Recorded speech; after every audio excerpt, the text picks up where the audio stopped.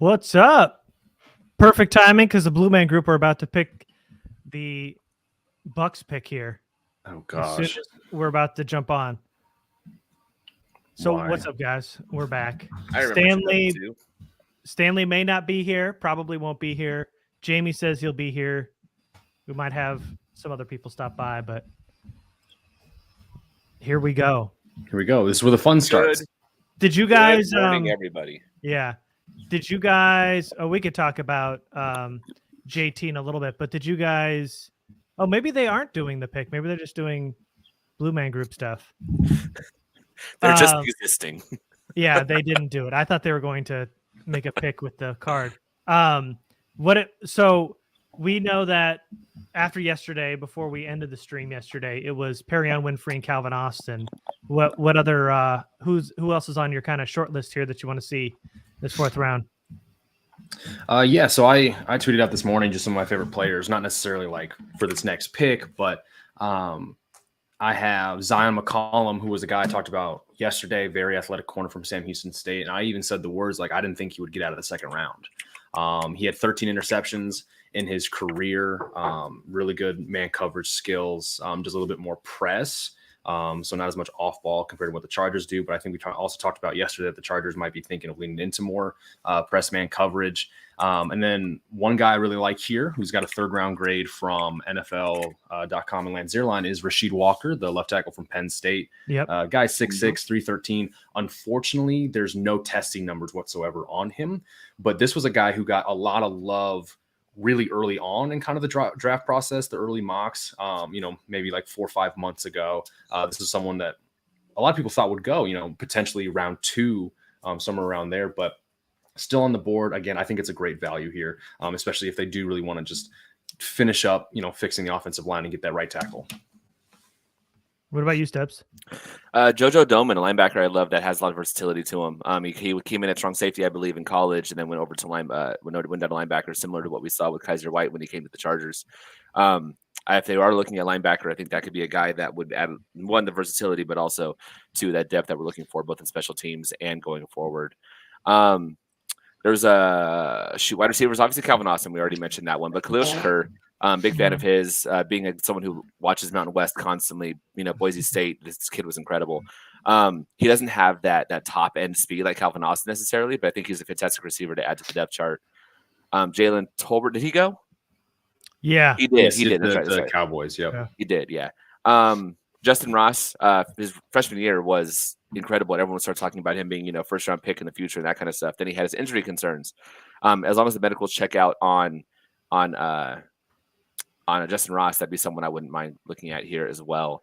Offensive tackle, you already mentioned the Penn State kid, big fan of his.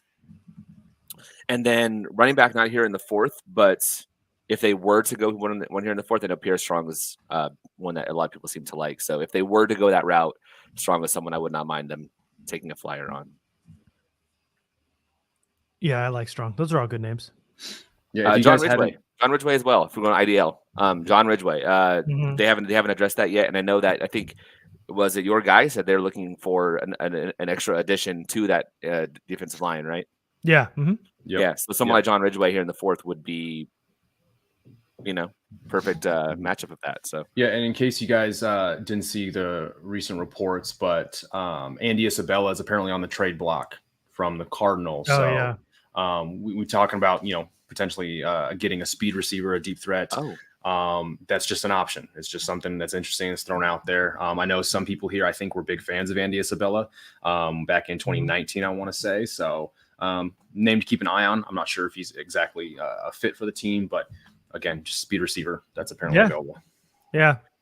Drops for an issue, but if you can get him for one of the 6 or 7s, you do that. Like that's I would absolutely do that. I don't know if you guys are seeing this in the chat, but Supercharger 2197 said the Chargers made a trade and they got next year's 6th back per Rich Eisen. I am not seeing anything on my screen, at least as far as the Chargers trade, whether they've moved up or anything like that into what we can see on TV.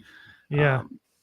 What are the details? Yeah, if anyone has the details, please go ahead and throw them in. Obviously, we are a bit behind, but and we don't have our sound on for obvious reasons. Okay. Yeah. Because Bucks just took Kate Otten. Let's see So if Twitter has anything for it. On ESPN, they only have 2 7th rounders now. But they don't have anything else that was added. So I'm not. So they traded one of their 7ths for What, 2 7ths for next year's 6th, I guess, or what? That seems like a really odd thing to kick down the road. Yeah, I don't know. Why do that now? Yeah, it looks like Cade really Otton, early. the tight end from Washington, went to the Bucks. So Yeah. That's our first pick for today. I'm still not seeing anything on Twitter. Let me see. I'm only seeing 2 6ths here on ESPN's for this year so far. So the Bears trade a 2023 6th rounder to the Chargers for 2 7ths. So that's all I am seeing as well. Okay, so the Bears trade the 6th round pick that they got when they traded us Mac for 2 7th round picks today. So yeah, that literally looks like that's all it is. So sorry, Jamie, we're trying to figure out. The Chargers just made a trade that seems confusing. So they traded 254 and 255, which were their third and second to last 7th round picks. Yeah, those are the last 2 7th round picks. No, they have 260 as well. Hey, Stanley's here too. Schedule change so I can hop on for a few hours. Cool. Welcome. So that's very strange. So obviously what we've seen so far is that they got back the 6th that they sent in the Mac trade, which is a next year's pick, and they gave away 254 and 255, which is their second and third of their 4 7th round picks this year back to the Bears. So essentially they got a pick for next year and lost 2 of their picks this year, but gained nothing for this year. Wait, what did I miss? Except Khalil Mack, basically. The Chargers just traded their last 2 7th round picks for a 6th the next year with the Bears. That's it. They got the 6th back from the Mac trade for the last 2 picks this year they got that were compensatory picks. Interesting. So now there's 6 remaining picks today, 2 in the 6th, 2 in the 7th, and then the 4th and 5th. Right. And I'm just trying to figure out what exactly the purpose of that is, because back-to-back picks are always kind of a nice thing to have, and so now there's a bigger stretch between your 7th round picks as well. Wait, so they traded 254 and 255, or they traded 255 and 260? 254 and 255. So they traded their second and third 7th rounders. So they traded 2 picks this year that probably wouldn't have made the team for a pick next year that probably won't make the team. Yeah, if anyone's got a silver lining. I don't understand why they didn't package those. But a better chance of making the team next year. But so with as many picks as they had, at least I thought it would be smart if they package those to obviously go up a little bit more. So whether that's get a 3rd 6th rounder or trade a 6th and a 7th to go up back into the 5th or something like that. Like whatever the value is there. The Ravens have 6 4th round picks. Like there's in no world are they taking all 6 of those. Like they're gonna trade at least 2 of those. Man. Yeah, because I liked having all those picks late because they could package those to move up a little bit. Right. So that so basically they're back to 7 picks, like base wise, next year. They get their 6th rounder. So before comp picks come out, they're just back to 7 next year, I guess. Yeah. Yeah. Who's the old Popeye character? I'll take a burger today for $1 tomorrow. Yeah. I know you're talking about, but what's his name? Strange. I'll gladly pay you Tuesday for a hamburger today or something like that. That's what it was. So no one's legitimately reporting that trade, though. I don't know. Maybe it's just not that big of a deal. ESPN's updated the Chargers' remaining picks. Okay. Yeah. Yeah, I don't get it. If they really are just, they don't see anything coming of worth later. I mean, seems strange.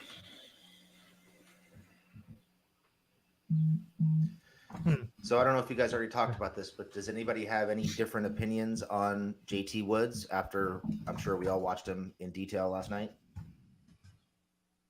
The Texans just shit. Texans have taken Dameon Pierce, and the Browns are going to take Winfrey. That sounds about right. Crap. I'm stunned Winfrey lasted this long. I can't believe it. Bummer. Okay, anyway. Yeah, what are you guys' opinions on JT Woods for those of you that watched it? Sounds like you got one, Jamie. So what do you got? Yeah, I watched 5 games this morning because I'm that crazy guy that gets up at 6 a.m. when the whole house is sleeping and watches tape. And good on you. So I don't have as big of a problem with the tackling as you guys did. I think the thing that stands out to me watching corners and safeties tackle in college is 95% of them are ankle biters. They don't really like the contact. They're not overly physical, and they're diving and whiffing a lot of times. And Woods, to me, is a very physical and willing tackler. Now, he misses tackles, but it's a technique issue.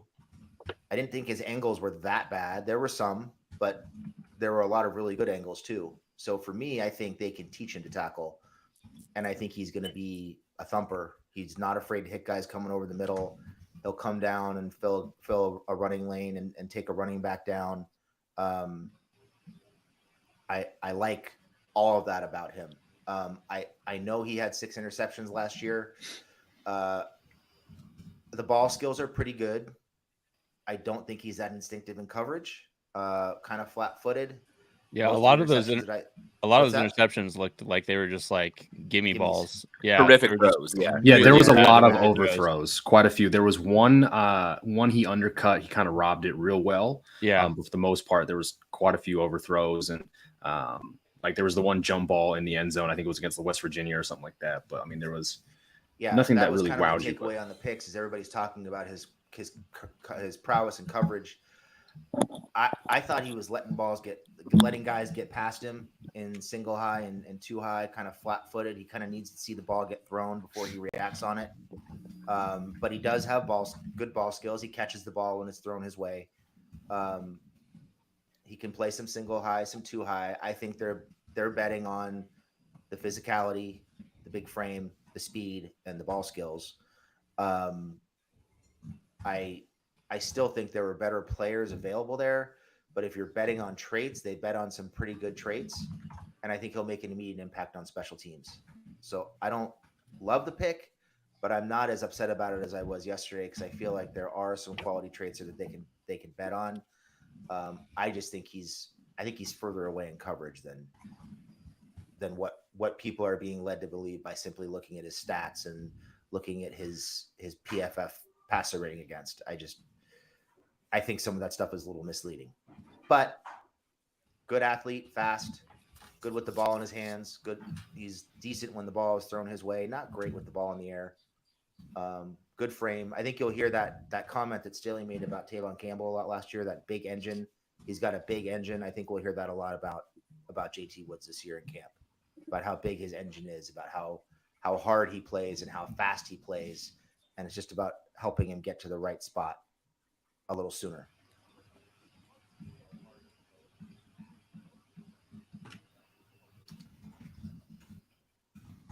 Garrett, did you share that context from? No, why don't you share it? Well, no, because I just think it's valuable context, and I wanted. No, why don't one of you guys do it? I like that you guys get to share it. Oh, Stanley took a timeout. What happened? Sure, if we want to. So basically the explanation that I got was they saw everything on tape. They think that their coaches can unlock all of it, that he's not that far away. The speed, the length, the coverage is all there. They said everything else is so close that I think Staley and company can get that working pretty soon. He said it won't take that long. They see him as a DB for them. He's going to be safety corner like he did in Baylor. He's going to get some special teams work. DB depth, they said, was very, very important. So with the speed, the size, the ceiling, it kind of pushed him up their board. And he said, I don't know how, I tend to believe him. He doesn't really give me a lot of fluff, but he said that JT Woods is a guy that was going to go higher than a lot of the media was saying, just because of that length, size, and athleticism. So, they took him because of the ceiling, because of the size, because of the speed, and also they think they got 2 positions out of this. They got some DB depth at both corner and safety. So in that respect, they didn't go after just the safety or just the corner. They got a guy they think they can play both. So Yeah, they think that he's right around the corner. So it sounds like in year one, he's going to be a depth guy with a lot of special teams value. And then moving into 2023 is when you can start seeing him getting, I mean, he's probably going to get some snaps, obviously, in certain packages, but you'll probably see an extended role next year. So that's what I got from him.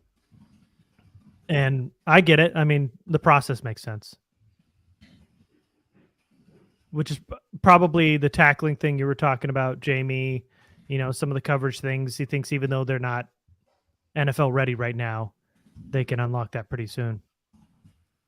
Yeah, I mean, the kid's physical. I'll give him that. He flies downhill and he hits people. It's usually with his shoulder instead of wrapping up. But he's looking to hit people. He's looking to punish people. He's very physical. He's not the tiny little ankle-biting corner that you usually see coming out of college. So I think that's probably something that stood out for them is that physicality.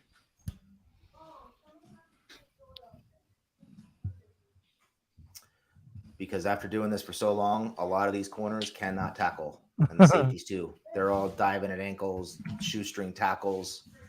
It's bad. So if you got a guy who wants to hit, you can teach him how to do it. The Seahawks are about to take Kobe Bryant. Yeah. And I see the Chargers name up there on the board. Still feels like a long way away. I know. I know. Especially when you're waiting for Calvin Austin to fall to you. And Calvin Austin is the answer to this question. But there are some other options there too. Like Bo Melton is also very fast, also a guy with return ability. Oh, the Ravens just took Falale. My current job, so their good draft continues. Oh, really? Yep. Who'd they take? Falale. Baltimore? Yeah. I don't know how many times I'm going to post that Absolutely Jesse Breaking Bad. Yeah. Where they can't keep getting away Keep with getting this. away with this. You could every single pick literally for the Ravens has been, that's the immediate reaction. It doesn't make sense. They just keep allowing them to do it. Dude, good teams stay good because bad teams stay bad. That's just the only way to put it. Be careful complimenting other teams like that. I tweeted yesterday about how the Chiefs killed the draft, killed day 2 of the draft. And some guy jumps in my mentions and goes, "Then go be a Chiefs fan." I was like, what the fuck? I'm not allowed to compliment another team when they do something well. Like, get the fuck out of here. You can only compliment every move the Chargers ever make. That's why that is the only acceptable response. That's why I was just so fed up yesterday that I tweeted that. I was like, if anyone else comes in my mentions with crap like this from now on, I'm blocking you. I don't care. You can post screenshots and talk shit about me after. I don't give a shit. I'm so tired of toxic Homer fans just being so rabid and obnoxious online. I'm just over it. I'm still trying to figure out this trade the Chargers made and why they did that, but to me, I don't understand why they didn't consolidate picks this year. Package, move back up into the 4th or 5th. Yeah, grab another 4th. I mean, there's no way Baltimore's making 6 picks in the 4th round. Max Mitchell to the Jets. We don't care about tipping picks now, right? No, not at all. All right. That was another guy on my board for this pick. Yeah. Walker's still there. I put a for tackle. I put a little list together. And both 2 of the tackles on the list are now gone. Yeah, I know. On Walker's still there though. Austin Melton's still there. Neil Farrell, Ridgeway, Butler, Booker for interior guys. I like Darian Beavers. I know Steb mentioned JoJo. Charlie Kolar, Okonkwo, Strong, Algier, Ford. There's a lot of good running backs still available. Yeah, running back. I really hope they wait until round 5. Yeah, there's so many good ones. Tom's still available. Lindstrom's still available. Sailor. Ooh, Interior. I'd be happy with Zach Tom here. I'd be real happy. With Zach I Tom bet here. you would. I bet you would. I'd also be. So there's a lot of offensive line I'd be happy with here. I'd be happy with Darian Kinnard here. I'd be happy with Zach Tom, obviously. Is there? What? What's the corner's name? Is it Darian Kinnard too? Kennard? I'm confused. Kendrick? The guy, It's Kendrick. is that it? It's Yeah, Kendrick. Okay. yeah, all from right. Georgia. Yeah. Yeah, Okay. Kendrick. My bad. What's his first name? Is this Darian? Darian. I think so. Darian Yeah. Kendrick and Darian Kendrick. Okay, that's why I'm getting him confused. Got it. Go on. Sorry. You like Kendrick here, Tom No, Kennard is who I like here. Kennard, Kendrick, any of them. You'd be happy with a player. Giants are taking Daniel Bellinger. Damn, he's one of my guys too. All right. Oh yeah, speaking of tight ends, we've entered Okonkwo range. Charlie I- Kolar. Really like to see Kolar. Kolar would be fun.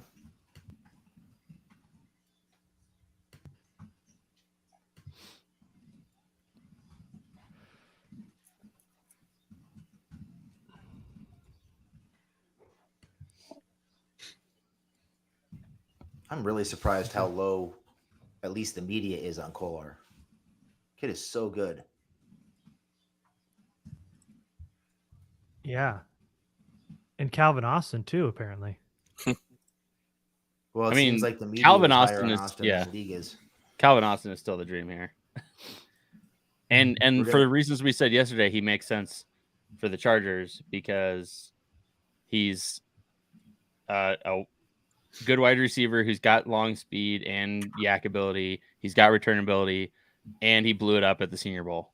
And he's a great route runner. He checks all the boxes. He's just a little undersized.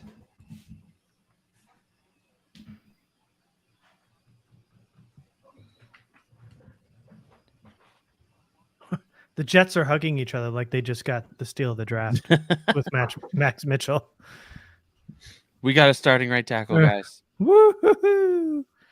Somebody trade Becton for 5 peanuts. Oh man. Okay.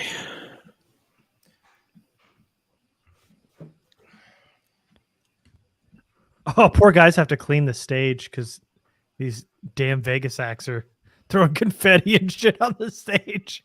Today's gonna be a shit show. I bet. Some cool fact. Not that it's a big deal. My wife's best friend, her younger sister, is actually there at the draft performing as a trapeze artist.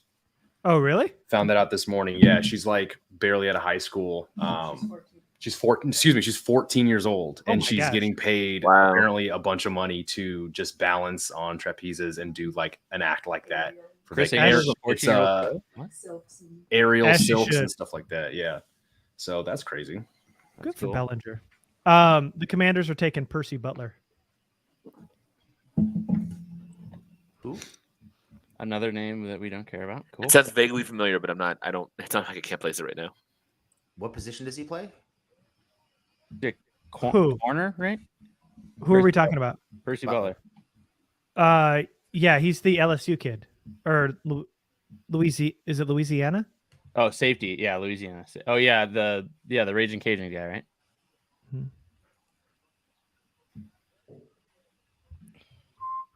Wow, so Louisiana. Is that back to Louisiana back? had 2 guys go almost back to back, just with Bellinger in the middle. Oh, That's that yeah. free safety.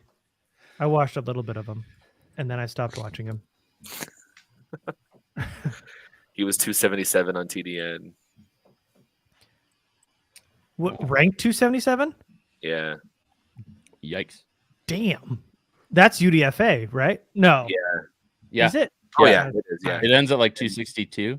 He was a 5th on for Brugler. It's too early for this shit to do math and remember names and all this. I think after like 260, 261, 262, that's all UDFA. Yeah, so normally aren't these drafts? Wasn't the number 256, and then I think recently they may have added a few more because when the Chargers have 250 or had 260 this year, there were mock draft machines that stopped at 256, just flat out Yeah. wouldn't let you pick any more selections. So Yeah, it goes to 262, I think. okay, I feel like that's a little bit more we initially had. So it looks like talent-wise, offensive line, wide Interior receiver, defensive line has a and ton. running back. Oh yeah, IDL. Right. Yeah, Ridgeway is still there.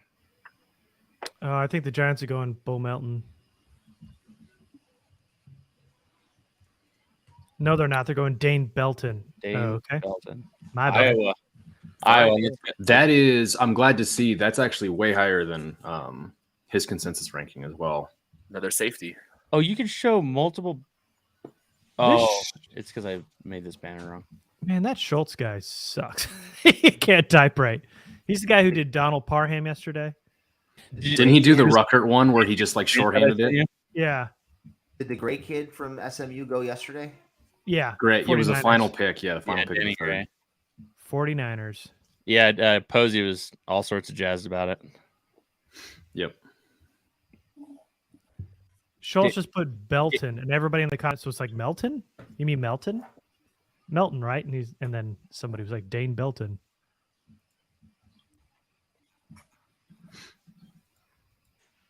Why did I type banner? Yeah, that guy tweeted Donald Parham yesterday, and then Parham responded to him and said fake news. Yeah.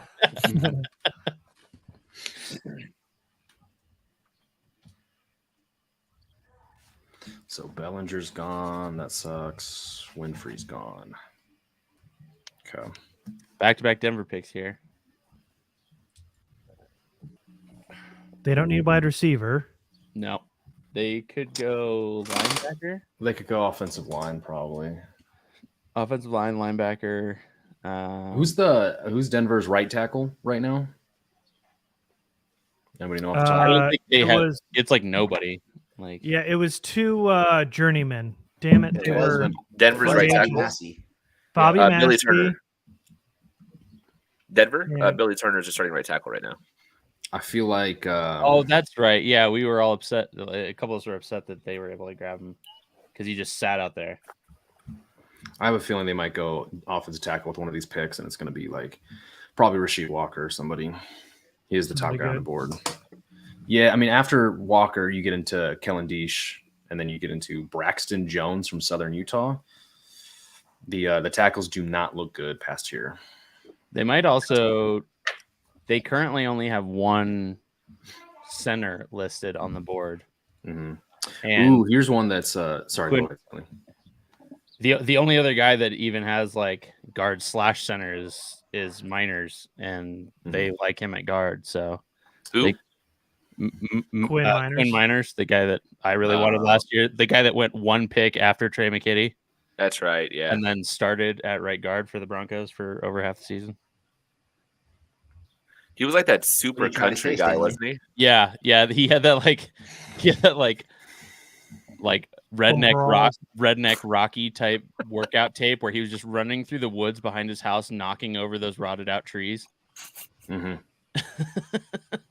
Broncos are taking Damari Mathis, the pit corner, with their Okay, first pick.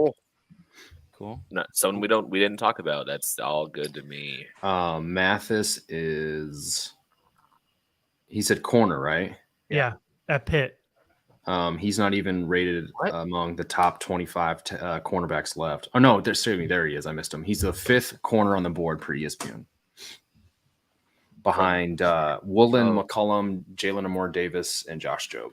Yeah, I'm surprised nobody like all this talk about like swinging for athleticism, and Zion McCollum and Woolen are still there. Right. And didn't Jalen Armour Davis have a pretty good pro day? I think he got some love. Damari Mathis does have a 3rd round Bama, grade from Brugler. And he's not exactly a slouch either. He ran a 4.39.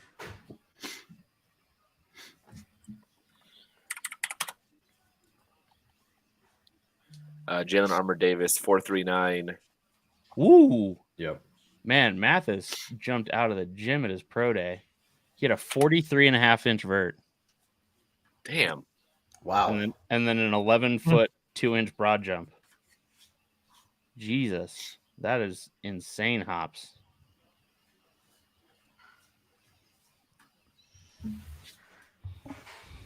So I assume Calvin Austin's still the dream for pretty much everybody in here, right? Yeah. Yep. Yeah. Oh yeah. Yeah, sure. Wow.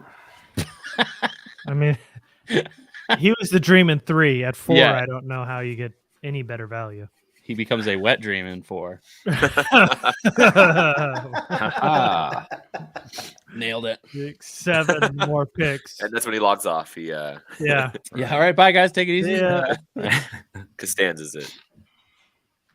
So Did let's say he's Cleveland? gone. Who's Sorry. number 1 on the board if he's gone? Austin. If Austin's gone, If Austin's Austin's gone. gone, honestly, for me, I would love to take either Woolen or McCollum. Just one more pick, get there in the secondary, massive athleticism, and just be cool. Just They're okay, up we've there got for our me. corners. I'd also Zach Tom and Darian Kinnard are there for me. And I actually really did like Kingsley. And here in the 4th, I would definitely approve of that. Yeah, Andy Barry would be a good pick here. As big of an Conquo fan as I am, I'd be happy with him in the 5th. I'd love him Yeah. here too. Don't take me wrong, but the 5th would be. I'm definitely fine waiting one more round for tight end Yeah. and running back. I would say for me, if Austin's not there, my short list would include Ayomo Wazirike, Matthew Butler, Charlie Kolar, and I'd probably throw McCollum. About John Ridgway.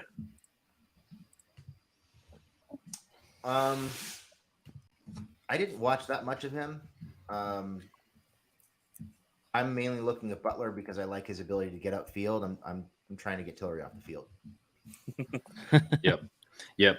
That's fair. That's what everyone should be rooting for, at least one more defensive lineman. 100%. There's a lot of good defensive linemen left. Right. I mean, you could go as low wouldn't as reject- Thomas Booker, Noah Ellis. I mean, he's a true nose, I guess. Ridgway. My guy. Ridgway, Farrell. So as it stands, is everyone's opinion that if they, let's just say they don't add another defensive tackle anywhere, does Austin Johnson become your base nose, or are they probably leaning towards him still staying at one of the interior spots, but like Fahoko being the nose or something like that? Like, I just don't see No, I think Austin's Johnson your fitting nose. well. Yeah, You no, think so? Yeah, he's got nose experience. He's got nose size, and yeah, like I mean, maybe you let Fahoko and who's the ginger kid from last Merrill? year? Merrill. Forrest Merrill. Merrill. Maybe you Squatty let. body Merrill. I mean, I know we're He talking about has he's the got, weirdest shaped body. It's does. so weird. He He's does. got a super long torso, but it's like really like wide and boxy. Like yeah. he basically looks like a refrigerator with tiny legs. Mhm. The Broncos are taking Wazirike with their second. From Iowa State. Us with Jamie just mentioned him. It's that guy. Yeah. Wazirike. Ayuwima. 6'6", Wazirike? 316. So big boy. Plays nose, 3-5. I don't know why he's rated as a defensive end, at least on ESPN, because that is Yeah. huge size. He's really more of a 5 technique, in my opinion. But Yeah, but he played in that that very thin front where they ran 3-1-6, whatever you want to call it, at Iowa State. 3 down linemen, 1 linebacker in the middle. So Gavino is going to be sad that Wazirike went. six more picks. Did Cleveland? Sorry, I think I asked this already. Did Cleveland take a wide receiver? They took Perry and Winfrey. You mean No, earlier I mean in the like draft? yeah. in the already draft as well. they took somebody. I just can't think of the name. Yeah, because the Jets took Garrett Wilson. The Browns, it's a David Bell. David Browns? Bell. Yeah. Ugh. Okay, so they probably aren't going wide receiver. They should, but they probably won't. New England already took a wide receiver. They trade up for Thornton. Baltimore Baltimore needs a and- wide receiver. Baltimore got rid of a receiver, speed receiver. Yeah, so they got rid of Hollywood. and that would be on brand for Man, the on Ravens. on brand for their draft is they're going to grab Bo Melton there.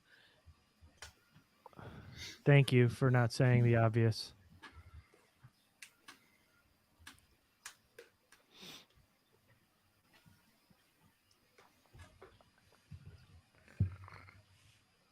Yeah, there's still some good interior offensive linemen if they wanted to double down there.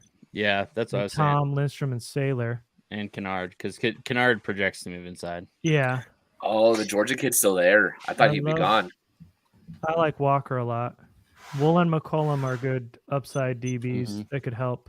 Tons of running backs, a lot of tight ends, a bunch of interior defensive linemen: Pharrell, Ridgeway, Butler, Booker, and even like PV. And what was the name that you said, Mike? For what position? Interior defensive line.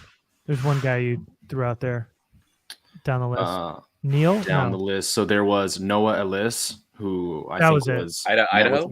met with the Chargers. Yeah, so he's rated Yeah, as the Ellis. 14th best tackle on the board. But I think a lot of people have him higher. Yeah.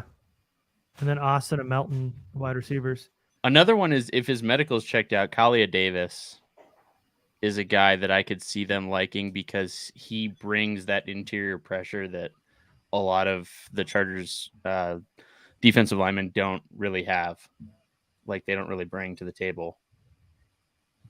So his analysis real quick is just he's quick for his size and flashes the ability to disrupt plays in the backfield, shoots hands, knocks blockers back, and gets off blocks one-on-one. But he's got limited range, but it doesn't prevent him from turning and chasing. So sounds like a nice little high motor guy. Is this too early for the punt god here, Stanley? I mean, grade-wise, no. But The Jets are taking Michael Clemens. I don't know who that is, but it's not grade-wise, any of the guys you mentioned. grade-wise, it's not too early for Ariza. But after that third-round pick yesterday, like I'm not taking a punter here. Right. Like you yeah. Did Mike J. Sanders go yesterday? Yeah, to the Cardinals. Yeah. Okay. Yeah, Edge is kind of picked clean here. Well, you said Michael Clemens just went too, so that's another one gone. So Kingsley Enagbare. Dude, edges. Tyreek Smith? They're not even like 3-4 edges though. You've got like more 4-3 base ends. Amari A lot of these Barno. guys. I guess if you look at outside linebacker, who do we have? Vikings traded up. So Amari Barno, fun fact, had the fastest 10-yard split of anybody in the entire. Actually, I don't think it's everybody, but the position of edge rusher. He ran a 1.47, faster than Sam Williams, Nick Bonito. I mean, everybody. So it's the fastest 10-yard split of all edge rushers. Still very raw. So those bet on the upside kind of picks right there. If that were to be, He's actually higher than I expected him to be. I never heard of him until I saw that stat someone tweeted out. But he's the second outside linebacker still on the board. 6'5", 246. Oh, he ran a 4.36 at 6'5" and 250 pounds. 149 10-yard, 37 vert, 10-11 broad. Yeah, it's an athletic kid right there. Absolutely athletic freak. Jesus. Obviously, biggest knock is that he's lean and struggles to set the edge, but they still say he's a disruptive run defender with good range. And then plus those athletics, that's kind of nuts.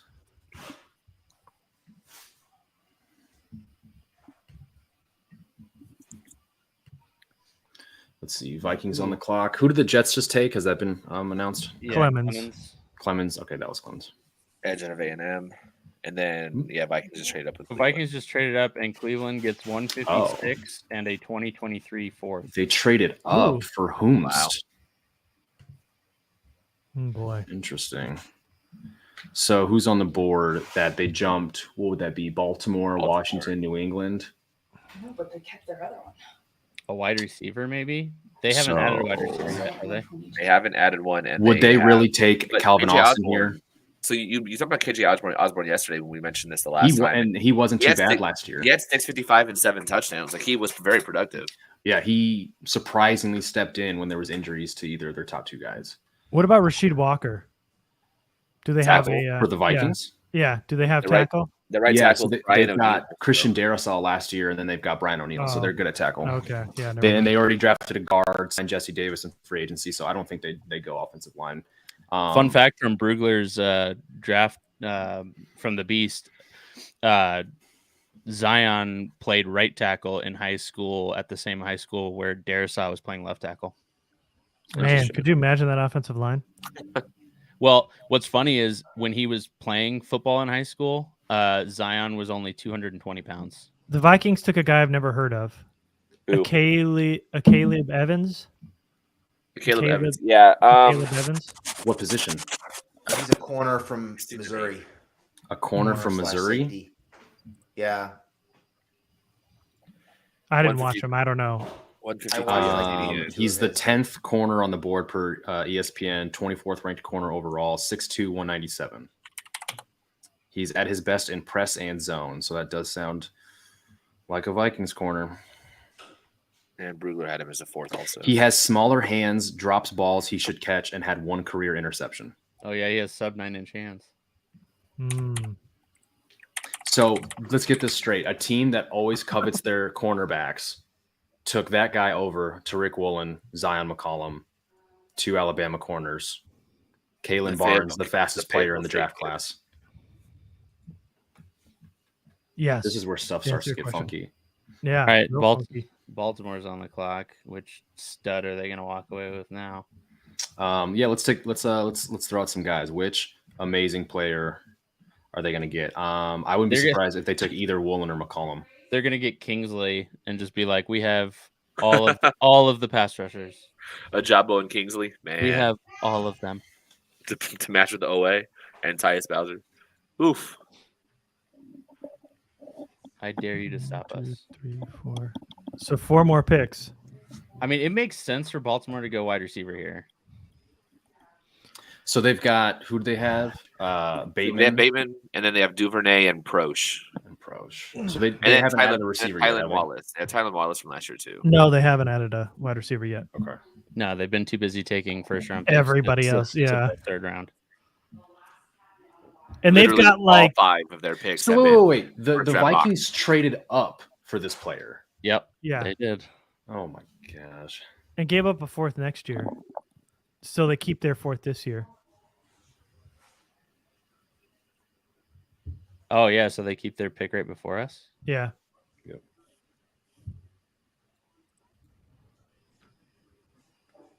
Interesting. Yeah, the Ravens with their 6 picks in this round, they're going to be. Yeah, I know. They're gonna clean up, man. Linderbaum, Valele, Travis Jones, David Ajabo, and Kyle Hamilton. They're going to do so well with fucking these. nutty, They're going to man. do so well with these 6 4th-round picks. They're just not even going to make their 2 6th-round picks. They're just going to be like, no, we're done. Like we forfeit those, Yeah. whatever. Like someone That else, draft can, is but we're insane. just done. Jesus.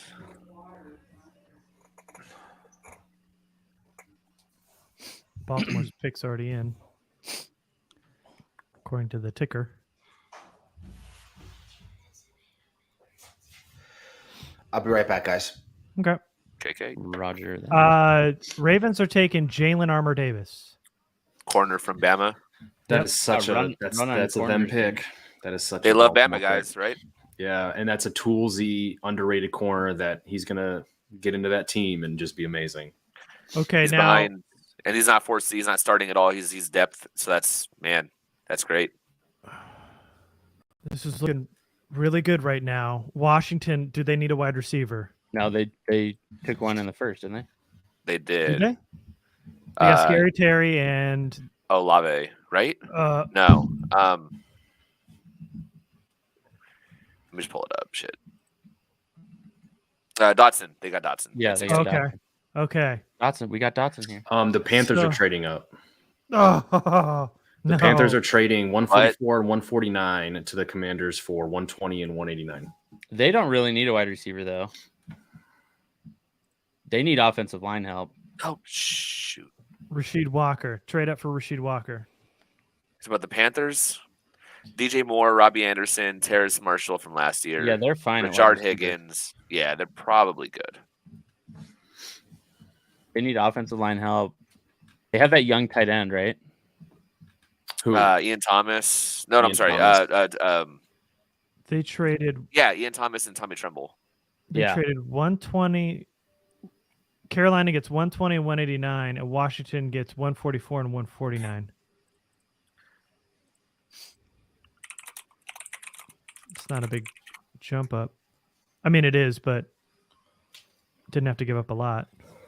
Yeah, I don't think tight ends going to be the move there. They just brought in Bozeman and Austin Corbett on the offensive line. Who do they have for edge rushers? They have Edge, Burns. Brian Burns, and Yetur Gross-Matos. Okay, yeah, that's right. They drafted him, I think, 2 years ago. Yeah, 2 years ago. Second round, 2020. They're taking Brandon Smith. Oh my God, Panthers! What the fuck are you doing? Fantastic. So, inside linebacker from Penn State. Oh, I'm so glad he's off the board. Oh, good. That's Okay. great. I love that. Love it. Love it. Love Over it. Love Lucetta. Okay, cool. Have fun. it. Man, there's some better linebackers on the board. Whew. Good on them. Good job, Carolina. Is Channing Tindall still available? No. Okay. Yeah, I remember he got Kenna picked Doman. yesterday, and somebody in the chat was like, "Yeah, some no-name linebacker." That's right. That was funny. That's right. Which was, I'm now assuming that was a troll, and well done. No, he said sorry afterwards. Yeah. I just don't think he knew who he was. He's not watching these guys like we are. That's okay. He's not a maniac like us. Not a junkie. Junkie is the appropriate word. Yeah, maybe that's it. I love Darian Beavers here. If we're looking linebacker. Yeah, Beavers is up there. 6'4", 237. A lot of good notes here. Quick to diagnose and shoot gaps on inside runs, length and upper body power to stack and shed. He apparently lacks closing speed to be a sideline-to-sideline run defender, but he's an effective hands fighter who flashes as an edge rusher, and he's actually better as an edge rusher than he is as a coverage guy. He was a Senior Bowl guy too, right? That's what we need to start looking for. Senior Bowl kids. So, I mean, we're 2 for 2 on Senior Bowl guys. Senior Bowl guys who have elite RAS scores. Mm-hmm.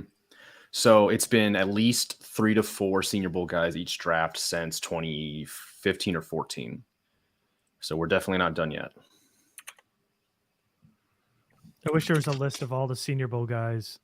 I'm pretty sure 2020 had like 5 or 6. I think the only guy that year who wasn't a Senior Bowl was Murray. The Patriots are taking Jack Jones, the Arizona State corner. So we got one more pick before the Chargers. Jamie? I liked his tape a lot. He had so much off-field stuff, though. Yeah, he didn't get to see Brandon Smith get taken or Jack Jones. And he might miss the Chargers pick. All right, so Calvin Austin was a Senior Bowl player. I just saw the same thing. Yeah, me too. I've got the PDF up. Calvin Austin was at the Senior Bowl. Yeah, and he tore it up. Yeah, like he was making guys look silly in practice. JoJo Doman was at the Senior Bowl. Neil Farrell. JoJo feels like a Chargers pick. I'm just naming guys that I know that are still available. Was Ridgeway there? Barno was there. Ridgeway was there. A lot of our guys. Mm-hmm. McCollum was there. Henning Barre was there. Someone in the chat just said the Raiders just popped in front of the Chargers. Oh, yes, Minnesota? they did. Yes, they did. So Minnesota traded back, looks like 4 picks to 1, 2, 3, 4, 5, 6. So they went back to 126, and the Raiders jumped up to 122. Which Raiders wide receivers. I just feel like the Raiders are doing this to really spite us. Hunter Renfro, Matt Collins. Darian Beavers was at the Senior Bowl. Haskell Garrett is still available. All right, I'm closing Twitter and the chat now since the Chargers are up next. Oh, okay, yeah. Charlie Kolar was there. Bo Melton was there. Darian Kennard was there. Raiders need a center pretty badly. Zion McCollum was there. Cade Mays was there. He's another interior guy that's getting a lot of buzz lately. Yeah, he's a former Georgia Bulldog and then transferred to Tennessee. Matt let's go. Jamie, the Panthers just traded up to take Brandon Smith, which is good that he's off the board. And then the Patriots took your boy Jack Jones. You're muted. You're muted, Jamie. Unmute your mic. The Chargers, when they're taking Jones anyway, he has a litany of off-field issues, fighting with teammates, legal issues. He's a lot of fun to watch. Plays much bigger than his size, but he's a headache. And I'm glad Brandon Smith is off the board when the Chargers are picking, because he is by far my least favorite linebacker in this class. All right, Jamie, the Chargers are on the clock next, so close chat.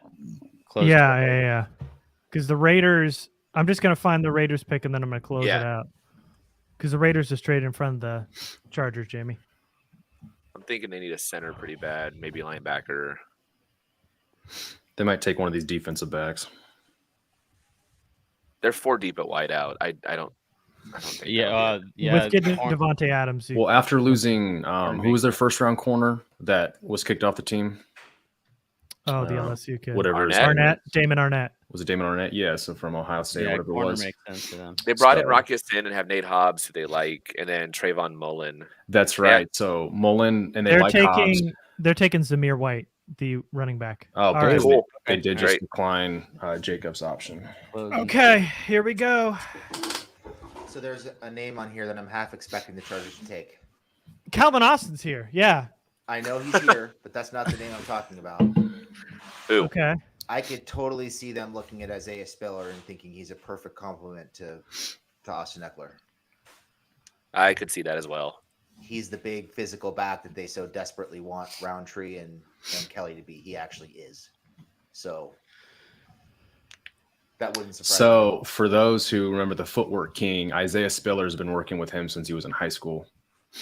So names that we've all mentioned that are still available. Calvin Austin, can't believe it. Bo Melton, Farrell, Ridgeway, Butler, Booker, linebackers, JoJo and Beavers, tight ends, Kolar. Jamie just mentioned Spiller. There's Strong, Algier, Ford still available, running back, Woolen McCollum for corners, Rasheed Walker still there for tackle, Tom Lindstrom, Saylor are all still there for interior offensive line. So there are quite a few guys that they could take that I'd be pretty happy with. Yeah, well, we've seen this show before. Calvin Austin. But in the fourth round, we're usually pretty happy. Like they usually, Stebbs put it perfectly yesterday. I'm pretty sure in at least 3 of these draft shows we have said, okay, so if we take this as the third round pick and pretend that JT Woods was the fourth round pick, we're happy. We're happy. Yep. And don't spoil it in the chat, by the way. Everybody watching. I have chat closed, but I do too. I'm just saying we'll ban you with the swiftness for your fellow chat people. Another name that Brugler and TDN are really high on, although I haven't seen him, is Josh Williams at Fayetteville State corner. Haven't watched him. Can't say anything. I haven't either, but everyone's me neither. These things keep having him highly rated. In corners, someone that they keep on talking about wanting to add to. And once again, the Chargers probably already have their pick in, and we're on a commercial break. ESPN's on commercial.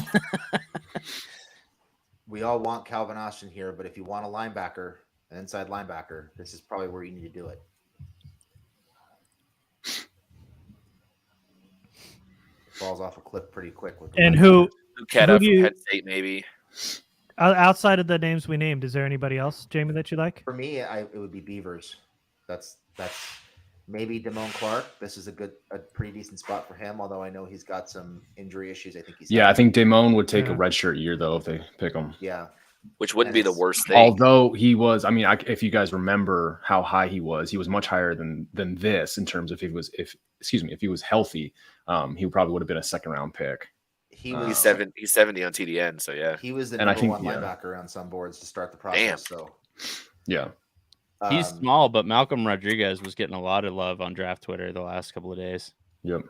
I think the thing with Clark that scares me is I think he had neck fusion surgery. So I don't know if he wanted to take a linebacker. It with was neck something problems. kind of scary. It was like a weird. Bummer. Yikes. What cringiness just happened on the TV? With the Eagles guy? I don't Yeah, know. she looked very uncomfortable with Yeah, whatever he said. And then she handed him like a money or something. The guy behind him or behind her, excuse me, is wearing a Penn State cheerleading shirt in the Cowboy section. Dope. Cute. And I guess it goes to the colors. Yeah, I'm thinking running back or wide receiver here. I'd be happy with any of the names that we all talked about here. Calvin Austin, I think, is insane that he's still here. Because even after this, there's a huge cliff for wide receiver in my mind. Good value in Ngabare here. Really good value in Ngabare here. Damn it, man. Make this Raiders pick already.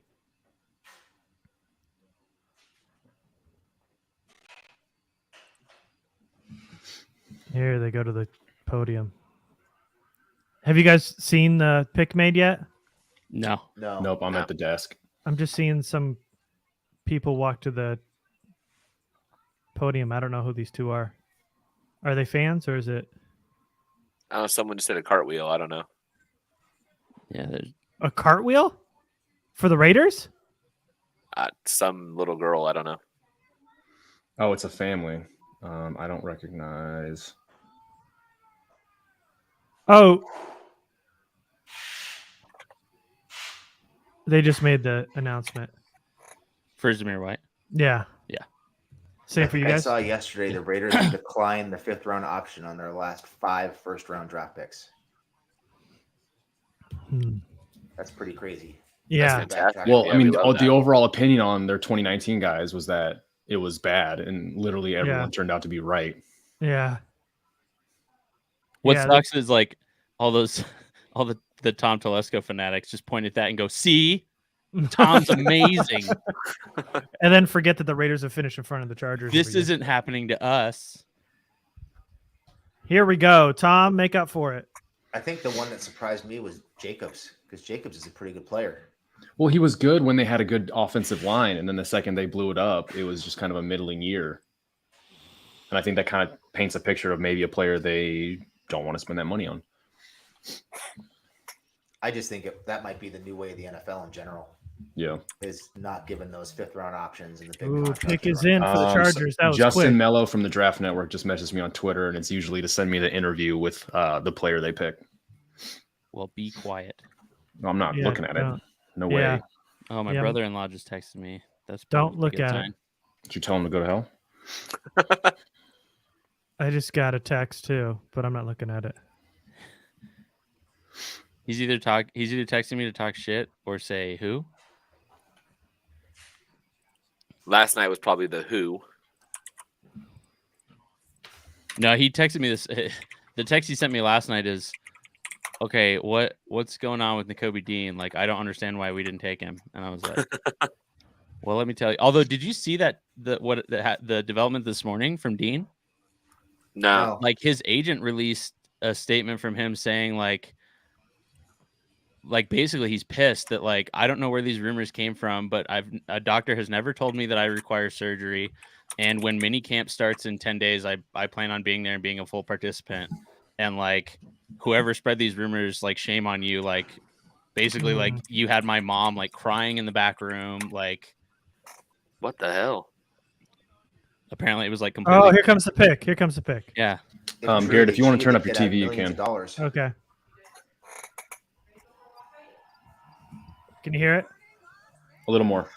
Yeah, I can hear it enough.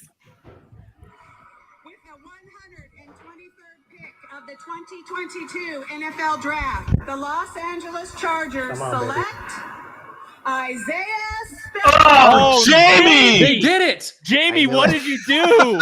I knew it. Jamie! I knew it. Jamie! I knew it. Oh no! Looking at the list, like, they're gonna look at him and say, "Oh, he is the perfect complement to Austin Eckler." It just had it Oh, It was written all over it. I knew it. I fucking knew it. Jamie, the fact that Wow. you did. I'll tell you what, the second Jamie said that name, something inside of me said, oh, damn. Oh, my Same. It just God. felt so right. Oh my gosh. Well, running back in the 4th with everybody on the board, man. Oh man. I knew it. I just was going through the best players available on ESPN, and that name just jumped out at me. I was like, damn it, this is gonna be the pick. All right. I got to get to work. Browns took a kicker. Oh God. Yes, it's a need. Yes, it's a fit. All of that is true. It's still in the 4th with a lot of players still on the board. That's the thing here with me. Oh God. it's- Yeah, so I think the biggest thing with the last 2 picks, the biggest reason we're upset about the last 2 picks is the value. Yep. And it doesn't make a ton of sense. Like, there's so many running backs on this list. Like, you can't tell me that drafting Spiller in the 4th is going to give you that much more than Algier in the 5th or Bam Knight in the 6th. Or Chandler in the 5th or 6th. Or Like, yeah, there's so many running backs still on the board. God. So that's what 3 years in a row they've drafted a running back in the 4th or 5th round. Oh man. And Spiller was one of my least favorite guys of this group. So here's the thing with Spiller. I'm not a fan. Mainly in the context of him being one of the top running backs in the class. I didn't think that was the case at all. I think he was my running back 5 or 6. But I had an early 3rd round grade on him. He does complement Eckler well. He's a pretty good receiver. He's a decent pass protector. I don't think the vision is all that great. He kind of runs to contact in the open field. There's some Melvin Gordon vibes there. But if you're talking about winning games in the trenches and you're looking for somebody to help you grind the clock out in the 4th quarter, Spiller's your guy. And he's probably going to vulture some touchdowns from Eckler in the red zone if they're looking to bully people because he is so big and strong. If you were going to take a guy like him, this isn't the worst place to do it. I don't love it, but it makes sense in terms of what they need at running back. He's a perfect complement to Eckler, and that's why I figured they'd take him. Just would have preferred Calvin Austin, and several others. But exactly the same. I get the pick. The fit makes sense. The 4th is value for where a lot of people had him projected going. I didn't necessarily agree with the early hype of him being a 1st, 2nd rounder, but it all makes sense. I'm not saying this is like some unheard of, insane choice. It's just with everyone else that's on the board that I think would have had a bigger impact.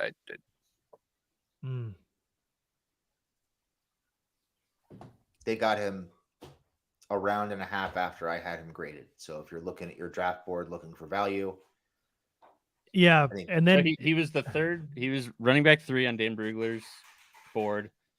He had a 3rd, 4th round grade on him. Strengths, instinctive runner, patient, controlled feet to shake defenders, creates his own yardage with decision making. Aggressive, determined finisher through holes and into contact. Solidly built and still stays square to absorb hits. Above average pass catcher, especially on angle and wheel routes. Willing blocker with the play strength to get the job done. Described as smart and coachable by the A&M coaching staff. Yep, makes sense. Durable, didn't miss a game over the past 3 seasons. Finished his career 7th in school history in rushing yards and 19th in scrimmage. 7th in school history in rushing yards, 19th in scrimmage yards. Yeah, he ran a 4.63 40. A what? What was this 40 time? 4.63 at 217 pounds. He's got really good hands. He's a really good receiver. Only a 33-inch vert. There are a lot of wheel routes and other deep routes for him. He's another small hand guy. He catches the ball well, though. Oh, yeah, he is. 8 and 5/8 inch hands. Yeah. It's the thing that looking at his stats here, the thing that's kind of concerning to me is his touchdown production fell off. He had like went down every single year. Yeah, he had like 6 last year. He had This is 10 as a the lowest input. freshman, 9 as a sophomore, 6 as a junior. He's got a ton of mileage. He's super young though. He's not even 21 yet. But he carried the ball a lot. Well, He got a lot of touches. 541. Yeah, like 3,000 total yards. Yeah. I think at A&M. Yeah. 3,500 scrimmage yards. The vision is my big issue here. This is a big work in progress. Yeah, go ahead. I was just gonna say, if we're, we talked process with JT Woods. If we're talking process with Spiller, they are at least properly evaluating Roundtree and Kelly. They know they can't count on those guys. Yeah. They upgraded both of them, so that's going to free up at least one other roster spot for somebody else, presumably. So that's good. He can catch the ball, so you're not losing too much as a receiver out of the backfield when Eckler's not on the field. You might see more of him in the backfield and Eckler in the slot to help with some of that yak ability. Marcus Mosher. What's that? I was just going to say that Marcus Mosher tweeted that he's not the biggest Spiller fan, but it's a great pick for the Chargers in round 4, and that he's so much more dynamic and reliable than Justin Jackson. And Roundtree. Which I don't know. I don't know if I agree with though, as far as dynamic. Like, yeah, when Jackson's healthy, he is pretty electric and like has way better speed than Spiller does. Right. Again, for what it's worth, Justin Mello from the Draft Network said he's a big fan. He had a 2nd-round grade on him, and he thinks he can be a 3-down guy. So, I mean, people at least I respect and listen to have good opinions. So that's the thing is I want to be straight on this. I'm fine with the player. I'm fine with the need. I'm not fine with who else was on the board and taking this guy over him. That's where my issue keeps coming in. Is there were so many other options I would have preferred. So it's not saying I don't like the player. I don't like the fit, the role. There's clearly a need at running back. We all know we hate Kelly and Roundtree. It's just, man. Yeah, if I were to give this a letter grade, if I were to give this a letter grade, I'd say it's a B- because he's a good enough player. We are in the 4th round now, and it definitely was a need. They need somebody that can come in here and be a running back too. Like, they've had a revolving door behind Eckler and before Eckler, behind Eckler and Melvin Gordon for years and years, and I feel like this is a solid enough player with a track record of staying healthy and being productive that can be the RB2 for at least the length of his rookie contract. And so, like, the process, like Jamie said, the process makes sense. The complement of his style kind of makes sense. I just the only reason I knock it down to a B- is because of who else was still on the board that I feel like would have contributed more. But it's definitely not like a bad pick. If they're really all about winning on the line of scrimmage and being more physical up front, and you're talking about Pipkins potentially being the right tackle, that means running the ball more. And Spiller is better built for the wear and tear. And like I said, maybe that frees Eckler up to play a little bit more receiver and use him in the slot and create some yak opportunities that way. So I think, I don't know. I think B- is fair. B-. I think it checks a lot of boxes, and it was definitely a need, and it's a good football player. Wasn't who I would have taken, but it makes sense on a lot of levels. And I think when Garrett hears from his guy later today or tomorrow, you're probably going to hear something along the lines of, we love how physical he is. He's a bulldozer in the running game. He's going to run people over. He's going to be big in goal line situations and short yardage situations where they have struggled in recent years. With Spiller on 4th. And he's going to surprise people as a receiver. He is. Yep. I mean, the guy runs angry. Yeah, he does. He's a good running back. Like, there's reasons why DJ had him as a first overall running back, 4 months ago. Like, there's a reason why people think highly of him. He's a good running back. The team needed a running back. That all makes sense. Charlie Kolar just went to the Ravens, by the way. Of course he did. Yeah. Oh, Damn the it. Ravens. God damn it. Neil Farrell to the Raiders, Pierre Strong to the Patriots. The Both guys Ravens that can we never have enough liked. tight ends. Jesus Christ. Dude, oh yeah, Jesus. Man, the Ravens absolutely wrecking this draft. Kolar and Andrews at tight end for the Ravens. Goddamn. Jesus. That Kolar's a steal, man. That guy should have gone a round to a round and a half earlier at a minimum. He's so good.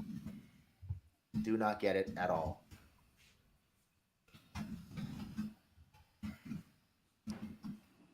The Patriots might have one of the smallest secondaries in the league next year. They took both Marcus Jones and Jack Jones.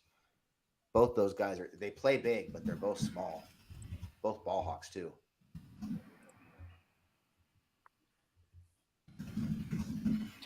All right.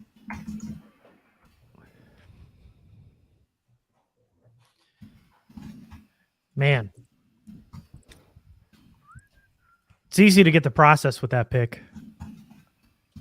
The value isn't quite there, but I mean, it is in terms of, Spiller was supposed to go day 2-ish. Jamie, we had around the same grade. He was our RB5 for both of us. Yeah, we both had early third round grades on him. So we had Algier ahead of him, who's still available. And there's a lot of running backs still there that I would have liked. And this doesn't help your offense get more dynamic in terms of out of the backfield, it's nice that he's got such soft and reliable hands.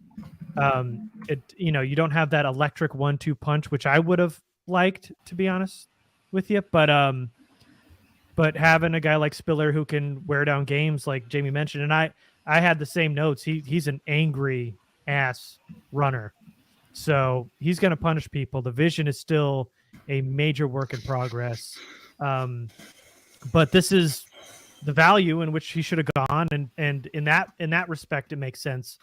I think with the cliff that a lot of these other positions have with linebacker and wide receiver, even tackle, if you wanted to go that route, it would have been maybe a little bit easier to grab. I would have liked for them to grab one of those and then land on somebody a little bit later, like Algier. I know Strong's going to go. Tyler Beatty. There are a couple other names that I would have liked around later, but the process makes sense. And Jamie's right. I'm going to hear all about how it went down, and it all makes sense in your head. You get the vision. So in that respect, it's okay. It's not totally out of left field, but good call, Jamie. Like right before you. Yeah, that was a good call. Nailed it. What's his RAS score? It's got to be like It's not up great. right now. it's middling, right? Like Yeah, somewhere in the it's like five. fives. Yeah, Yeah, I was I gonna think say the it's one five, thing, 5.73. one of the reasons that I Hmm. graded him down watching film on him was because I'm not sure his running style is suited to longevity.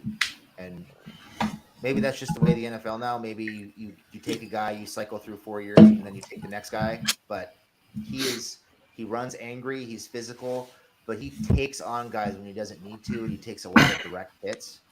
So I'd be a little worried about his ability to stay on the field at the next level with the way that he looks to take people on. But he is exactly what they wanted in Roundtree and Kelly. He legitimately is that guy, whereas they just thought Roundtree and Kelly were that guy. So it makes Yeah. sense. So there was a couple picks that we didn't yeah. talk about that went over this. So Neil Farrell went to the We're getting Can we standard. ban in chat? Can we ban in chat? yeah. Gone. Yep. Yeah, good call. Thanks. So Neil Farrell went to the Raiders, Uh-huh. which is a good pick for them. Yeah, totally. And then Pierre Strong to the Patriots. Makes so much sense. Yeah. Yep. Yeah, Really good fit. he's going to fit well for them. It's kind of interesting too that Garrett, your guy, was saying like after the combine, the Chargers were kind of high on Strong. Mhm. but obviously they had Spiller higher. Part of me thinks they didn't think Spiller was going to be here. Yeah, I think Moats had him higher than Strong. So I'm just seeing the Strong move to New England, and I am upset. Yeah. And then, I wouldn't be at all surprised if your guy tells you they had a second round grade on Spiller. Yeah. Oh, me neither. Yeah. a lot of people did. I think you could almost write his tweet for him before he sends it. And it'll line up almost to the letter. Yeah, totally. Jake Ferguson went to Because they did a lot of homework on some dates. Ariza not the first punter off the board. Oh yeah, that was a while ago though. Wasn't that right after the Chargers? No, Blasphemy. There was a kicker that went. Yeah, York. Cade York from LSU. Yeah, Cade York. Yeah, he's a kicker. The punter, Jordan Stout. Oh, my bad. Just went to Baltimore. Okay. And Jake Ferguson went to the Cowboys. So a little run here on tight ends. Yeah, tight end run here. Yeah, Ravens just saying fuck it with their picks probably now. Not going to get a tight end into this draft. So there was really late chatter yesterday, like after the day ended, and people started saying, "Okay, are we going to see Ariza go tomorrow?" I was seeing a couple people saying that the trend, the recent like uptick, is that teams had Stout over Ariza, because even though Ariza had the big leg and a little bit of kicker versatility, Stout is a much more accurate kicker. Like he's a guy that can very easily, consistently pin teams down inside the 10, rather than just be able to boot it 80 yards.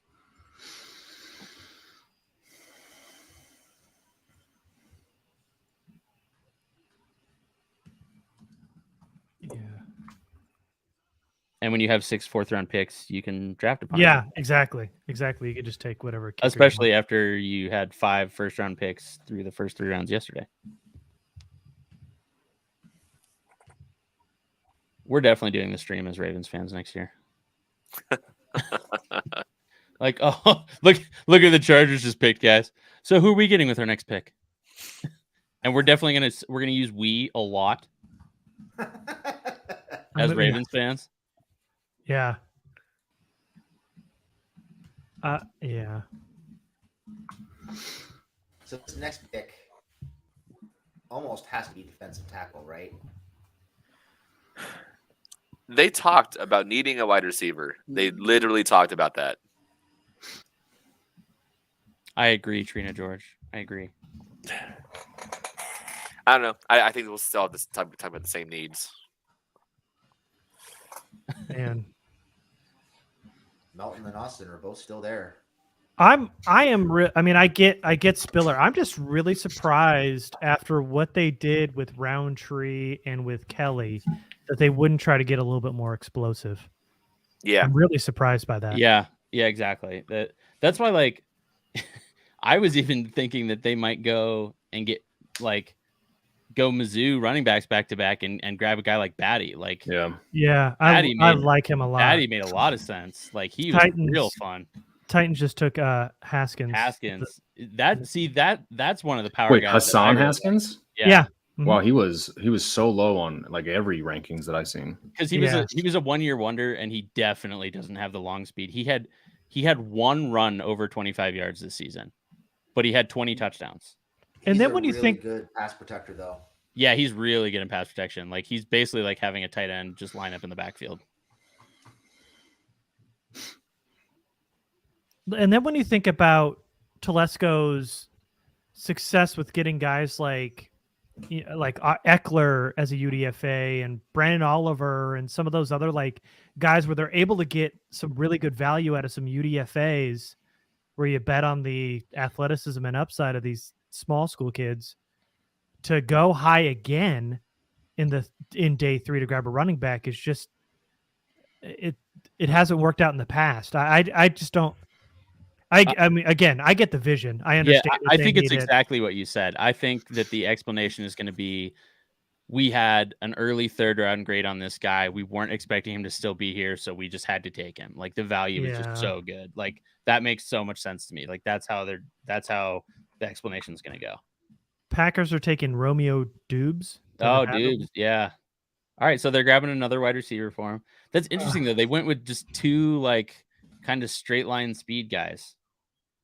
because they took Watson, and now Dude. Dubes is just a like he's out there somewhere, fuck it kind of guy. Beautiful analysis. I mean, that's basically what he was for Nevada. It was like, fuck it, Dubes is down there somewhere, and then just Strong just threw it.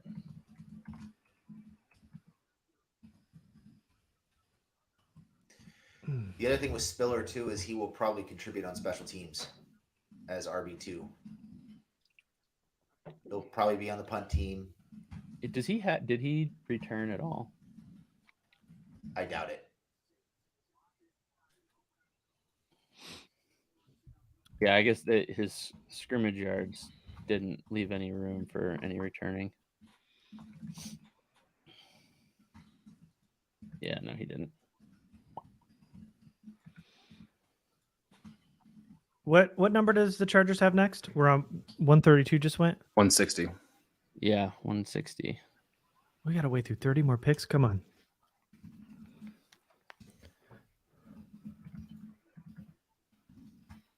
They are starting to come in a little bit faster, I guess. Yeah.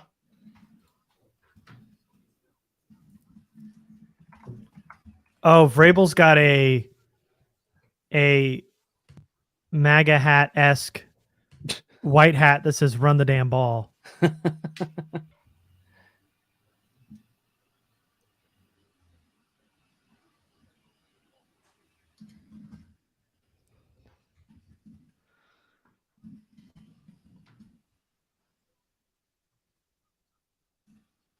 Bucks took Jake Camarda.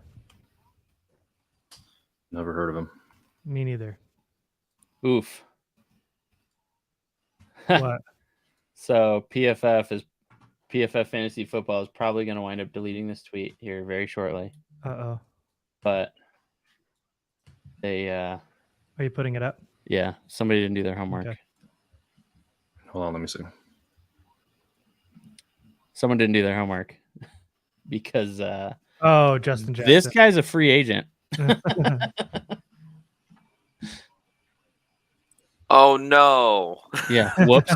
Oh running back. no! It's scary good. Scary good. Another punter just went. Was that who that guy that I don't know is? Probably. Jake Camarda. Yeah. Yeah. Oh man. So people are that scared of Haskins. Ariza's lack of ball placement over the fact that he could change field position on the drop of a hat. Yeah.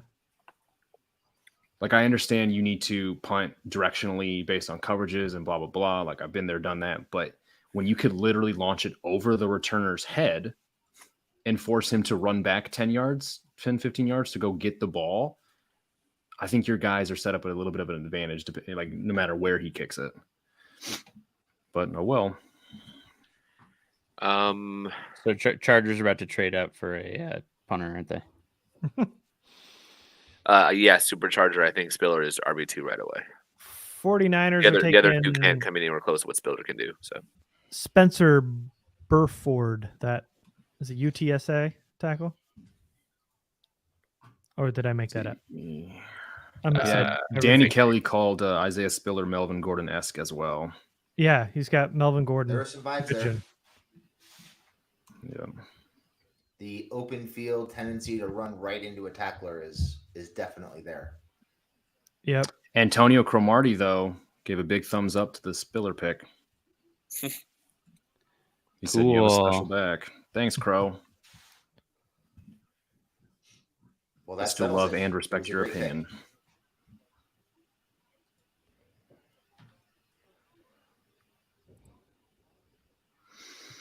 Haskins to the Titans, Dubs. Yeah, that's kind of interesting. So now they've got Derrick Henry and Hassan Haskins. Like they might have the biggest running back room in the NFL. And then there's Darrington Evans, right? He's still there somewhere. Yes. The Brentley Weissman from TDN had Spiller as his number one running back. Interesting. He was 31 overall on their board. Didn't Weissman used to work for the Chargers in some capacity? Yes. He was a scout or something like that for former NFL scout with Chargers who also worked with the Patriots and Raiders. Why is Jordan Schultz breaking picks? Like no one else does that style of reporting these picks. Like he's trying to beat the announcer at the Podium. Like I'm saying, literally no one's done that. I've never seen anyone do that before in my life. And he's breaking the picks like he's Schefter. All right, so who's Kansas City taking here? Another player person on we our can't board. One we're going to be stand. upset about. Yeah, who's Calvin on our, Austin. Calvin who's on Austin, our board? Sky Moore and Calvin Austin. Fuck off. Rasheed. I'm already pissed that they got Chanel at the end of yesterday. Stanley, Frank Blakely's in the chat talking your wife into going on a Cabo trip. So you have him to thank for that when she hits you up for it later. Son of a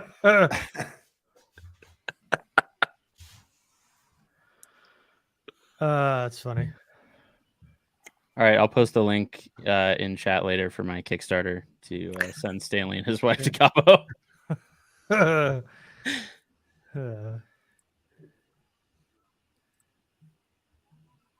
So we're up. Oh yeah. So we're up to the 49ers. Nose tackle or a defensive tackle, maybe. They brought back Naughty, but I don't think it was for long term. Ridgeway.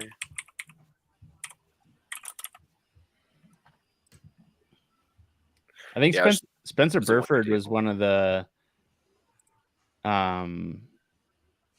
He was on.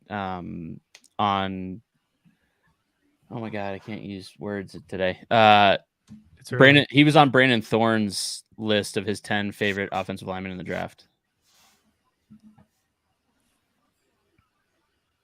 For the 49ers.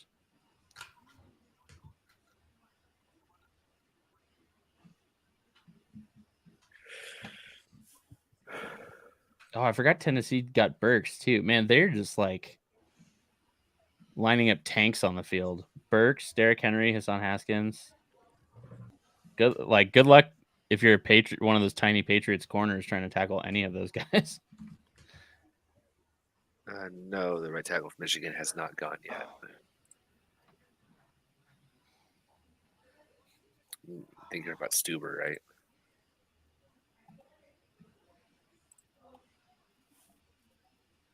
It's a late round kid anyway. Pick is in for Kansas City.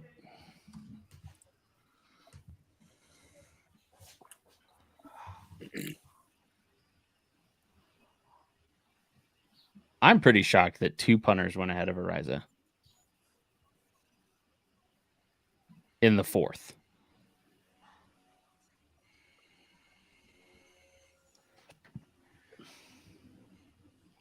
Oh, we got some super kitschy announcements now. Draft house in Munich, Germany. Oh yeah, because is it this year already? They're having a game there, or does it start next year? I think Joshua it's this Williams, year their first. that's that Isn't corner it? I Okay. mentioned. Yeah, he was highly rated on both Brugler and TDN. Josh Williams. Oh, okay. Yeah, he was 104 overall on TDN and I think a third for Brugler.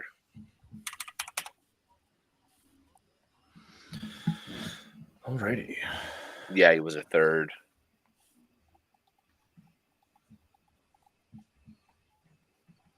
It's pretty interesting to see this slide for Woolen and McCollum. Oh, for Like- athletic freaks, yeah. Yeah, guys that tested like absolutely insane.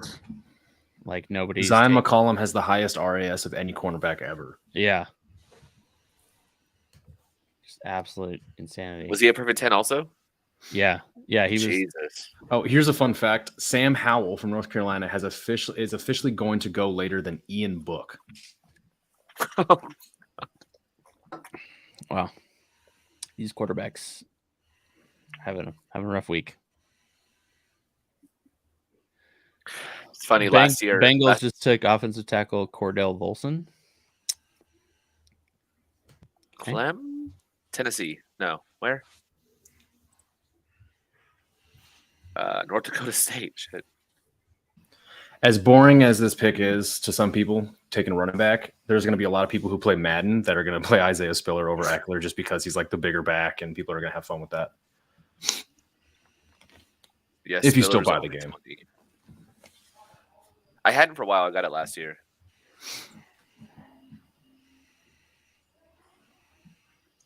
Chiefs have had a hell of a draft. Mm-hmm. Yeah, that dude is huge. Volson? No, the corner. Oh. Yeah, 6'2", 200.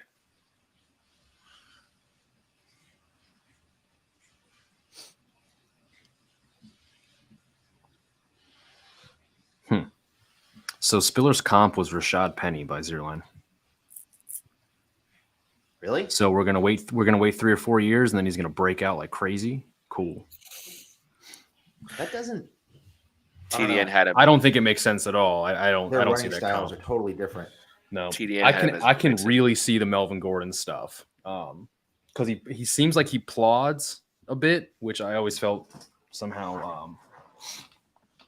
Cordell Volson. This was a tackle I really liked if he was going to continue to fall. Was Volson from North Dakota State, 6'6", 315, a fine athlete, I guess, but I thought he would have been good value later. So Isaiah Spiller has 100 forced missed tackles since the beginning of the 2020 season. Yeah, so last 2 years over 100 missed tackles. I mean, His there's contact something. balance is crazy. There's something to be said about. Well, first off, like you just said, Steps, contact balance, I think is a huge translatable skill that you want coming to the NFL when you see guys like Alvin Kamara. And no, I'm not calling him Alvin Kamara, but like Kamara's a big part of his game is like the dude just knows how to contort his body and absorb hits to continue staying up, or at least to give him a chance of staying up, like using the momentum given to him from hits to project himself into a better position going forward, stuff like that. So, yeah, the long speed is probably going to be an issue, but if Spiller's just a guy that can be a consistent 3 to 4 yard guy, or especially on 3rd and 2, just like making sure that we can move chains in a lot of pivotal moments, I think it's a great pick at that point, but we'll have to see.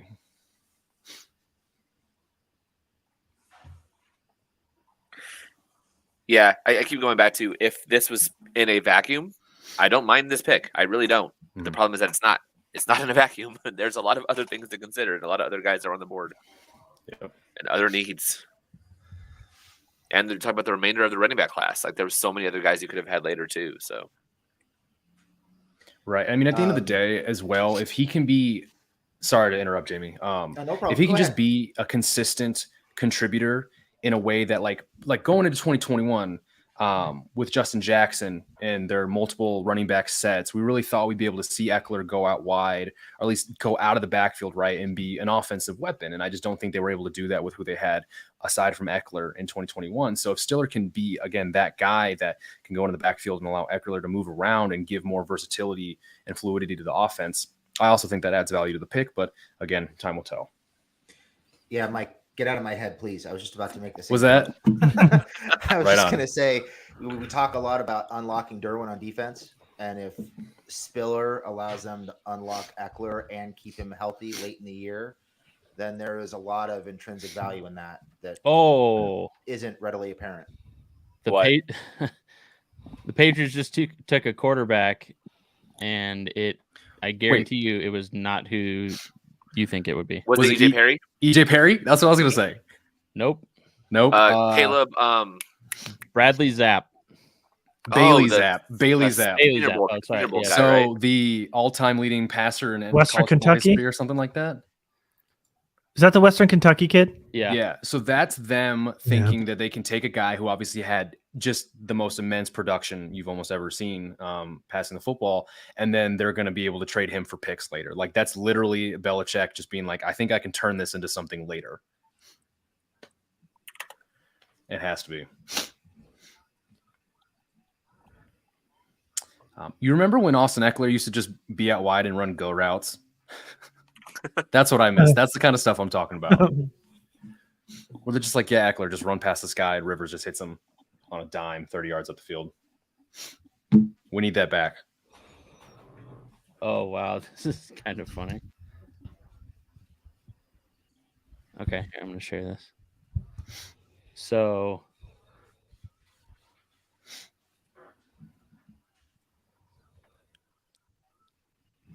is that too hard to see? Do I need to zoom in here? Yeah, zoom in. Zoom in a little bit, yeah. Oh, shoot. So the explosiveness of each running back drafted in 2019. Hold on. I'll do it this way. Let me stop for a second. I'll just Wow. make this full screen. Look at this boomer trying to figure this thing out. Listen here, guy. It's just a stream. Someone's projecting. Just Wow. open it. How long did it take you to get that Word doc up? That's what I'm saying. This is Two exactly what different it types was. of Word documents. I got it. Okay, that'll be better.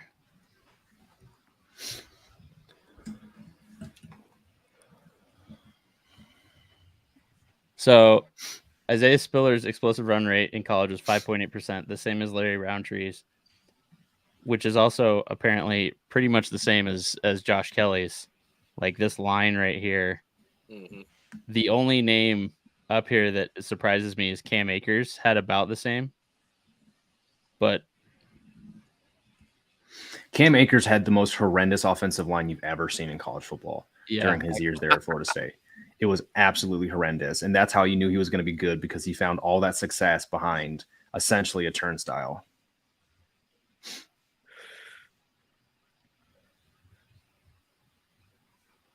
Yeah, that's an interesting group of names. That's I don't think you tough to draft see, though. Spiller for explosive runs, though. I think you're drafting Spiller for the between the tackles. Oh, for sure. Yeah. Short yardage, goal line, like be a dump truck in the running game. 100%. So Josh Kelly came out about 212 pounds, about 5'11", and he ran a 4.45. So comparatively physically, like he's a faster, almost the same size as Spiller. So I'm pretty sure some people are going to see that and go, well, like, what really are we getting in a difference? I think the tape just shows. What do we do? Did you guys already see it? He's going to No. interrupt everybody. That's fine. Steelers just took Calvin Austin. Yeah. Fuck me. I also had a dream that was crushed once. They already had George Pickens, too. Fuck. When your favorite players go to the other good teams in the AFC, I love that. I love that for us. Deontay Johnson, Chase Claypool, George Pickens, and now Calvin Austin. Damn. Can we get all right? So Bo Melton is now the dream.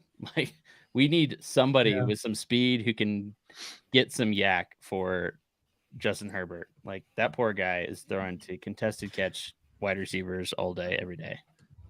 I have a feeling they wrote off wide receiver after those top 4 guys didn't fall in the first round. I mean, they still need to bring somebody in because, like, was it DeAndre Carter? He's a punt returner, but he's not a great kick returner. Like, he's much better at punt return than kick return. Mm-hmm. So are we not fans of Khalil Shakir, whom the Chargers have met with? He's I'm more a fan of him. I'm a fan of him as a wide receiver, but he doesn't bring that thing that the offense needs. Yeah, he's another possession receiver. He's good. I like him, but yes, he's very good. Just in terms of a fit. We going back to Reggie Roberson, Stanley. One of our loves from like January. January 2019. Yeah. I watched Danny Gray Thursday, Friday, and Robertson kept popping on the screen when I was watching Gray. Roberson's he's fun. had a lot of injury issues, but in my opinion, all things being equal, if you're just evaluating the tape, Roberson is a better all-around receiver than Gray is. Yeah, Roberson was like getting first-round buzz before he tore his ACL. Yeah.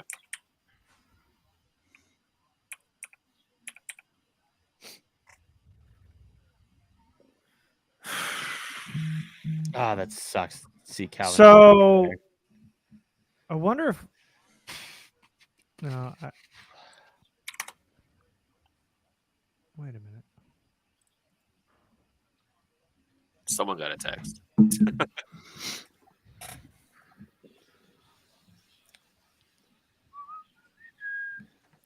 What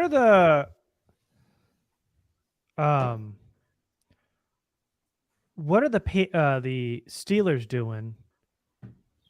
They've got Claypool, Deontay, Pickens, and then they just got Austin. Can I think somebody And they have explain- Deontay Johnson too, right? This is Johnson's last year on his deal, though, I believe. Can somebody explain to me how the Pittsburgh Steelers wound up with Mexico City as their international territory? How They does got that work? They got fans everywhere. Yeah, but Apparently, Well, you'd and think the Rams or the Chargers would wind up with Mexico City. well, Mexico City, like I'm pretty sure a lot of these cities. Oh my God, the Ravens again. What? Isaiah Likely. Now they Mhm. double dipped on tight end. Charlie Kolar, Isaiah Likely, and Mark Mhm. Andrews. Damn. Good Wide receiver Lord. be damned. Yeah, that's what they're Yeah. going to They're run. just 3 going to tight run ends. a four tight end set. It's Rashad Bateman and 3 tight ends every play.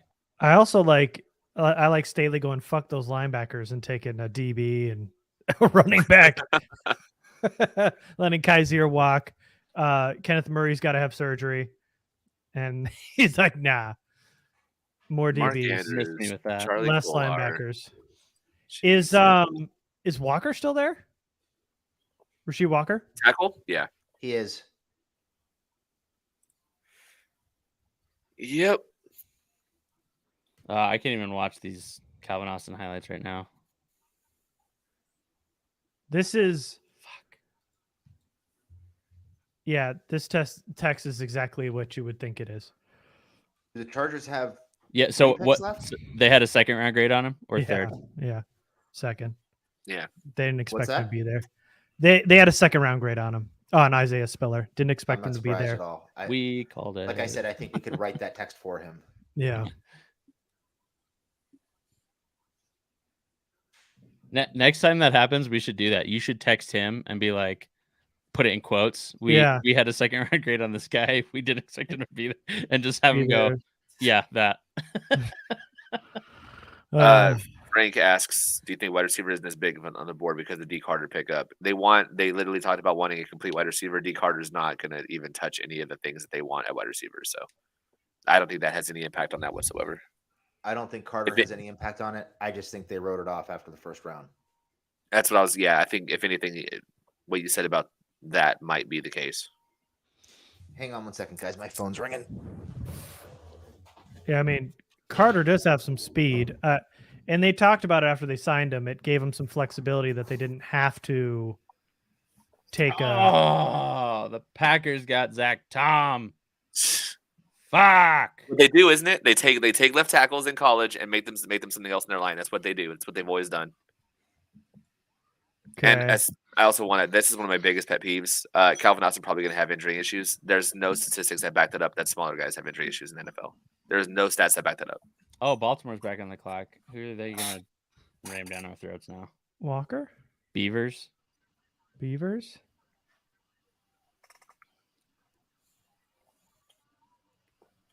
Oh, Kingsley's still on the board. Or is this where like Tariq Woolen or McCollum's drop ends? Oh, man. Woolen. That's right. That's a Baltimore DB right there.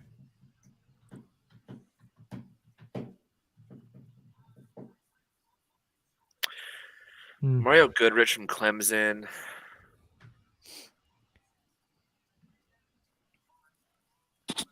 Is Jamie's out. I'm going to ask him about the other Arizona State corner, Chase Lucas.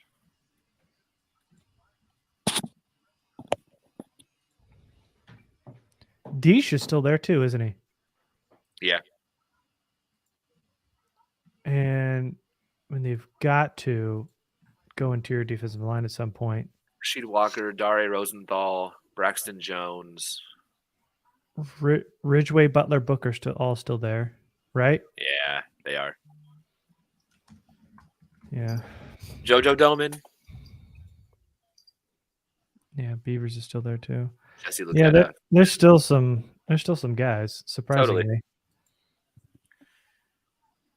I can't believe they took running back again. Oh, Telesco. When it goes good, it's all Staley. So him taking running back again, this is one of our big complaints about Telesco, and one of the things we hate most is that if he was actually as good at drafting as everyone on Twitter is saying, he wouldn't be forced to do this. He would be able to be like the Ravens and say, fuck it, we're taking a punter and 3 tight ends in the 4th round, and all of them are studs. He was forced to take another running back here because he keeps getting it wrong. Yes.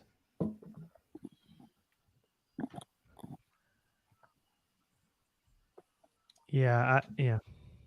It's self-inflicted need. And so you can't, they were able to go BPA in the first, but since then they've been drafting for need. Tyreek Smith is still available too, right? Ravens took Demarion Williams. Demarion? Who? I know Houston, I think. The DB from Houston, outside of Marcus Jones. Yeah. Yeah,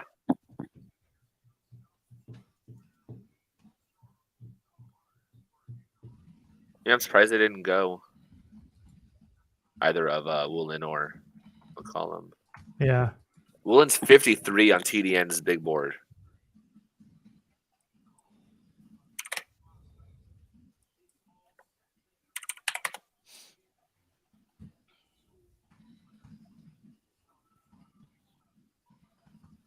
And a 3rd for Brugler, 10th overall corner.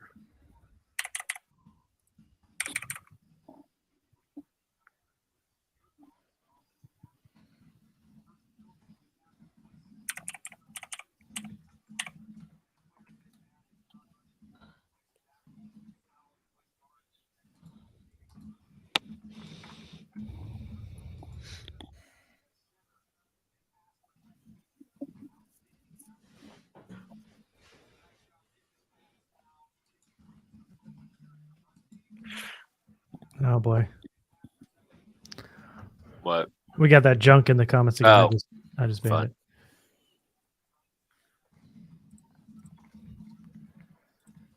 How much longer do we have here? 2 more picks in this round. Yeah, it's about 20 picks away. That's coming fast.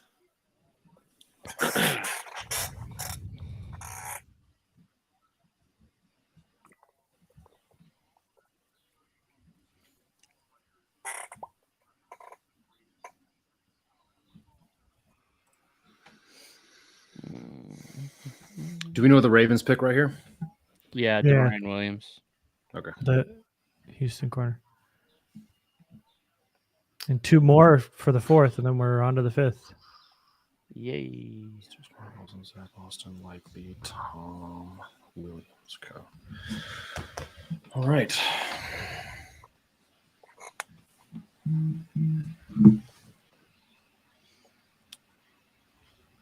Lord, I've seen what you've done for others, and I want the same for me. What is that? What's your biggest? What do you want here in the 5th? Anybody got any ideas?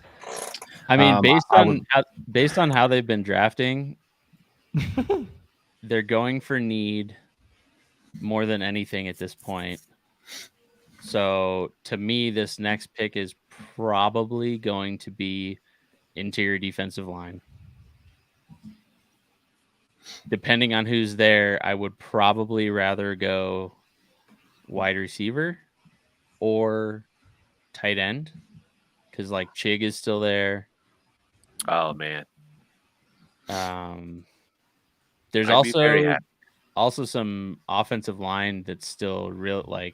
Kennard's still there. Deesh is starting to sound like good value here in the 5th.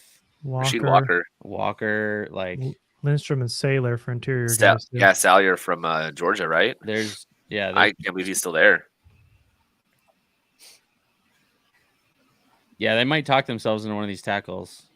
Yeah. I wouldn't hate that at all.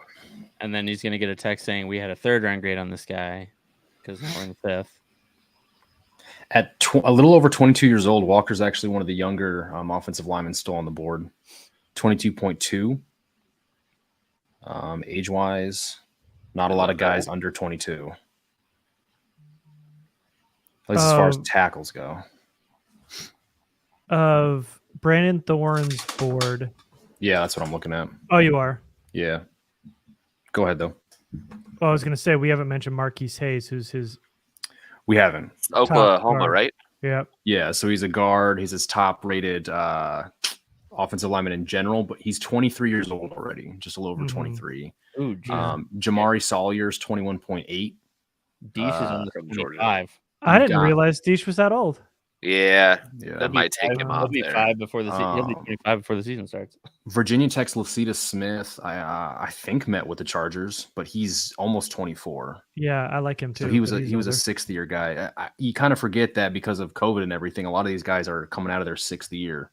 Some of them could be, which is why these ages are still up there. Yeah. Super seniors. Yeah. Rams pick. Do we know this? Yeah, Jacoby Durant. Fine. He's From Georgia? Was that who it was, or? Where did he play? I feel like I don't know why I can't place the name. I was looking at him yesterday. South Carolina No. State. Yeah, South Carolina. Yeah, I was looking at him. I thought it was Lamar. Wasn't it Lamar?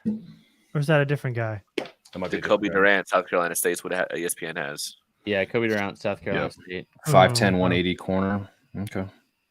He ran a 4.38. It's a fast draft class. He's TDN's 389th player. Oh no, he was didn't watch him. he was a Lamar transfer, I think. I think he would. Yeah. The Seahawks trade up to 145, and the Chiefs trade back to 158, and they get a 7th rounder in 233.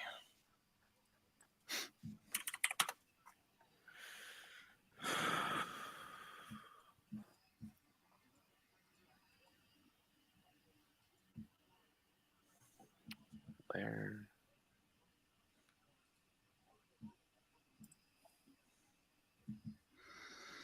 Yeah, Kennard being there is a pretty big surprise. Yeah, I'm actually pretty shocked Kennard is still there. Poor Jamie. What's up?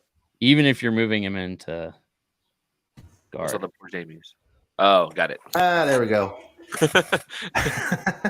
was like, why is everyone saying poor Jamie in the chat? What happened?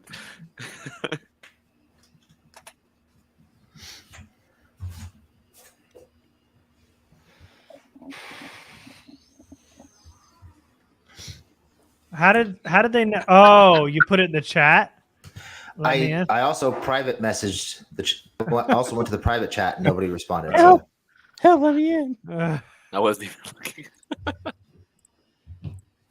You're bad juju. We had to give you a timeout for that. I must be bad juju. The newly remodeled house we're living in has a leak in the sink, and we You're had to move out kidding. because of a flood. So yeah, the garbage disposal is leaking. Oh my god. Wonderful. Oh, what a bummer.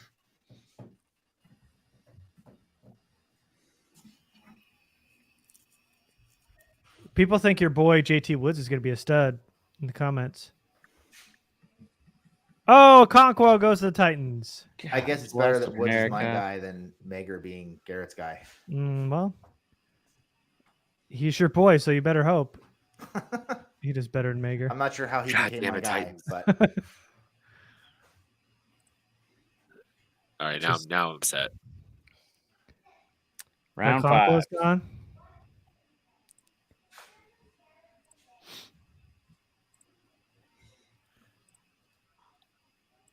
Do Man. you even have any competition there?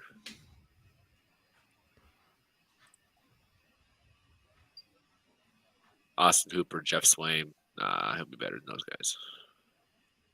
Oh yeah, they so picked what's a everybody Hoop. hoping for with the next pick? That's what we were just talking about.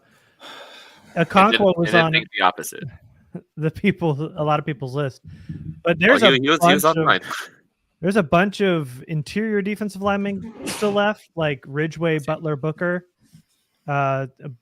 Walker, and Lindstrom, and Seiler, or however we're saying that now, is still there.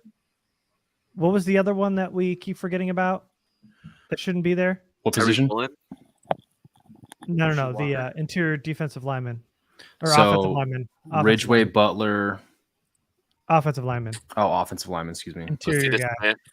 We were just talking Kennard? about him. Darian Kennard, Jamari Kennard. Salyer, Hayes, Lucita Smith. Yeah. Yeah, Kennard.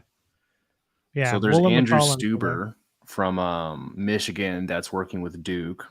I guess just a name Right to keep an tackle. eye on. 6'7", 325. He's gonna go into guard though. It's a big ass guard. This is a good spot for Salyer. I think I had a 3rd round grade on him. Yeah, so did TDN. Salyer would be good here. Yeah, let's look at what we had on I him. feel like it kind of has to be defensive tackle though. I would love for the play to be for them to take a defensive tackle. Hey, the here. Commanders just took Sam Howell. I would love a defensive tackle here and then sign Akeem Hicks and just bury Jerry Tillery on the bench. See, I thought you were gonna be like Barry quarterbacks and No. no, Jerry Tiller. I mean that too.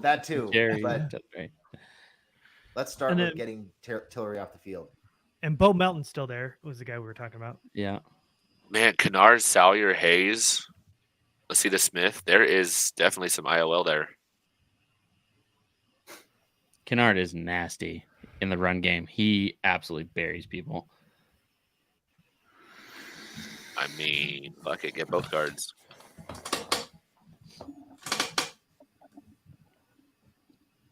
What did Bo run? Like a 4.35, 4.36, something like that? He Yeah. ran- Bo He was Melton ran a stupid. 4.34. Oh yeah. Yeah. Yeah, he had a 9.24 RAS. Damn. What was his What was- R? 9.25 actually. And he went to the Senior Bowl, we decided. Yep. So Tariq Woolen, RAS. You know what that was? Kingsley is still there too. I forgot. Oh yeah, it was Yeah, a 10. Never mind, Still yeah. there. Yeah.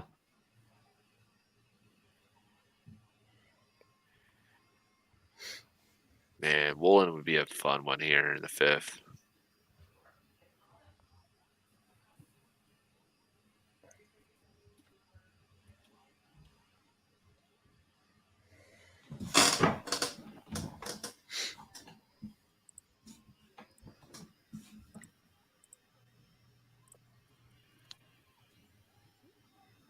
Man.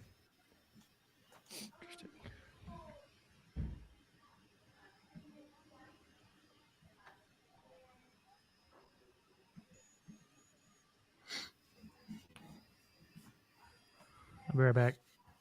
Okie dokie.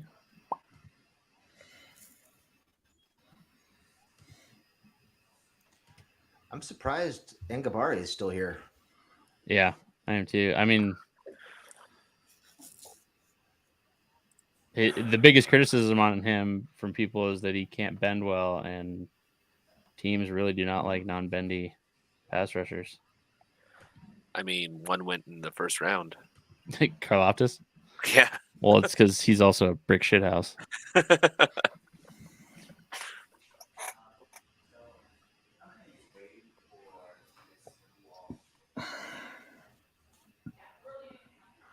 Yeah, so Bo Melton ran a 4.34. He had a 6.98 3-cone, 38-inch vert. Him fast. Wanted Okonkwo. We got Chiefs up now.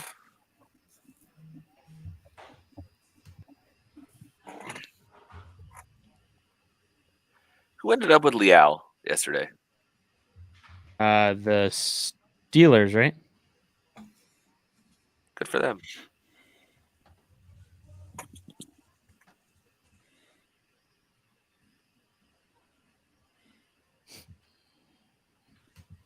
Just glad it wasn't the Chargers. Yeah, if Oh, I'm them the- right now. God, you've got to be kidding me. What? The Chiefs just got Kennard. Yeah, well, they're using their later picks to go up and get guys that are falling. Yeah, they traded up to go get this pick. So They traded 158, which is 2 picks ahead of the Chargers' next pick, and a 7th rounder to go up and get a guy. yeah, So- see, this is I don't understand why the Chargers aren't doing stuff. Yeah, like that's what we were talking about. Like they had 4 7th rounders. So like in a situation like this, they could have went, okay, 160 plus a 7th to go up and this. grab. They still have 6. 2. Like they still have 2. Yep. They still have 2 6-round picks. Yeah, so Kennard's not even going to play. Like he's behind Tooney and Trey Smith. Yeah, Trey Smith isn't coming off the field. Man, that is. You want to They talk about just put fixing depth? themselves- Yeah, like good lord. This happened when they took Trey Smith last year too. Like it was a guy who had first, second round buzz, fell all the way to the 5th. Or did they get Trey Smith in the 6th last year? Trey I Smith think was they the got him in 6th. 6th. Yeah. Like good lord. Like they can't keep getting away with this. The Rams are trading for an old friend. They're trading for Troy Hill from the Browns. Interesting.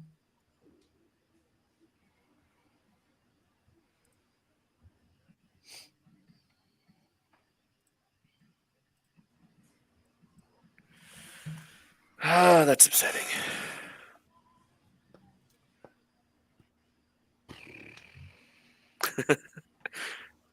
Yeah, Richard.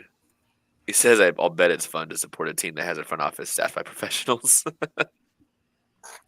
Yeah, Richard, that's why we said next year we're doing this stream as Ravens fans. And we're going to say we a lot and make fun of the Chargers. I can't bring myself to do this stream as a Chiefs fan, but I'll do it as a Ravens fan. Absolutely.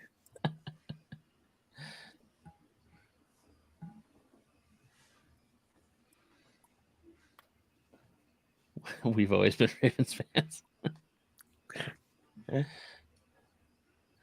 Baltimore for life. 15 picks away.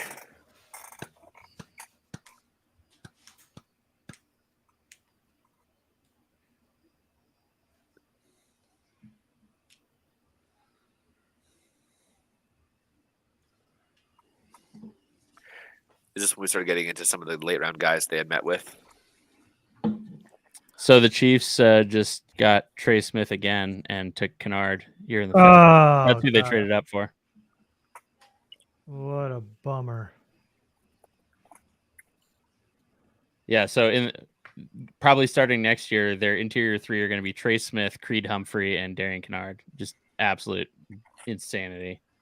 Is Tooney's contract up? I think they can get out of it. It's when he starts making his money is next year. Oh, really? Let's see. Yeah, so he's there at least next season. Maybe they think he can be a swing tackle. Either way, even if it's just depth, it's the 5th round. Like this is Yeah, for sure. it's a Yeah. brilliant pick no matter what. So Who are the Chiefs tackles? you have Orlando Brown and then Lucas Niang. They didn't seem like they were in too much of a rush to play Niang when they had injuries on the right side last year. Yeah, that's slated as a Giants just took Micah McFadden. linebacker, right? Yeah, I think so. Who'd they take? Micah McFadden. Yeah, Indiana linebacker. And then DJ Davidson with their next pick.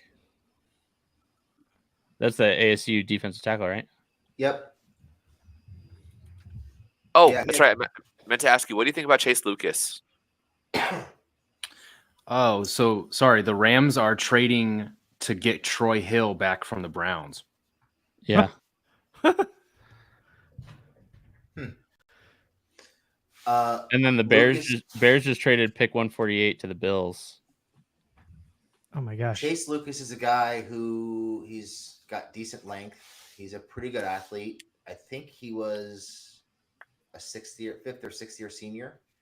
So he's a little older. He had some injury issues, which is I think why he came back after last year when I think people thought he might have been an earlier pick last year than he was this year.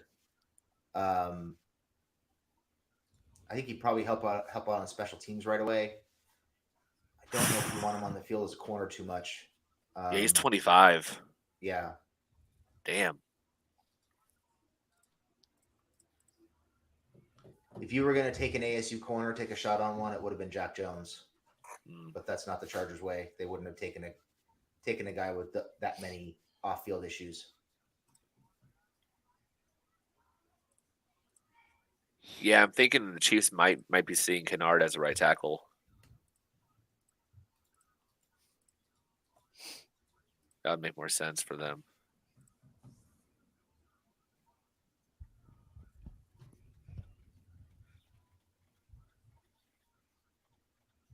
Oh, I see the Chargers on a ticker. 2, 3, 6, 7, 8, 9, 11, 12 more picks. Yep. Again? Damn. What? The account. It's back? Someone blocked it already. Oh, are you watching on the YouTube stream?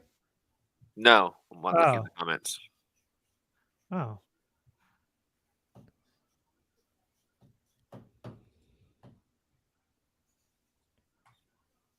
Oh boy, Charger fans want the point god here.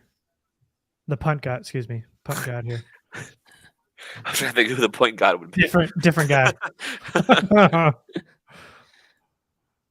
Nathan Rivera asks, is Zion McCullum the best option here? I wouldn't say the best option, but I would certainly label him as an option. Yeah, he's on the short list at this point. Like, as is Tariq Woolen. Yeah, Woolen, McCollum, Bo Melton.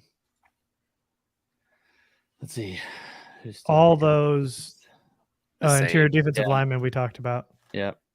Jojo Doman, Jesse Luketa. Salyer's still there, right? Yeah. Sawyer. Kingsley is still there. Yeah.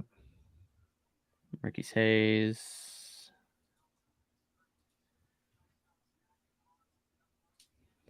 Ridgeway. Barno. They could double down on running back. They could grab Algier or Batty. Man.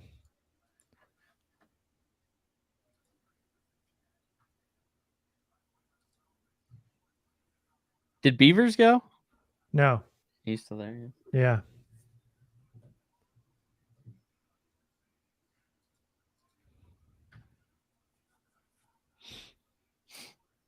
Oh, Bills just took Shakir. Oh, okay. They traded up. Yep. With Chicago to take Khalil Shakir. Good for him. Oh, Rams got Troy Hill. Yep. I didn't realize it went down.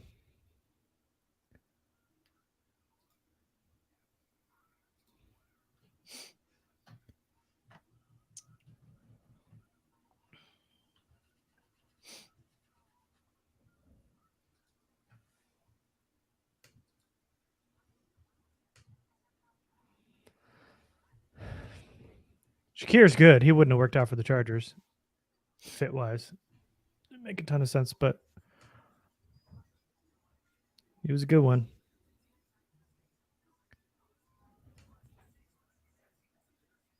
Oh, okay. He just went right now.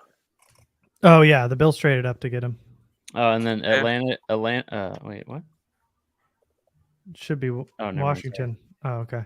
I saw a recycled tweet from. Oh no, somebody saying, "I'm calling this pick to Atlanta coming up." Oh.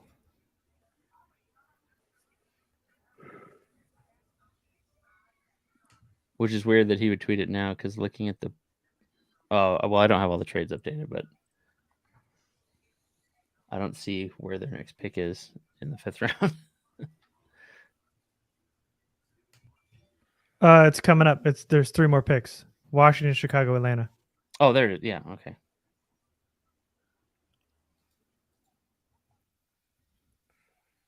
So what's our short list right now? Not that short, actually.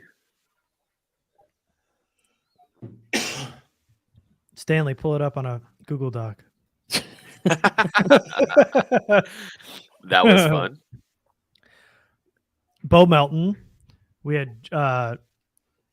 the interior defensive linemen, which were what? Ridgeway, Booker, Butler. We had Darian Beavers, JoJo on there for linebackers. We had Woolen McCullum for corners, Walker, Lindstrom, Seiler for offensive linemen. Lycidas Smith? Or no? Was it too early for him? For who? Lycidas Smith? Oh, yeah. But he's old, huh? Didn't we just see that he was like... Yeah. Oh, so was he? he? Is according. Yeah, he's I think he's almost 24. Commanders are taking Cole Turner. So Not the Rams sent a 2023 fifth to get Troy Hill back. Damn, that's not much.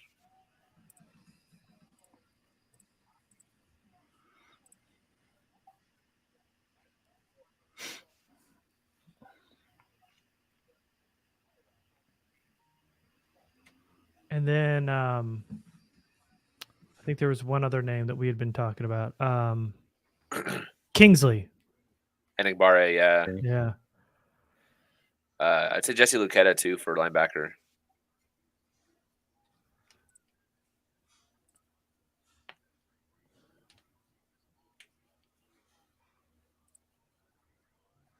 Did you already say Rasheed Walker for tackle? Yep. Okay. Cole We Turner. didn't mention Cole Deesh or Kellen Deesh. Oh, He's old too. I didn't realize that. Yeah, me neither. and Austin Allen from Nebraska was also insanely productive. Dude, with this trade, the Browns are eating $5.6 million in dead cap for Troy Hill, Oh, and geez. the Rams are paying $1.5 million for next season.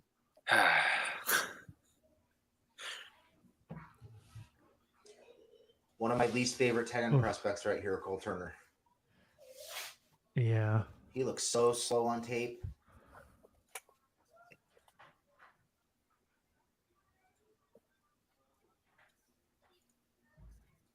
Yeah, tight end's kind of looking a little dry, isn't it? Yeah. Garrett Prince, James Mitchell, Austin Allen, Grant Calcaterra, if you want to deal with. The Bears just traded up with Houston. I feel like the Bears and Houston have traded like 4 times in this draft already, like with each other.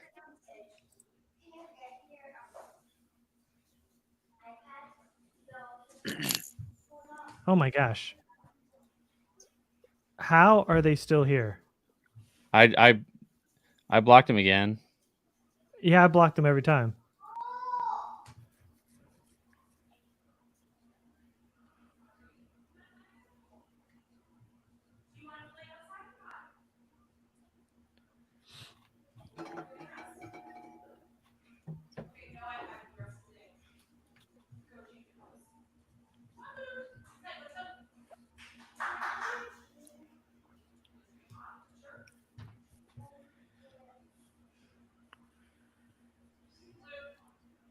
The Texans got Thomas Booker, so one of our guys are off the board now. Damn. Garrett, you see the private chat? I do not.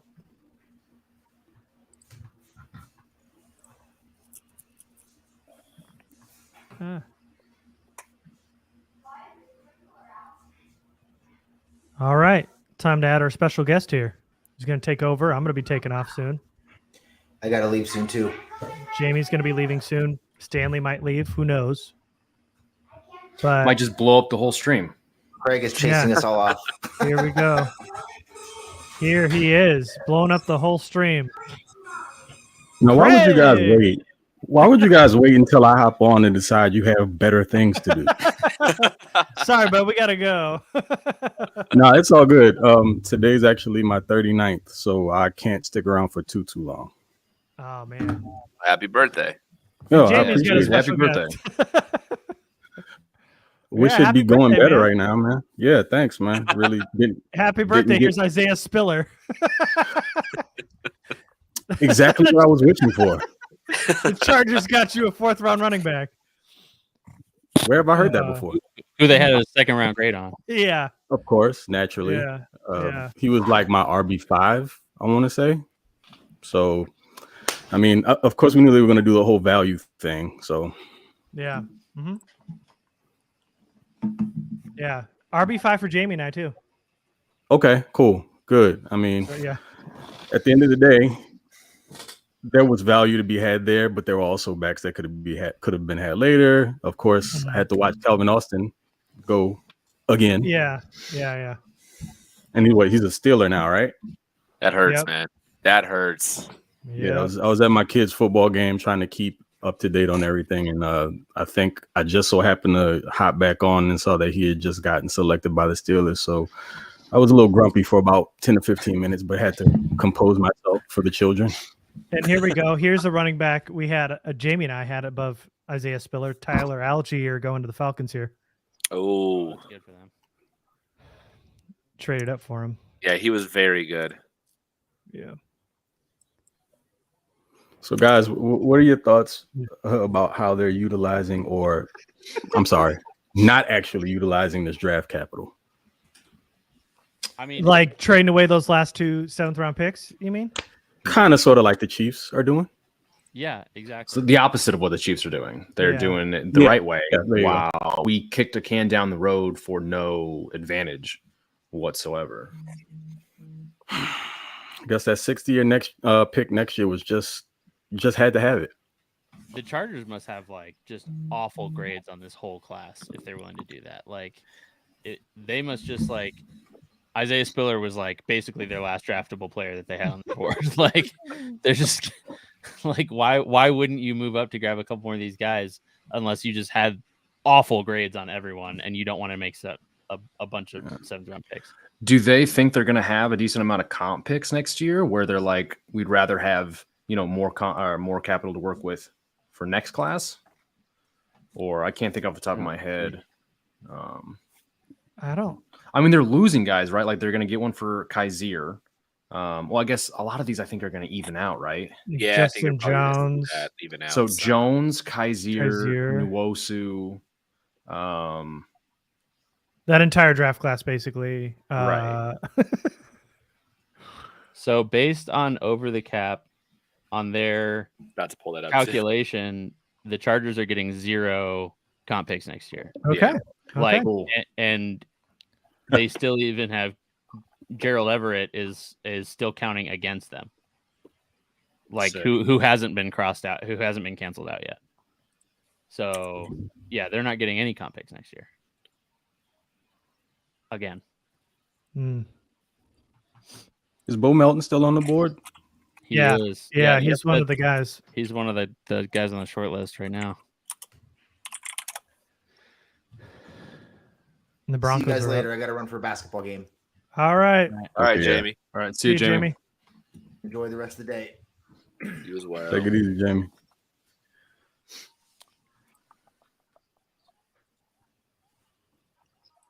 Yes, I saw it. Man. Was So that here's- Buffalo? Who? Was that Shakir Shakir. Stewart? Am I saying his name wrong? Who's the wideout? Khalil Shakir No, Stewart. Khalil Shakir. Is that the name? No, he went Khalil to the Shakir. Bills. Khalil Shakir. Yeah. Sorry. Bills. Okay, gotcha. So our list, Craig, if you got any more so Bo Melton, of course. There's a couple interior defensive linemen, Ridgeway, and who went? Booker or Butler? Booker went. Booker went. Broncos just took safety Turner Yell. I don't even know who that is. Linebackers Darian Beaver, JoJo Doman, whoever that is. Jojo Doman. Doman. Corners Tariq Woolen and McCollum still available. Mm-hmm. Rasheed Walker, Alec Lindstrom, Saylor. That's kind of the list right now. And Kingsley. Okay, that was the name I was about to throw out there. Yeah. No, you pretty much have it all covered. I really would love to see them get their hands on Bo Melton at this point. I just can't imagine coming out of this draft unless they decide that they want to go a different route with trying to find an explosive receiving option. Whether that be that trade for was it Andy Isabella, which I was a proponent of during the trade deadline last season. But it would be heartbreaking. Seahawks of course he Cowboys. did. Damn, that does sound like a Seahawks pick. Yeah, so one of the guys off the board there. Damn. All right. So yeah, I don't know. Just hopefully they figure out how to get an explosive receiving option. I can't imagine going into next season with just Jalen Guyton again. I don't want to imagine that. Yeah. No, I don't think that's a world any of us want to live in.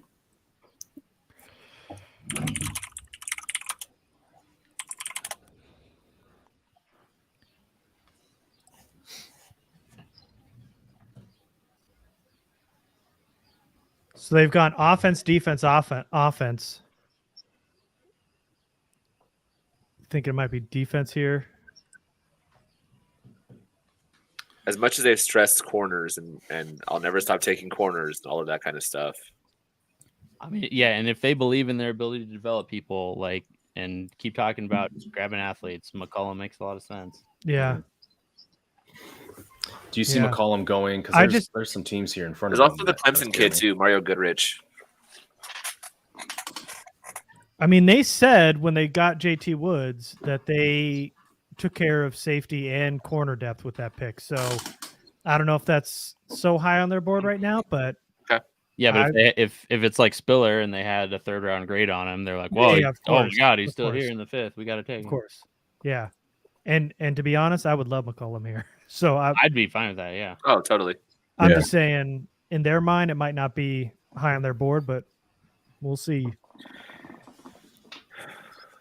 I mean, if we look at the depth chart or the roster, as it is currently constituted, you kind of look at the cornerbacks as opposed to the safeties, and I know they kind of want a lot of them to be interchangeable. Safety depth was pretty nasty. So, I mean, I know Mark Webb's a guy that they like. I thought he was someone they could probably incorporate throughout in the coming years, should I say. But in comparison to the cornerback room, I think safety was a little bit more lacking. I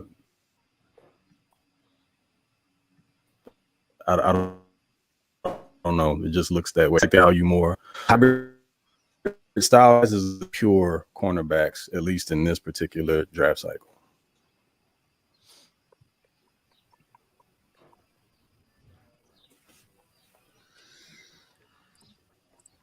It's really hard to get a read right now on what they think is need, are the main positions of need they have left.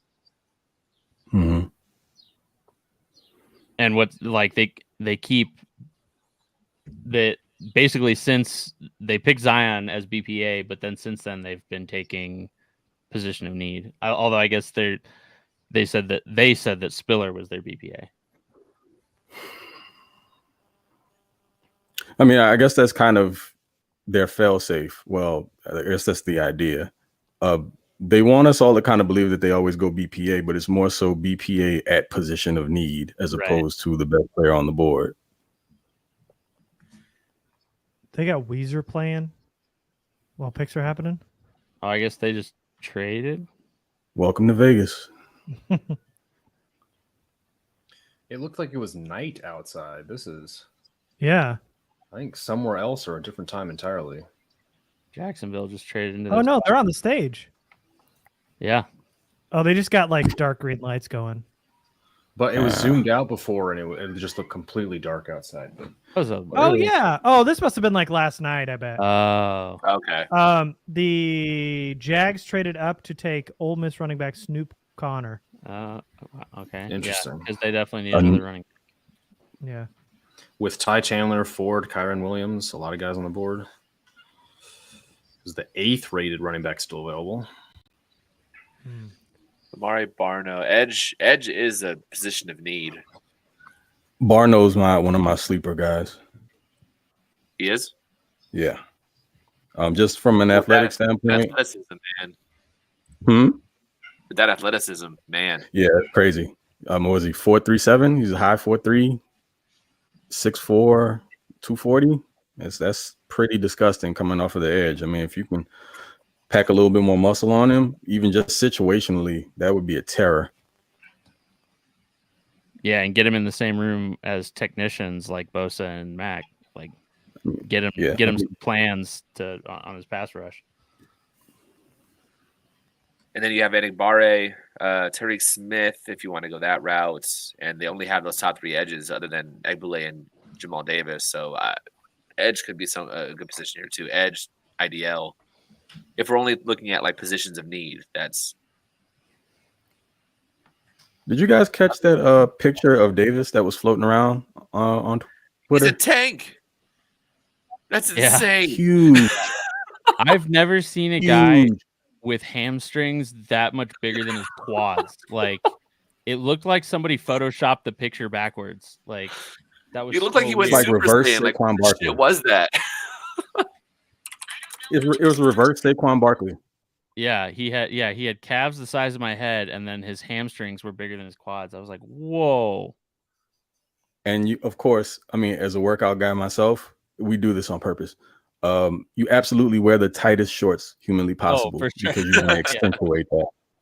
He was like, do you guys have any of Darren Sproles shorts left over? I need a pair of those right now. My wife loves when I do that, by the way, and I'm saying that sarcastically. She wants to punch me in the face anytime I go to the gym or come back with those shorts on. All right, Cowboys just take North Dakota tackle Matt. Well, let's go. Oh, yeah.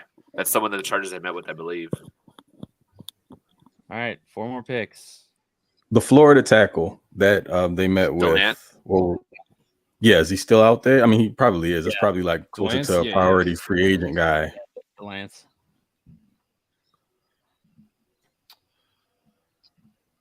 Which means he's an option here. Stanley, check the private chat.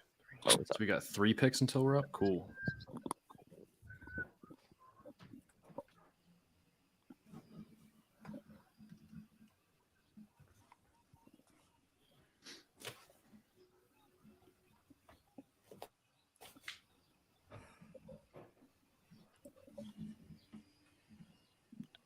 Yeah, no, Garrett, I don't think so. It looks like it's all good. Really? Yeah, it's fine. He's in the chat. Oh, okay. Got it. Cool. All right. So 3 picks up. So decent amount of guys here: McCollum, Walker, Kingsley, Doman. They have IOL, linebacker, DL, Barner, edge. There are options at all those positions, and they're all positions of need. Yep.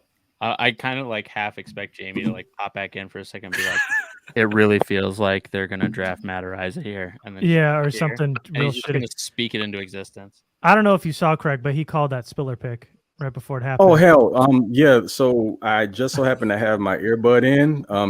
My kid, it was halftime of their game. I had my earbud in, and I heard Jamie say something about there's someone here, and he didn't mention the name at first, and it kind of clicked out on me, so I didn't hear who he said, and then I got the reaction. Yeah, he literally was like, like 30 seconds before the pick, he was like, you know what, guys, the more I think about it, I really feel like they think Isaiah Spiller is the answer at RB2. Yeah. I'm going to go Spiller here. Are you and like 30 seconds later, they dropped it. Today? I was like, see, but I predict the good stuff. He's predicting he's putting all that bad juju out there. I wish you'd come in here and predict Bo Melton's going. Somebody. Well, you know what? Maybe I can get my birthday wish off and get Bo Melton. Let's hope for that. I mean, of course, it started off as Calvin Austin, but we'll go ahead and move that energy over to Bo. So Browns are taking Jerome Ford. Okay. There we go. Okay. That's fine. Yes, please. Running back 3. Just don't need we need our guys to stay on the board. Of what? What? He was my personal favorite running back. Wow, that's a loaded running back room now. Who took him? Cleveland. Okay. Tree Castro Fields, Josh Jobe, Mario Goodrich, Isaac Taylor Stewart. Corners out there. Love Jerome Ford. Yeah, he had a really he was a really fun watch. Me too. I had him ranked above Spiller.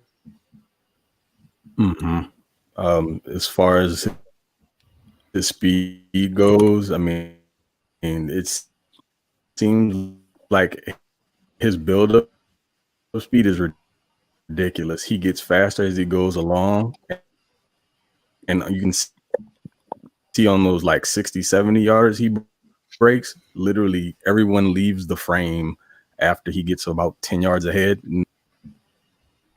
Yeah. He's also got really good feet in the hole too. So it seemed like it would be a really a good fit. Contact balance, he could catch the ball out of the backfield, home run speed. Man, that well. Matt Waletzko, that tackle the Cowboys took had a 9.96 RAS.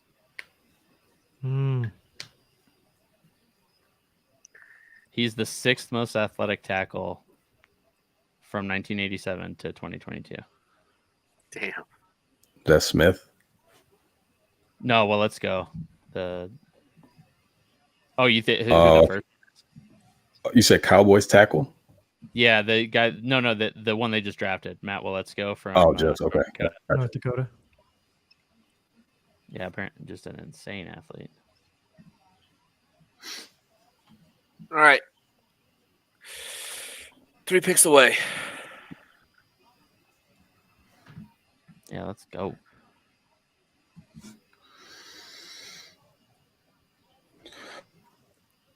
And he's like, all right, guys. Well, let's go. With our powers combined.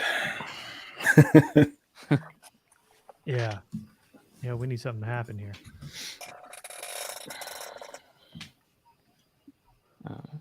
So either of these teams in front, maybe picking guys on our list. Anyone come to mind? I don't know. We're so deep in this draft. I can't remember who. Yeah, oh shit! Well, Bucks just took McCollum, so there you go. Oh my so the answer is yes. Of course they did. Wow. So Seahawks, Colts. Oh my God, kill me. All right, so bring on the sweet release of death, please. God damn, right there. You know, it's amazing to watch these teams who understand the point of using draft picks as currency.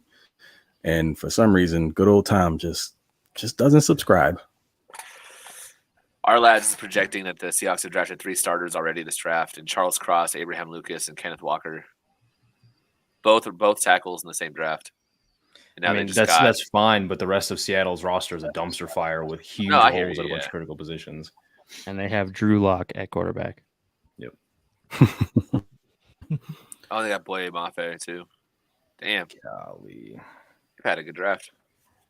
I've some Seahawks guys I follow they gave the Boye Mafe pick a C-, and they gave the Kenneth Walker pick an F-. That's how bad they thought those were so out of place in terms of what they actually needed. Could you imagine getting the Doak Walker Award winner and being like, this is an F-, pick? Because of how bad the rest of the team is. And then Kobe Bryant and Tariq Woolen at corner. They've gotten both. Damn.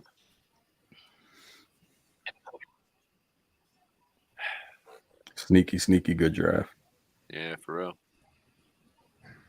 All right, Seahawks are taking Tyreek Smith, the Ohio State. So more defensive line.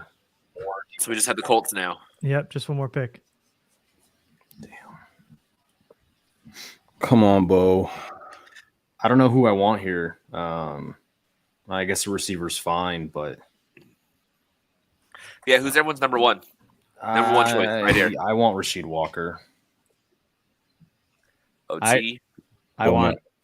But it's a coin flip for me between Bo and Kingsley. Like Kingsley in the 5th is ridiculous value. Yeah. Kingsley, Melton, Walker would be great. Ridgeway would also be really good. Mm-hmm. And I think Darian Beavers here in the 5th would be a hell of a value in a pretty big position of need. Beavers is still there. I missed that. Oh, wait. How old is he? Yeah, we need a Staley t-shirt that says fuck them backers. And Beavers was at the Senior Bowl, right?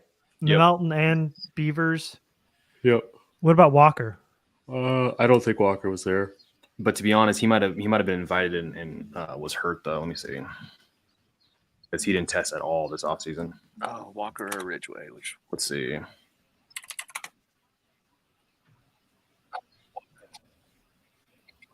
All right. So the Colts are drafting Eric Johnson, and the Chargers are on the clock. So chat, don't ruin it here.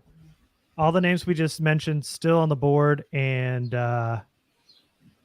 we need to minimize the chat so we don't Everything. get it ruined. Yeah, I'm gonna go Ridgeway here. You think it's gonna be Ridgeway? That's what I want. I'd like Ridgeway. See, I don't know if they're I gonna. think I'm announce it. behind you guys. I think it's gonna be Gene DeLance, but I want Ridgeway. Oh, we were going on Twitter. They were tipping the picks because right now it just says the Colts pick is in. Okay, Is that where you're at, Craig? Oh yeah, I'm on Colts pick is in. I Yeah, just yeah, glanced over to the chat and that account's back. FYI, the perfect time for that to be back. I was putting chat away and I saw it. How do you keep banning it and it keep coming back? They must be getting. They're just building new accounts. Yeah. All right.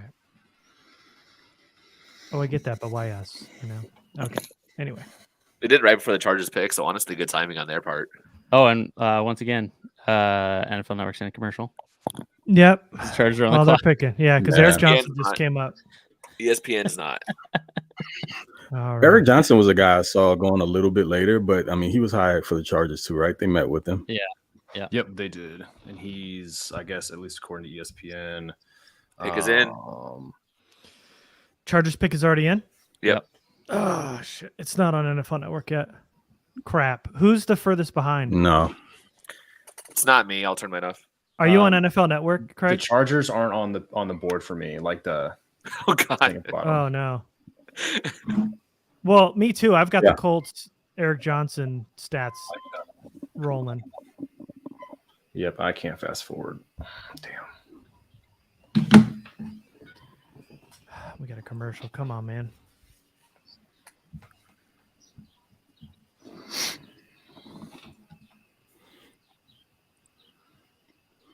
Oh, so Eric Johnson just went. Okay, that's why I couldn't find him on the board. yeah. Look, I'm down to. I mean, if they can't find an interior defensive lineman here, because at this point it's a developmental guy anyway, just letting it ride, signing Hicks and rotating him with Tillery just to get him less snaps. Whatever works for me at this point. Yeah. Just I mean, they've got bodies. get the along dude out of here. interior. There's Yeah, I nothing got that the breathes pick is on in the thing now. conference. All right, I'm still at Eric Johnson.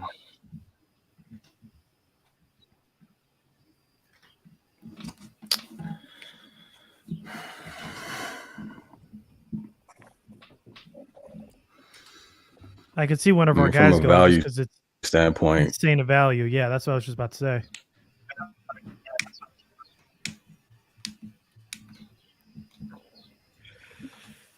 Don't fuck this up.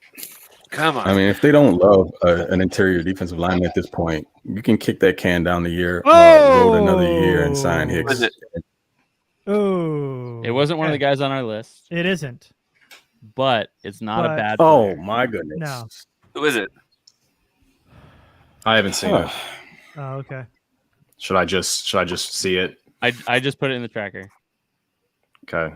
In the You ticker. did? Oh, Oh, to go. It okay. says they're going. Okay. Oh, okay. It's a little earlier than I expected, but Fine. it is someone they liked. It is Fine. someone You they guys liked. were all talking about fucking interior pick, but He's not bad. He's definitely not bad.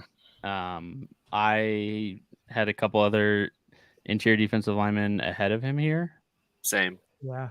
but this is definitely a Telesco pick, like grabbing a local kid that they've probably talked to a shit ton. Yep.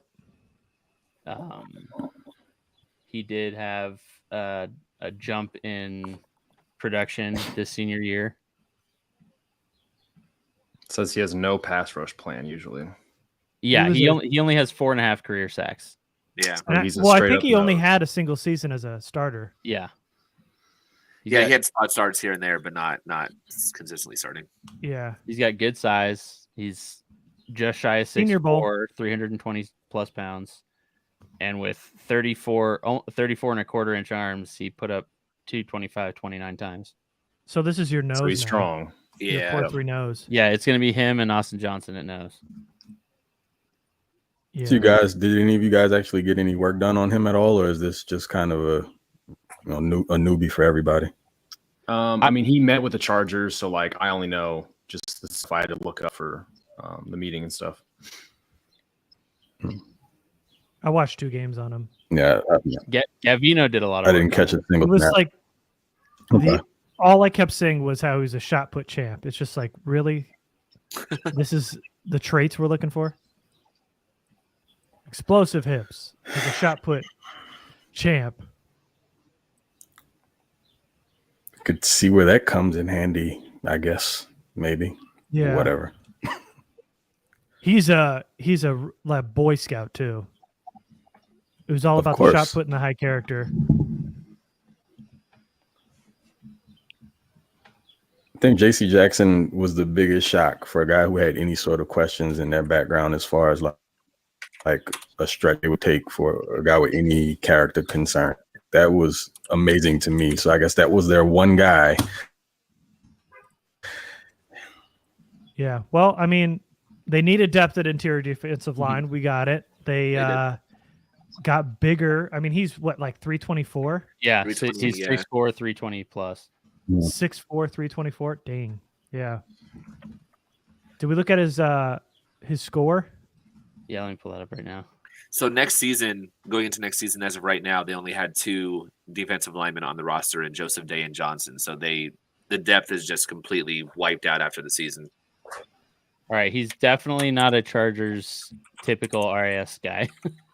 Oh, he's not good. He scored a 4.77, but he only ran the 40. He didn't do any. He doesn't have any of the other testing up. Like he ran a 5.3 40, and he did 29 reps of 225 on bench, but he didn't do. At least not on here. Let's see if he ran his pro day. He's got long arms and big hands. Mm.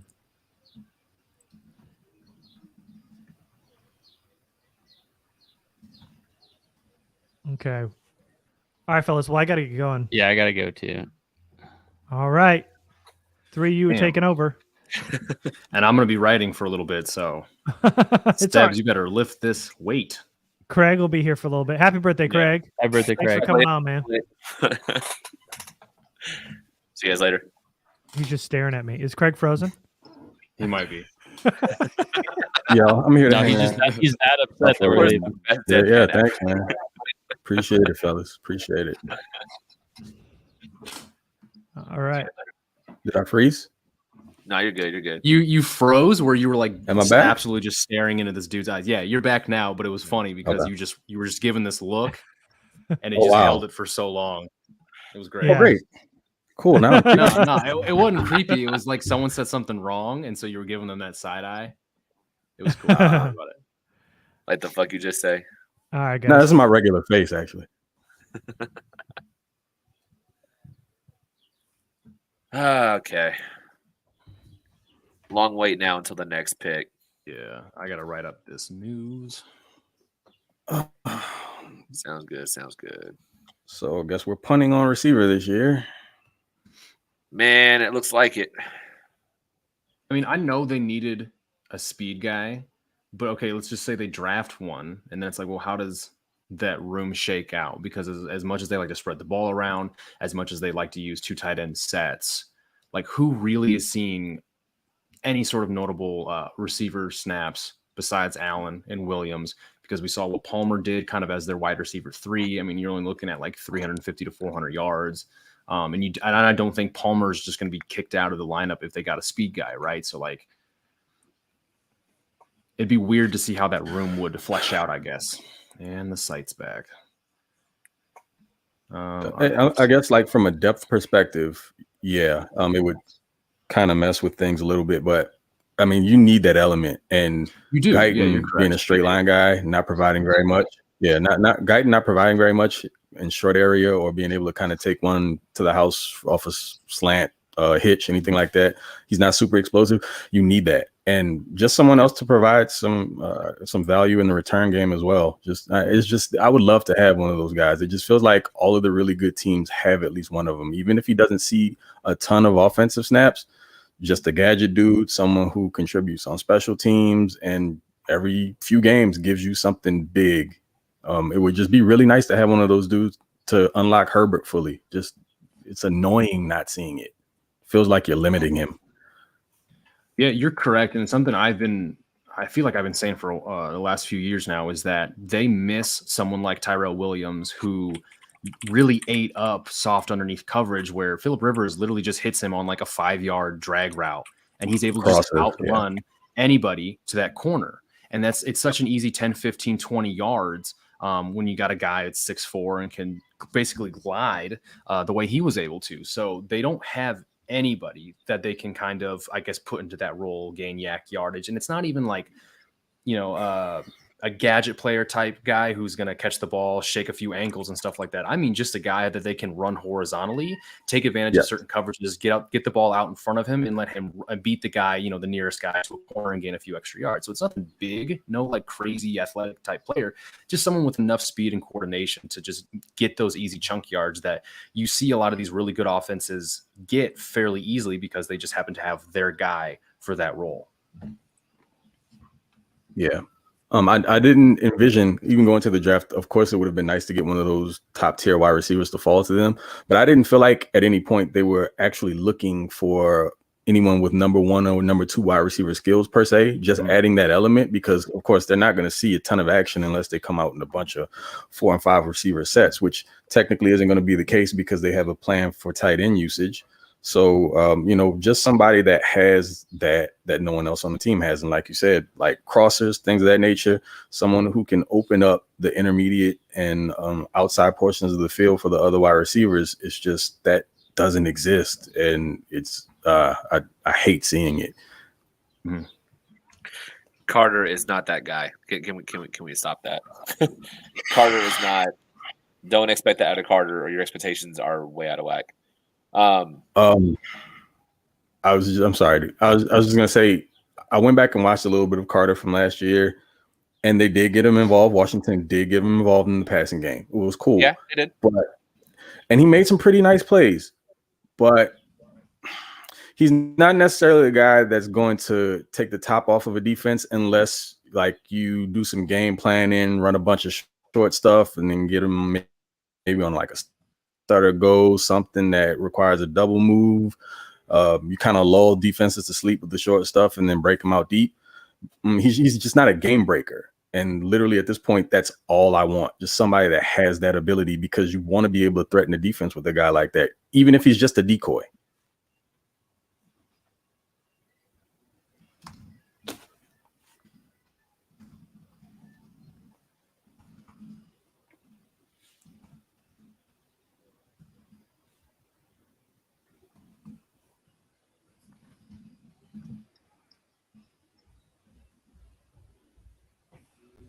Yeah, Ogbonia was not a numbers guy. 8.5 tackles for loss, 4.5 sacks across 4 seasons. Not super ideal, but I mean, started as a freshman too, 6 of 12 games in 2018, only 5 starts in 2019. They only did 7 games in 2020 because of the abbreviated season, and then was a full-time starter. So of course he had career highs in 2021. So essentially he had 2 seasons, I think, as a full-time starter, but one of them was 2020, which was cut in half essentially. So, I mean, the numbers, I guess, make sense at that point if you consider him just a 2-year starter. For a true nose, it makes a little bit more sense. Mm-hmm. No, yeah, I'm fine with this one. It was a big position to need. I mean, they talked about it so much in the offseason about how they lost their starters at both the defensive line and the back end, and needing to have that kind of quality depth and the depth they're going to be working on, and having someone like him over what the depth they did have last season. This was a smart move. I'm totally fine with this pick. Yes, I would have preferred Ridgeway or whatever, but the position, the process, I'm fine with all this. Mm-hmm.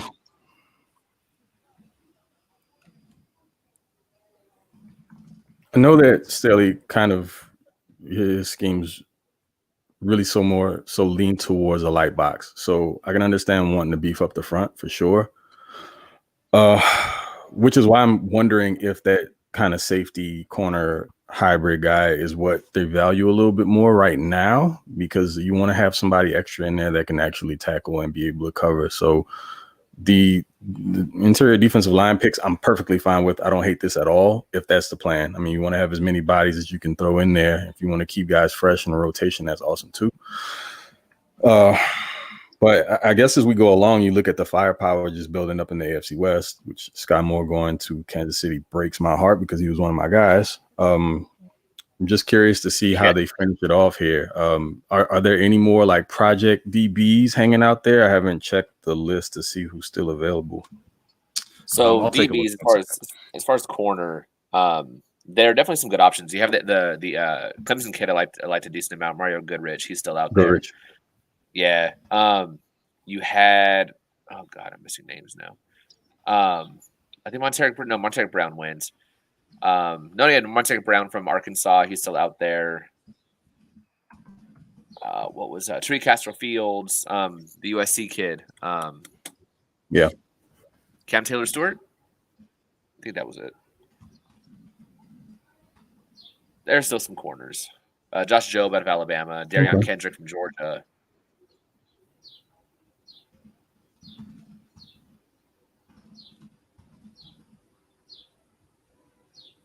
Yeah, there's still a decent amount of corners still out there.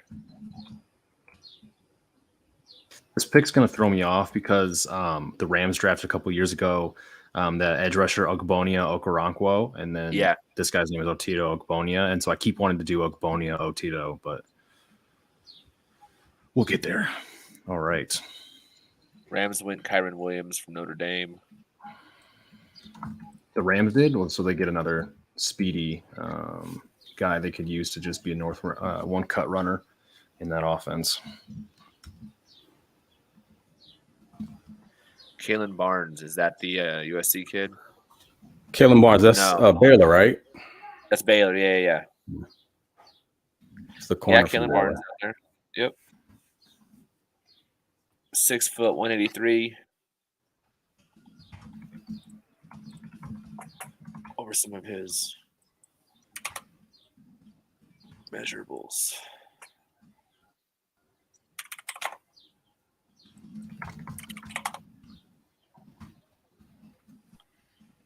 The Baylor, Kalen Barnes, 4.23. Yeah. Fastest at the combine, right? Shit, yeah. That Baylor secondary was insane.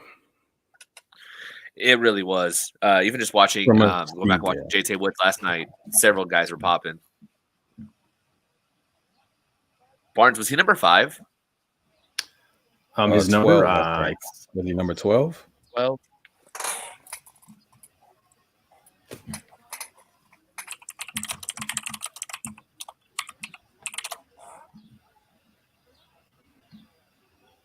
Yeah, 12, it looks like. Okay.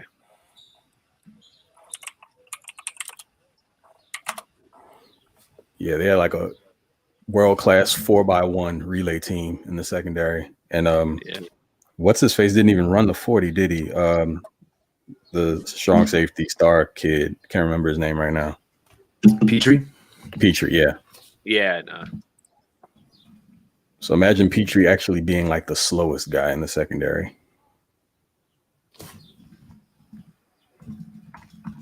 Yeah, he was 8. Who was 5?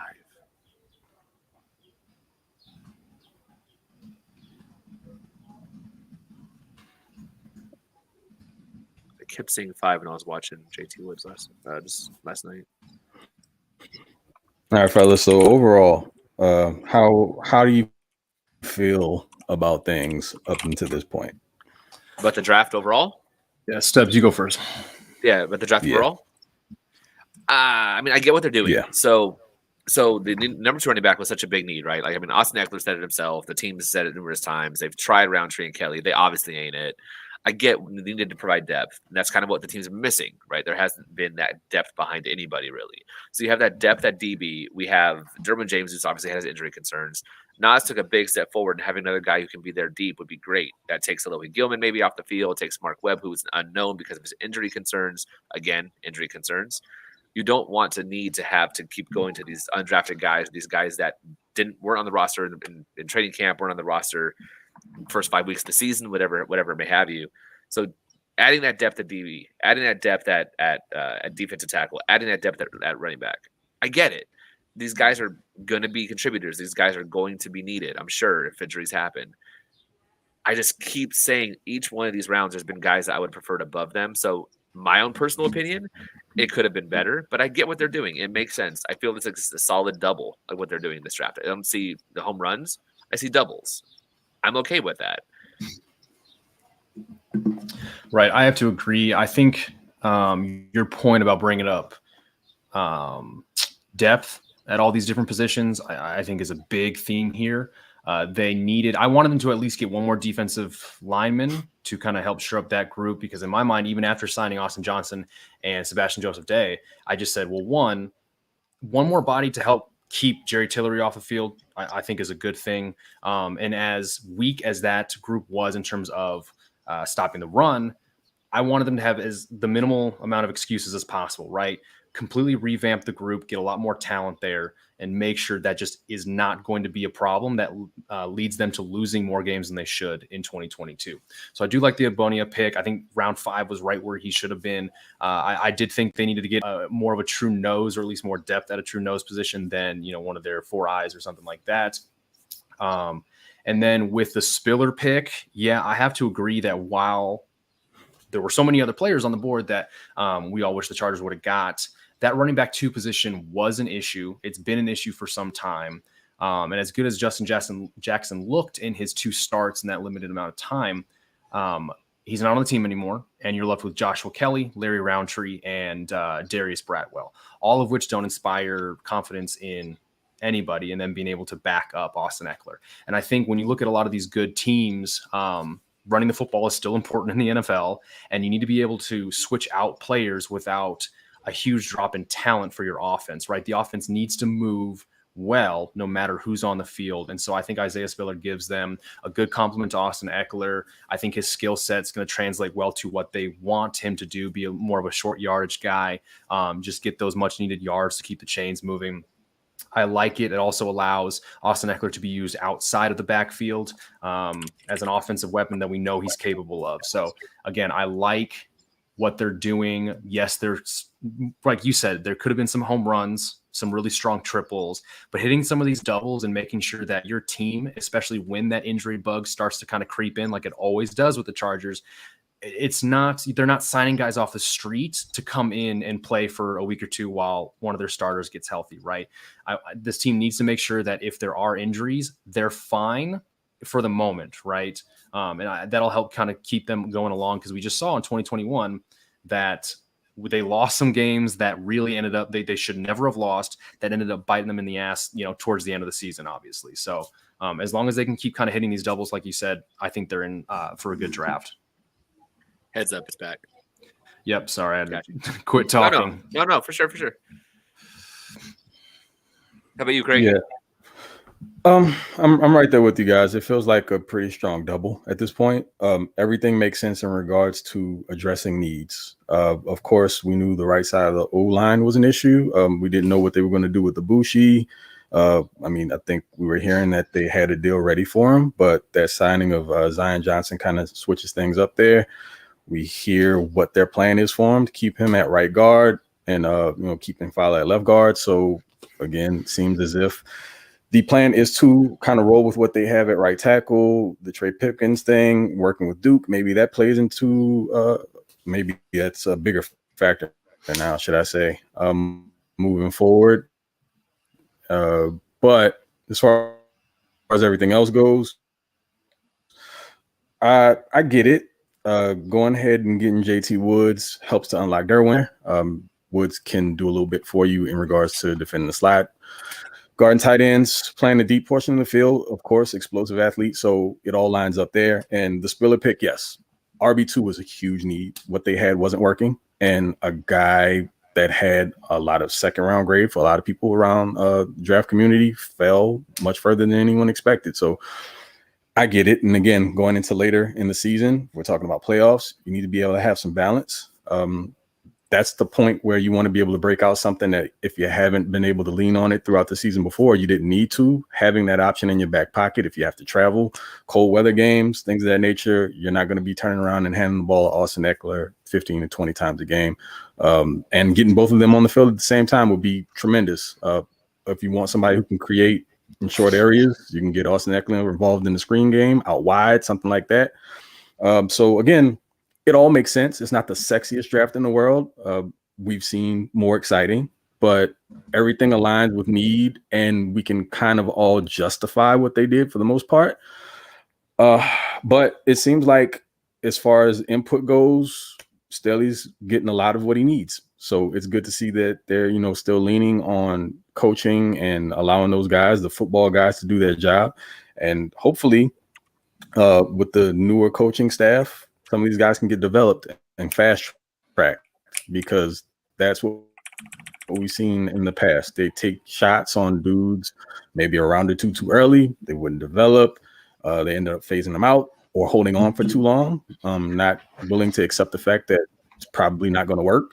And so it seems like the process is better, but I mean, I can live with it. I'm not appalled by the draft whatsoever. I'm interested to see how they finish it out. I'm sure a lot of these guys are going to be special teams cats, but I mean, it's a fair draft.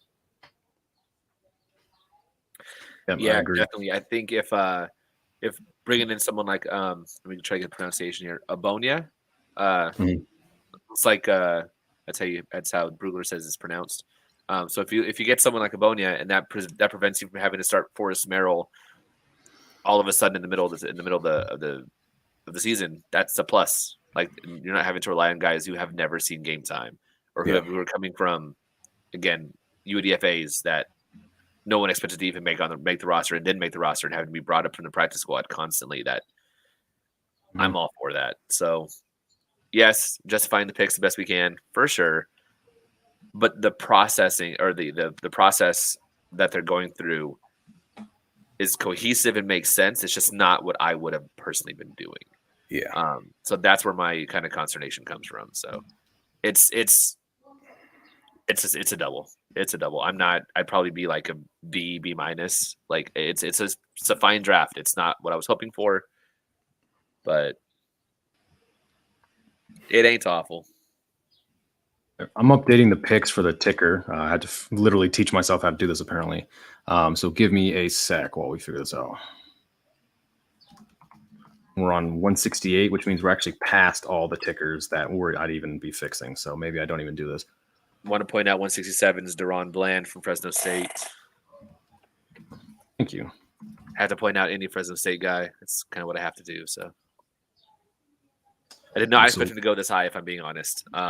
Love the kid. He came in as a transfer and from Sacramento State, and was fantastic for Fresno State. I think this might be a little bit early for him, but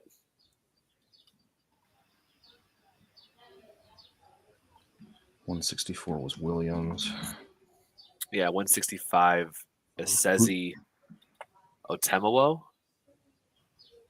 Minnesota.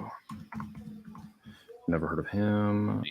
What was Philly at 166, if you got it? It was actually Cincinnati, and It was Tyson Anderson from Toledo. Safety.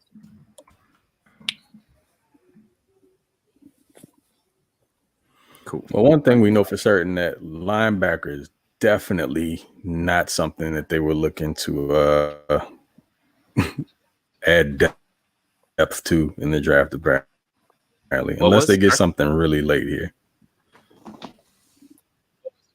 Linebacker.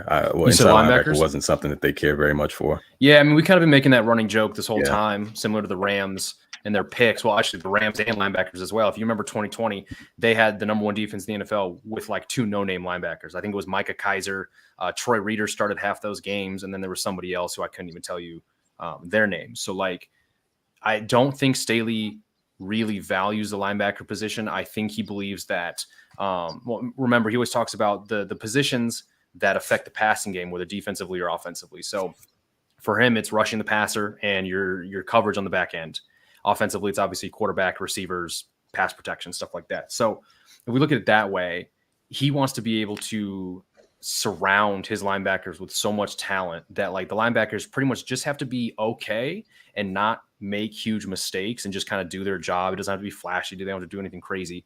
But as long as they just like do their job and they let all the stars at every other position play their game and succeed and make plays, then I think that's what he believes the best formula is to make a good defense in the NFL right now.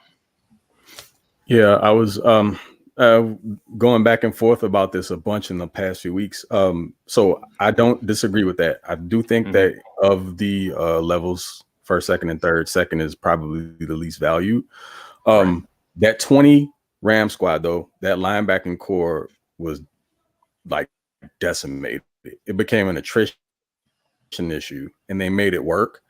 And I think that's fine. When you have an Aaron Donald and a Jalen Ramsey behind that, it makes that work a little bit easier. You up front, you have arguably a top 2 or 3 defensive player of all time. In 18, when he was in Chicago, they took Roquan Smith that year. So he was a part of Staley was a part of that staff. So I don't think it's that they don't value linebacker at all. I think that he saw that he could make it work in 20, and then coming and having Derwin and then Joey figured maybe he can just run that back. And so that makes sense to me. I just think that when we're talking about the depth there, that's what concerns me, because literally there were no linebackers that could stay healthy. And so you're taking a risk that, I mean, it seems like they're almost kind of phasing Drew Tranquil out and making him more of a special teams guy. And he's literally the best linebacker remaining. So I'm curious to see like what the plan is for that, because I mean, again, great. If you have the players surrounding that middle level that can kind of cover up the deficiencies there, perfect. But still, you want to have more than just warm bodies. And so I guess they're hoping that Agbangbamiga kind of steps up. I know that they love him, so I've heard. Again, I don't know what the plan is for Drew Tranquil, because if you got Kenneth Murray still out there and he's the dude that they're clearly opening the path for one of those spots, then where does that leave Drew? And again, all of those guys dealt with injuries with the exception of what's his face, the linebacker. Nick Niemann? Nick Niemann? No, I didn't. Neiman. Neiman was the only one who survived this last year as far as injuries are concerned, I believe. So unless there's a bigger plan for Neiman also, you kind of grabs. And I don't really I would hate to see that become an Achilles heel of the defense. I just love to see them maybe add someone else. I guess Troy Reader, whatever. But just another body in there that can maybe take some snaps if necessary, that has some sort of specialty, whether it be in coverage or run stopping. But right now, I think it's super risky just to roll with what you have. So yeah, I agree. Nice to have just as a note, though, you mentioned when the Bears took Smith when Staley was there. Staley was just the outside linebackers coach. Yeah. So at the time, it wasn't so much that he had a bunch of sway, but he still understands that a good linebacker does help out a defense, especially when you get a player as talented as Roquan Smith. Like we would like to believe he understands the value of a good player at that position. There have been so many NFL legends, so many like cornerstone pieces for franchises and championship defenses that have been built around really good middle linebackers, right? We've seen Luke Kuechly in the Panthers, what he did just as a recent example, helping his defense become a team good enough to go to the Super Bowl, right? Guys like Ray Lewis, Brian Urlacher. I mean, there's just like a lot of guys. And these are all older names, I guess, to a degree where maybe today's modern NFL is kind of a different league. And I mean, he is a young coach, right? So, he does his homework and he's figuring out maybe what's more important and what's not. But at the end of the day, I think you're correct. I don't think they can allow it to be an Achilles heel, right? Like they can have as much talent as they want up front. They're not going to have an Aaron Donald and they're not going to have a Jalen Ramsey on the backside. So your linebackers still have to come up, be in the right gaps, make their tackles. That line can spill the play based on whatever their front they're in to their second level. But if that second level is not talented enough to simply make the tackle or to stop the bleeding short, it's going to be another repeat of last year, which I don't think it's going to be anywhere near that bad. But, we've all seen this show before. Yeah, for sure. And I mean, just speaking to him as being on the staff, outside linebacker coach, yes. Just looking at it from a Vic Fangio perspective and knowing that he comes from that tree, Vic valued it. So I didn't know if there was something that maybe he took from Vic. It's possible, but again, maybe having what happened in with the Rams that one season, seeing that it worked, maybe he thought to himself, hey, it's not a necessity to have a top flight guy there in the middle.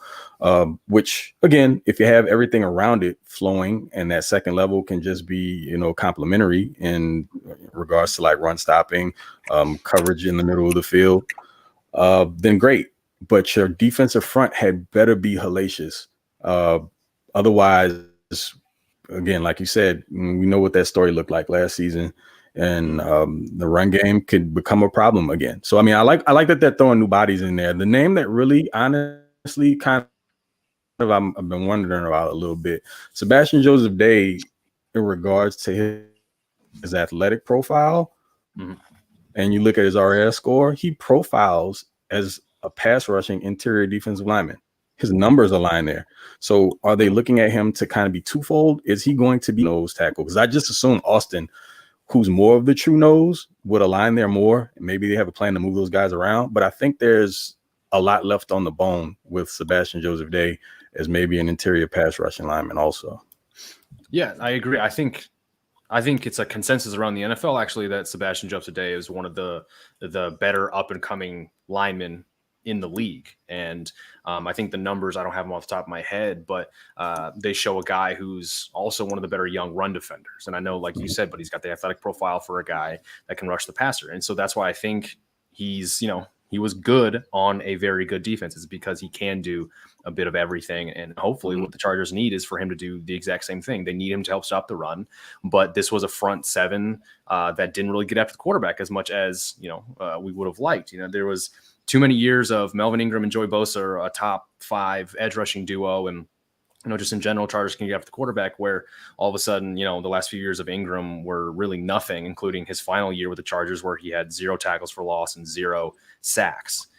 This just can't be the story anymore. Their group last year for Uchenna Nwosu to be second on the team with only 5 sacks is rough for Joey Bosa. And the thing is, all props to Joey Bosa, because the guy went from a 3-point to a 2-point, and he's never been in a 2-point his entire career, right? Not at Ohio State, high school, NFL. So for him to kind of start slow and then finish still with double-digit sacks, I think is huge. And I think he's going to take a big step forward again in 2022. But the Khalil Mack thing is going to be huge. And I think the players they've added are really going to feed off each other. And hopefully it's a little bit of a different story in terms of getting after the quarterback this season. Yeah, I think the plan for Derwin is going to be key this year in regards to just work inside of the box. I think it's going to help the run game tremendously at the second level as well. I know that they're probably going to move him around. He's definitely going to be a chess piece, but I think he also kind of takes up a little bit of the slack for what's lacking at the second level as well. So I think it's something to keep an eye out for. Without him having to primarily play star, I mean, I'm still going to get work there. But if you want to do something like move Nas down a little bit because he has that flexibility, awesome. If you want to use Derwin as an off-ball inside linebacker at times, I think there's a role suited for that, depending on what you're looking at in down and distance, what kind of pressure you want to bring. It's nice to have that kind of wild card there. But maybe that's a part of the plan at the second level. Again, it would explain going safety with that 3rd round pick and having someone who can play in the middle of the field deep, can kind of take away your tight ends. He has that height, and it makes sense. So I think Derwin is going to be, I mean, I'm not saying anything that's rocket science. Derwin's going to be key. He always is, but I think his role is going to be a bit bigger this year at the second level. Yeah, I think that's an absolute must. He's far too talented. And, we've just been talking about the linebacker group since they're not forking out any notable resources to fix the second level. It just seems like that's where they're going. Derwin has to drop down to the second level. He's one of the best blitzing safeties, if not the best in the entire NFL. He's just disruptive no matter where he goes. I mean, he's 215 pounds. He's not like he's losing a ton of size playing at that second level. it's huge, right? All the justification and all the reasoning behind the Woods pick is that they love versatility in their defensive backs. That's all they're calling him, right? As a defensive back, they're not saying he's just going to be a free safety. They're not saying he's going to be a slot corner, or they weren't even naming any jobs. It's just he's a defensive back. He can do a lot of things. He's got rare DB traits, and so they're going to want to be able to move all these pieces around. And again, the same with the offense that we've been chirping about as well, is that the flexibility allows them to be super fluid. Guys can come in and out. They can play whether it's on or off the field, or just in and out of different positions with the same group of players on the field.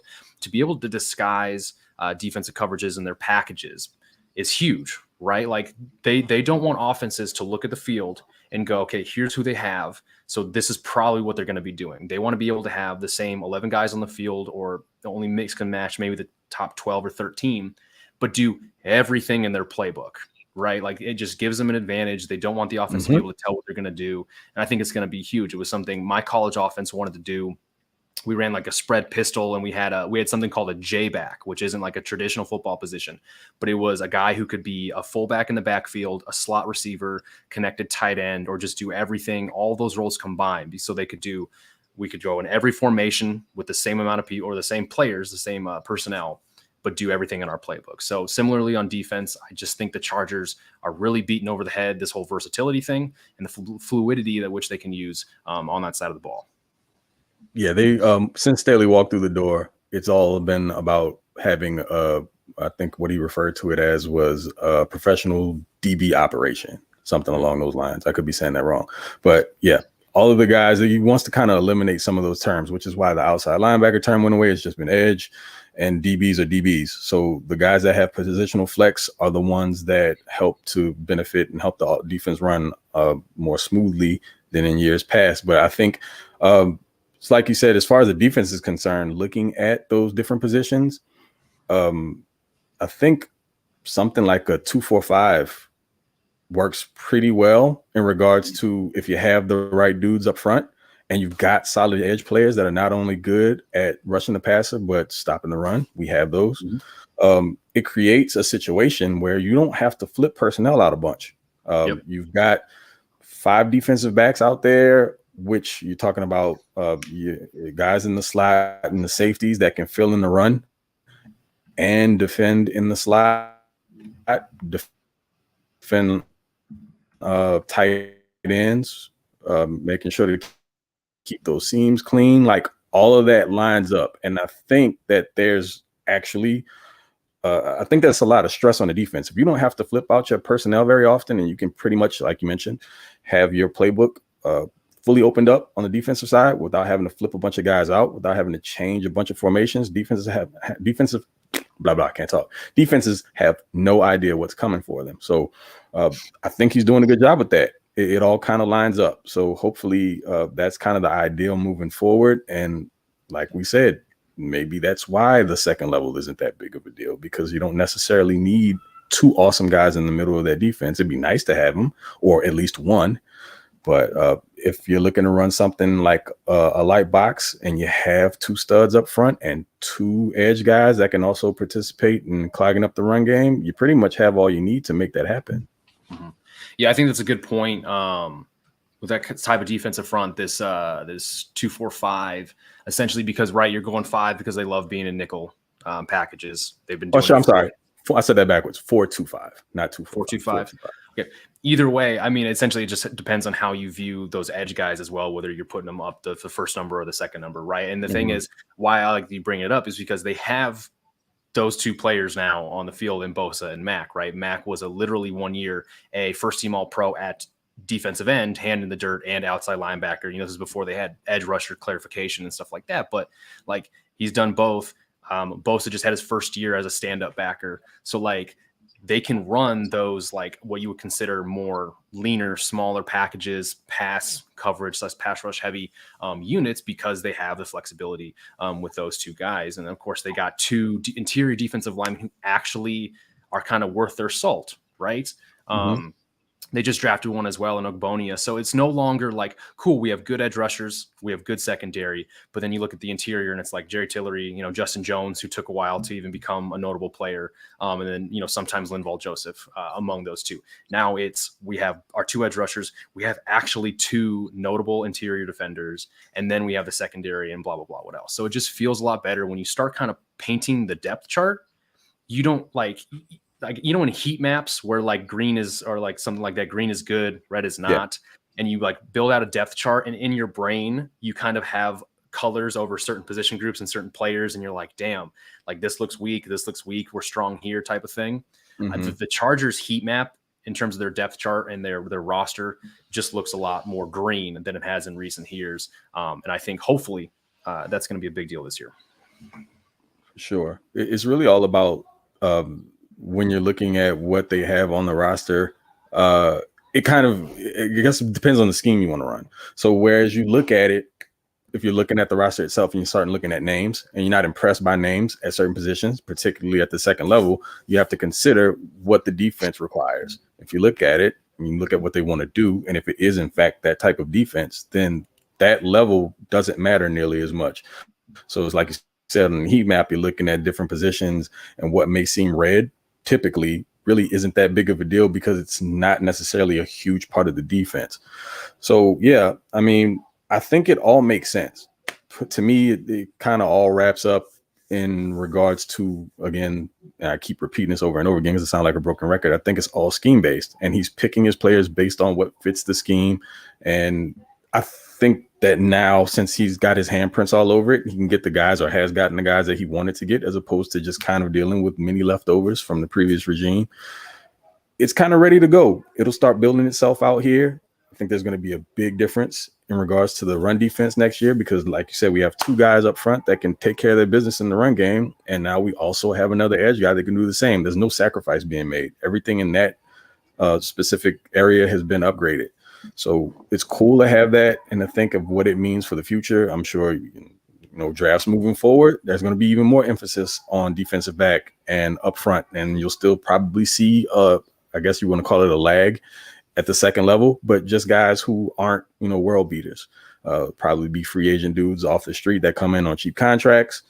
They probably won't ever really pay anybody at that position. But I mean, their role is going to be simple, and they'll kind of sort of be replaceable. And as long as you have a Derwin James that can function in those roles, then you really don't need to have a guy there, to be honest with you. As long as you keep that secondary strong and you have him there to kind of roam around the second level, it all kind of works together.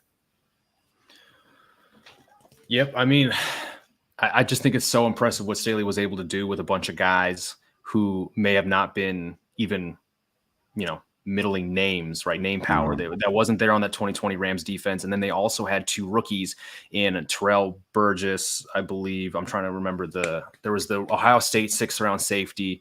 I'm blanking on their names right now. And then there was another defensive back who was also kind of a mid-round to late round pick that were starters, or if not like big contributors on that Rams defense when they were the best unit in the NFL. So that's why, that's one of the biggest things at least I looked to when Staley was hired, that, hey, we have a bunch of guys that didn't have a bunch of name power. We have a bunch of guys that aren't really getting a lot of talk in the NFL, just in general, a lot of hype. So we all believe that he could come in and take these guys and make them good contributors. And while we saw some players like that have those performances in this past season, whether it was Kaiser, White, Jones looked a little bit better. Nasir Adderley actually looked like a competent free safety after his first 2 seasons dealing with the injuries. So like he kind of did do those things. But I think at the end of the day, and as we've seen last offseason, his first with the team, and this offseason, there's been a lot of fat cut from the previous regime. And I think we kind of maybe expected it as well. That 2017 class heading into Anthony Lynn's last season with the team was all on the roster still. And I remember we talked about it with Sam Tevy and Dan Feeney and those guys in the preseason. We're like, how cool is it that your whole roster, your whole draft class is not only on the team, but you're all contributing. And, that was fun to talk about while it lasted. But then one off season later, no one but Mike Williams is now on the team. Well, I guess 2 off seasons if you count Justin Jackson, right? Like that whole class is pretty much gone. And I think it showed you that, I guess to Staley and Tom Telesco, that that wasn't as good of a class as we thought. And I think a lot of people, especially here in the chat and us, believe that on a bunch of other teams, a lot of those players would not be starting nonetheless, or like really playing all that much nonetheless, actually starting for teams. So I think it's been great that they kind of made those realizations. It's time to cut fat on a bunch of these players now, instead of hoping that they turn around, right? Like no second contracts have been really handed out except for Mike Williams in recent years, right? So they're on a good path. Hopefully Staley can kind of do the same thing again with a lot of these players we're getting on the defensive side of the ball. But again, time will tell. Oh, crap. Matthew Butler just went to the Raiders. So they grabbed Neil Farrell and Matthew Butler. So they're two interior picks to hopefully combat. Well, I mean, let's look at it this way. Chargers revamped their offensive line. They're really looking good along the interior. And the Raiders are saying, well, if they're going to try to run the ball on us, here we go. Here's our answer. Yeah, fighting fire with fire. Yep. Right. You two hold it down for 1 second. I got to go step away. Yeah. Be right back. Yeah, I just got back. I was stepped away for a little bit too. No, that's cool. I got a little bit left before I have to roll out. My family's doing some stuff for me for my birthday, so I want to be appreciative of that. Oh, for sure. Thanks for coming on your birthday, no less. You know. Yeah, man. I mean, it's part of the day. So talking Chargers during the draft, and it's one of the funny things that my birthday typically falls on draft week every year. So it's a nice little extra for me to enjoy. But no worries, man. Oh yeah. So I know you just said Butler Wentz. Since the Chargers picked, I think he's the only name that's gone that we all were wanting in this round. There are still so many of those guys available that we wanted, and they're 21 picks away, 22 picks away. Who's left? Who do you have up that's left? So I mean, there's some of the corners that we had already talked about. There was the Clemson kid. There was the Penn State guy, Josh Jobe, Tariq Castro Fields, the USC kid. And then there's a lot of IOL. We had Jamari Salyer, Lacida Smith. There was someone else I'm missing now, but he was a guard. There was those available. You still had the tight end from Penn State, Rasheed Walker. He's still out there. You had Enigbare for edge. You also had Tyreek Smith went, but you had Enigbare. You had Amari Barno. A couple of guys still there.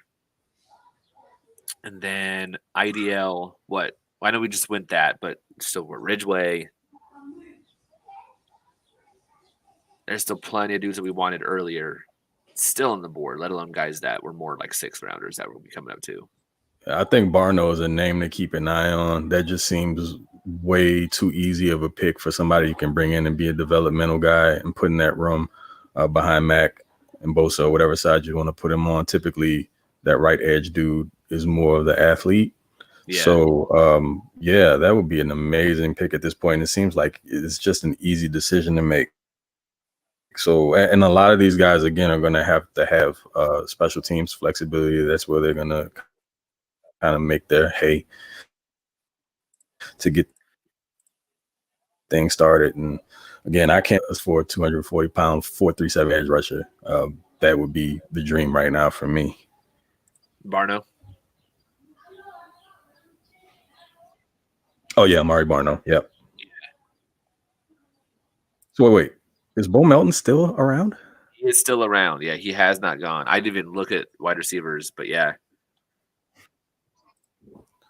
It's just the last part of me that's holding out hope. Like that's the end of the line for me. So, and he's one of the guys that I've been pretty high on for a little bit now. I've been kind of pushing the Bo Melton propaganda for maybe the last 4 or 5 weeks. So, I mean, at this point, that's the end of the line. If they don't get him, then I don't think they're really looking to do anything at wide receiver as far as like an explosive guy is concerned, unless there's some sort of plan for after the draft and maybe like what's our guy from Arizona? Isabella. Because I mean, you look at Andy Isabella now. They traded for Hollywood Brown, so there's literally no space for him. He's just chilling. Yeah. So at this point, what is it going to cost to get you an Andy Isabella? A 6th? That's what I'm saying, man. If you get him for 6 or 7, do it. Yeah, I mean, what are we still? So that trade to recoup that 6th for next year, brought them down to how many picks in the 6th and 7th round again? Two in each. Okay. Yeah, there's So, yeah, 4 picks left. Yeah, man. I mean, if you give up a 6th or 7th, if you give up a 6th or a 7th for a guy who can come in and fill that role for you and also has special teams returnability value, then you do that. I mean, what are you going to get in this draft right now that's as good as an experienced guy that kind of covers all those bases for you, that's available to you for one of those picks? I think that, to me, that's a no-brainer. But I mean, it could still happen. I mean, they could make that trade now if they wanted to. I don't think they will. They'll probably go ahead. Yeah, they'll probably go ahead and make all these picks. But so as far as wide receivers go, I know you said you're out after Bill Melton, but there's still guys like I don't know his medicals, obviously, but Justin Ross, man, that's what I keep going back to. Like if there's any of that potential upside still there, I would love to take a flyer. And it's a 6th or 7th round pick. Like take a flyer, or like you said, Isabella, take a flyer. What's the worst that could happen? You waste it. You're probably going to waste it anyway. So I mean, you take that shot. But there are other guys that I loved in the 6th or 7th for wide receiver. Trey Turner's been a favorite of mine for a while now. He doesn't have crazy stats, but he's out of Virginia Tech. And when I was watching the corners the last season, this dude kept popping off the tape. I love Trey Turner. Ran a 4.51. I don't think his testing was where I wanted him to be, but I loved him. I think Jalen Naylor is still available out of Michigan State. Also a 4.50 guy. Tanner Connor was a 4.49 out of Idaho State. He's a 6'7" kind of kid. There's still guys you can get that can compete for that last roster spot because they're not married to anyone else beyond the top 4. So that last roster spot. Mm-hmm. There are wide receivers out there, but there's just so much. Yeah. And I think that focus on one of those top tier wide receivers early in the draft was there because, I mean, we don't know what's going to happen with Keenan after this year. As far as them and what they're going to or what they're going to do to possibly replace him if they were to get rid of him. I mean, it's nice having I'm sorry, guys, I am blanking on names right now. I don't know why. Palmer. Yeah. Palmer. I mean, I think everyone just kind of assumed that Palmer was more of a potential Mike Williams replacement if he was to walk. But the more you look at it now, he could actually be the Keenan replacement after next season. Like a blend almost, right? Yeah. Ironically enough, he's kind of like, again, the combination of both guys, just with a lesser skill set of what their strengths are. So, I mean, he's a good 50-50 dude. He's a good route runner. He's not as good as either one of them are in that regard. But, I mean, of course, he's going to improve. And then if you're looking to have, someone that you're going to groom behind that, then you would want that person to have a skill set maybe that differs a little bit outside of what he offers and then what Mike Williams offers. So it makes perfect sense if you want to go ahead, and I mean, he's still there, but Melton's still hanging around. You can go ahead and let him be that guy. Or if you want to trade for Andy Isabella, and I mean, could Andy Isabella be a wide receiver 3? I guess. Probably more of a 4. You could work in 2 or 3. And I'm thinking more. I think Isabella did he play very much on the outside, or was he strictly a slot guy? I don't know where his placement was. I know he didn't really play at which all one last he was year. more. Ridgeway just went. Yeah. If you guys saw, okay. Did he go to the Cowboys? I just caught that. Yeah, of course he went to the Cowboys. Arkansas kid. Arkansas dude. Yeah, makes sense. Jerry's all over that.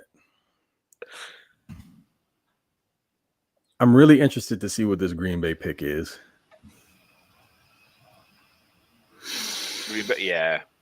So 2.6, 2.7. So I'm actually kind of excited, obviously, because it's multiple picks in the same round. But last time they had 2.6 was Nick Niemann and Roundtree, right? A year ago. At least we know one of those was, I think, a good pick in terms of hitting on someone with big athletic upside. Nick Niemann is a hell of an athlete.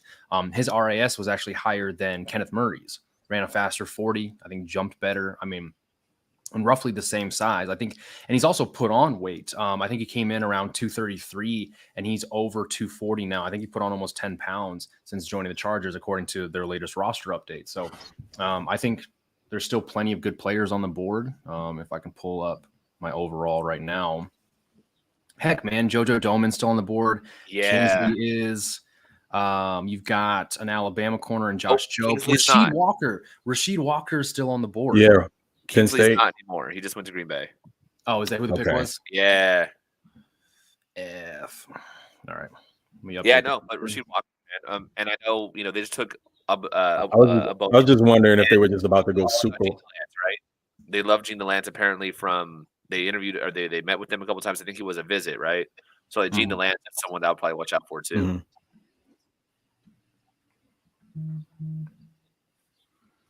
Yeah, I mean, I don't know what's wrong with Walker. Maybe it's because right now I think there was probably an injury, which is why he didn't test or do anything during this offseason. I mean, sure, an offensive tackle with literally no numbers probably is super scary. But again, the guy was a 3-year starter at Penn State, which is no slouch of a program, and has, prototypical measurables at 6'6", 313 or so pounds. Seems very weird that he's still on the board. I'm not complaining. I think, what was it, 2 years ago? Prince Tego Winogo and some other guys were really falling. I know he kind of had an injury issue, but like some guys fall. And Daria Rosenthal is still out there too from Kentucky. See, Darian Beavers is still on the board. Kellen Deesh. I know as old as Kellen Deesh is, for a guy like his build, athletically, I think he's a very well-built tackle at 6'7", a little over 300 pounds. I know he's old, but it's a 6th-round pick. Like, if you can get anything out of him while he's with the team, sure, why not? Who cares if he's older? Again, you guys talked about Bull Melton still on the board. Marquise Hayes. This one's crazy. Yeah. I thought he was regarded as one of the best guards coming into this draft. It feels like his testing may have knocked him down because I don't think he tested well at all. But he's still on the board, played at a very good Oklahoma program. Surprise, Thayer Munford. I don't think tested well, but again, Ohio State guy. I mean, there's just like some decent floor guys that I think are going to be here in the 6th round. And with 2 picks, Jesse Luquetta's still on the board too, right? From Penn State. Luquetta, yep. Malcolm That's Rodriguez in crazy. terms of 2 linebackers. Lasita Smith, again, another guard. Heck, if you want to keep going with like athleticism and just raw physical traits, Kalen Barnes, Mr. 424 himself from Baylor, the corner, is still there. I mean, there's people. Yeah, Let's just put Kalen it that way. Barnes. Damn. Is this the man that disrespected it? Haskell Garrett. Haskell Garrett was a 4th-round pick in a lot of mocks that I remember leading up. Karan Johnson, our guy from Kansas, still on the board. There you go. Oh, That's exactly what I was about to say. Right. So I was like, I would love the dude to come on and be a special teams menace to start off. I mean, we all saw what he did to Mr. Everyone's. All the people who are making excuses for the guy who shall remain nameless. I'm not going to mention him at the Senior Bowl, who everyone thought would make a pretty good 1st-round right tackle for the Chargers. Just really embarrassed him. You don't see a whole lot of that going around because, of course, there are the apologists out there that would have you believe that never took place. But that dude's all heart, and his athletic testing was crazy. I could absolutely see him coming in, being a special team stud. And I mean, somewhere down the line, he looks like, to me, he instinctually, he could play off-ball linebacker. He's 6 feet tall. So, I mean, you don't necessarily want that guy on the edge. But, man, that would be a tremendous late-round pick to me. Punt God just went, by the way. Damn, really? Oh, wow. That man traded in San Diego for Buffalo. He needs to pull an Eli Manning right now. I guess definitely, man. You want to stay in. You want to go to San Diego, not New York, but Kyron would be. You all get what I'm saying. Yeah, for sure. Kyron would be a good one, man. Oh yeah, Nick in the chat. Let me pull this up. So he said, "Is this the man that disrespected the defender he put into the ground?" Yeah. So Rasheed Walker went viral a little bit on Twitter because he pancaked. I want to say it was a defensive lineman against Maryland, and he dry humped him for like 2 or 3 pumps and then got up. Like it was. I haven't seen that. No, go. Classic. I don't know how to. Yeah, just look it up real quick. I think if you just Twitter search him on videos, like you see him. But it's like the smoothest thing. He pancakes him, falls down on him, gives him 2 or 3 good pumps, and then gets up. Let's see. So I got to update this ticker. Damn, I wish Stanley was still here because updating this ticker is no bueno. I just saw it. That's great. I hadn't seen that. Now imagine imagine watching film on that days later. Yeah, Maryland's looking at their defensive tape, and they're just like, "Look, kid, I'm sorry, we have to look at this play." You have And to do that, they yeah, keep in front of reminding all of it. your teammates. Yeah, Right, and yeah, they- right. Just based on what happened, it's like 10 seconds back, 10 seconds back, and you just sit there watching yourself get humped over and over and over again. The double pump hump. Mhm. That's fantastic. I'm seeing some clips of him from the Brandon Huffman put him up from the Army Bowl from when he was coming out in high school, and he's an impressive kid. Him against Aiden Hutchinson. Oof, yeah. So, yeah, um, plenty of good names here still on the board. yeah. So a comp for Otito is Ashawn Robinson. Math Bomb put up their two cards next to each other. Ashawn was a 4.47 RAS to Otito's 4.77. Pretty much the same size, height wise, except Otito's 20 pounds, about 15, 20 pounds heavier. Did 7 more reps on the bench press, but he's a 0.11 slower in the 40. Yeah, this is yeah. So look at this. So their 10-yard split's a little bit different. 178 Robinson opposed to 185 for Otito, but yet Otito has the fast. Oh, no, I'm reading that wrong. I thought 10-yard was slower for one or the other. Never mind. But yeah, he didn't test though the rest of his stuff, but I doubt it would have really moved his number all that much. And I mean, Ashawn just did well for the Rams, so I'm not really going to be too upset about that. When are we drafting a Notre Dame player, by the way? When's that when's that Tagovailoa kid? Let's take a look. Let's find the next closest. Because that's probably the one. You know it's coming. No, if they don't draft him, wide if they don't receiver. draft him, he's going to be a Kevin Austin's gone, I think. If he must have just went because he's on the board right now. Oh, really? Maybe Kevin I'm Austin, 6'2", 200 pounds. Maybe I'm tripping. Yeah, if they don't draft a Notre Dame guy, there's definitely going to be a priority free agent signing. That's going to be Tagovailoa right there. He caught 6 passes before the 2021 season. Just 6. Kevin Austin ran a 4.43. Bunch of injuries. He did a top 3 cone drill as well. Like he tested very well agility wise. I mean, shit. If you have to get one in, go off. Let's see. All right, fellas, I'm going to have to go hop off here to get to these birthday festivities, but I will keep myself tuned in to everything that's going on. Well, with me and Stebbs leading the way, I'm not sure how much is going to be. You guys got this. No, we guys got it. keep it It's rolling. going to be all right. Keep the party It's gonna going. be all right. Nah, Appreciate we you will. guys This for is where having me the on. real fun begins. Yeah, man, we Thanks for appreciate you coming coming on. Happy Yeah. birthday. This was a ton of fun, to be totally honest. I really appreciate you coming on and just adding to the discourse. Honestly, it's nice to have new voices and just personalities in general. Because I think it's been the same group of guys for like 6 years now, or like as long as we've been doing this, right? So Yeah. No, man, absolutely. No worries at all. Whatever I can, contribute, I'm just happy to be a part of it, man. Love talking shop with you guys. yeah, we love it just the same. So really appreciate it. Take it easy, All man. right, Have a guys. good I will birthday. catch you guys later. Appreciate you. So have fun. Peace. Yeah.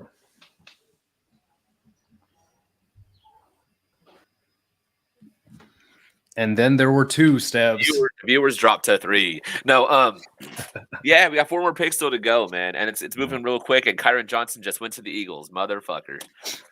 Wait, Kyron Johnson? He just went to the Eagles. God. Yeah. That's such an Eagles pick. Oh my God! Because who'd they pick like a couple years ago? They picked a guy a couple years ago who's literally it was Kyron Johnson. I don't know if it wasn't Oren Burks. It was another guy who was like a weird outside linebacker who kind of pass rushed, but he was tiny.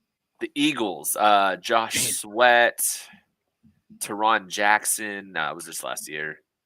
Matt. It was at least 2 or 3 Leo. years ago. Yeah, I don't know. I don't think he's probably not on the team anymore. I'm not seeing anyone else. He was out of an ACC school, I want to say. Either way, he was a tiny pass rusher. He was not supposed to be a pass rusher. Let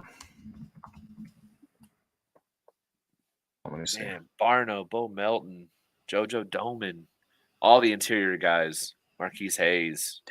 Damn. I really thought he was going to be there.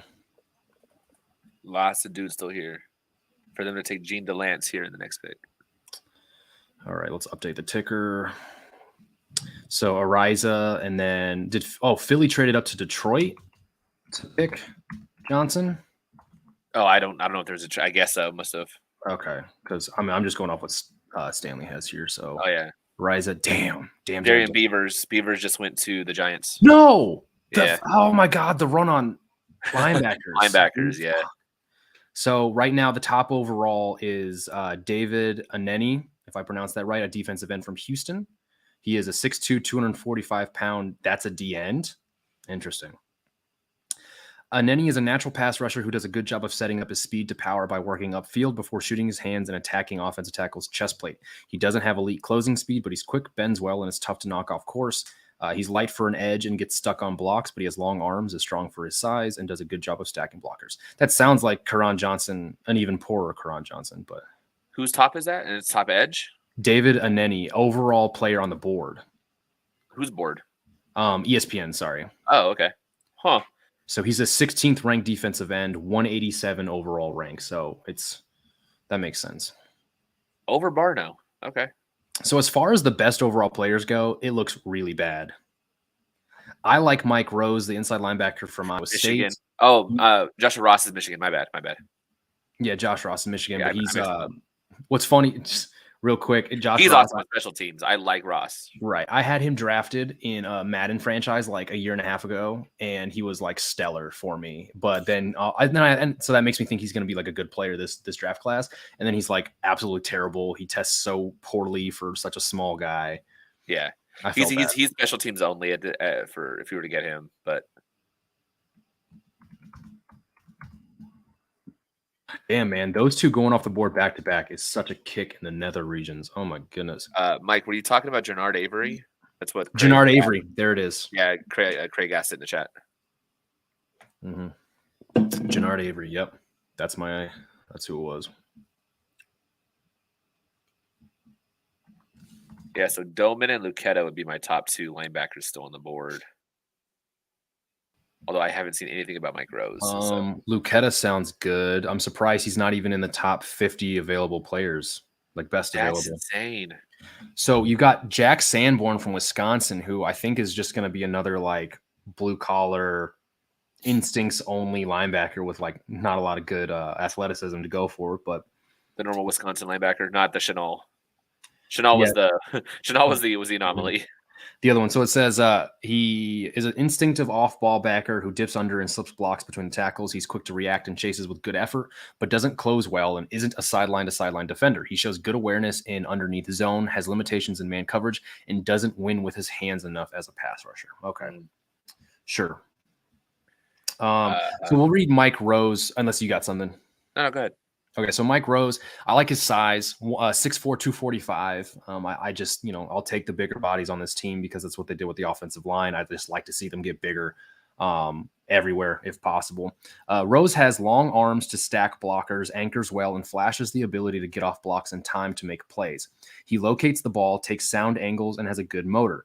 Rose shows good awareness and has the big hands to snatch the ball out of the air, but he takes too long to cover ground and underneath coverage and lacks the burst to match up in man at the NFL level. Okay, that's totally fair. So he sounds like a two-down backer, if anything. Again, I just like his size. He's a former conference defensive player of the year, right? Like he just has like a good enough resume that's like, in the 6th round, he's got good intangibles, some things you can't coach. Like, take a flyer on him. So I like him a lot, but go ahead if you had something.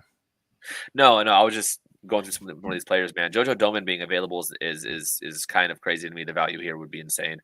It's funny. He's actually compared to Drew Tranquil on TDN, and that's mainly because he came in as a safety in college and then transitioned into linebacker. So that he has that kind of versatility to him. And you see that when you watch his tape too. I really enjoyed what I saw out of him. He provides that versatility that you're going to get or that you want in this kind of defense. So drafting that and having that be, your linebacker 5-6 right now, and then going into next year after Tranquil's most likely gone, I think that'd be a really good value pick here. Doman, I thought was going to be a 3rd, 4th rounder, and it's mid-6th, and guy's still on the board. Yep. Another guy that looks interesting is Jeffrey Gunter from Coastal Carolina. If you want to look him up, Let's see, linebacker. Outside linebacker. So he's a pass rusher, 6'4", 258. So still has decent size, but he has experience playing both with his hand in the dirt and standing up. What college did you say? Coastal Carolina, CCU. Oh wow, I don't even see him on TDN's board. He is the 35th best player available right now. Oh, they have him as an edge. Okay. Yep. Gotcha. Yeah. Okay. Edge defender plays high percentage, the 3-4 OLB on a team that wants their edge defenders to set a hard edge for the run. So who's the top? Mike Rose is the top inside backer right now. Okay. Yeah, the Vikings just took Vidarian Lowe from Illinois.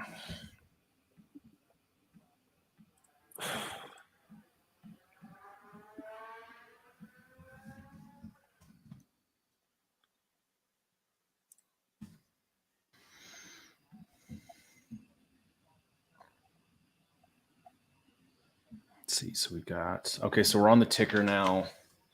1, 2, 3, 4, 5, 6, 7, 8, 9, 10. 10 picks, and then Chargers are back up for the first of their 2 6th rounders. Yeah, the next one is 15 after that? It's 195 and then 214, so it's 19 picks. Okay. And these tend to go pretty quickly. Mm-hmm.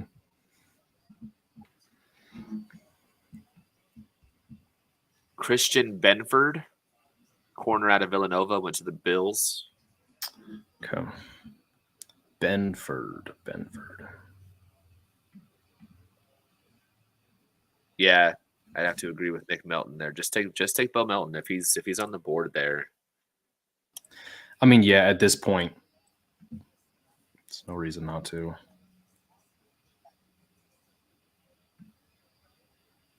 I do like having this many options, though, still.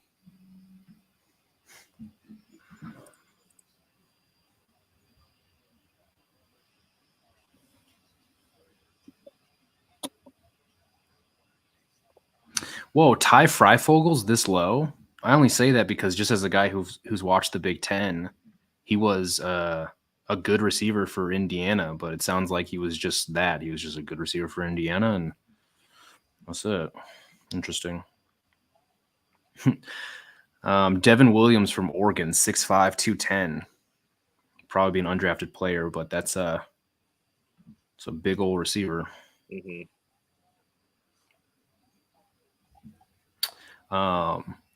One player I'm excited to see where he goes is Jason Poe. He's this offensive guard from Mercer, which is they got football like the start of the 2010s, like that decade, and then they were in Drake's conference. So I remember we played them one year, but now they moved up to like a Division I FCS school, I think.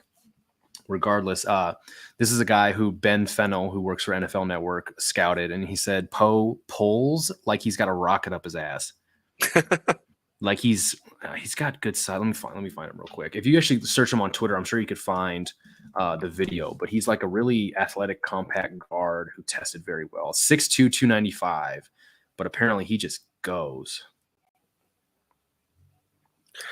Is Chris Paul still available from Tulsa? Yes, he is. Damn. So you watched him? Anything you want to tell me about him? No. I have not seen him actually. Okay. Just I'm going through some of the places I had already skipped over because I assumed they were already gone. Mm-hmm. He's a 4-year starter who lined up at both guard spots and both tackle spots. 6'4", 323.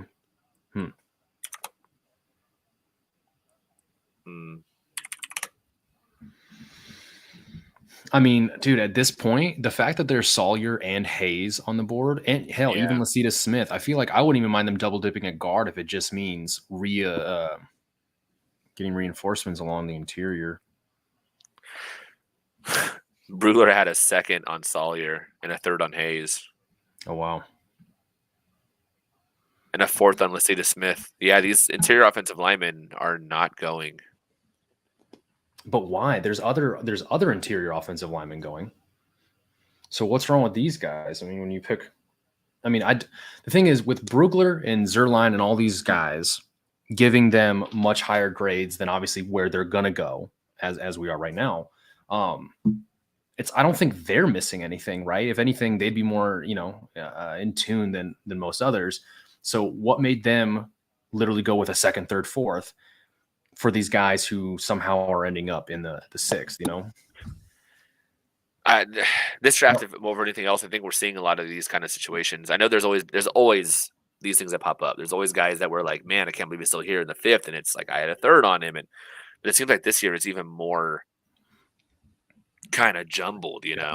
There was a guy on Twitter, I can't remember which one it was, but he basically said everyone should punt the remaining picks of this draft for capital next year. He said this draft is pretty much just 5 rounds. Wow. The Georgia corner is still there too. Kendrick. Is that the one who ran like a slug though? Oh, did he test bad? There was a Georgia defensive back who ran like a 4.79. That would make sense why he fell then. I think that's Kendrick. Oh, yeah, 4.78. Never mind. Jesus. Zachary Thomas just went to the Bears. San Diego State OT. Okay. To the Bears. God, 4.78. What the hell happened to him? Did he fall over? I don't know, man. For like that defense basically being from the Georgia. Fastest, yeah, like that whole defensive front was the fastest thing in the country, and then all of a sudden one of their defensive backs is slower than their 2 starting defensive tackles. Like, how do you even end up at Georgia being that slow? Like, that doesn't seem like that should be allowed. My biggest question was after the Texas A&M Pro Day, if you saw like the results, every one of their players was super slow. So that's when like DeMarvin Leal ran that 5 flat. Like he didn't better it. And then that was when Weidermeyer, the tight end, who was supposed to be like the tight end this year, a year ago, ran a 5 something. And then like their defensive backs, like Spiller ran the 4.64. And so you're like, what's going on? It's like, did they even train for this stuff? What's going on in their strength program? Like you're telling me that team was as good as it's been recently, and all your best players are running like 0.2 of a 40 slower than they probably should have. That's nuts. Yeah, something's up. Let's see. Who's the guy from Wake Forest that the Chargers worked out privately? Yep, it was Ja'Quari Roberson, Nick. I think still a phenomenal pick this late. Let's see. What was the name you just said from Wake Forest? Ja'Quari Roberson, so Jaquarri. Met with the Chargers, was a deep threat for Wake Forest. Not a burner. I think he runs like a 4.5, but he found ways to get around defenders, stack them deep, and I think that's where he kind of thrived the most. Was he knew leverage and how to lean, and once he kind of got stacked on top of people, he was really good at tracking the ball. And sometimes that doesn't mean simply outrunning your guy. Sometimes it means slowing down, keeping that guy on your backside, and then being able to fall forward and make sure that guy can't make a play on the ball. So a lot of those ball tracking skills were really good with Roberson, and a lot of people like him late in the draft. I had not heard of him. Yep, definitely met with the Chargers, so something to keep an eye on there. But I think he started gaining steam late this draft. There's an edge rusher that Gavino keeps mentioning, and I can't remember which school. I think he might have been a Wake guy as well. Luigi Villain. I'm probably pronouncing that wrong. I apologize. But Luigi Villain, I'm going to look this guy up real quick. I know the Chargers meet with Jatiri Carter. What's that name? Did the Chargers meet with Jatiri Carter, tackle from Southern? Yeah, Jatir, or whatever you pronounce it. Yes, from Southern. Okay. Yeah. Okay, yeah. Let's see. So this Luigi Villain edge rusher was at Michigan and then transferred to Wake Forest. He is 6'4", 252, and I'm pretty sure he had a really good either pro day or postseason performance. He was a grad student this year. He finished with 9 sacks and 10 tackles for loss. Toolsy guy, good production. He's from Canada. Oh, okay. Yeah, I see him now. All right. The Lions are taking Malcolm Rodriguez. Bummer. Are they? Okay. Niners took Nick Zakelj. Okay, I gotta keep up with these picks again. OT from Fordham. So Benford Thomas, Zakilj.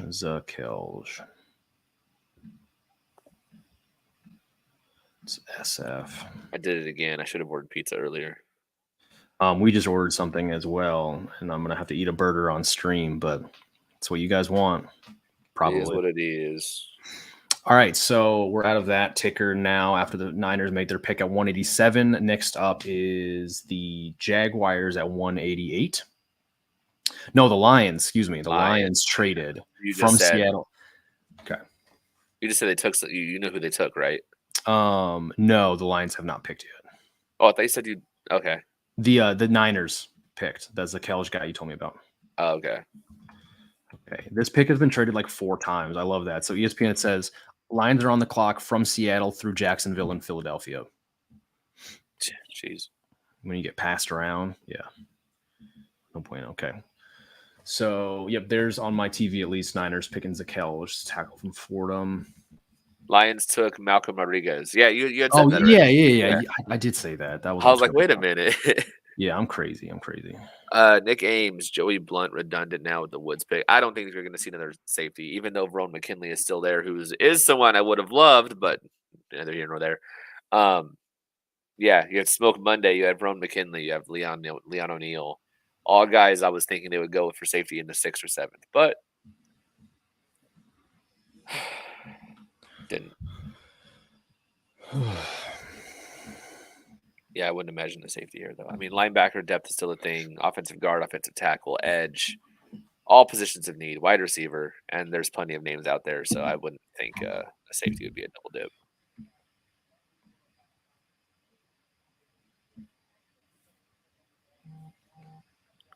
Small run on tackles, it could go Gina Lance. Yeah, that's kind of what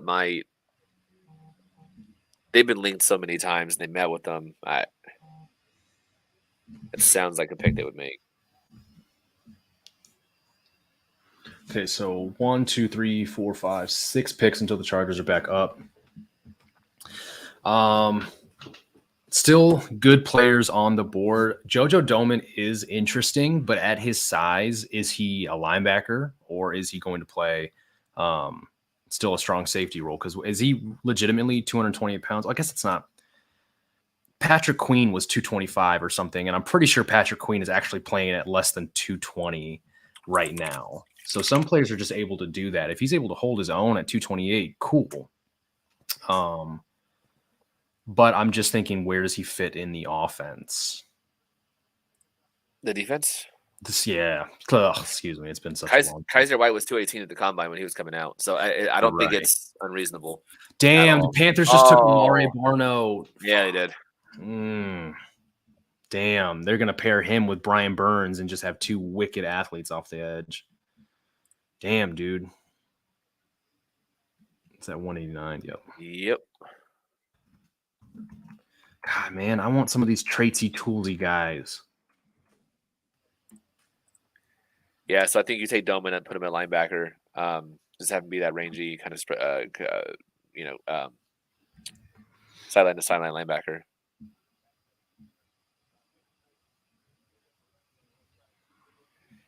I mean, between him and Nick Neiman, you're going to have 2 guys that are always around the ball, and then whoever's not playing more on defense is going to play special teams. Well, immediately I think they'll both be on special teams as long as Trample's in the team. But after this season, when he's gone, then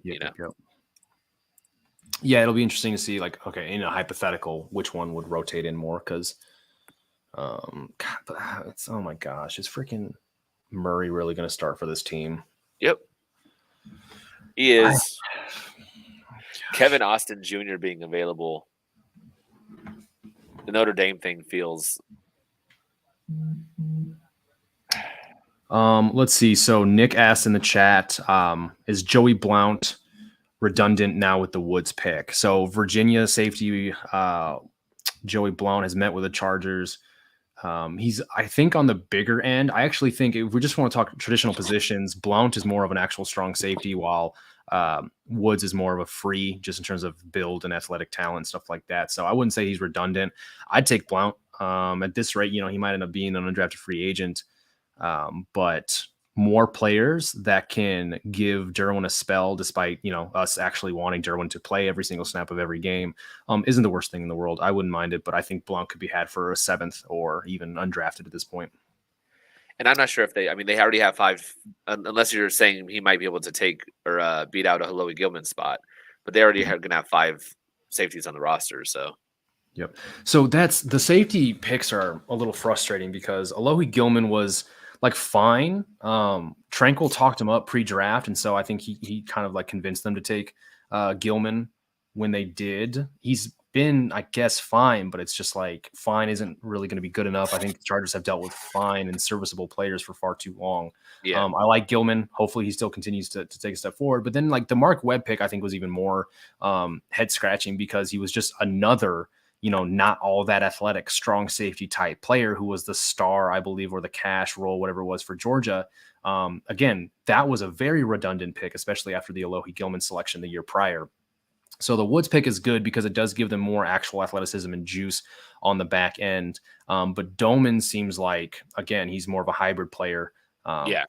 And I think that actually would work out pretty well. I think he's just valuable. I think he has traits that simply are valuable to an NFL team, no matter if he's actually on defense or special teams, what have you. This question, what would you think about Tariq Carpenter, safety from Georgia Tech, and moving him to linebacker? I personally do not know or haven't looked at this guy. I haven't heard too much about him. Let me just look him up real quick. 6'2", 188. Wait, where's he located? Because he's not in the top 17 safeties.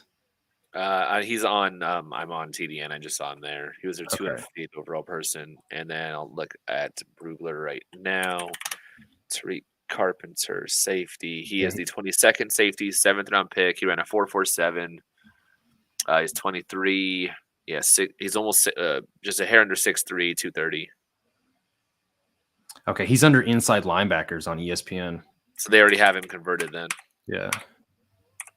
So he's a rangy run defender. He uses those long arms to lasso ball carriers in space. He played strong safety, but he's more of a hybrid role in the NFL and should contribute on special teams. He's tight, but he has long arms, is instinctive, and shows good burst.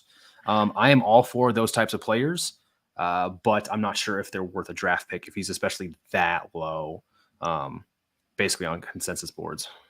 Brugler basically says that, in his opinion, he's a hybrid defender. He might struggle to find a permanent home on defense, but his ability to be a 4-phase special teamer gives him a fighting chance to make a roster. So probably more of a 7th then if you're going to take a shot on that. Let's see. The Falcons just took Justin Schaefer, a guard from Georgia.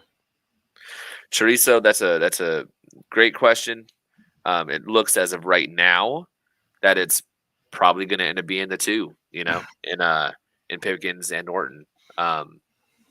We'll see what happens there, but there's always veterans available. There's still plenty of cap space should they want to go that route and pick up a guy for a year.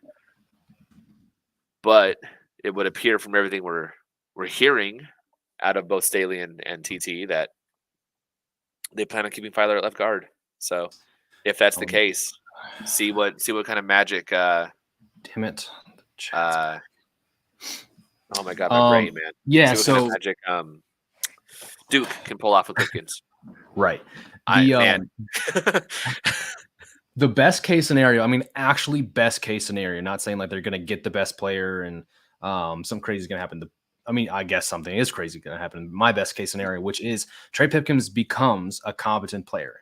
Yeah, we all would want that, right? Like we want if he ends up being competent, that's a good thing for the team and for the fans. So right, and so if he becomes competent, I still don't even think it justifies a 3rd round selection on him, right? If he was a late day 3 pick or an even undrafted player who turned out to be what he was, we'd consider him one of the next Tom Telesco success stories. Yeah, but he wasn't, and if he's good, then finally, I guess you can maybe justify it, but. At the end of the day, yes, if he becomes a competent player, fills the starting right tackle role, any sort of competent at all, I think that's huge for the Chargers. 100%. And the draft capital is already spent. He was a 3rd round pick. That's been spent. You can't ever get that back. That is what it is. He's a player on the roster, and we saw flashes in those 2 games in particular of him being not competent, not even just competent, but solid. Like he played well. So if we can get that on a bigger sample size, if we can see more of that from him, by all means, that's a great thing. Like if you can already have that on the roster, that's a great thing. The problem is that we haven't seen that. So if you want to rely on those 2 games, by all means, go ahead. I can't. That's not. We have a much larger sample size of non-competent play. Like, it wasn't just bad; it was non-competent. Like, he did not belong on the field. So it's hard for me to trust those 2 games. I'd love to, and if that's the case, we're all happy. We're not wanting the guy to fail. So. Right. And so for Norton, though, he can get the fuck off my team. Bye. I'm done. Dude, the Norton thing was so frustrating. Not just simply because of how bad his last game was. That was only made more frustrating because of how like fine he was earlier in the season. Like, he had good games. He had a surprising amount of like fairly well graded games earlier in the season, according to PFF. Like, he was fine. And again, that's kind of all we needed after Brian Bulaga went down halfway through week 1. So for him to go through the season he had, and then in the final game that matters more than anything up to that point, he becomes a walking turnstile for Max Crosby and essentially like almost looks like he's shaving points, right? Like, that's how bad his performance was. He had no answer for Crosby. It was one of the worst things we've ever seen. I think Norton is better, obviously better than that. But the fact that now we've seen that it's a possibility for Norton to be that bad against some of the top edge rushers in the NFL, I think that really does knock him down. And I don't think he should be starting for this team. I think the team should have higher standards than that to give a starting job to someone who you know is capable of being that bad on the field under the lights in such an important moment. I just don't think they gave him the chance. I don't think he should start. And to be honest, they need to raise the bar so high that a Storm Norton isn't even on the team. Yeah, the fact that the team like stayed away from the right side, any kind of like running the ball and like that, and the right side was just such a problem. I don't want to keep. Obviously, Kellemente's gone, thank goodness, but I don't want to even entertain the fact of having Norton on the roster anymore. I know that he's just a 1-year thing. It doesn't cost anything to get rid of him and all that, but I just don't want nothing. So Pipkins, yes, if he has made that massive leap to competence, which that's what it would take to be that, more than happy. Like, that's not a bad thing. I just need to see it for more than 2 games. All right, so we've got one more pick, the Saints before the Chargers. So we are going to kind of I'm going to shut off or go away from the comments. Unless someone just tipped it as the second I'm about to. I mean, if they did, I'm happy. But I think it was just them wanting it. Okay. I'm about to Saints, throw virtual hands. Saints selection is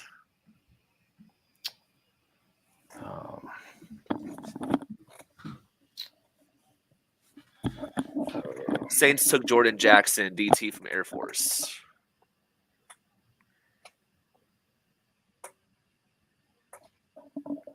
What's his last name?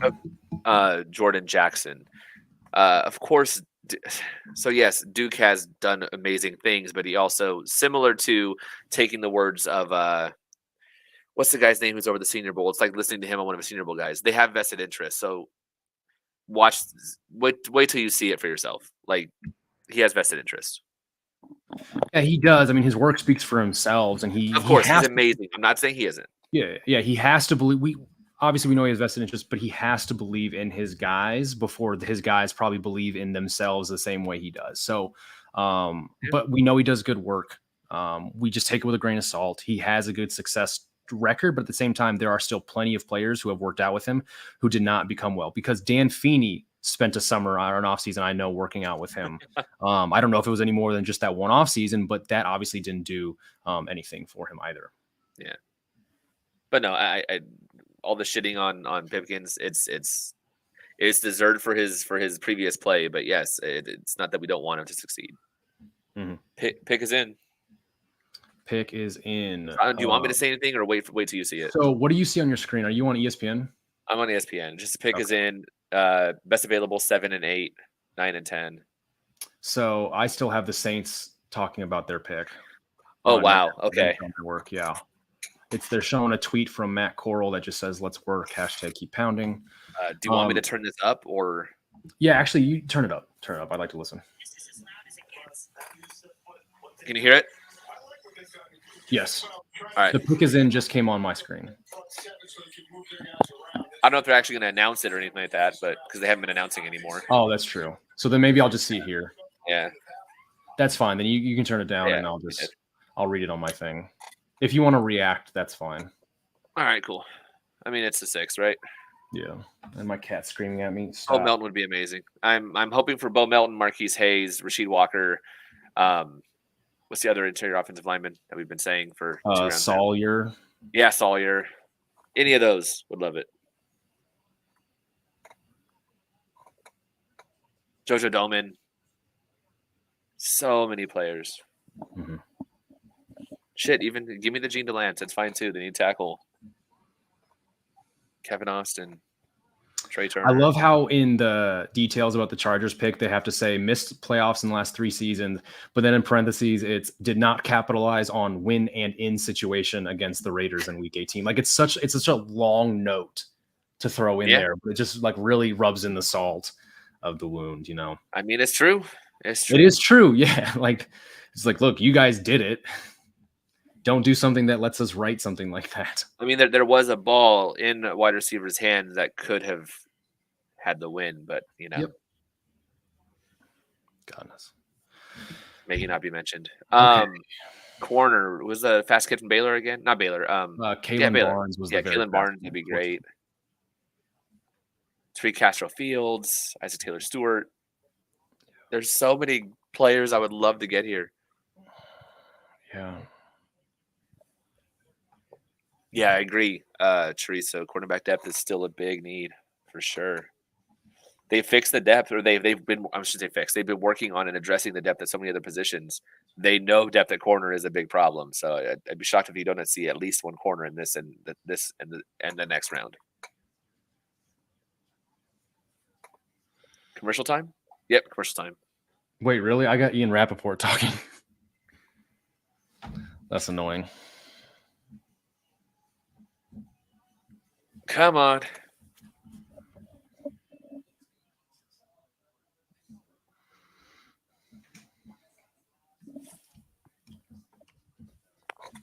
Yeah, I agree. Castro Fields would be a hell of a pick here. There's a lot of talent.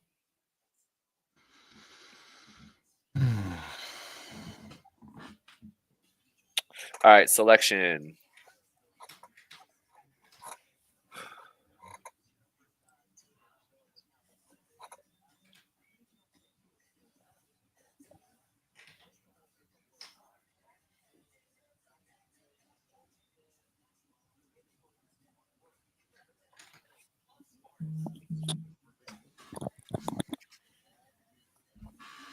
Jamari Sawyer. Nice.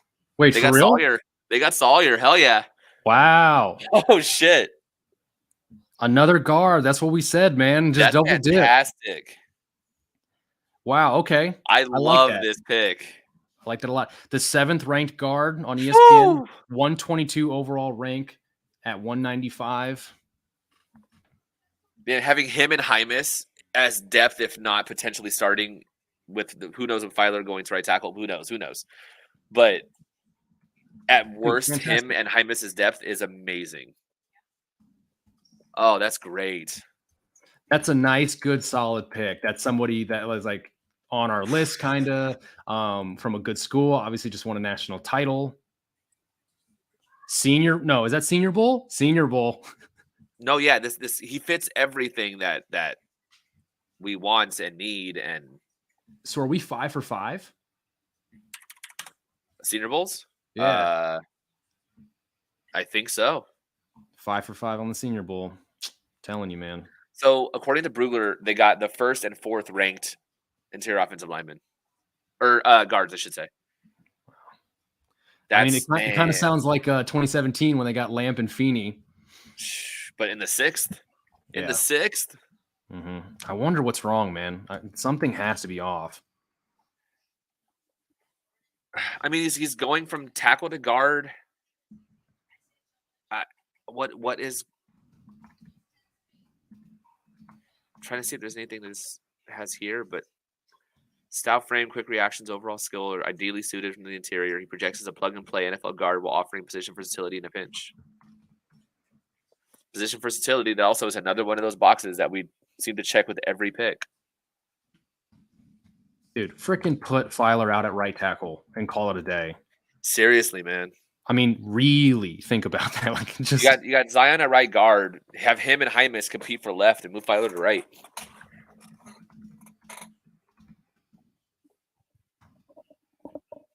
Oh yeah, no, I don't think O'Day was gone before this pick. Especially with the signing of Will Clapp. Yeah, I think that was gone. Tyler, I always want to say Tyler Batty, but Tyler Beatty from Missouri just went to the Ravens. Tyler Beatty. Yeah. Okay. I ain't never been with a Batty. But no, I fucking love that pick. No, this is a good one. Now imagine if he was the 3rd round pick. No, I'm kidding. But I don't care. Go ahead. This guy's 21 years old. It's a hell of a pickup, man. You probably got to type it up, right?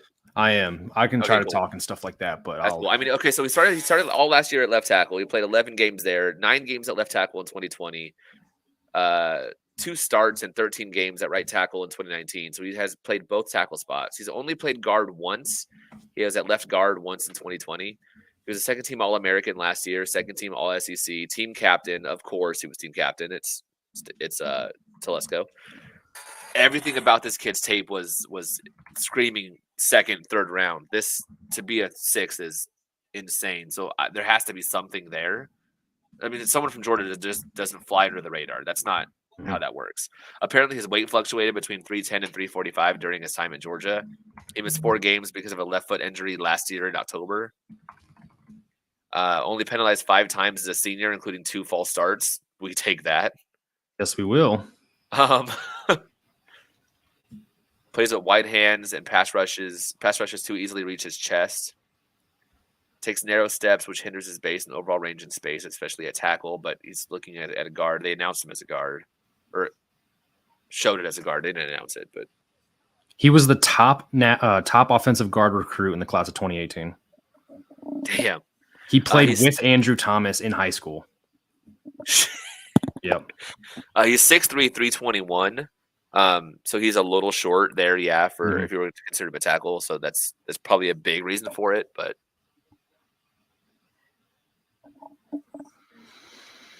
so now they're showing his stuff on ESPN. We actually got so when we drafted, they're showing highlights of. That's great.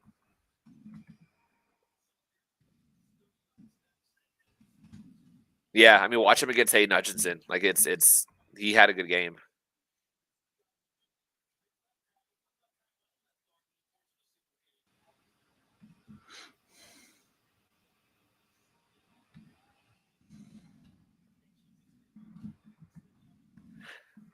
I'm pretty sure you're probably going to have a similar text from Garrett's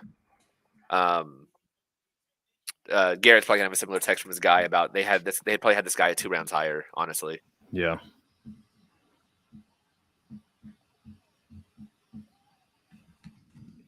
Big fan of that one, man.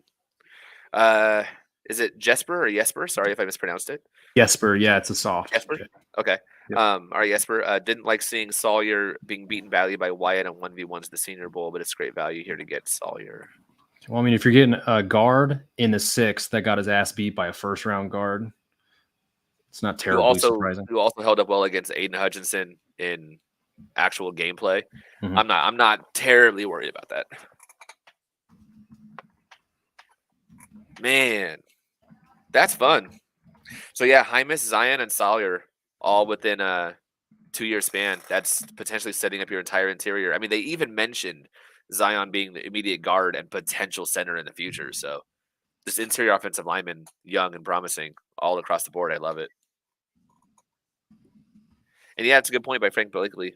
They all have tackle experience.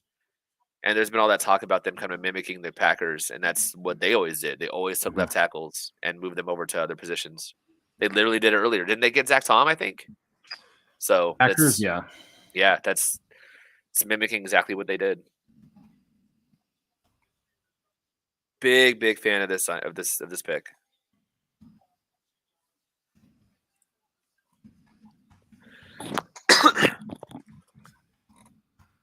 So chat, gonna ask y'all, what do you guys think of this pick? What do you guys grade it? Yep, give it a letter grade. This is an A+ for me. I mean, the value here is insane. It's a position of need. Big A+ for me. That I don't see any negatives to this whatsoever. What do y'all got in the chat? Is there anyone who doesn't like this? In fact, like let's get something differing if that exists. Grant Calcaterra just went to the Eagles.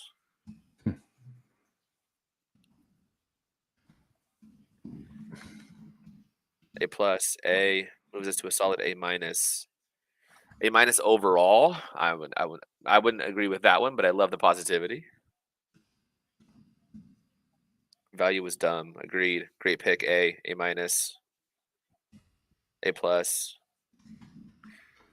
Charger berries. What is your truthful starting five think they'll trot out? What do I actually think they'll trot out? I mean, obviously, Slater, Lindsley, Zion, and Filer in some aspect. We already know those four are going to be there, but I think they'll probably end up having Filer at left guard and then Trey Pipkins at right tackle, and having these guys behind them, knowing that they could come in should they need to. If Pipkins doesn't work out, they said in a pinch. If Pipkins doesn't work out, move Filer over to right tackle, and you have this guy or Hymas at left guard. I think that'll happen. Not what I hope will happen.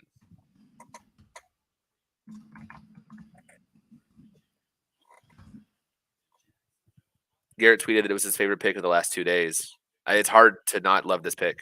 I don't know how you could not love this pick. So that's a good tweet. Jones Emma says Slater, Johnson, Lindsley, Sawyer, Filer. I would love that. Let's make it happen. That'll be my preferable. That means you don't have to move Zion to the right because he was a left guard. I'd love that. Rust99 says gives them a lot of options, hoping they add a vet right tackle to compete with Pipkins Norton. Yeah, if the move is to keep Sawyer to keep Filer at guard, then yes, absolutely bring in a veteran to compete. That'd be my choice. I hope that they don't actually love Norton as much as to think that they're okay with going into him being one play away from starting. So JCG says they still believe that Hymas gets the start. Are you saying that Filer moves to right and Hymas starts at left? What are you thinking there?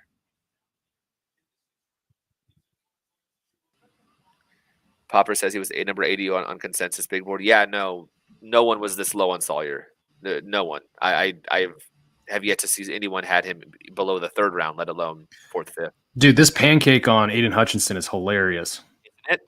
Yeah, that was a fantastic clip. Oh my God. This is your number 2 pick? You don't give up on the Pipkins pipe dream right when he finally started showing some promise. You play who's worthy of playing. So I kind of disagree on that one. I wonder what they still think of Hymas. He looked good in preseason. Yeah, same. Sawyer 415 RAS. Yeah, no, that's fine. I'm not He worried didn't about it. test. I mean, I think it's really bad because he just has bench press and then he's a short guard. Cade Mays went 4 picks later, and I would have taken Sawyer 5 rounds above Cade Mays because I wouldn't have drafted Cade Mays. So I'm pretty happy about this. Okay, no, I agree with that, Nick. Doesn't mean they start him, but you have to have him in the mix for sure. You try him out. He's on the team for a reason, and he showed promise last year. You give him every opportunity, along with everyone else there, to compete, and this breeds competition. And it does what some of the other picks have done too. It raises that floor, right? So they hit their floor last season, having to bring in Kelemete, having to bring back Michael Schofield. Schofield played admirably for what he was, but it raises that floor. So it's not only a promising player, but a young promising player. Someone like Sawyer, who has such a high reputation, such a high level of play that he's put on film. I'll take that over bringing back Schofield, a 28, 29-year-old Schofield, any day of the week. We talked about them building depth in this draft, and if you do look back at last year and what happened to the right side of that line, the fact that they had drafted Hymas last year, and for whatever reason, when they went to their heavy packages, they brought in Sanio Kelemete, who I can't tell you how badly this guy graded every week he even stepped on the field for the Chargers. Like the fact that he was the guy that they felt was their best option to come in and like help them get these really needed, necessary yards to either move the chain, score a touchdown, what have you. That shouldn't be the case, right? So them getting a lot of these good offensive linemen. Hopefully, one's a starter, one can be an extra, lineman in big packages. This is a move that makes the team better in a number of ways. Again, not going to be the sexiest thing in the world, but this is a fantastic pick. I'm super jazzed about it. As my cat is also jazzed about it. So, assuming that he does work out and is as promising as so many people across the internet have graded him, assuming he can work out and play guard to the point where you can move Filer over to right tackle, that means that for this season and next season, you have the same starting five already all signed up. That would be amazing.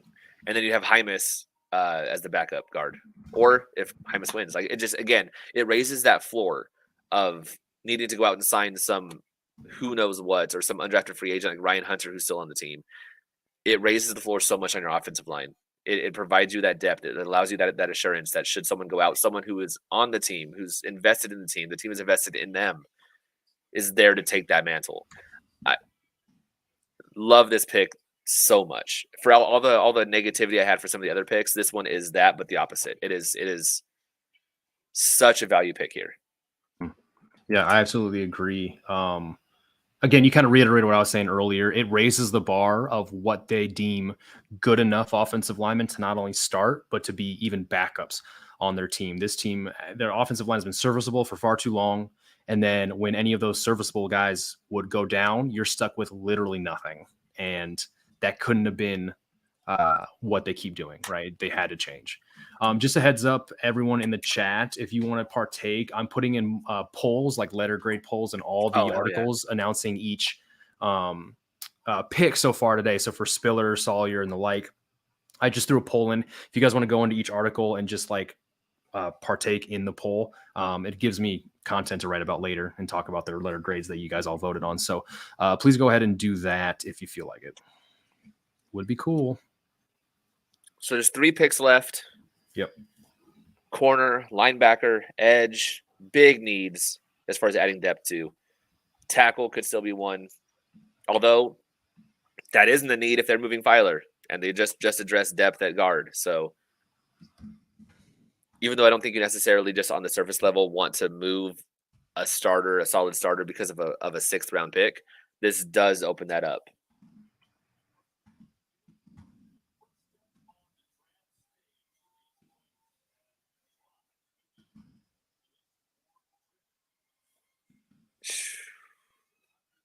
Man, I'm glad we got one of our guys. Jesus. Yeah, Robert Straw, I agree completely. Creates legit competition for the starting guard spot if you move Filer. Even if you don't move Filer, it still is starting guard competition. Like it's backup guard competition. It's future guard competition. It's there's so much there.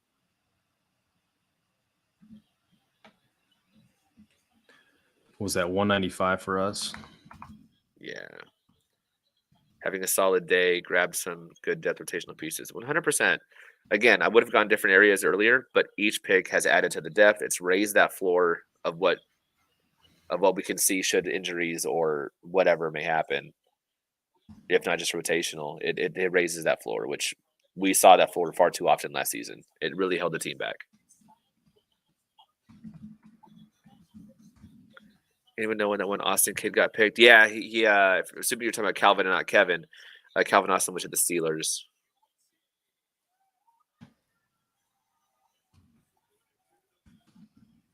Bo Melton at 214. Shit, let's do it. Draft is moving along, although they're not updating the ESPN ticker anymore. At least mine's not loading. Okay, I need to update our tickers. So Keontae Ingram just went to the Cardinals. I know there was a lot of fans of him. A lot of Charger fans were fans of him as well. Who went to the Cardinals? Keontae Ingram, running back USC. Was it Nick Shepard was like all the way out on him? I think so.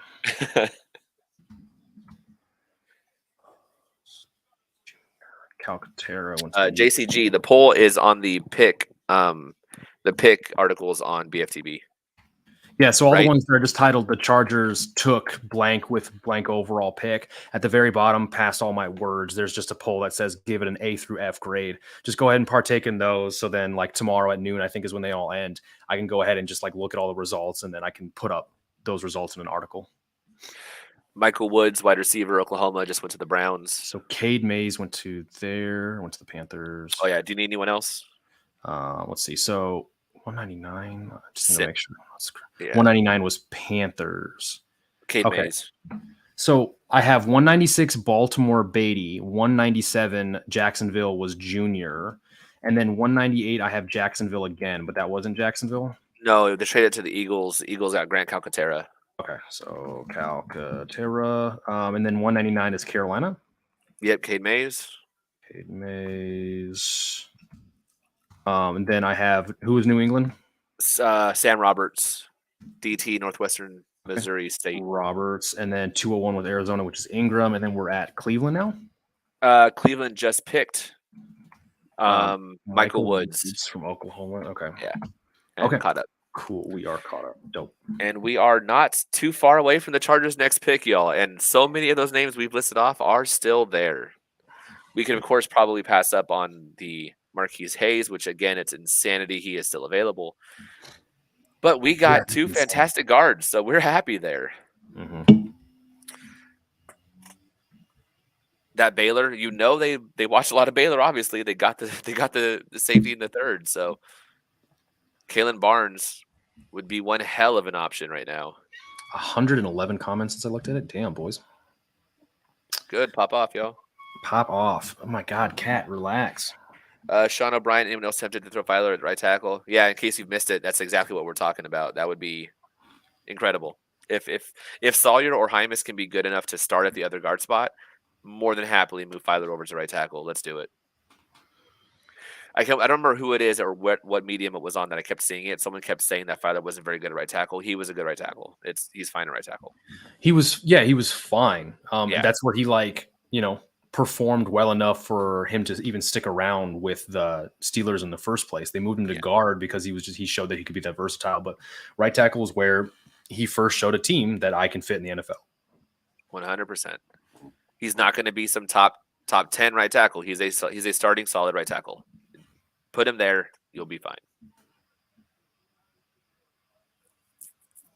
Yeah, Berries. We didn't talk a ton about Sawyer because we didn't immediately think they were going to double dip at offensive guard. If anything, we thought they for sure would go with another tackle before a guard. But honestly, I'm kind of glad they did. I'm glad they went offensive line in general. I like them putting in the resources. I just, again, hope that these end up being a little bit better than what Lampin and Feeney were, which were a second and a third, as opposed to a first, which seems like a surefire, and then a sixth, right? So there, it just looks a lot better. Running back Treston Ebner from Baylor just went to the Bears. Okay. Ebner. We got 1, 2, 3, 4, 5. Wait, who was 203 to the Bills? 203 was they traded. They traded. Yeah. Every pick at this point has the little trade symbol next to it on ESPN. It's gone crazy.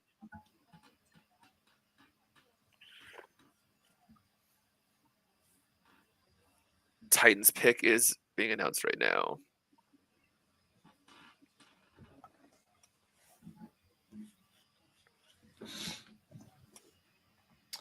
He was a first-team All Big 12 selection as a returner. Ebner was, and he Theo, ran.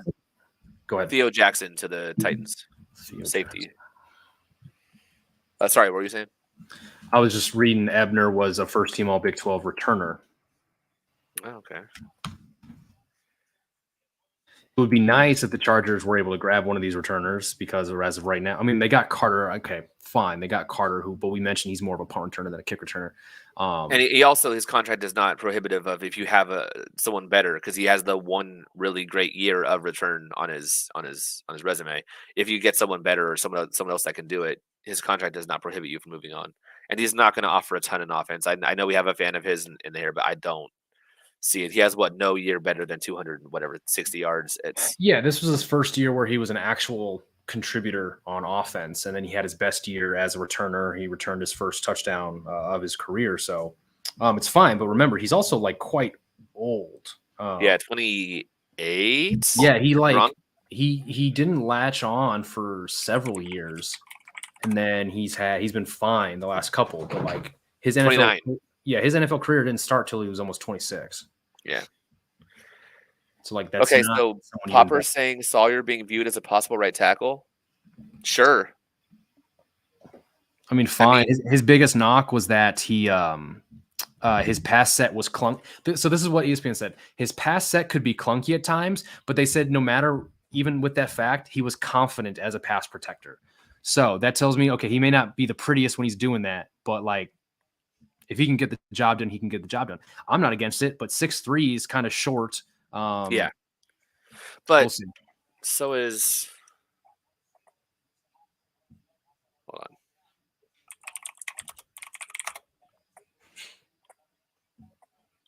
on. Slater's 6'4". Yeah, but he was a true 6'4" as well. Yeah, he was. Yeah. Whereas Sawyer is barely 6'3". He's 6'030". So. Yep. There you go, Nick. I like that one. There we go. You know who else returned kicks? Bo. Go get him. Yeah, Frank. Slater's 6'4", so he is an inch taller.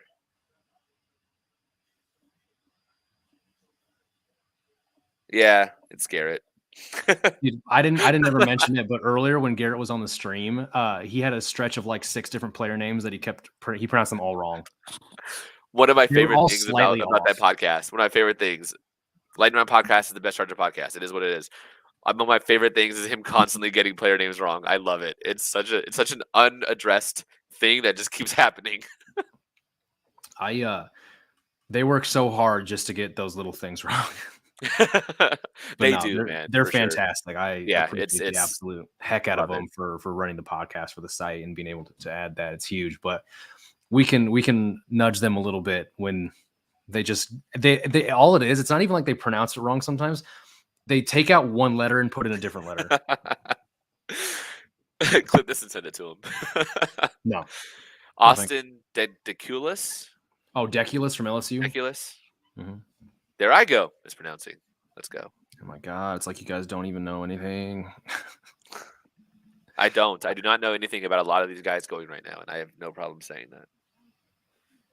It's an absolute nightmare. So like I joined some Chargers fan groups on Facebook, and they're the most hellish post-apocalyptic groups ever because they're extremely homer type players or type people, but then like they don't even know how to spell actual Chargers player names. It's really bad. Is that you?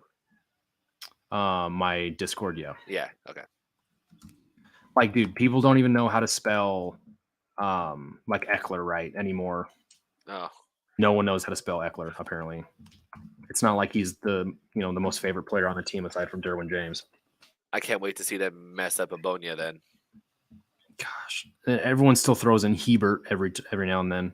Jesus, which drives me insane. Oh, see, God. okay, random, 30-second maybe at most tangent. Sean O'Brien says Facebook and toxicity. Really, Facebook, anything you say is because humans are toxic. So anywhere you find humans, you're gonna find toxicity. I don't care if it's Facebook, Twitter, your town hall meeting, you're gonna find it. It's just you're just seeing a mirror. Matt Henningsen went to Broncos just now.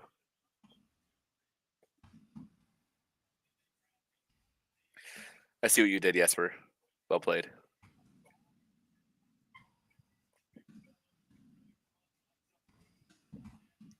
Frank Blakesley says, saw your lowest pressure rate allowed out of any tackle in the country last year and allowed just 1 sack. Yeah, no, this pick is fantastic. It is not.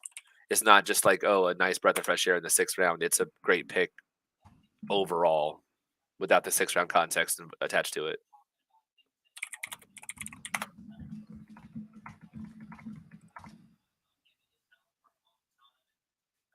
Damn, that's exciting.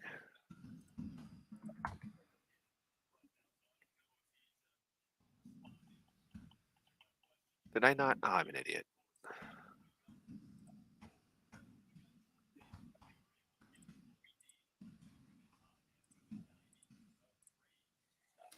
Did Sawyer kill someone to drop this far? Seriously, that's crazy. Yeah, no. Nick in the SEC, maybe just let him compete at right tackle at camp at least, see what happens. I'm all for that with Filer, Hymus, Sawyer. Let them compete and see what happens. Just put the best 5 out there, honestly. And if that means Filer is right tackle, it's Filer's right tackle. If he's guard, he's guard. Yeah, that's well played. God, I love this pick. Yeah, phenomenal. Henningsen from Denver. Henningsen. 2, 3, 4, 5, 6, 7. Only 7 more picks until Chargers are up, and I think Bo is still on the board. So, Henning. all right. So not that anyone necessarily cares. He had a 60. Sawyer had a 68.3 from PFF last year.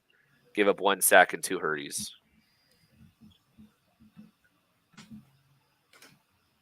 He had 56 snaps at right guard last season. So yeah, he has 150 total snaps at guard over his career. No, I'm sorry, but 220 total snaps at guard over his career. He played right tackle in 2019 for 150 snaps, so minimal there as well. So either way, it's going to be a transition for him out of left tackle. So see where he sticks.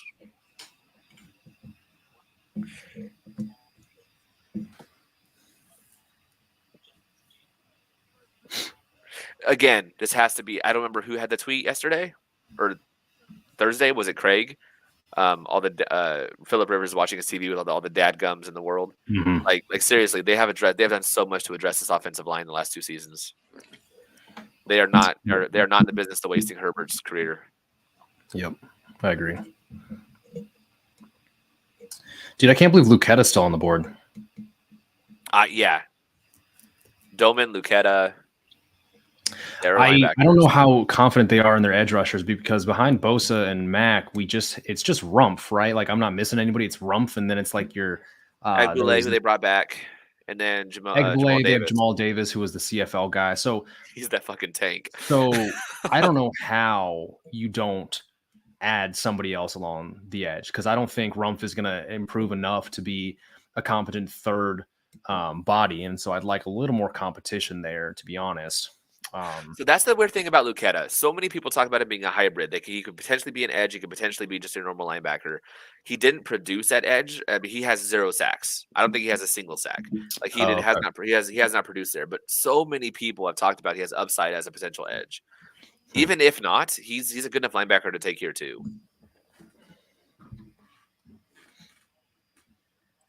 But who is that edge that you would want here?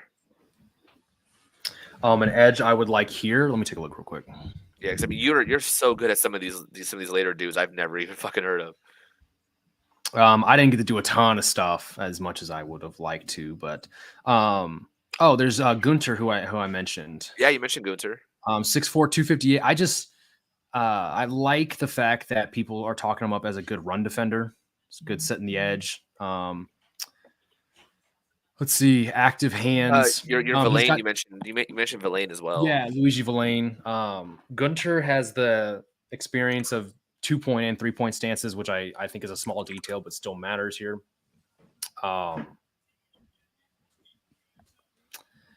Yeah, sorry, my food just got delivered and the bag just looks gross. It looks like freaking juice just spilled out everywhere. I'm really not looking forward to it. It's fine. We got like burgers and fries, but I'm like, why does the bottom of the plastic bag just look like it's covered in nonsense?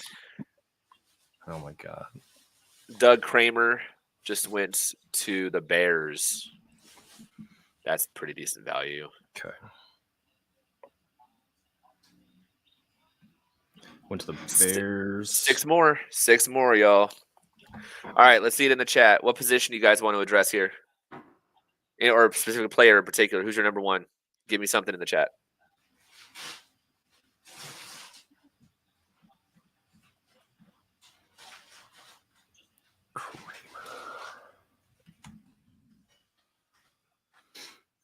All right.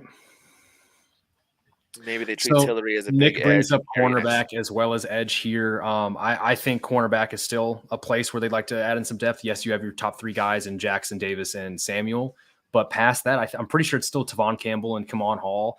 And like, okay, fine. I get there might be some love for Campbell because he's just done well enough coming from being a formerly undrafted player and blah, blah, blah. But like, again, we talked about raising the bar at certain positions where like a cornerback, especially this past season where injuries showed you just how shallow they were, they need to raise the bar and get better players overall. So your cornerback 4 and 5 also need to be fine, not world beaters, not like good players, even like traditionally, just fine players. And I just don't think Kamon Hall and Tavon Campbell are going to be that, especially with Campbell being as old as he is at this point. I'd rather just punt it downfield and get a player with the same ability, just 5 years younger.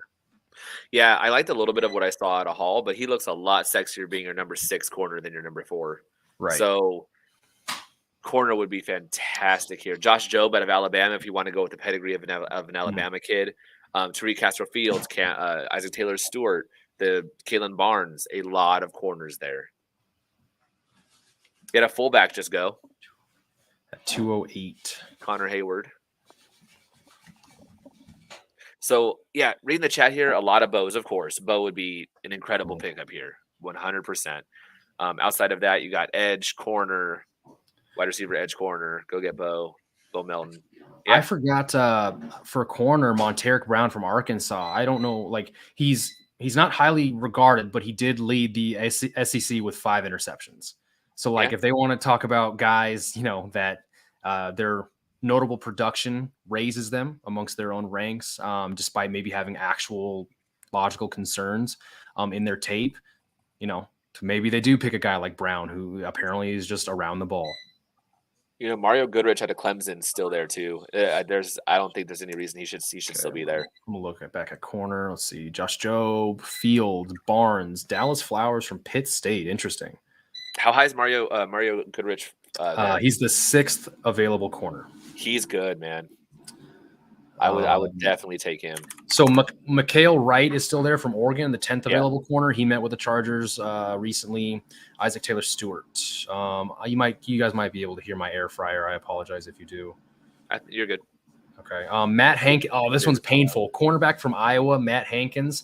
He's rated extremely low, the 20th best cornerback right now on the board. The thing is, Hankins was a part of one of the best secondaries in college football over recent years. Iowa leads the entire country in interceptions since the 2017 season, more than Clemson, more than Alabama, more than any other school, your favorite school. So I think he's a solid pick late. If you can get him as a UDFA, cool. It's crazy to think that a guy with a pedigree as good as his, coming from a school that's known for pumping out solid NFL defensive backs. It's interesting. Definitely. Here. Cool. Chase and Hines just went to the Patriots. Okay. Let's get this. And then Luke Tenuta out of Virginia Tech went to the Bills. Okay. 4 away, folks. So I've got 209 was which pick? Luke Tenuta out of Virginia Tech, TENUTA. Okay, for what team? Bills. Okay, so Bills traded up. And then we've got New England on the board. Yeah, 210. Hines. They went Chase and Hines. So we've got Rams at 211. And coming 212. Yep, back to back. And 212. Okay.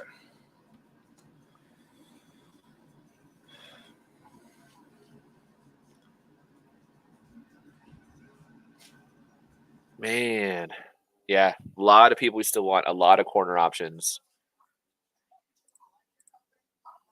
Let's see here. Is that Wanya Thomas, Yusuf Corker, Joey Blount, Marquise Bell, Bubba Bolden, Reed Blankenship for SC players? Most of let's say all those are safeties. Mm-hmm. I'd be shocked only because they already have 5 on the roster. I don't think they're going to be carrying 6, so I'd be a little surprised at that. But special teams is it's a decent guess there. Let's go ahead and jinx this whole thing and say they take another running back. How fucking dare you?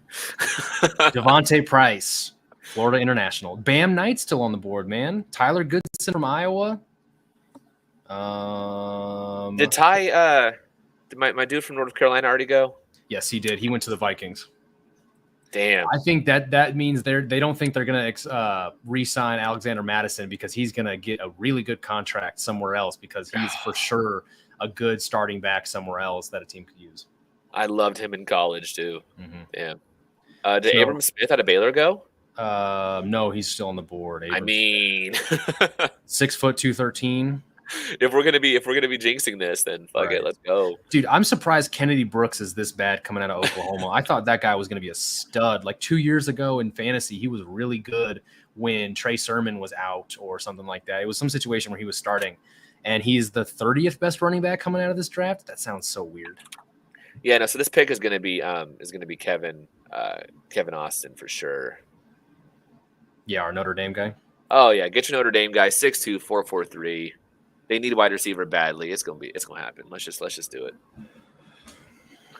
Let's see. Yes, Rasheed Walker is still available, but we're not talking about him because we're trying to anti-jinx this. So. Yep.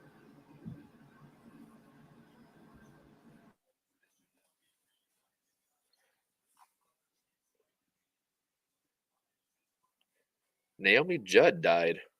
Huh.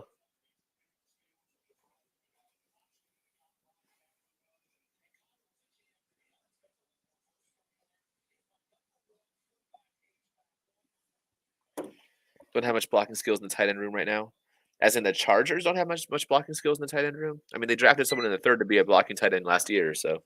Yeah, so like that was why they drafted McKitty. It was at the moment they felt McKitty was the best pro-ready blocking tight end currently on the board. That's why they reached for him at 3. And they've already said that like they liked all the skills he had already. And so now their job was to turn him into a contributing pass catcher in the offense, which I think is going to be a little bit harder than they probably want it to be. But like he's your main blocker. Parham I think Parham's taken big strides as a blocker. I don't think Gerald Everett is going to be someone you want out there blocking connected all that often. So we'll see. Sean O'Brien, Everett is a better blocker than Cook was. I agree because Cook was not a good blocker whatsoever. Like you said, which isn't saying much. But who knows, man? You know, they love their 2 tight end sets, so I know they can work with it. Safety Quentin Lake just went to the Rams. Jay Blue just hopped back in the chat. No, Zion McCollum went, I want to say, a round or so ago to the. He did. I'll find that. To some team that made you mad. I think it might have been. I don't think it was the Patriots. Wasn't that no? Tariq Woolen was the Seahawks. It was. He went to the Buccaneers. The Buccaneers, yeah. So the Buccaneers add a very athletic body to a defense that's already pretty dang athletic. Absolutely, Jay. We love doing these streams and hanging out with y'all for the draft. Draft is something I'm gonna watch every second of anyway. That's just this. I've done it since I was like 5 years old. I used to literally handwrite every single pick as it came through back when it was just 2 days on Saturday and Sunday. So I'm gonna watch the draft. This is a holiday for me. I move shit around this. So I'm gonna watch it. If I'm watching it anyway, might as well sit here and watch it with y'all, you know.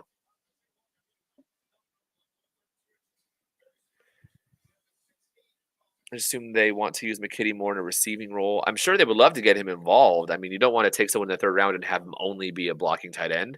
So I'm sure they'd love to get him involved. But, you know, let that come to them. Don't force it.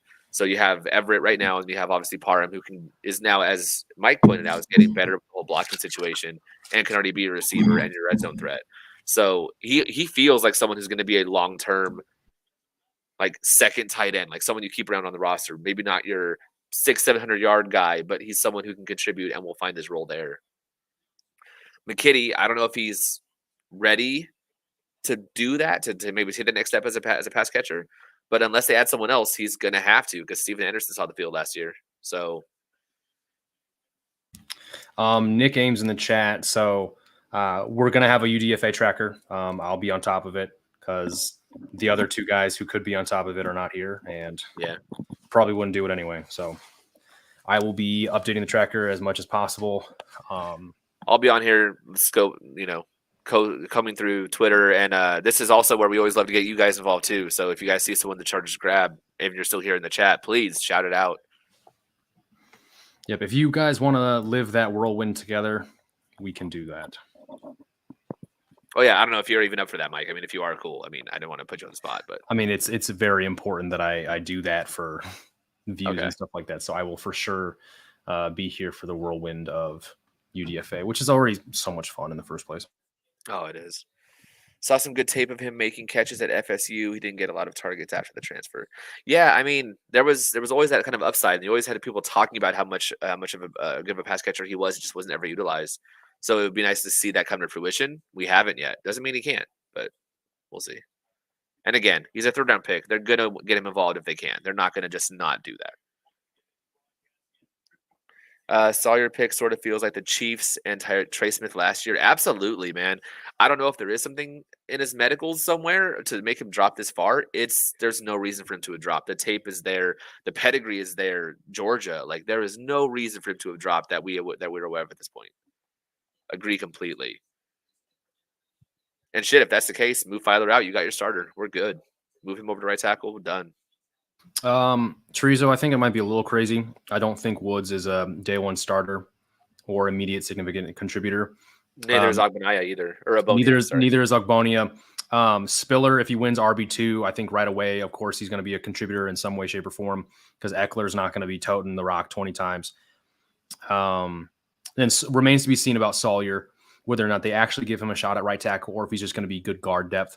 But I'd say, hitting 500 on day one contributors, maybe not so much starters, I don't think it's too bad.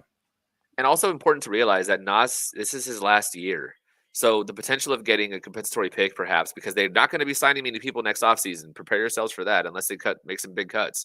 So if they don't keep Nas, you have JT Woods there right behind him. So a whole year of getting some, experience with the defense and the guys like Derwin James out there, but also on the roster, learning the system. So he may not be a starter now. Doesn't mean he can't be even as soon as next year. That being said, I love Nas and hope he stays. Darion Kendrick just went to the Rams.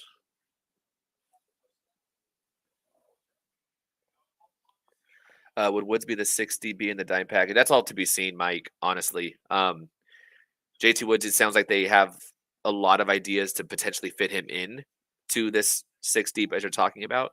But obviously with Nas, Derwin, and then the 3 corners, it's certainly an option. At this point, I would probably immediately put him over Alohi. And we haven't seen anything from Mark Webb yet, so who's to say? But probably.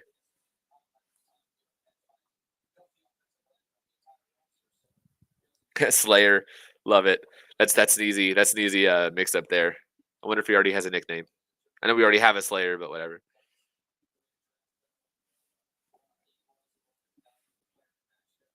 Falcons pick is in, and then we're next. This is Bo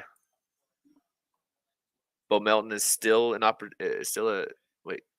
Fitzpatrick, tight end from Georgia, just went to the Falcons. So Bo Melton is still on the board, folks. So I know other than Bo, what's everyone's number one that they want here? If it's not Bo, let's see. I'll take any of the corners I've already talked about. We've already talked about Cam Taylor-Britt, the Penn State one. What's his name? I'm sorry. Isaac Taylor-Stewart. I'm mixing up the 3 names. Isaac Taylor-Stewart and Tariq Castro-Fields. Kalen Barnes. I'll take any of those guys. Josh Jobe.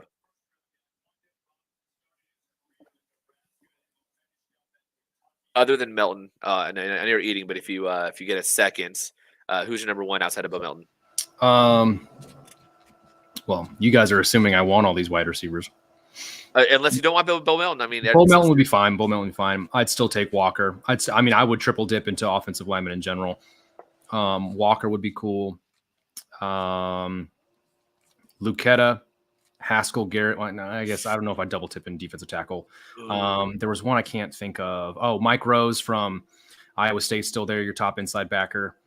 And then you've got Gunter from Coastal Carolina as an edge rusher. I would still like to add one more body to edge rusher. I agree. Edge. I just think it's too important. As much as Staley wants to say that, the areas at which they affect the passing game, whether offensively, defensively, edge rusher is definitely one of those. And I think you do need a guy behind Mack and Bosa. And I don't know if that's Rumph just yet. Rumph has tools and stuff like that, but remember, he came in very thin. I don't know how long it's going to take for him to get up to an NFL frame that consistently can do what he needs it to do. So getting a guy who comes in immediately at 260 pounds, I think is good. Who has experience playing from a 2-point stance, 3-point stance. I like it. We'll see what the pick is here. Pick the selection. They're bringing it up now. Okay. I'll say it if you down. You good with me saying it? Yeah, I need to get to writing it anyway. So I feel you. Selection is Jasir Taylor, corner at Wake Forest. Interesting. So it was a corner. I mean, it's definitely a position of need. 100%. We've been talking about that this whole time. Jasir Taylor, I don't know anything about. He's not even on the board for ESPN.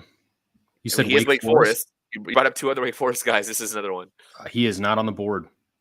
Yeah, he was 348 on Wow. TDN. Let me see what he was for Brugler. I mean, I know you have multiple picks, but don't be throwing them at guys that literally no one's ever heard of.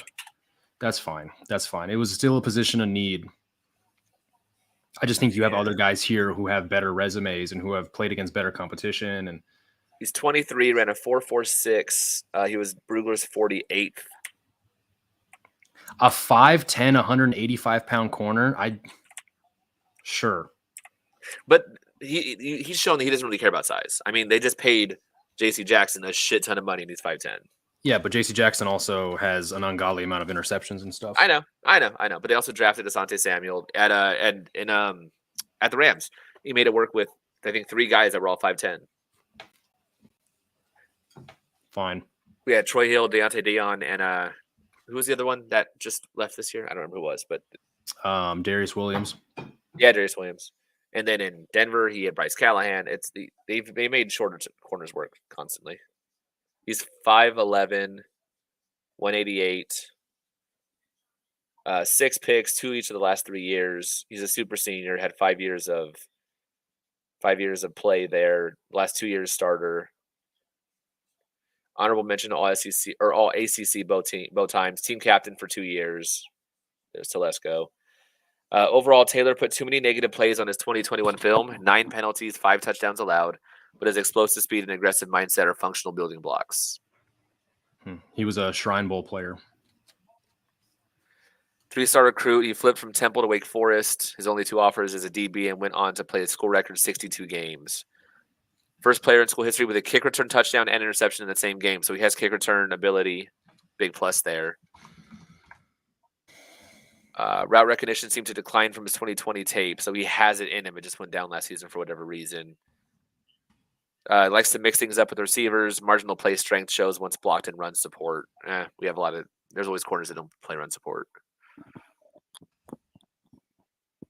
Okay. Yeah. So if this is a special teams ace with potential at corner, fine. Yes, I would prefer other people. We've said that every pick mostly. So they addressed the corner. We knew they needed to address corner.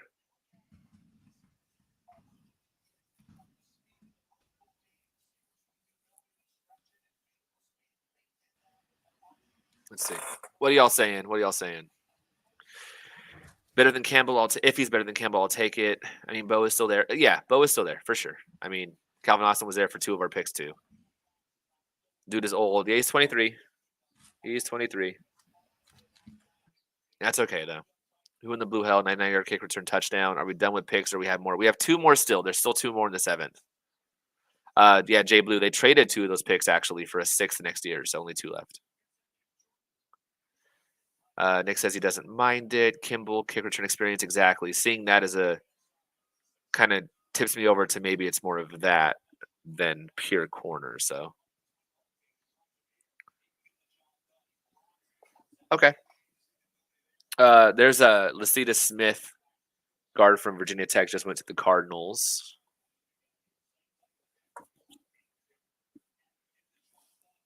If you don't mind, let me know when you're done writing it. I gotta take a quick break. So.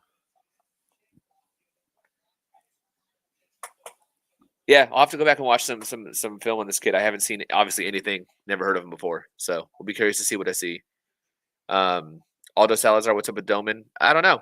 Could be asking the same thing about a lot of guys. I mean, we asked that about Sawyer, and he lasted all the way until the 6th. So who knows? Maybe people think he's too much of a tweener. I don't know. Let's see. Surge, has Ariza been picked? Yes. Ariza went last round. Or I guess earlier this round, I should say. Charger Berries, does Desir slot in at CB4 or should we treat him as a 5-6? I honestly have no idea yet. I haven't seen him, so I don't want to project anything. Seems like this is a bit higher than most other people had him ranked, whatever that's worth to you. But it looks like special teams at least will be the immediate impact. We'll see what happens between him, Campbell, Keelan Hall. Surprised they haven't taken a tight end. I'm assuming they think Gerald. So they already have 3 on the roster, although one of them only has 1 more year on his deal, obviously, with Parham. They did carry 4 last season, so I'm a little surprised as well. 2 more picks to go and a long time left and a lot of UDFAs, so maybe they just look to address that via UDFA and see what happens.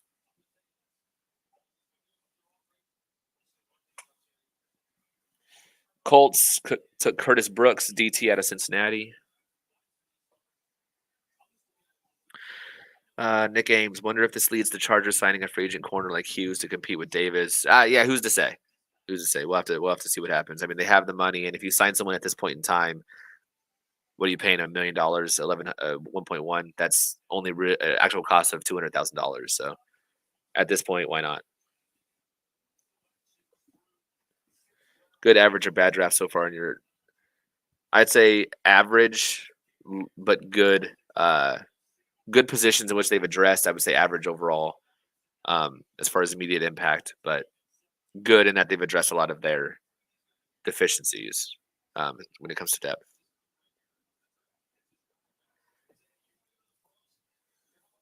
Who knows, Teresa? I certainly didn't expect JT Woods to be a 3rd-round pick, but they took him there. I know we sure as hell didn't expect Sawyer to be a 6th-round pick, but we're able to get him there, so it kind of goes both ways, right? I think Bryce Callahan is still a free agent. Could be wrong there, but I don't know. I don't know how much he's looking for, so. Plus, he's like, 30? Doubt they would draft him if they thought he would still be there. It's a late 6th. Get the guy you like. Yeah, no, I completely agree here. When it's the 3rd round, I do not like reaching for someone who might be a 4th, 5th, or 6th. Not saying JT Woods is that specifically, but saying maybe in previous years. But in the 6th round, if you like a guy, get him. Don't risk it. 3 out of 5 are arguably BPA. Zion, Spiller, or Sawyer. I could see that. I might disagree with Spiller. I do disagree with Spiller, but if you have him that highly ranked, I'm not going to fault you for it. He definitely went later than he should. Jasir had, what is that? 8.29 RAS. That's more like it. So maybe they don't care as much about the RAS when it came to their interior guys that they just took, but I would highly care about RAS when it comes to your I'm not forgetting the word, but your corners, your wide receivers.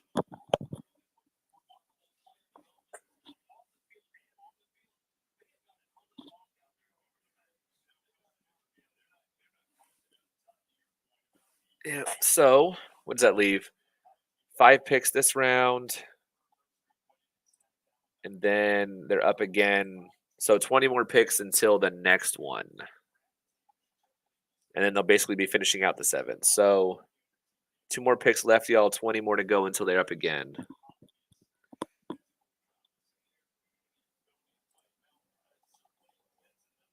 Still got probably maybe another hour until we hit the UDFA rush, which will be a great time. Sinvin, mispronouncing, my bad. Surprised they haven't addressed Edge 3. Same, honestly. It's clearly something they need to address at some point. Maybe Edge 4 because they do like Rumpf. He hasn't made that next leap yet, and being that we're in the 6th or 7th, it would be Edge 4. But no, same. Have you seen the tape of Abonia versus Zion Johnson at the Senior Bowl? I have not. I'll be watching all of these guys that I haven't seen yet after this. broadcast. If I'm being honest, after I move some more boxes into my new place because I'm still moving, and then I'll do that later on tonight. There are some themes from the draft, NFL size other than just seer, team leader, Senior Bowl. So those are the themes that Telesco always will have. It seems like team leader, Senior Bowl. He loves both of those things. Always will. RES when it comes to your skill position players, always going to be valuing that. That's not new. That's just how he is. I think they go edge depth with the vet, kind of like what they did with. Agree completely. I mean, what's that? The one that everyone has been talking about for the last 2 months. Fox, I think. I think he's still available, so that could be an option. I can see every single guy we've taken contributing this season. Agreed, Aldo. That's where I kind of am split on this draft. Yes, there were guys I would have preferred where they took them, but all the guys they took, I do see as contributing so far. Absolutely.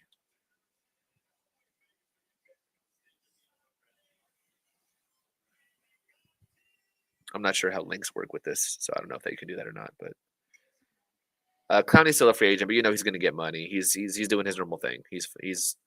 I wouldn't even think about that.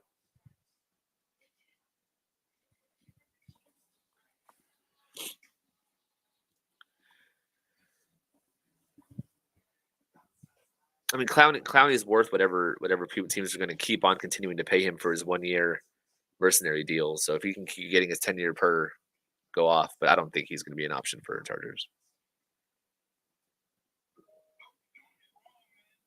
Quite frankly, they don't have the capital for that. Kemel is still a free agent. Not going to comment on that.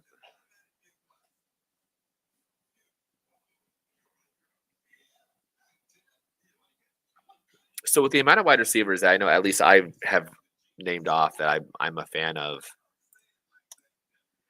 I'm still deeply hoping they take one of them here in the 7th. But the potential of taking an edge, a linebacker, and edge linebacker, both positions are big needs too. But it's the 7th. I'm not really going to even feel like they could go wrong. Shit, double dipping corner. Who had the best draft in the AFC West? That's KC.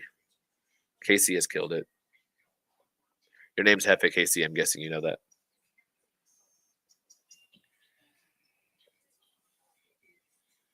Just here's player of the week at Shrine Bowl. It looks like a day one special teams player as well as quarterback depth. Agreed completely.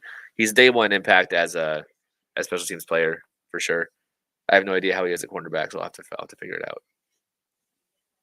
And he is not causing any harm. It's fine. That's just banter. Linebacker James Houston just went to the Lions.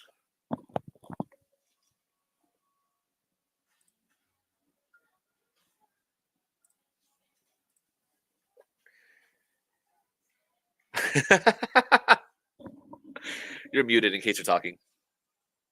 Yeah, we're going to put that dude in timeout because of obvious reasons. Like, okay, that's fine. I didn't think he said anything bad yet, but all right. I mean, he didn't say anything bad, but like I understand what he's doing. Like he's gonna go run to his buddies and just like giggle and be like, I got timed out in a Chargers chat. Like, so you validated him. Look at that. I'm messing with you. It's okay. Good God. Ravens are drafting so I mean that's the Ravens. Shit, get used to that.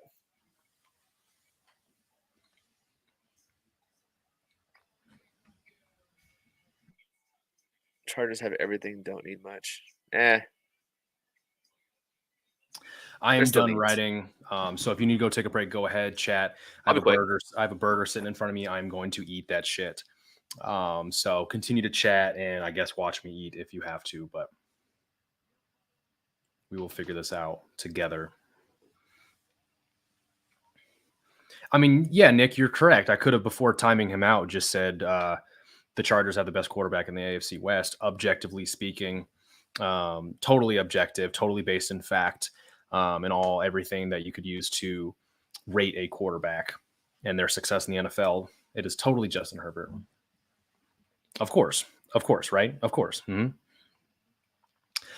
Serge, Calais Campbell signed back with the Ravens. So unfortunately, he is not an option for the Chargers.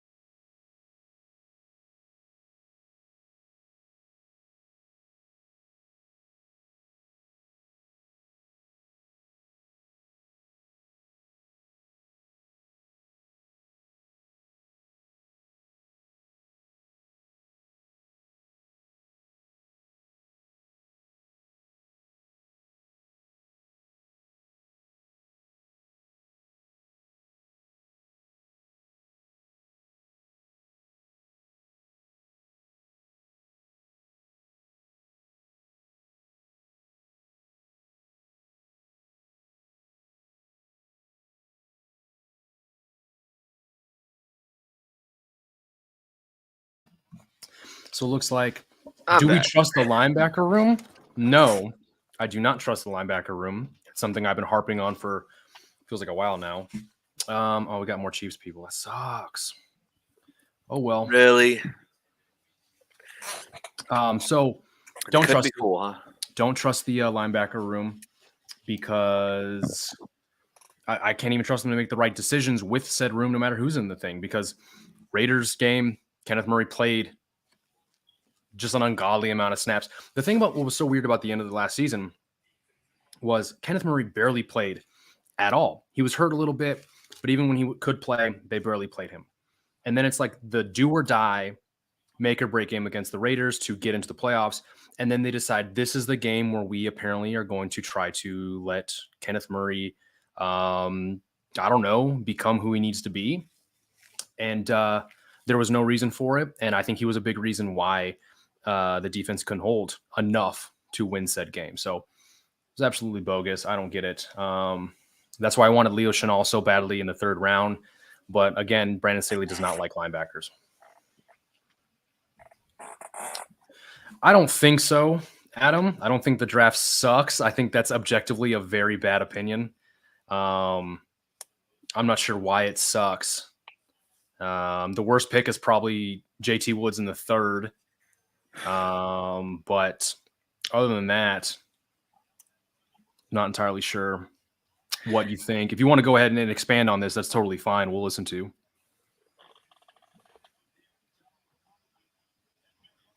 Right. Could have been better. Definitely doesn't suck. Oh, because he's a Chiefs fan. Damn. Fair enough. We got again. That sucks. Okay, bye. Tree Castro Field just went to the Niners. Oh well. I'm not against double dipping in corner. If there's still one available in 18 picks, I'm not against it. He said they're going to keep taking corners.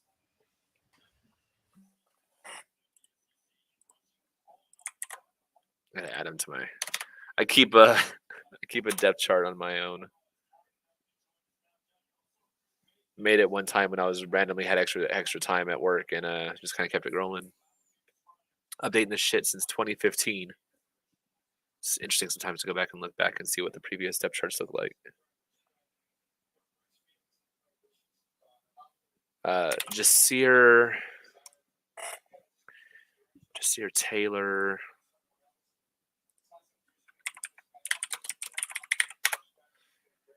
Okay. Also important to remember they can get out of the Michael Davis contract after this next year should they need to. So corner is not exactly figured out completely.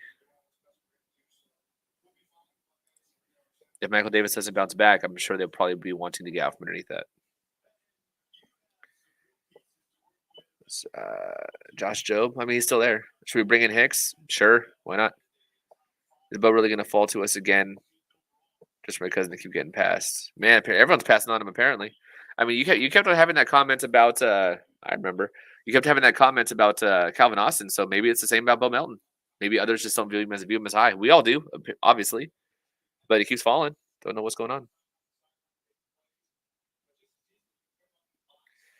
What kind of sad loser? Adam Zinzelmeyer, Azatlan, and Hefe KC are the kinds of losers that would troll a draft show. I go B overall so far. That seems fair. I'm fine with that. Like we were talking about earlier with Craig, it's a lot of doubles, a lot of picks that make sense, a lot of positions that make sense. Nothing that you're other than Sawyer, which I'm over the fucking moon about, but yeah, no, it's a lot of things that just seem like that'll do. Would you double dip at running back? Absolutely not. I don't want to. Yeah, UDFAs. At this point, Kelly and Roundtree are the same quality as UDFA, so why not just replace them with one of those if you want? So I feel like people saw the photo of Jamal Davis and immediately are kind of overhyping it a little bit. He was with the team last year for half the season and didn't see the field at all. He was in the CFL for a reason. I hope he turns into something. I like his build, his athleticism, all that stuff. But I think he's one of those players that's just really easy to get hyped up about him, but there's a reason he hasn't literally done anything in the NFL up to this point. He's been on a bunch of teams. So I hope for the best, but I just think he's just what it is. He's just a guy right now.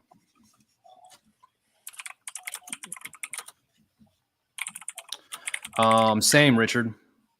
Me too. I'm glad they avoided the an Amber Heard situation here, per se. So, according to Sports Reference, assuming the stats are correct, Jasir Taylor had 8 kick returns last year for 210 yards and 1 touchdown. One of those being that 99-yarder y'all were talking about. So, outside of that 99-yarder, he had 7 for, 111? So, nothing crazy. So, he doesn't have a ton of return experience.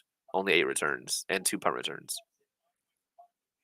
But at least a special teams contributor. So, yes, they did, Jay. So the trade where they sent 2 7th for a 6 next year is the same pick they sent initially for Mac.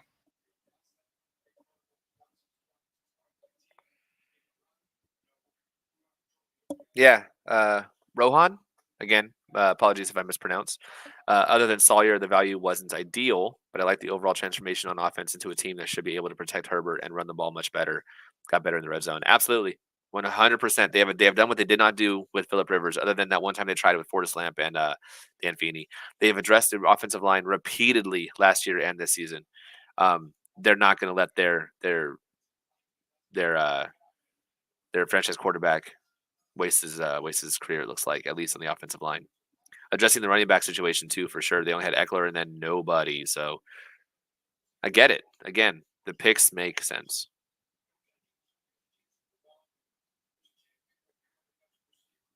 I'm so glad there's no fucking Jonas Mouton. I know I'm going way back a little bit, but I'm just so glad there's no picks like that where we're just looking at each other like, what the fuck did we just do? Yeah, man. The further you get back, like the closer to Tom Telesco's first year, so bad. ESPN had Doman ranked 104 overall. I know he's really small, but is it worth it here just for the? Absolutely, he was worth it in the 5th. Absolutely. So, yes. Monteric Brown went to Arkansas, went to Jacksonville, and Isaiah Thomas went to the Browns. We are 12 away from the Chargers. Small for outside linebacker, sure. But again, they brought in Kaiser, and he was 218 at the combine, so it's not unheard of. He's bigger than Kaiser was coming out. Unless you're talking about height, which I don't know how they matched up there, but I'm not overly concerned with that in most positions. JoJo Doman he's 6'1", 228. It's fine. Christian Harris was 6'0", so I'm not worried about that.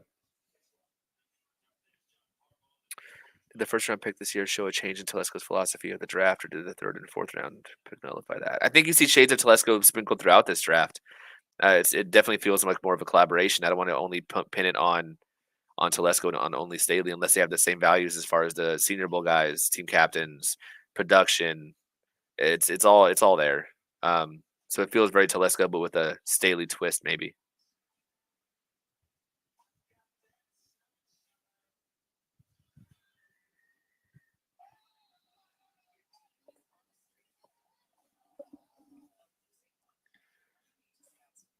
I think Luquetta's still there too. Linebacker, there's still plenty of linebackers here to get in the 7th.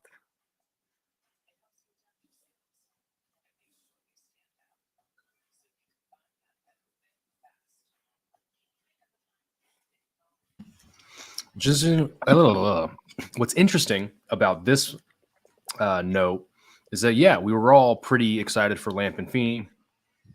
The Lamp thing was obviously just a freak incident. The guy was never hurt in college, put on an absolute clinic against Alabama as a senior, and then he just has the worst injury luck you could possibly imagine to begin an NFL career. Feeney, on the other hand, was a right tackle, a 2-time All-American right tackle for Indiana, made the transition inside, and while he was bad, it was weird because he'd also have like the highest graded games of any Chargers offensive lineman by the end of the year. Like he'd have a weird 90 plus graded game where he'd be super elite and do well. But I went back and looked at, I think it was prior to the 2020 season, at some of his grades. And he also was the only Chargers offensive lineman to have a grade less than 10 per PFF. And if you guys don't know, a 60.0 is average. It means you're just a guy in the NFL. It means you're average. He had grades less than 10. So like the up and down of Feeney was insane. But at the end of the day, unfortunately, he was more bad than good. They really thought he was going to be the center of the future for the Chargers. And that was Anthony Lynn, I think, being a little too crazy, unfortunately, being a little too old school and thinking that like that's how easy it would be. But yeah, it's just unfortunate. You are correct. We just never know. But I don't think that should stop us at the end of the day from being like really excited and talking about the future, because that's what makes this thing fun. So I think personally, sports fandom can make people absolutely insane, but it's our jobs to not be those insane people and actually just take it for what it is. That to me is where I love being able to laugh about some of the like JT Woods being taken in the third. It's like, man, like it should have been a fourth or fifth. Like, it kind of brings that levity to it. Like it isn't all just this crazy super hyper fan, but it also isn't like some that, you know, we all see some people like this in Twitter or whatever that are just hyper negative about everything that it's like you have to balance it out. And so yes, super excited about Sawyer. JT Woods was a little bit of a reach. I don't like taking running back in the fourth. Love Zion Johnson in the first. It's up and down, man. That's how it goes. I would have preferred other picks, but we'll see. I could be completely wrong, and Isaiah Spiller is the best running back in the NFL for all the fuck we know. We'll see. And at the end of the day, I hope none of you in the chat right now would ever stoop so low to go into another team's live draft show and try to just cause a distraction or something like that. That takes a whole other level of a loose mental illness, at least in my opinion. So always remember, hurt people hurt people. Don't be that. Let's not forget what they did in free agency, plus having elite core. So yeah, the way I kind of was thinking about it earlier, and I don't know if I ever actually said it. I could have. It's been 3 days, but it feels like in free agency they really raise the ceiling of the team, whereas in the draft they're really raising that floor of the team. And I think they're doing a lot in this draft to make it to where if something were to go wrong, they have plans, they have ideas. Whereas in free agency they address the absolute top of what the team can be. They added, obviously, everyone knows what they did, so I don't need to go over that again. But they've addressed both sides of that, which to me is fantastic process to be able to do that. Even if, again, the names aren't exactly who we thought. So, yes, when the picks were taken, we're down. Doesn't mean we hate the player entirely. Doesn't mean we don't get what they're doing.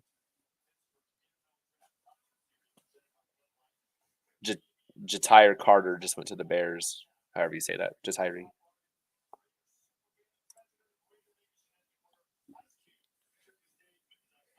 Shows Casey fans are nervous. It's just fandom. That's just fandom.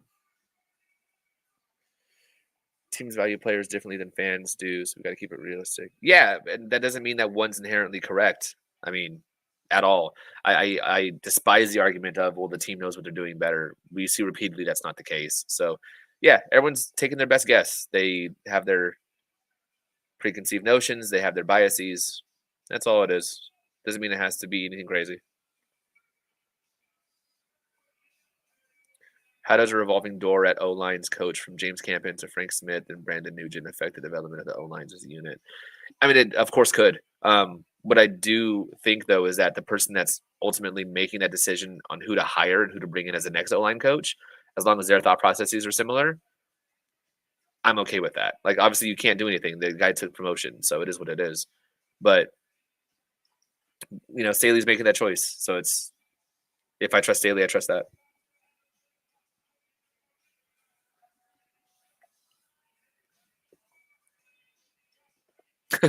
Exactly, Teresa. Exactly. I was 9 years old, living through the 1 in 15. So, is what it is, man. Take the ups and the downs. Nick, I'm saying I give the team the benefit until the player proves it wasn't a good pick. I get where you're coming from. I prefer to go off of my off of my opinion on the person, which could be wrong. I'm wrong all the time. That's okay. All right, I forgot. I was going to jump in on the conversation here. Now I totally forgot where I was going to do that. Oh, offensive line coach. Okay, you kind of touched on it, Sebs. So I think there's a difference between the situation where Campen was here. We all love Campen. But Campen left because Anthony Lynn was fired and they got rid of everybody. But at the same time, the year Campen was here, all those players that he coached aren't here anymore. You know, like I don't think it's really affecting too much of our offensive line right now because they weren't under James Campen. The Frank Smith to Brandon Nugent thing, I understand, but he got a promotion. But we still have assistant offensive line coach Sean Surratt, who like we all kind of thought was going to take over. You bring in Nugent because he's got a relationship with Lombardi.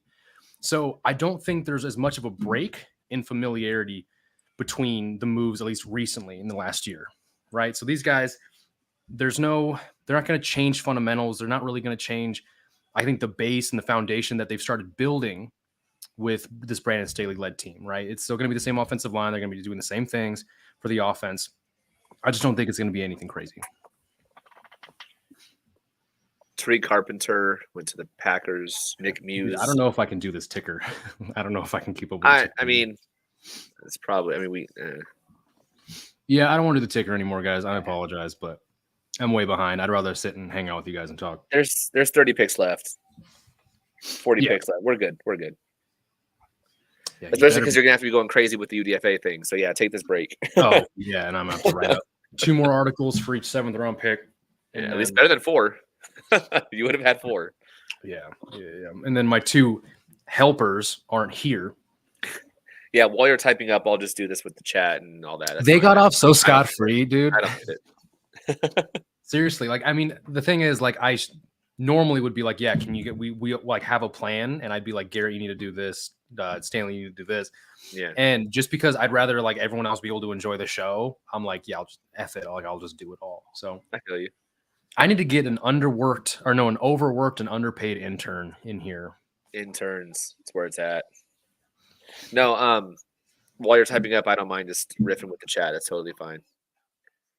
I'm trying to make them a little bit shorter, like because they're such, they're late picks. Like I don't need to write a novel about the announcement when they're picked. And I'm definitely not writing a whole other article about why they were picked. If anything, I'm going to combine every pick today. I'll just do a why did they do this? There you go. I'll make it way easier because now that I remember it, I know it's 30 some picks left, but I should probably make that NFL tracker. Excuse me. Oh yeah, probably. Safe to say if the Chargers became who we think they can be offensively this year, Lombardi is gone after the season. That's something you have to prepare for sure. I mean, it's a top 5 of offense last year, and they're want to think about it before I say it. They've only improved. So,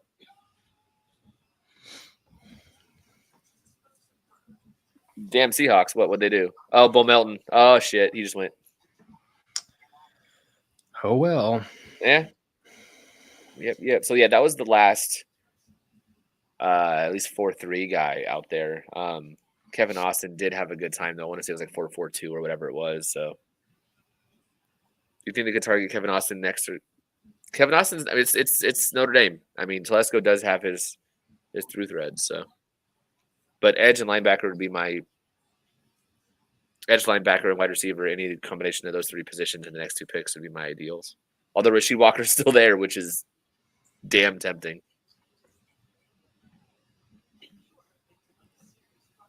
Will Fuller on a 1-year flyer. I mean, cost dependent.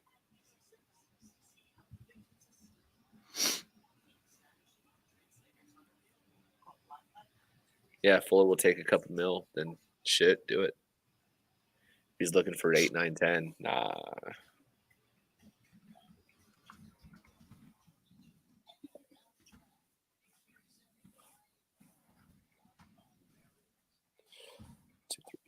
Six more picks till the Chargers are on the clock, y'all.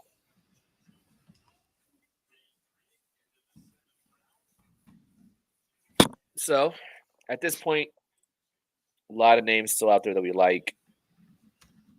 JoJo Doman, Jesse Lucchetta, Jack Sanborn. I know you mentioned him.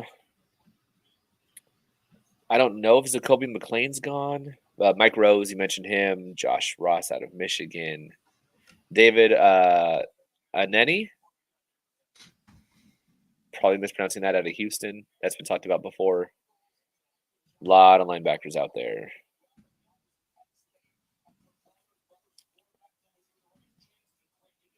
Did they meet with Nephi Sewell? I believe so. So that could be an option there.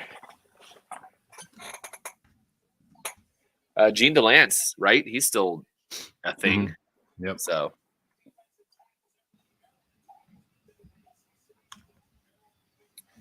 Chris Paul, guard, just went to Commanders.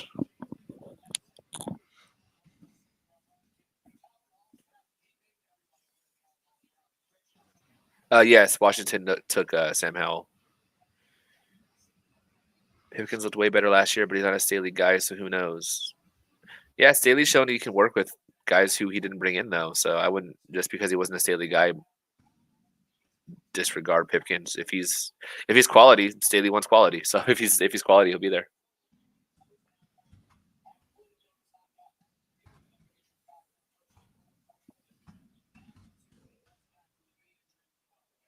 Is Sewell related to Sewell from the Lions? I believe so, but that's going off of memory. Yes. So his two younger brothers are Nephi Sewell, and then the other Sewell, who's a linebacker for Oregon. Is it Nephi or Nephi, or how do I say that? I despise mispronouncing names.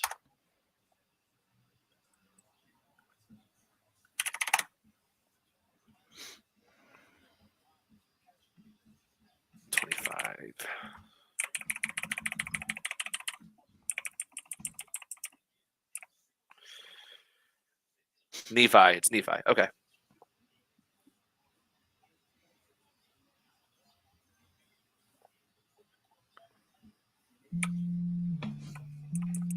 Oh, you get a phone call there. My sister is calling. One moment. Yeah. Mike Rose, who I know Mike has talked about, is a 4th, 5th on Brugler's board. He's a 14th overall linebacker. He's still available. JoJo Doman was the 10th. He's still there.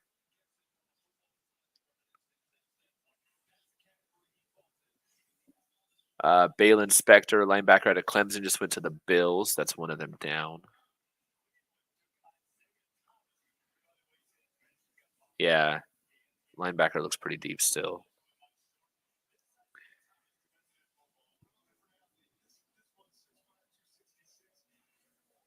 Oh, good to know, Jay. I don't know anything about the Mormon religion, so thank you. It's good to know. I mean, I know basics, but not like anything like that. Hey, fellas, I'm an Eagles fan who just found you guys. Just wanted to say I love the draft you guys had. There you go. See, that's the kind of stuff you want to see, right? If you're going to go to other people's chats, say something like that. Linebacker or edge depth, and I'll be satisfied. Right there with you, Edward. Is Patrick Herbert draft eligible? He's a tight end, right? I don't really know anything about him.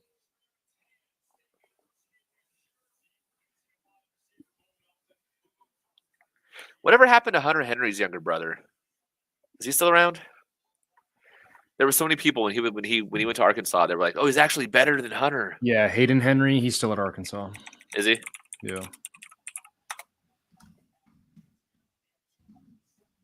What is he? Should be there. There was He's one brother. He's a linebacker.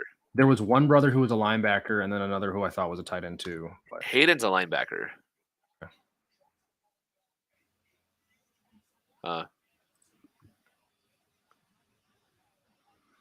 Who do you think Chargers see as a backup center? Will Clapp. Mm-hmm. Pretty sure that's what they brought him in for. What do I think of Christopher Allen Edge? Is that the Bama? Wasn't there a Bama dude named Christopher Allen?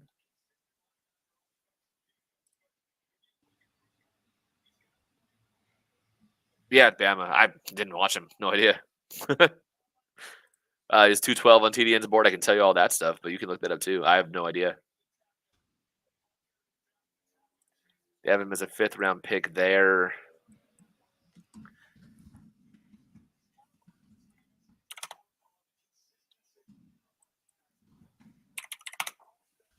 Edge. Brugler has him as a 4th, so why not? Let's do it. He didn't participate, so what? Is there an injury concern?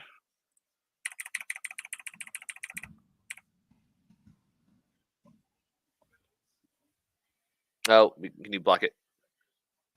Oh, yep. Fallon Hicks, listed as just DB, went to the Broncos. Yeah, Christopher Allen missed a season suffering a foot injury in the season opener. He also missed 2018 with a knee injury. So that's not promising, but a 7th round. He had 6 sacks in 2020. He's only had 5 starts in his career. 2-year starter at Alabama.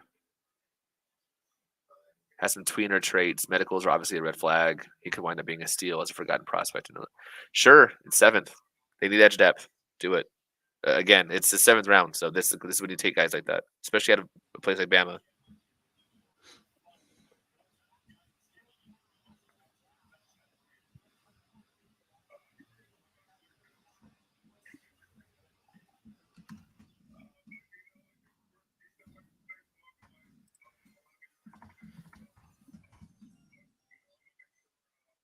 All right, so Seahawks pick is in. There's 2 more until the Chargers. This is Dareke Young out of Lenore Rhine, wide receiver. Sure.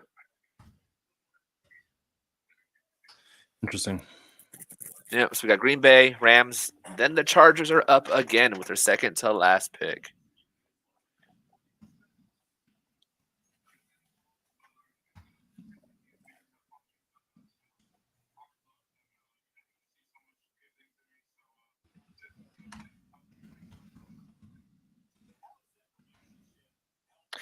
Ali Fayed, I had saw some stuff on him earlier in the offseason.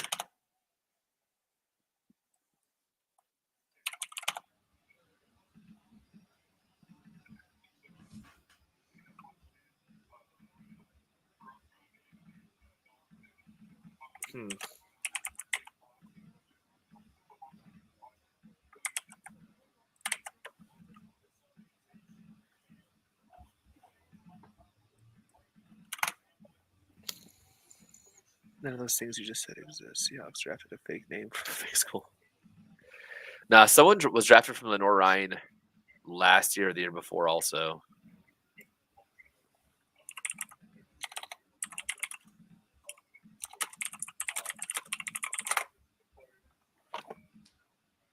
Kyle Duggar. That's probably him.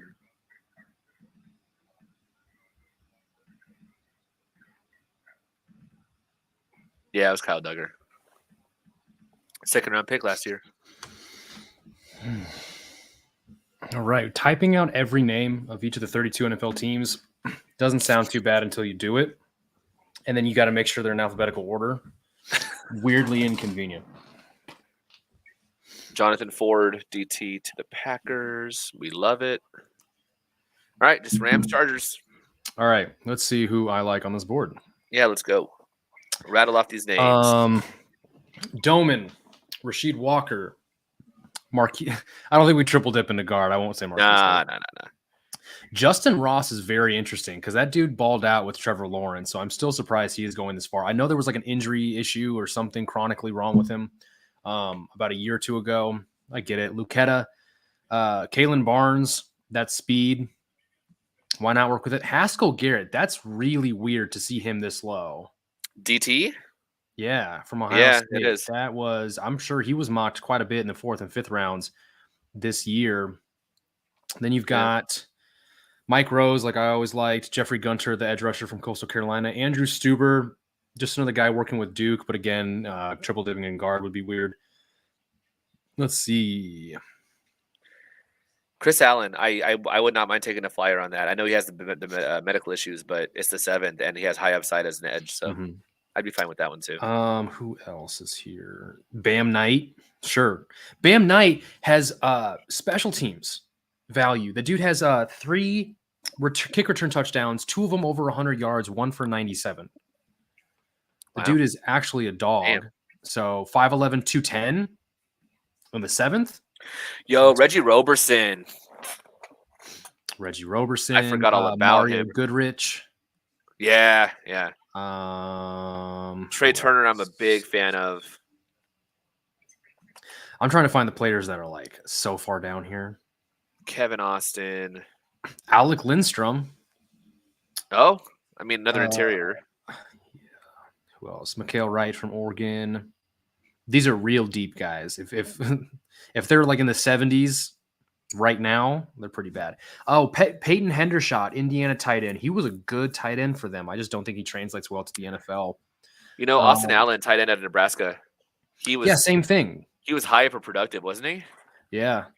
Tyler Goodson from Iowa. The guy ran a 4.3 something, played in a good offense. I thought was one of the best running backs Iowa's had recently, despite having one of the worst offensive lines since I've been watching Iowa.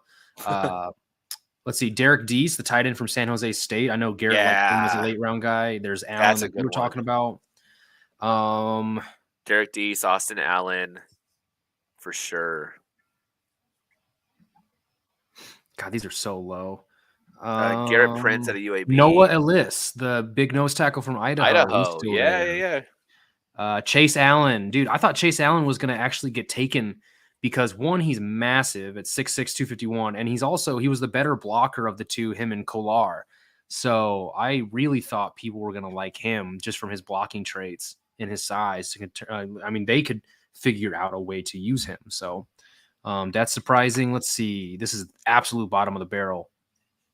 Matt Hankins, the corner from Iowa. That's sad to see. The fullback from Oklahoma, their H-back type guy, Jeremiah Hall. Jason Poe, the guard from Mercer that I liked. Oh, yeah. And then the very last player on ESPN's board is Ryan Van DeMark, who is a tackle from UConn. Yeah, the tackle from UConn that the Chargers used top 30 visit on. Chargers are on the clock, boys. Rams went Daniel Hardy, linebacker, Montana State. Second to last Chargers selection. What we got? Number 1, who do you want? For me, Rasheed Walker. Yeah. Come on, just make the damn pick. I feel you. Gonna go Doman. I want Doman. Bro. I've liked him since the 3rd round, honestly. So I would love Doman here. I would probably also consider Austin Allen now that we've seen him, that he's still available. I totally forgot about him. Tested well, good size, blocker. He's got the things that are harder to have in a tight end prospect, right? Like today's modern tight ends, the ones that flash in college, are usually just really good because they're pass catchers. You do not find a lot of guys who are better at blocking than they are pass catching. And I think at the end of the day, you can work on the pass catching better than players who just simply have a knack for being able to block well. So he wasn't as productive as I remembered. He had 602 last year with 2 touchdowns. He's 6'7", so he's also another giant. He was second team all Big Ten this last year. Big Ten tight end of the year, team captain, single season school receiving record for a tight end. Oh, I'm thinking of Iowa State's tight end. You are. Austin Allen is Nebraska. I get what you're saying though. Yeah. Yeah, no, this guy is pick us in 4.83, so he's not fast.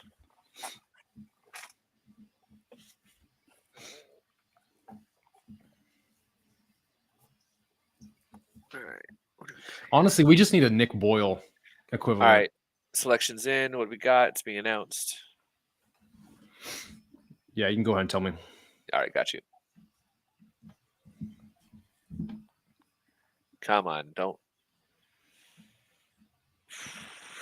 Dean Leonard, defensive back, Ole Miss. Another DB. We've never heard of, though. Oh, that's how you spell his name. Let's see. Dean Leonard. 6'2", 195. Only 2 years at Ole Miss. No interceptions. Is he corner or safety? He's a safety, I believe. It just says DB. 6 foot, 194. ran a 4.37 40, so he's fast as hell. 9.11 broad, 14 bench, 33 vert. Is that his pro day?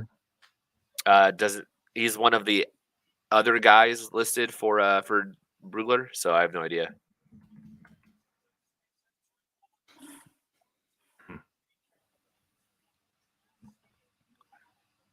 Three seasons with Calgary.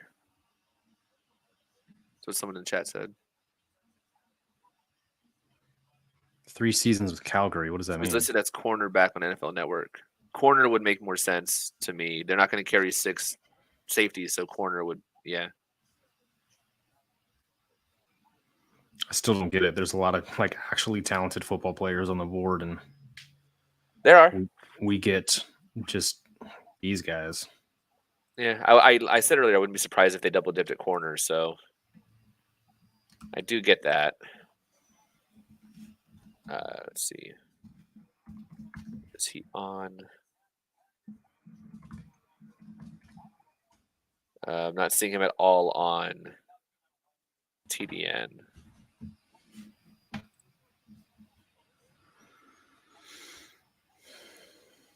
No.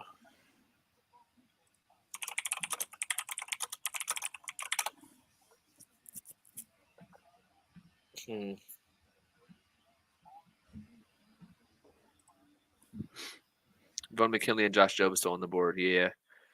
Telesco loves his just a guys. 3DB is a lot for the draft. Yeah, but they warned us going in that they're going to keep going at defensive backs until they have what they need. Emphasize taking away the ball. Draft guys INTs 19 games. Yeah, I mean, Pro Football Network has some info. Yeah, I'm seeing someone NFL Draft Scout too. Yeah, so his 40 was 4.37. Damn fast. Pick was that 230 what? 239. 236. 236. Yeah, I like the fact that went corner, but I don't know anything about this kid, so for all I know, could be anything.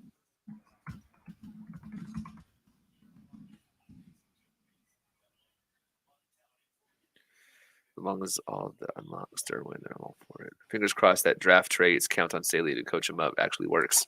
Same. How long was he at Ole Miss? Just the last year or what? 2 years, 20 and 21. 2 years? Okay.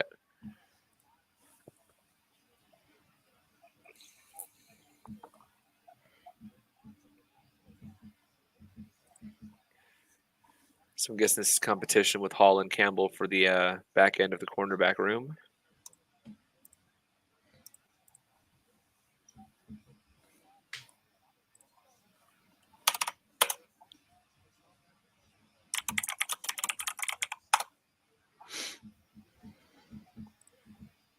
So breakdown is 4 picks on defense, 3 on offense so far. So they've been breaking it pretty even. DBs are going to be faster than any of their receivers. Yes, that's very true. They wanted to get faster. They only have done that so far on defense. Chargers seem to take more players with Canadian ties than other teams. I don't know enough to have a take on that. Did HR go to Senior Bowl? Did he go to Senior Bowl? Oh. No. Okay. Dane Brugler has him as the 56th ranked corner. Yeah, he's one of the other guys. I already forgot our 6th round corner's name. Jasir Taylor? Yeah, I think so. Yeah, Jasir Taylor. He was at the Hula Bowl. Leonard compares himself to Jalen. I mean, sure.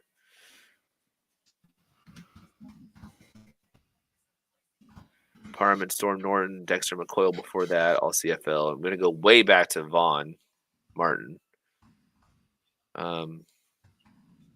Inman, yeah.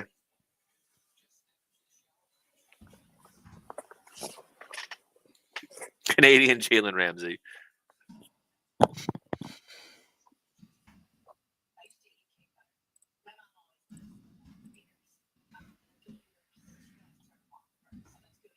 We will see. Damn. All right, folks. So we have 260, 21 more picks until that. This is a fantastic time if you're going to get some food or hit a break, especially if you're going to stick around after the draft for the UDFA rush, because after that pick at 260, it's going to be all UDFA news. It's going to go quick. So don't forget to hydrate.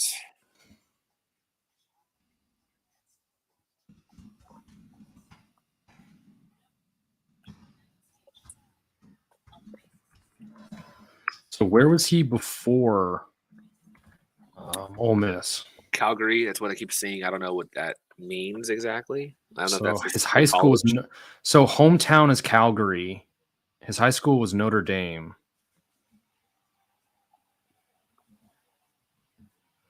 So is Calgary like one of their universities over there?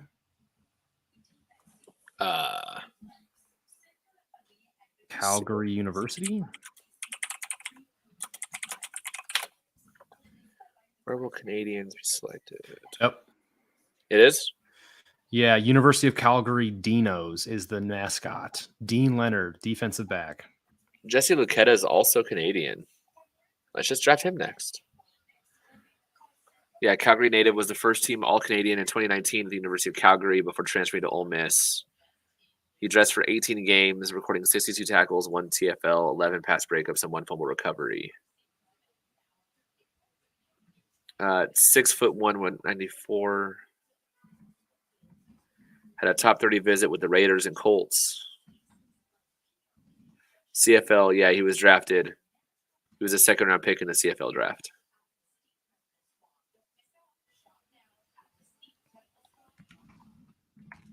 Yeah.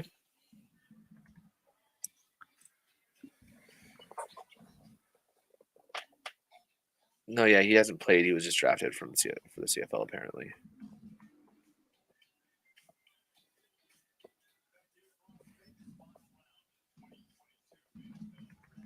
Senior Bowl and CFL hype equals Chargers draft pick.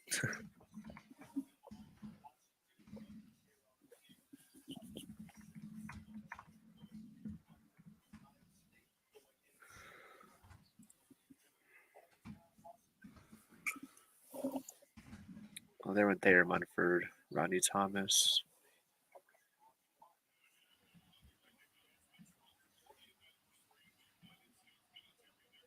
With all the names that we were talking about wanting, there's going to be some good UDFAs.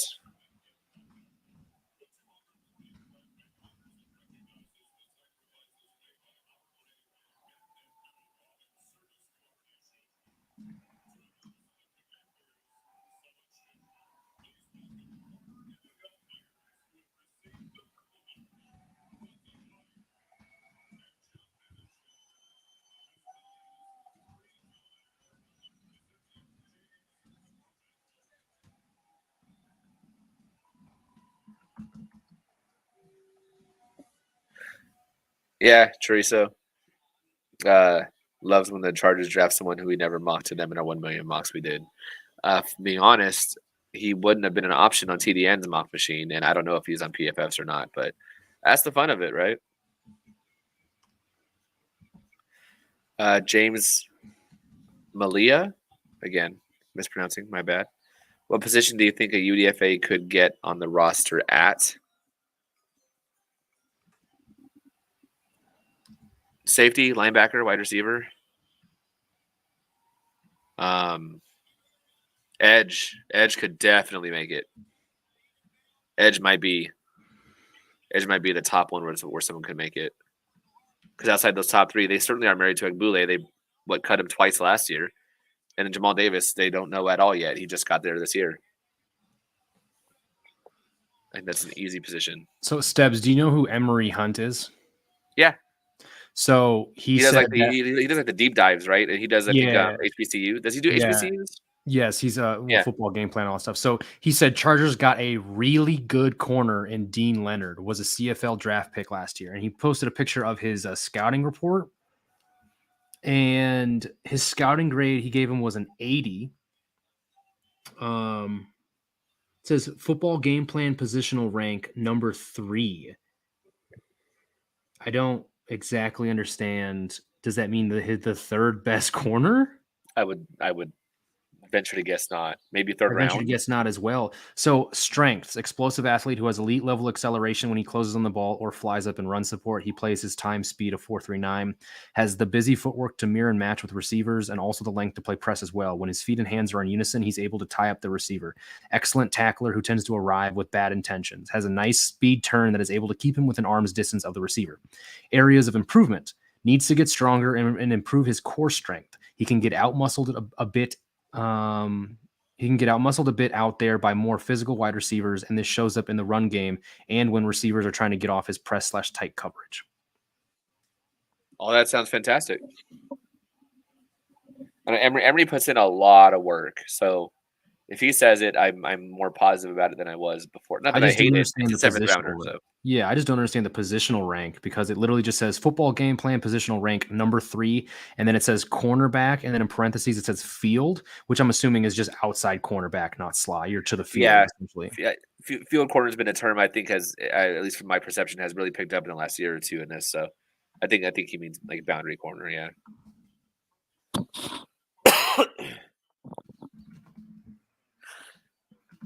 Yeah, man, Emery, man, he puts in a ton of work on that stuff, so I respect it.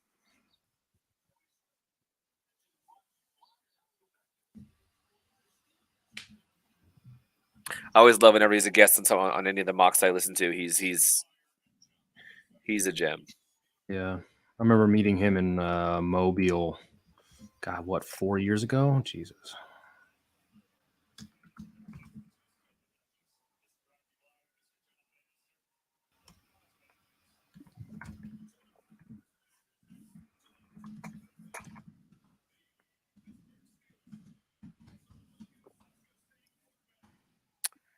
Chris Oladokin, quarterback, went to the Steelers. Another one.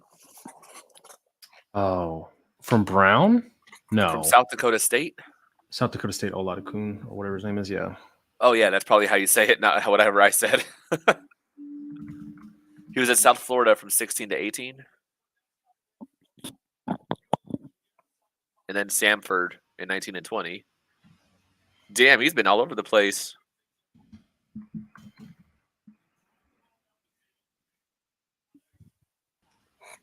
Kind of odd Chargers haven't drafted for edge. Hope this isn't because they plan on using Tillery K9 at edge because we all know what that.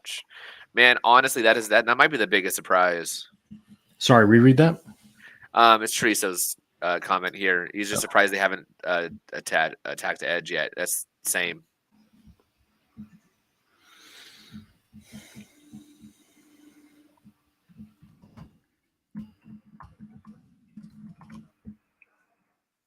Either speaks to they didn't like this edge class or they're that high on Rumpf. I don't know.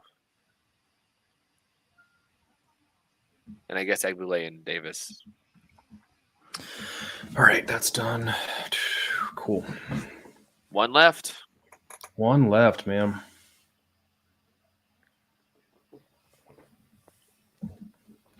The thing is, like there is every year when we're doing the whirlwind of UDFAs, there's going to be so many players that should have been drafted that are going to get picked up. But at the same time, there's, and I hate saying this because it just goes, it's the same way every year. There's going to be players that we think should have been drafted. They get picked up as UDFAs and then they like don't become anything. Right. Yeah. Do you remember like it was 2 years ago, Marvin Wilson from Florida State? Oh yeah. He was they literally was going to be a top 10 pick the year before he came out. And then he comes out, he tests like an absolute sloth and then becomes undrafted. And then I think he went to like the Browns and we've never heard his name since. There's always someone that should have been drafted that goes to the Ravens also. They always get a UDFA that I'm pissed off over. They got a safety last year. I don't remember which one it was. I think it was Ravens that got a safety last year. There was a safety that was undrafted that was could not believe they went undrafted. Kalen Barnes just went to the Panthers, though, by the way. They double-dipped a corner, so I don't expect them to do it again, but that would have been someone to grab at the UDFA.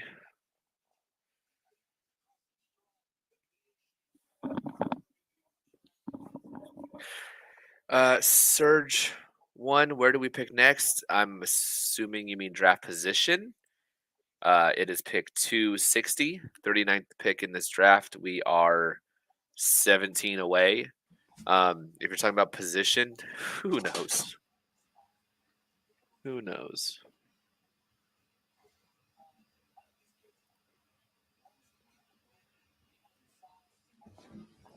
I might message Emery to get some thoughts. Hell yeah.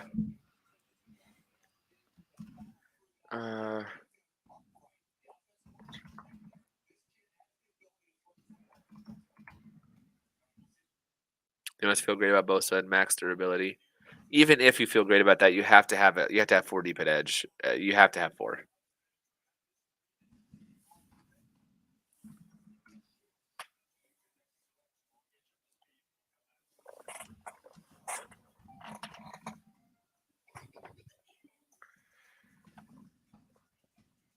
Chiefs, just please don't take someone that I like, and I'll be happy. I asked him if that positional rank means for the CFL. Oh, that might be it. 'Cause Jalen Watson, corner for Washington State to the Chiefs.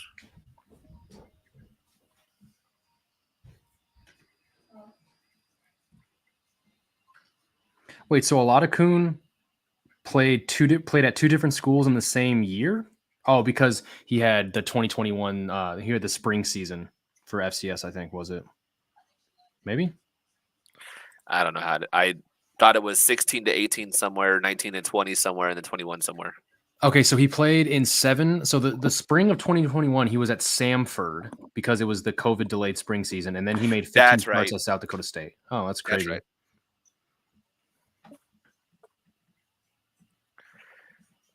Wanted to see, did Baltimore actually take all their 4th round picks this year?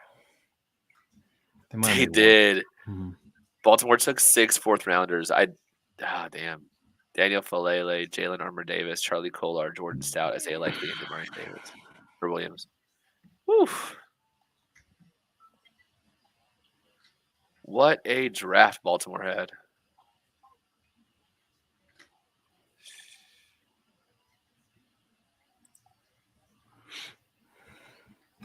Are the Chiefs done yet? No, they have 2 7s also.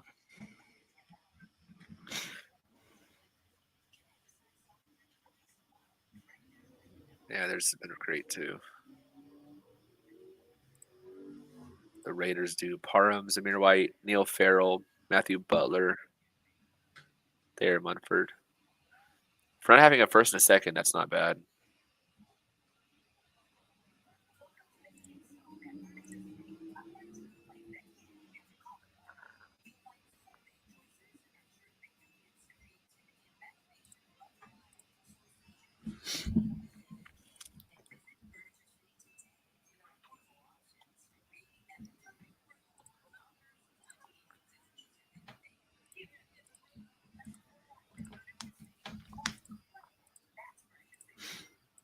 Damn. So one more pick. Edge would be nice, man. It feels like there's some decent edges here, and I cannot believe a former Big 12 Defensive Player of the Year is still on the board. Who? Well, Mike Rose. Oh, yeah. I mean, it's not like I don't think he tested that poorly. I think he was a 4.7 flat, which isn't bad for almost 250-pound linebacker whose game isn't his athleticism. So strange. He had a 4.69 40. Yeah, it's not. That's fine. not. Oh, you're bad. fine. Yeah. Darian Beavers had a 4.69. Devin Lloyd had a 4.66. It's fine. Weird, man. I mean, the guy made plays. He had 5 picks in 2020. He's 6'3", 245. His size is not a problem. He's 20. He's almost 22, so that's also no issue. Huh. Christian Matthew from Valdosta State just went to the Cardinals. We're getting to fake colleges. Valdosta State? No, it's in Georgia, man. I know. It's a good D2 school. Only because I'm a draft nerd do I know some of these colleges, like Lenore Ryan. But right. A Yale kid went earlier. Rodney Thomas.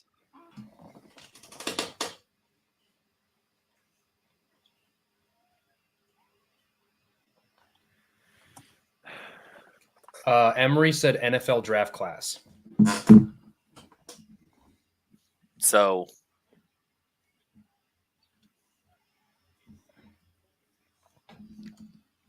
third overall.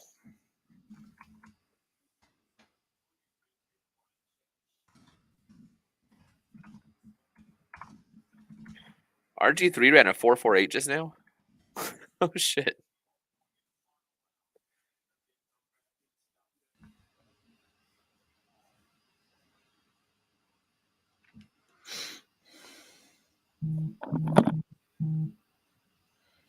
Yeah, seriously, Chorizo. If Marquise Hayes is still UDFA, you sign him up. There's that Andrew Stuber from Michigan just went to the Patriots. So I'm not even gonna like continue getting clarity because I don't think I need to. I don't want him to feel like I'm making fun of his ranking.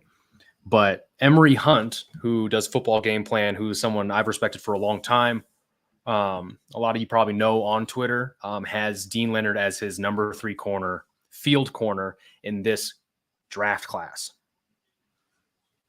Whether that's insane or not, that is good, high praise, and I trust his words. I've watched him come up from just a guy doing YouTube and stuff like that to calling games quite a bit. So Dean Leonard. Emery's a good dude, yeah, for sure. He puts in the work. He knows what he's talking about. Like, take it for what it is, but this is one of the guys that I, a top 5 guy I respect in the entire industry, not just, lower tiers of NFL draft coverage. People like, he knows his stuff. So to say that he's the number 3 field corner, it's kind of insane, but insane in a good way.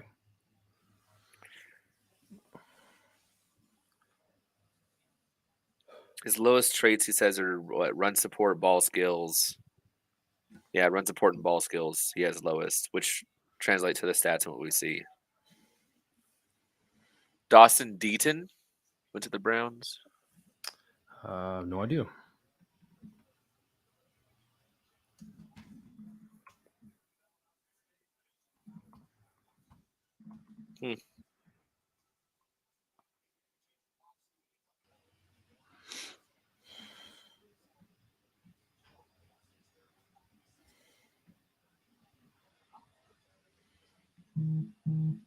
I'm sorry.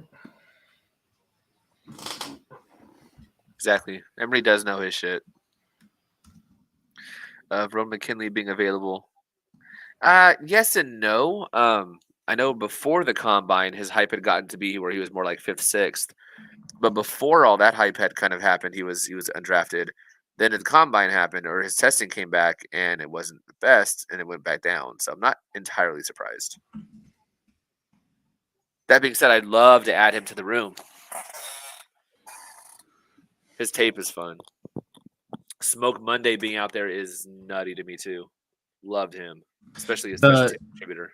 The Chargers don't have a 3rd quarterback right now, right? Like Easton Stick's not on the team technically. I don't think so. He is. Is he? Oh, he is. Yeah, That's right. I remember that. Okay. I went through a little existential crisis. It's all good. I hope he isn't after this offseason, but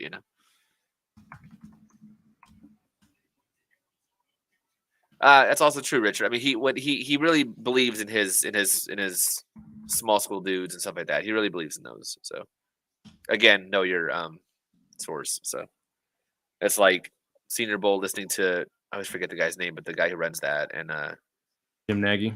Thank you. Yeah, he's gonna hype up his dudes. It's what you do. That's fine.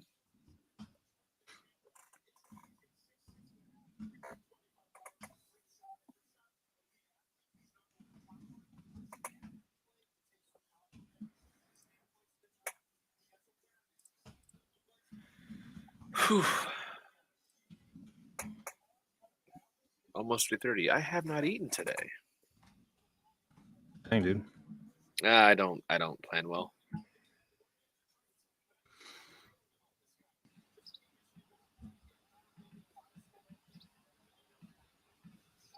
I'll just get something when I move.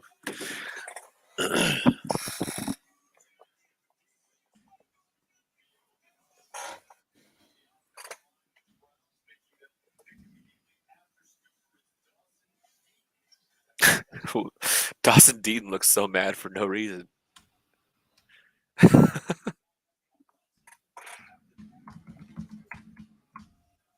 Who's the backup left tackle right now? Would you say that's Pipkins? Backup is Norton or left tackle. Left tackle, yep. Probably, and well, no, they're having as starting right tackle, so it's what Foster, Serrell, or Storm Norton, whichever of the two. I feel like I should put Foster, Serrell behind left, and then have Pipkins and Norton interchangeable on right side. I'm doing That's how like I have it. updated, like post draft offensive depth chart type thing. I got you. How do I? Can I send a picture in our private chat? I don't think so. I haven't seen a way to send media at all through the StreamYard stuff. I'll just do it via Slack, I guess. But I have colors all over the place. They all mean something. I'm not going to explain it, but yeah, Frank, you're not wrong. Them attacking speed guys is definitely a theme here, and you are totally correct. This team has lacked real speed at almost any position. Like when Mike Davis was the fastest guy on the team, that guy ran like a 4.43, and while that's like still good, it'd be nice to get guys who could break that 4.4 flat barrier. So getting multiple guys that run sub 4.4 now is a big deal.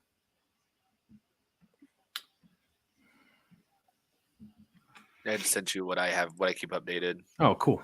If you wanted to look at it, I would love to look at it. The colors are pretty easy to decipher what they all mean. Yep.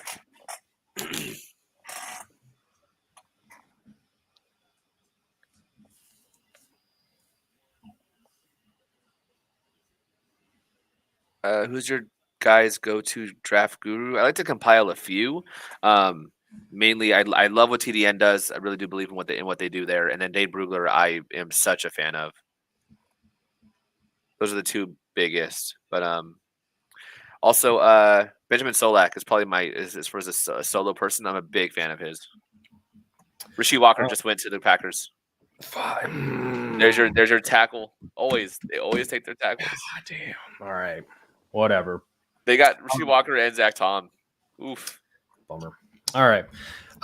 So my draft gurus, I mean, draft guru to me, calling them that is a little weird because they're more like my peers at this point, although they like do more draft stuff than I do. I think just scout. Like that's yeah, just like my guys who work on the draft. Benjamin Solak's one of my favorite people in the entire world. He's like a personal friend. I had the pleasure of, within the first few years of me getting into this industry, getting to meet a lot of those people that I in Mobile during the Senior Bowl and stuff like that. And so to be able to watch, basically good friends grow and rise to the ranks and kind of get to where they are now is absolutely phenomenal. So Kist is up there for sure. All the guys who started TDN, and I know half of them have kind of moved on somewhere else, but those guys are always great. Yeah. And then the Athletic, I respect the Athletic because they just really hammer home quality in everything they do. So Dane Brugler is a big one. And then I've just got other good friends that I really trust their opinions because I just know how hard they work and the time they put into their rankings. And so I love all my guys. I don't know what to tell you. Like I just, if I can tell you do the work, and you're genuine about your opinions and everything, and you're not biased or you're not clouded by anything, the genuine guys are usually who I look at the most.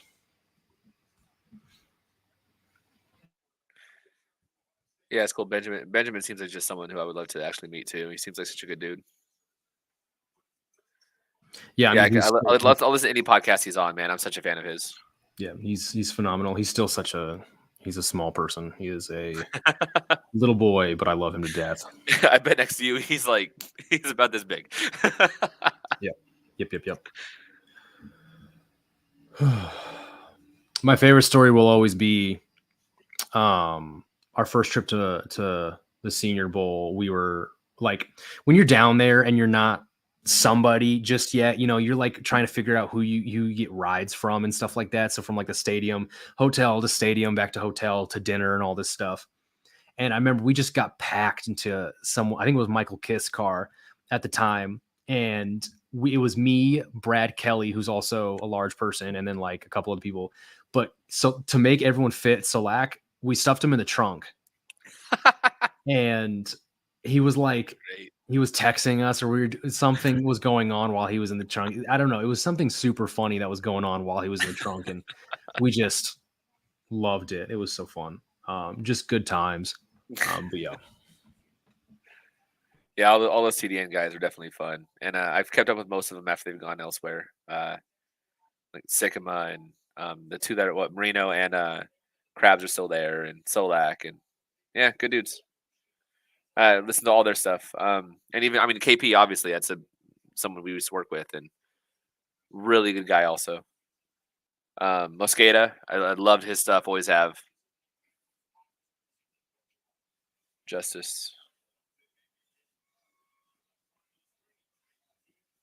Justice is so smart. Him and Charles, man, those guys are. Yeah, those two. Two both. others I wish respect. they did their podcast more frequently because man, they are both just on it. Mm-hmm. I remember back in like 2014 when no one in that group really had like jobs in the market yet. We were all just like on Twitter, having like 1 a.m. tweet conversations with Justice about Mountain West running backs. it was just awesome. That one San Diego State guy that went nuts. I remember having a big long conversation about him. We both loved him. I forget that guy's name now, but so hold on, which player was it? There's a San Diego State running back who went nuts and was like talking about the profit and all this crazy shit.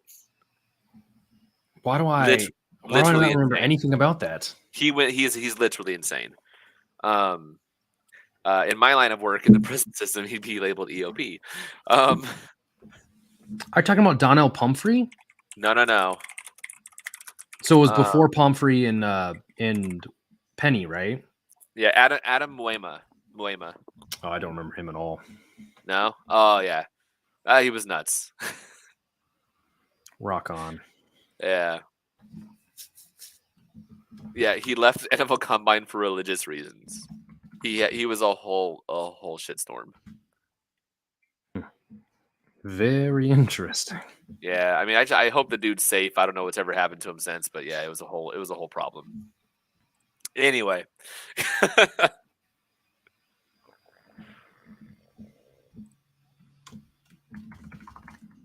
So for anybody, because I just don't feel like it's come across my timeline if it's been a thing, but does anyone have a clip, or has Tom Telesco spoke about Sawyer? Because someone mentioned that someone mentioned Telesco noted Sawyer might get a shot at right tackle. I thought it was Popper. Popper might have done that. Yeah, I'm like slightly annoyed. So I stopped getting included into the press conferences because they're not remote anymore. For the most part. So like, there's no point in like phoning me in if it's not an actual like digital press conference, but they're talking to our draft picks, whatever it is, virtually. So I'm like, oh, I could be a part of that. But then I'm like, wait, I'm on this show and I can't just leave. So, oh, well, that's fine. Okay. Thanks everyone. Thanks Alec. Thanks Frank.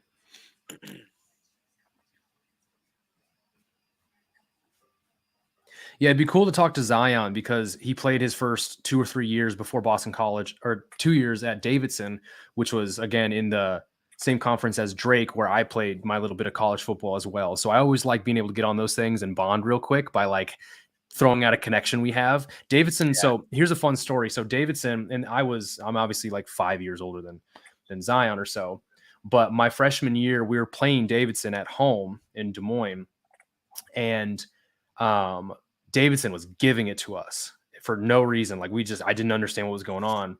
And we came back from 27 points down in the fourth quarter to win in overtime. Oh, damn. And we went on to tie the University of San Diego. We were co-conference champions that year. But that's like that was one of the most memorable things I've ever been a part of. That's awesome. Seriously, yeah. 27 down in the seventh. I don't know, or the fourth. I don't know how we did it. That's phenomenal. Crazy, so that's basically what I would want to throw out if I ever talked to Zion. I was like, dude, I have this really cool story of blah, blah, blah, blah. So yeah. Absolutely. Yeah. You have that instant connection, that instant bond for sure. What was cool is last year when we had our Nick Neiman press conference, I was like, I literally had a class with your brother. Like Oh, did you? Nice. Yeah, me and Ben had a class. He was a freshman and I was a junior. It was some like, I don't know, language arts, philosophy, English class. Yeah. But yeah, I had a class with him. And the thing was, the thing is, he's now a linebacker with the Chiefs, right? At the time, he just looked like some dude. Like, it's funny. It's funny, man. When people are so much younger, they look nothing like them. Hey, this is good. I don't know if you guys are seeing this, but Isaiah Pacheco was just picked up by the Chiefs, and I'm just super stoked to see that because that dude has been through hell and back. If you didn't watch Really? his story, so he has both of his siblings were killed. Oh, Jesus. Sorry to get really dark here, but his sister was killed by her, the father of her 3 children, and his brother was stabbed.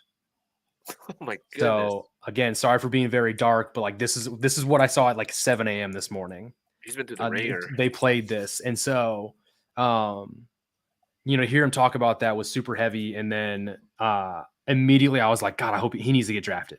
And I saw that like he was ranked so low in the running back, so I was like, oh, I don't know if he's gonna get drafted, but I'm rooting for him. And so he just got picked up by the Chiefs. I think that's fantastic, awesome, There good you for go. him. Yeah, that's rough, man.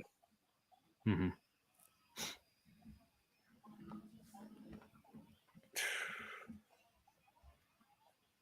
He was a starting quarterback in high school before going to college. Pacheco. Yeah. Jeffrey Gunter. He just went to the Bengals. Damn. You like? Damn, I'm telling you, good teams stay good. I mean, at least the players I want are getting picked up by good football teams, and it probably means I have pretty good taste in players. Just saying. All right, so we got 1, 2, 3, 4, 5, 6, 7 picks, and then we have 2 picks for Mr. Irrelevant. That's great. Yep. Going to take another break here before the pick in UDFAs. I'll be right back. Okay. Oh my God, this cat. Nope. Come here. Nope.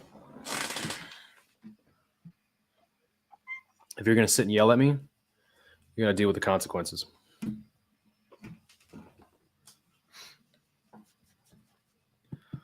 So we are 252. There's 262 picks in the draft this year. For some reason, they moved up from 256. I'm not sure why. Either way, we're so close to the UDFA. I just keep calling it a whirlwind. My cat's name, this is Sylvia.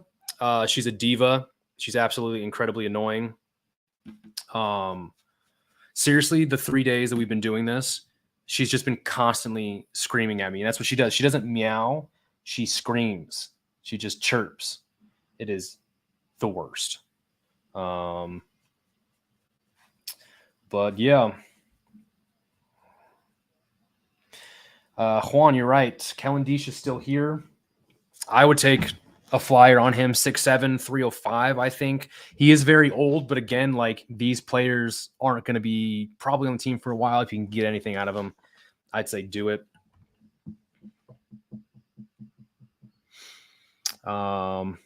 Yeah, plenty of steals here. So if I go look at the board, Mike Rose, again, Big 12 Defensive Player of the Year in 2020. Why the heck not? Pick a guy who's done something. Jojo Doman, I don't get this. I don't get it. There's other players who were picked for undersized positions. Dude's rocked up, good instincts. I don't know how he's still on the board. Let's see. Marquise Hayes, I don't know. He tested terribly, but so did other guards who were taken. Justin Ross, I hope he's actually healthy. That's a bummer to see. Jesse Luketa, Haskell Garrett. I mean, these are some good players that were mainly mocked early on day 3. Still here. Who else? William Dunkel. William Dunkel was a second-team All-American offensive guard from San Diego State. Also tested horrendously. But at 6'5", 330, he is a gap scheme guard who's probably going to help you move people. Bam Knight, the running back from North Carolina State, I do not understand why he's still on the board. Has security issues with the ball, 8 fumbles, 6 lost out of 473 offensive touches. So could be better there. But again, special teams value, 5'11", 210. I mean, good size. Don't see how he's still on the board. Alec Lindstrom, brother of Falcons. offensive guard. Chris Lindstrom's still there. Quite a few talented players. Not really sure what's going on. Let's skip all the way to the front of this tracker. Gunter. Oh, was my cat on camera? My cat was on camera. Oh, okay. I brought her up because she just won't stop yelling at me, and so when she's annoying, I make her feel terribly uncomfortable, so she go away. I had to come get my water, and I wasn't sure if she popped up. Yeah. What's your cat's name? Sylvia. Sylvia, nice. I have very distinct names. I have Sebastian and I have Sylvia. Oh. Those are great names, though. Yep. Yeah. Mine's Luna.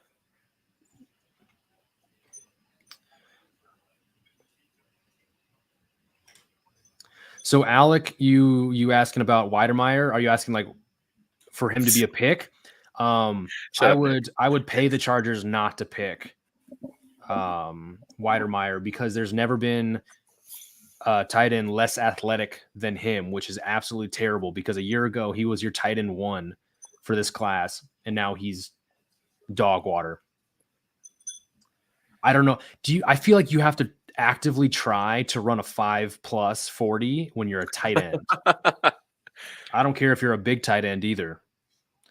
I don't know what that says about Texas A&M strength conditioning program, but a lot of those players who were top draft picks a year ago, that strength coach did them absolutely dirty. If he brought them into their draft season, like their draft off season, and they're like the worst athletes for their size and measurables and stuff like that. That's nuts. Yeah, no, that's someone you take a UDFA flyer on for sure. You don't draft him. You can't. That's rough. You bring him in, see if there was something that was going on. Maybe there's some sort of medical thing or sickness or something, but my God, that was inexcusable. And it's not like it's offensive linemen, like Orlando Brown when he had his atrocious testing. That's one thing. This is a tight end. Like, he has to move.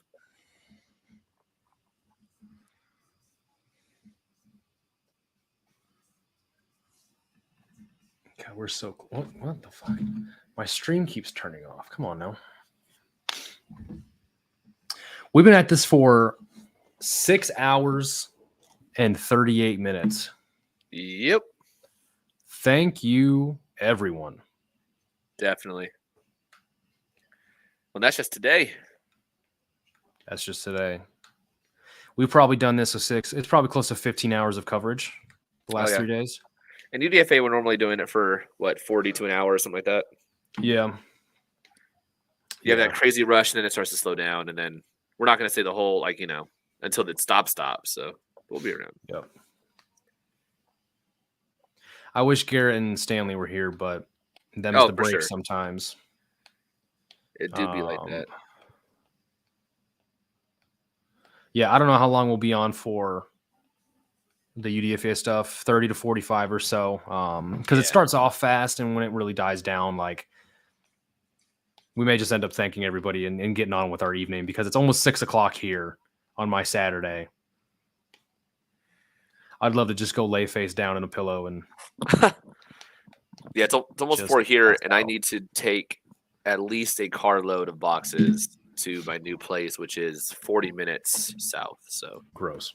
And then unload it, and then back here. So a little bit more to go today before I can relax. Yeah, I don't miss that. We finally bought our house in December. So moving, I'm finally done with because I have moved across the country twice and to 3 total different states in the last 3 years. So are you still Iowa? Minnesota, Minneapolis. Minnesota, that's right. Yep, where my wife is from. So congrats on the house. Thank you. And it's literally since we bought it in December, we've been working on it the whole time as well. So I've had no break. So I went from in season, also working on a house, to a little bit off season, and then it's draft season, and also working on a house, dude. It's nonstop, man. Buying a house is cool. I think we got a hell of a deal on ours, but sweet. I'm tired. I am a tired person. But you're all doing hard stuff too. I don't need to complain about it. We all have our own shit, but doesn't invalidate what we all go through, you know? Right. It's real. It's real. I'm trying to take a vacation for the first time in a very long time. Yeah. We booked tickets to, I think, Mexico. I think it's in Mexico. I've never been out of the United States. I've never been on like a legitimate vacation. Like my vacation has been like I went to Northern California once with my dad in high school, but I went to one spring break where I drove from Iowa to Florida. Other than that, I haven't done like anything cool. I haven't been on a beach anywhere. Like No? No, dude, that's all I want. And that's what my wife wants as well. Yeah. My wife, she goes, I just want to be on a beach with a drink in my hand and nothing to worry about, because it just seems like there's been something to worry about for our entire lives, I guess, or our entire adult lives. And so I'm like, yeah, I'm right there with you. I don't want to worry about football. I don't even want to talk about it anymore. I love it. Don't get me wrong. I love all you people. But with this business, like as easy as sometimes I think my job is, you're never off the clock because you work in breaking news. So it doesn't, I'm always on. That's what it feels like, you know? Yeah. At any point I could have to go write something. So it's great. Like I'm absolutely blessed. But at the same time, like you don't take breaks. Our bosses tell us to take breaks. Our bosses say you need to take this time off. Stop. You need to take this time off. Can't complain. We can. Maybe if Stanley would write some more. You in the chat, Stanley? Calling him out. Probably not. Calling him out. They're gone. Why would they be talking about this chat? That was always my thing, man. I could never write consistently for it. I could never. I'd be all fired up about writing one thing. I'd write it, then I'd be like, "Yeah, I'm good." To be fair, I had those dips though. But the thing was, I was bartending, like trying to figure out what I was doing with my life, and I just thought this was like a fun hobby, or like I wanted it to work out, but like I had no idea it was going to work out the way it was going to. I was bartending and living in Savannah, Georgia, and I don't even know what I was, thinking. Damn, Georgia too, man. You have it all over the place. Yeah, I haven't. I was in Savannah, Georgia for 2 years, but like there were times where, Lucetta. I was the Lucetta just went. Yeah. Damn. There were times where I just didn't wasn't motivated, or life got busy, and like the site at the time, it wasn't getting what it deserved. No one was really writing. And then right. So Richard understands. Richard was, the head of the site for so long. God only knows what he went through dealing with all of us hooligans who like were barely getting paid. So trying to like have expectations about people writing was tough. Yeah. And it's kind of the same thing for me now. Like I can't just demand Stanley and Garrett do X, Y, and Z at all times. I'm blessed to have them even be able to help me. Yeah, for sure. So, and it doesn't help. The thing is, I also have a small budget. I have one of the smallest budgets of all the sites, if not the smallest budget for a full-timer. And so like you guys need to click on more shit so I can get a bigger budget. Go vote in those polls, y'all. I need to hire an intern for pennies to take some of my workload off. That's what I need. To be fair, dude, when it was still the old structure, man, we hired so many like people, and then they like joined our Slack chat, and then they just didn't do anything. Yeah. How many people did that happen? Richard, you know what I'm saying? We'd like someone would join. Yeah, but Stebbs, you were there before me too. Yeah. There were guys after I joined who they were like, yeah, I'm really glad to be here. I'm going to focus on this type of content, or I'm going to do this, and this. And then I swear to God, to this day, I don't think they've posted anything, and they're still in our Slack chat. It's funny. Not to call anybody out because it's super funny at this point. No, we're calling them all out. Let's go. Sure. Yeah, I know, Richard. I know. I'm not denying any of that. I'm not denying any of it. Like I said, I would get up for like a piece or two, and then I would just be like, I don't know what I'm writing about right now. I'm good. I was always down to write a pick or something, or like a Final 53 guest or something like that. That was always more of my jam. Oh, the good old days. Good times.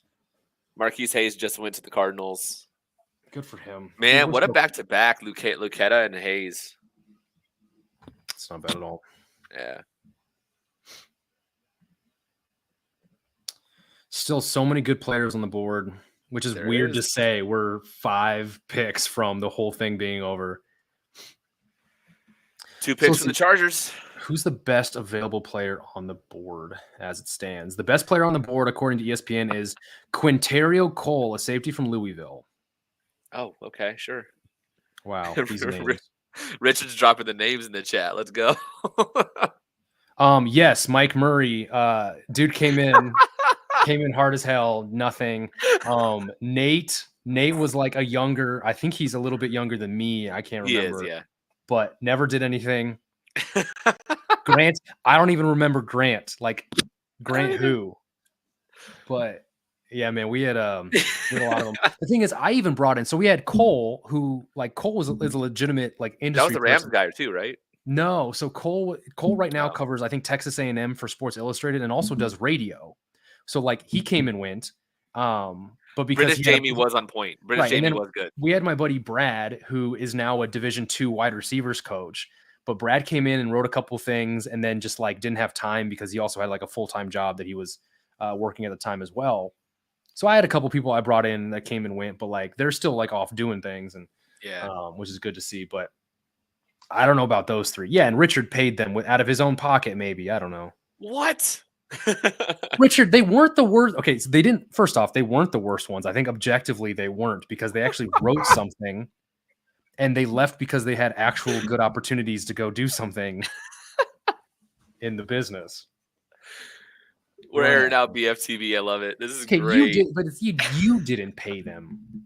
First off, people were getting paid like $25 a month. Oh my God.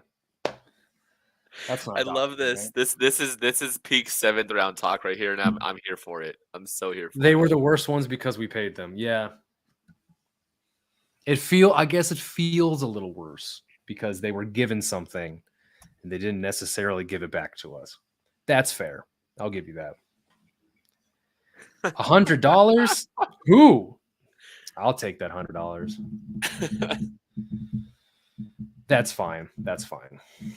You win some, you lose some. So one more pick. The Packers just took, I've never heard of them, receiver from Nebraska.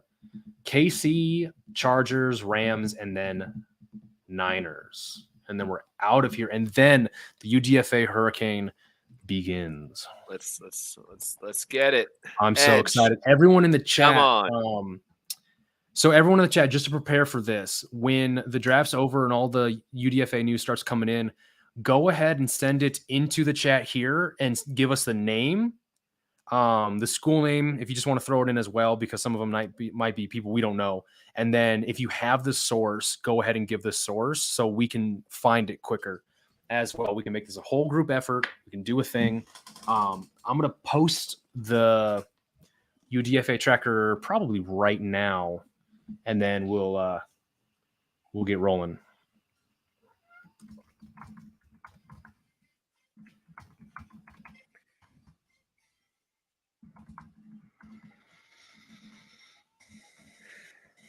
They haven't gone tackle. Not to say that they definitely will, but Gene DeLance is still available. Now that Walker's gone.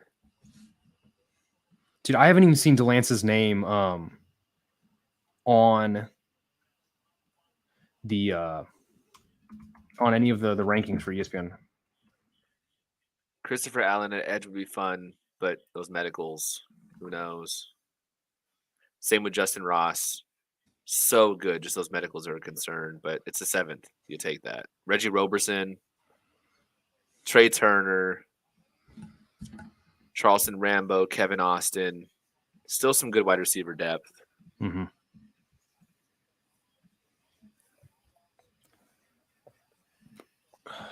I just went to the names of people who used to be in the Slack, and I honestly don't remember who half the guys. I don't either.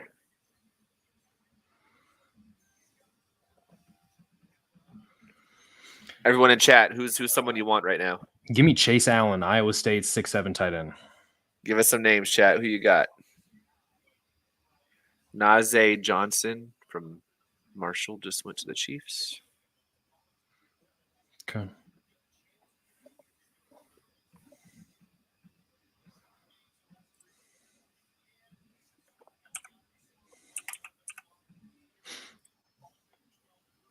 So Guillermo wants Justin Ross. Isaac wants Britton Covey. Never heard of that one.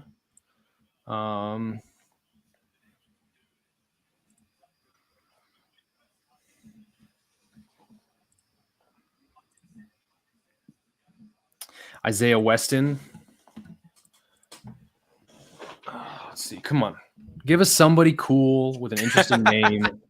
I just want to be excited about this one. Richard's right. I agree completely. Whoever's in the top of Baltimore's board. Completely correct. Completely correct. We are lifelong Baltimore fans.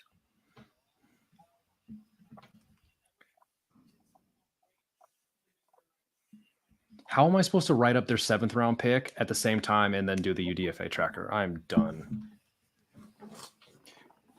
And there's normally a bit of a respite, so if you wanted to just bang that out, I can maybe put together a list on the side or something like that while you're doing that if you want to. That would be cool because I also have to Yeah, I use the got you. restroom, but I'm not going to get up before this pick. Yeah, do it right after this. All right, let me pull up a notepad or some shit. I kind of want to just look at the dang pick if they have it. JoJo, John, Devin Tompkins. Oh yeah, if it's there, just look. Just look. It's the last in the 7th. Just look. There's no need for that. So look at this. Under the needs, quote unquote, that the Chargers have from ESPN, they've nailed 1 of 5 needs. They didn't get offensive tackle, tight end, inside linebacker, or defensive end, but they got guard. That's funny to see.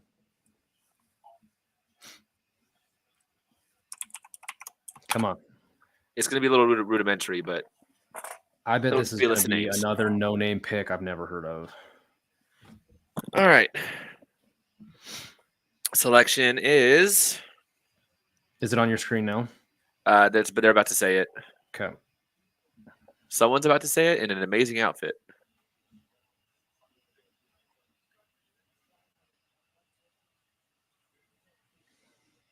Just say it. Xander Horvath, fullback from Purdue. Oh, sick. A fullback? Let's rock. Fullback. Awesome. Xander Horvath. Holy shit. What a name. Oh, my God. What a way to end the draft. Let's freaking go. I love it. Xander Horvath. 4-time academic All Big Ten. That's a Telesco pick. Xander 6'3". Damn. I like Gabe Neighbors, though. He looks like the slowest human being I've ever seen. These highlights are showing he has cinder blocks tied to him. Holy shit. God. Okay, I got to go. Yeah. Take Handle your that business. break. 1 second.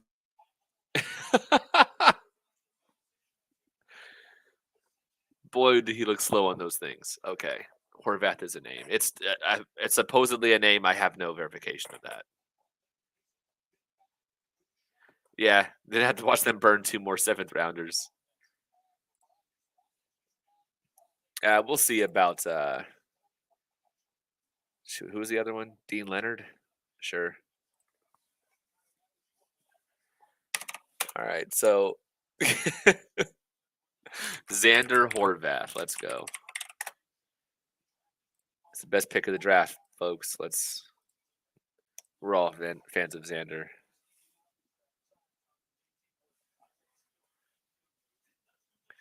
All right, so that completes the Chargers draft. We got a couple more picks left. The UDFA is about to go nuts. Yeah, exactly. Leonard's interesting. I don't give a shit about a fullback.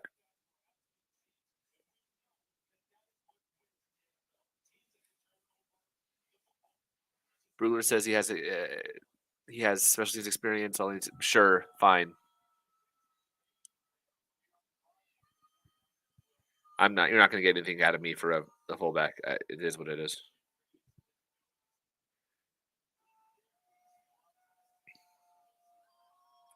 Brugler says lacks instincts of full-time ball carrier, blocking upside, pass catching skills, and special teams. Yeah, that seems about right for what they want at that fullback position. Cool. Odell Beckham just tweeted that Debo is going to New England. What? Seriously?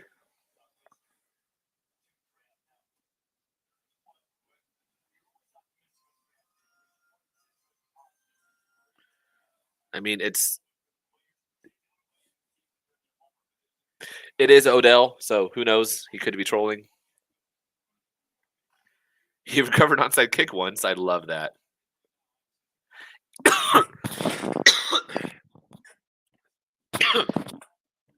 Yeah, no, there's no way they should have come out of that draft with no wide receivers. All right, let's rock and roll, baby. I wish I could take like a shot or something.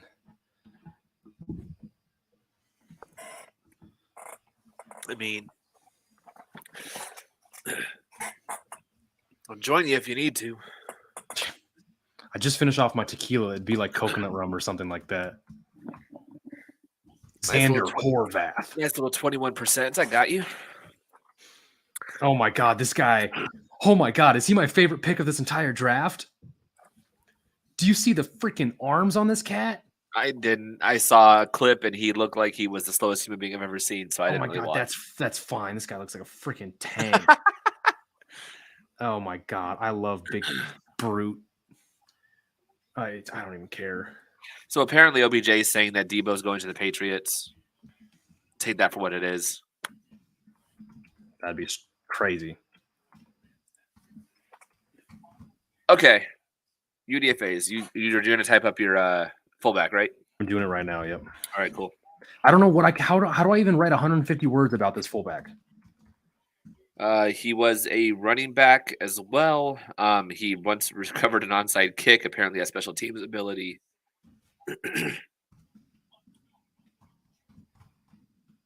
I don't know. Quote Brugler and give him credit. Shit.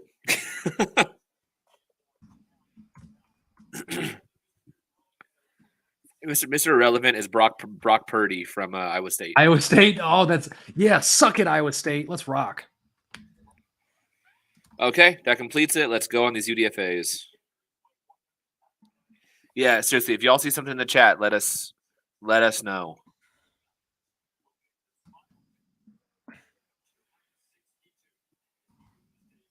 Yeah, I don't know if Horvath is actually fast or not. I just saw it in the clip. He looked incredibly slow in the clip. That's all I know.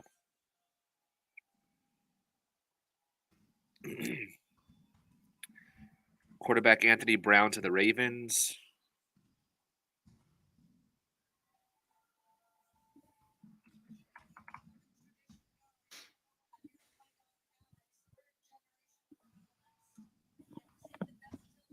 Anyone that is dipping out, thank you guys so much for watching. As long as you did, however long that was, really appreciate that. Especially for those of you that stuck around for all of this. It's a lot to go through, but really appreciate it. Yeah, seriously. Look forward to this every single year. 9.83 RAS. That's nuts. So that's something for you.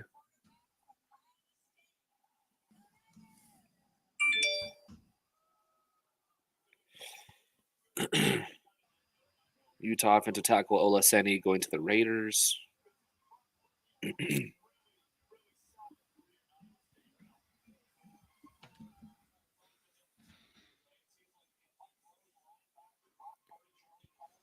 Carson Strong, I totally forgot about him. That knee issue, though. Yikes. Mario Goodrich, JoJo Doman, Josh Jobe, Justin Ross. So many names. What's up? Is this the fullback that I watched just run over Iowa recently? Like, I think 2 years ago? Purdue. He was Purdue. Oh, my gosh.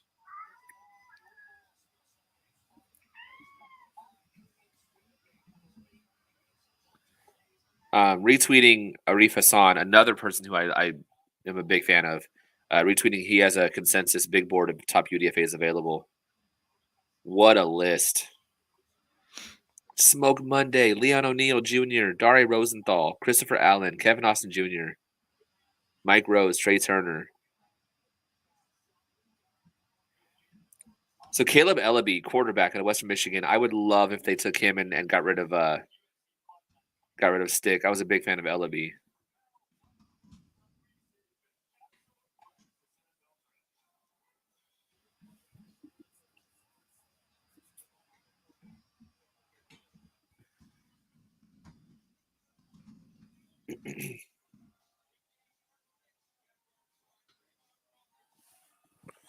All right. TV's off.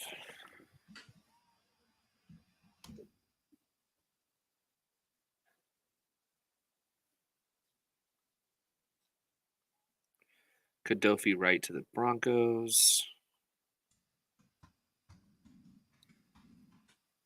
Nothing yet.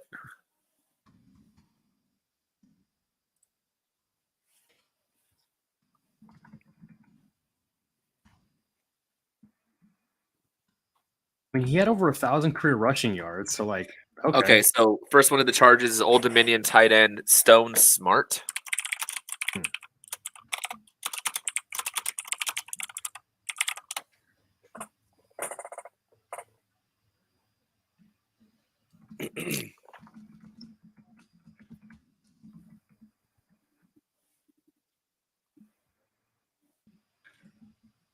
Tight end makes sense. They definitely needed to address tight end.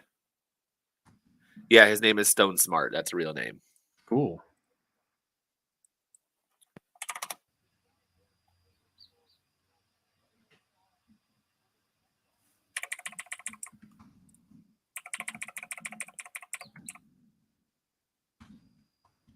CJ Verdell, I know a lot of Charger fans had mocked him to the Chargers. He went to the Colts.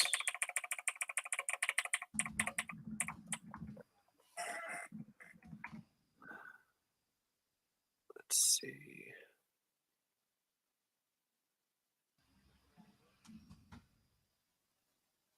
I'm not seeing anything.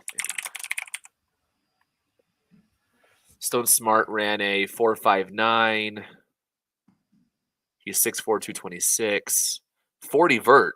Damn. 10.8 broad. I bet his RAS is nuts.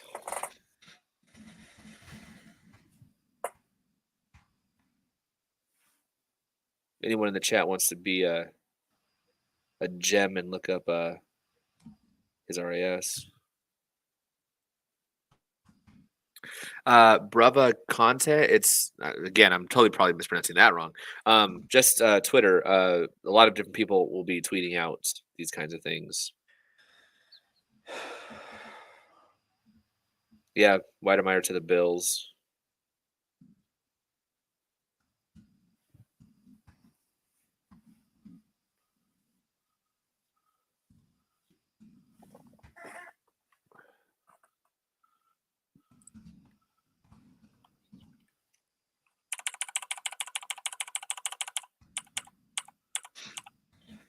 So Stone Smart was a quarterback apparently in college. So that's a thing.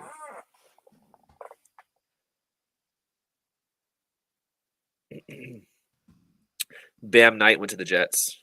Damn.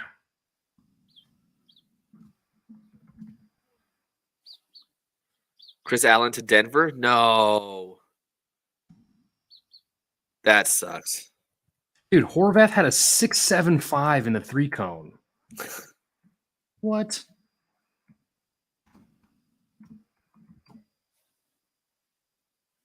I'm not saying that Chris Allen went anywhere, but if you're right in the chat, that sucks.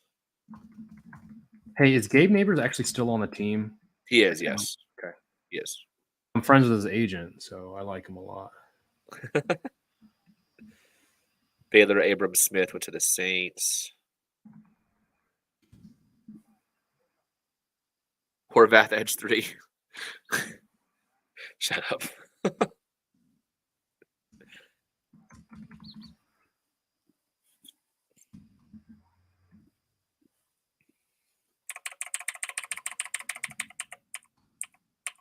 Yeah, the tweet said tight end for Stone Smart, but he was a quarterback at Old Dominion. Athletic as shoot.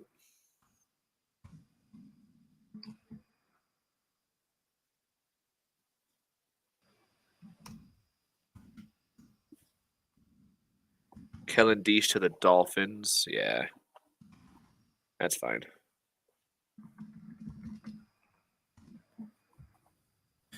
Okay. I think this is done. I'm going to blast this out. Yeah, honestly, that's great. If you can just like copy paste a tweet like John Bird did, that's fantastic.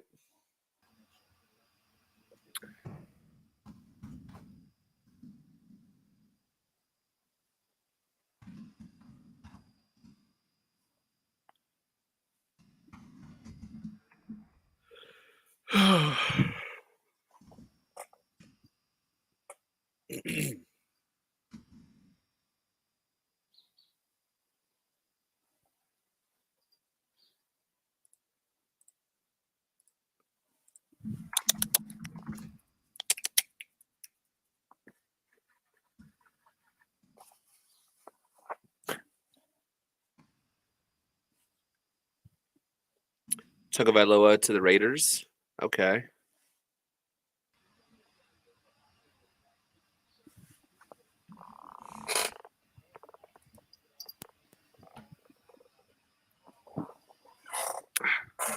There's mine. And bang. Okay, that's out. That's good. Let's get this rolling. Where are you? Okay, so for the Chargers. Oh, Illinois quarterback Brandon Peters, also former Michigan. He went to the Chargers. Oh, Peters? Oh, wow. Yep. Okay. So Brandon Peters, quarterback, Illinois, and Stone Smart, tight end, Old Dominion so far. Stone Smart from Old. Okay, do we have any other? Because I'm really throwing in all the NFL ones as well.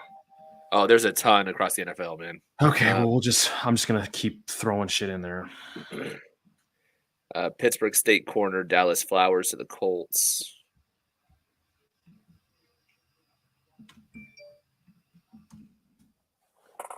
I'll be right back.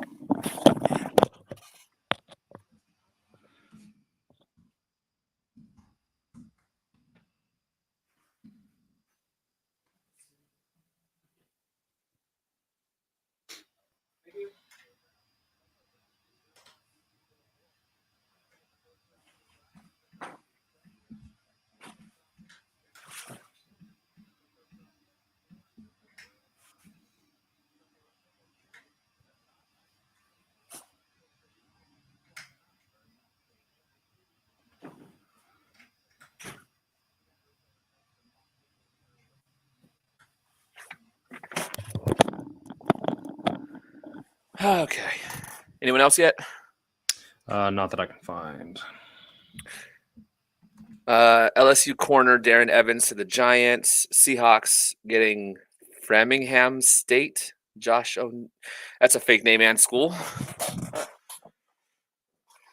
John Bird, I was talking about anyone to the Chargers, but you can feel free to put anyone in, but specifically Chargers for sure. Tight end Lucas Kroll out of Pitt to the Saints. UTSA linebacker Charles Wiley to the Ravens.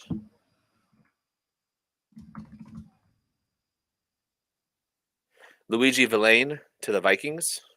Ooh, yes, to a team that I actually watch in this household. We're good. Mario Goodrich to the Eagles. Damn, that would have been a good one. Josh Jobe to the Eagles too. What? That sucks. Elon quarterback Davis Cheek to the Panthers. Weber State wide receiver Rashid Shaheed to the Saints. Brandon Johnson wide receiver Central Florida to the Broncos.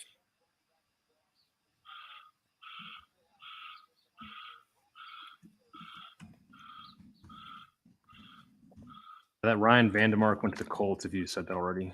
Oh, no, I didn't. Oklahoma State wide receiver Tay Martin to the Niners.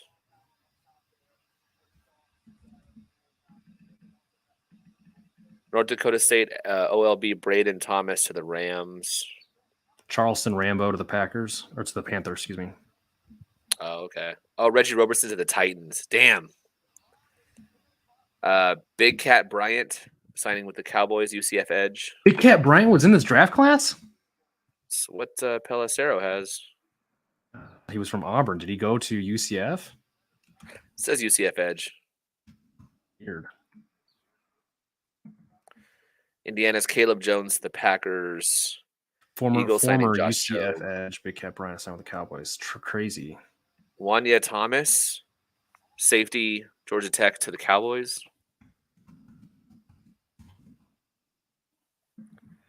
That Roberson one hurts. DB Josh Thompson to the Jaguars from Texas.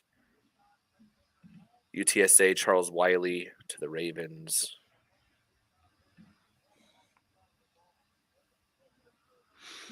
This is so much easier if I had other people throwing them in with me. Yeah. That's fine. Elon quarterback Davis Jeremiah Hall.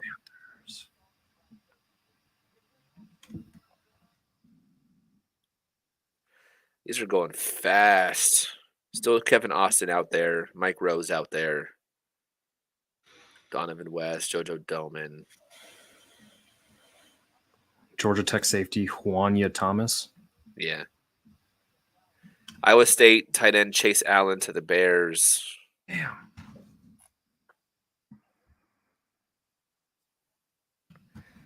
Oklahoma State running back Jalen Warren to the Steelers.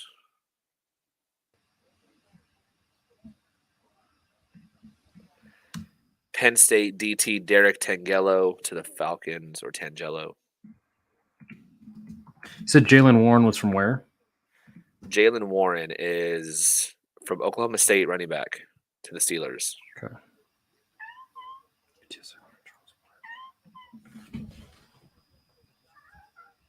Oh, I hear him.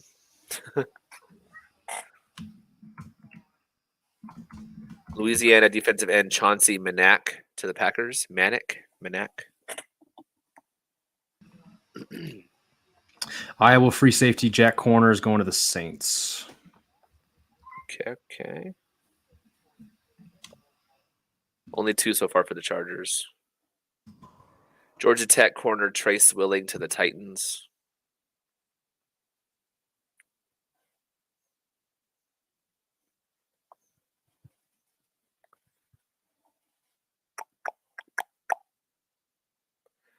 Browns are signing former Northern Iowa wide receiver Isaiah Weston.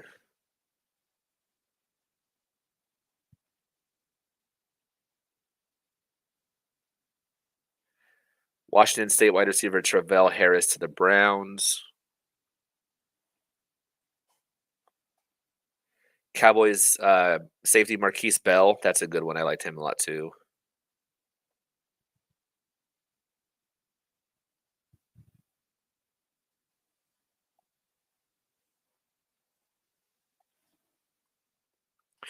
Yeah, Richard Brandon Peters, former Michigan and Illinois quarterback.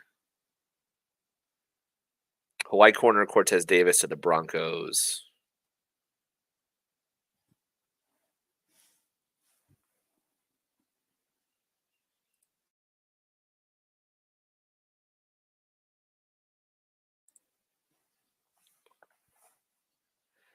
San Diego State linebacker Segun Olubi to the Niners.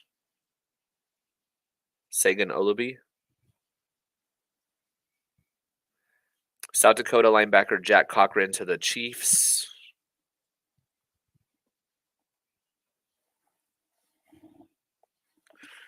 Nick says Jack Sanborn, linebacker to the Bears. Linebacker Jack Gibbons to the Titans.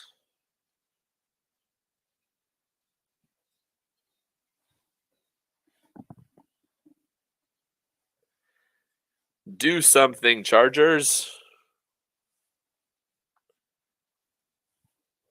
If anyone cares, the University of Texas had 0 players drafted this year. What? That actually is crazy. Isaac Taylor Stewart to the Cowboys. Damn it.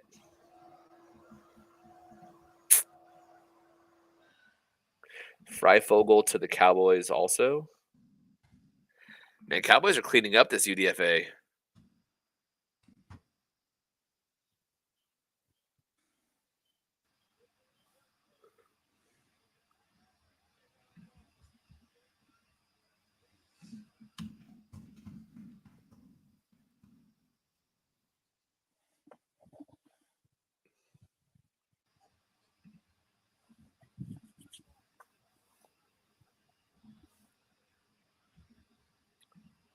North Carolina State running back Ricky Person to the Ravens.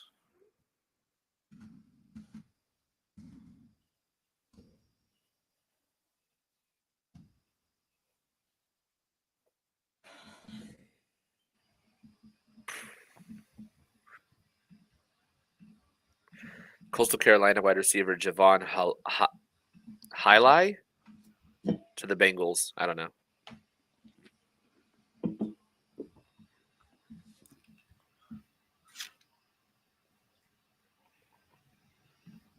Lafayette quarterback Levi Lewis to the Seahawks. Wide receiver Caden Davis from Northwest Missouri to the Broncos. Chase Allen tight end to Bears. All right. Notre Dame Kevin Austin to the Jaguars. Missed out on him too. Texas A&M Commerce. That's a thing. Texas A&M Commerce Amon Simon to the Cowboys. Texas A&M Commerce. That's a college. Yeah, believe it or not.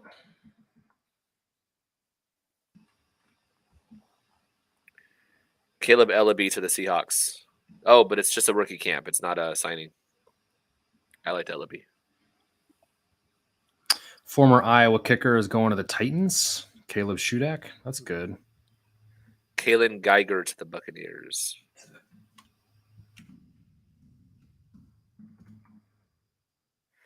Tayon Fleet Davis from Maryland to the Chiefs.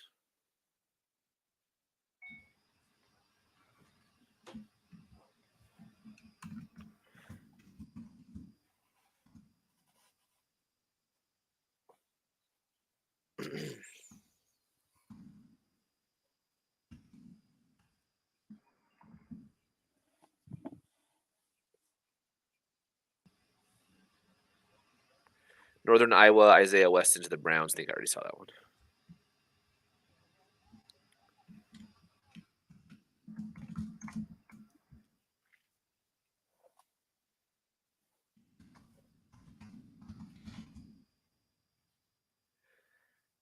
Just the two still. Just the two.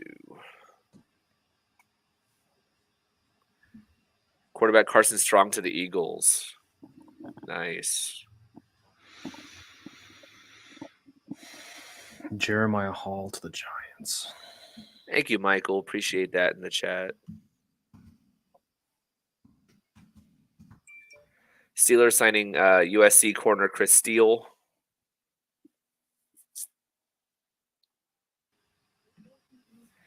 Tyrone Truesdell to the Giants. Max Borhe to the Colts. Reggie Roberson, yeah. Jalen Warren from Oklahoma to the Steelers.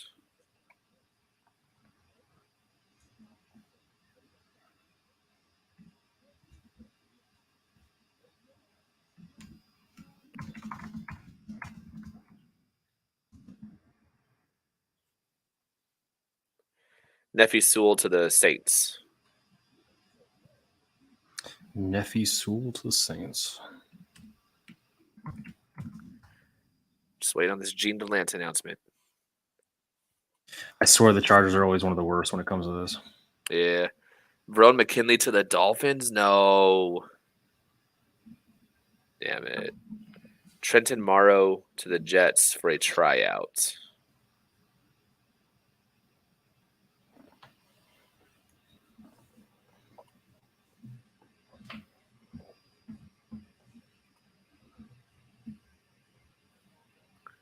Could have left at Chargers are always one of the worst. So Bam Knight wasn't drafted. He's going to the Jets, right? Correct. Mike Rose to the Chiefs. Dude, it's Yeah. like I know what's good for the Chargers. My God. Yeah. Baylor Abram Smith to the Saints. Two linebackers that I really wanted for the Chargers at varying rounds. Both to the Chiefs. John Parker Romo, a kicker, to the Saints. Smoke Monday to the Saints. Damn it. Carson Smoke Strong Monday to the would have been Eagles. fun.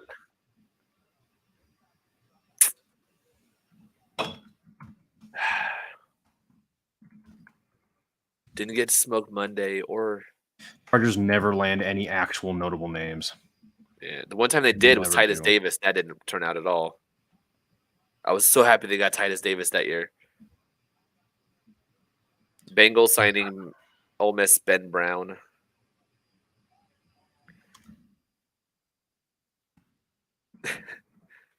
Stanley just mentioned you in a tweet, a highlight from Horvath. Yep. This was the game. I remember watching this. Oh, the hurdle. What a hurdle, man. Freaking love this pick. Coastal Carolina, Shermari Jones to the Bengals. Abram already said that one. SMU, Hayden Howerton to the Titans.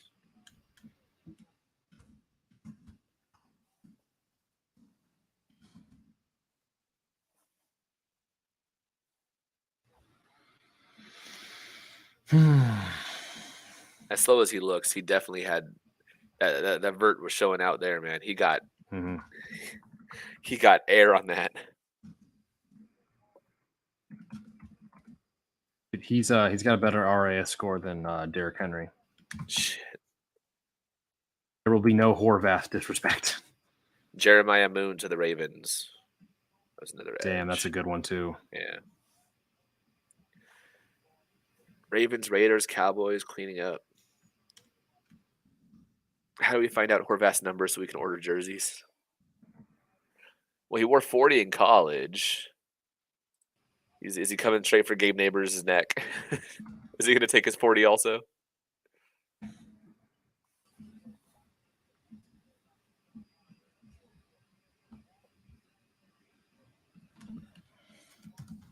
Yeah.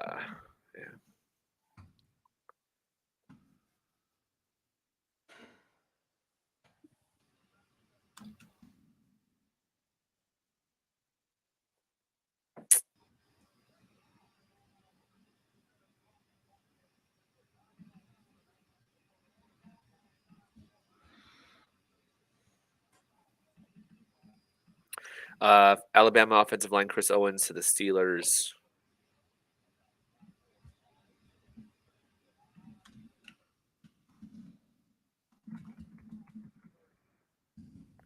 Texas Tech corner DeMarcus Fields to the Saints. Saints are also doing well.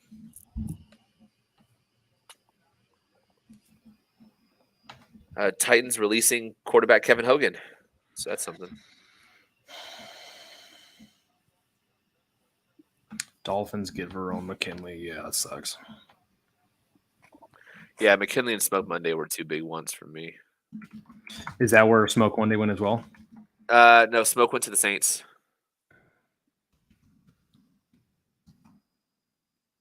Florida international running back Devontae Price to the Colts.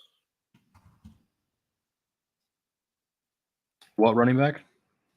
Devontae Price. D apostrophe. Oh, from Vontae. FIU. Yeah. Titans signed Sacred Heart running back Julius Chestnut.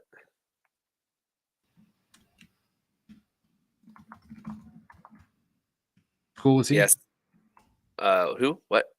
Julius Chestnut. Sacred Heart. Yeah. Yeah, still waiting to see who the heck signs Justin Ross. Dude, this is so annoying. There are no Chargers. Derek King is signing with the Where? Patriots because of course. Ooh. Harvard running back Aaron Shamplin to the Cowboys.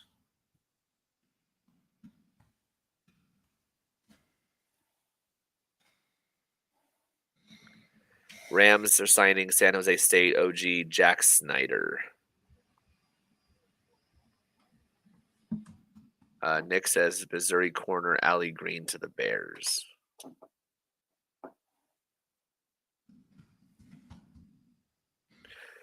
Two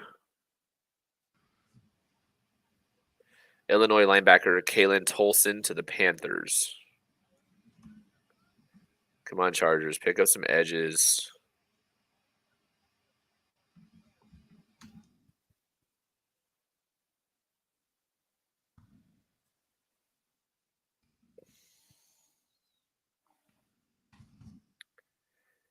Oh?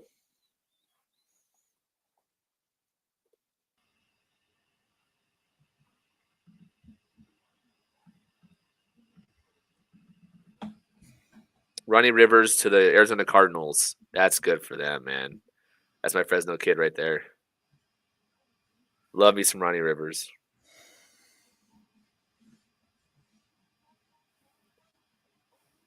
Good for him.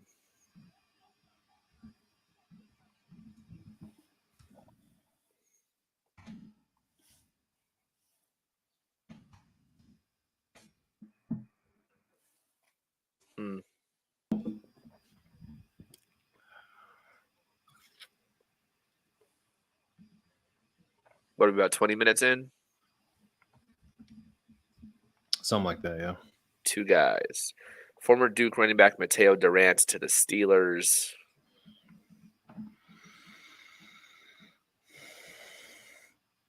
Damn, that Mercer guard that pulls with a rocket up his ass went to the Poe? Niners. It was like Poe or something, right? Jason Poe, yeah.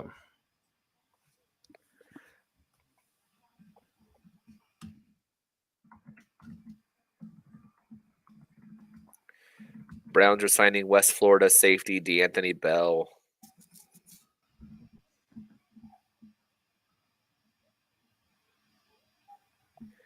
Myron Tagovailoa. Oh, yeah, someone already said that. It's the Raiders.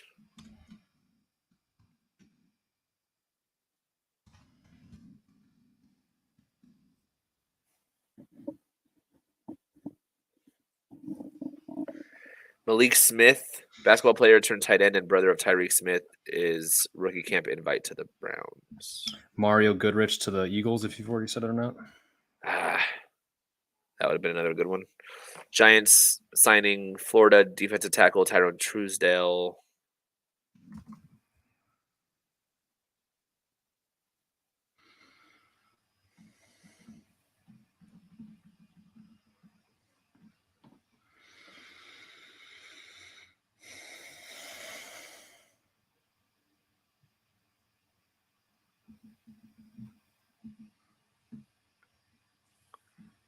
Oh, they're back in the chat, by the way. Who are The Oh. spam. Sexy adult spams?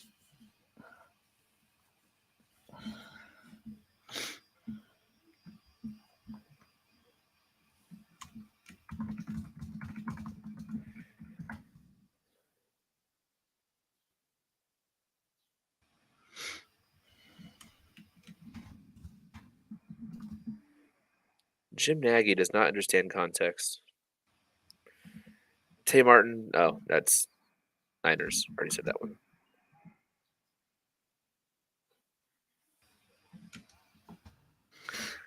John Bird says Skylar Thomas, DB Liberty, signs with the Chargers.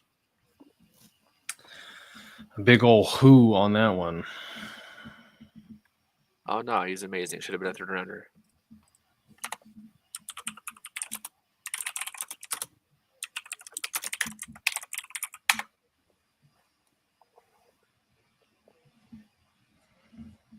Mississippi DB Jalen Jones to the Bears. Trying to find the Chargers one. Georgia Tech corner Trace Swilling to the Titans. Yeah, I don't see it on my timeline, but he hasn't led me wrong yet. Was it someone in the chat? Yeah, John Bird. What's the Jojo name? Dolman to Skylar Thomas. Skylar with an E. Jojo Dolman to the Colts. No.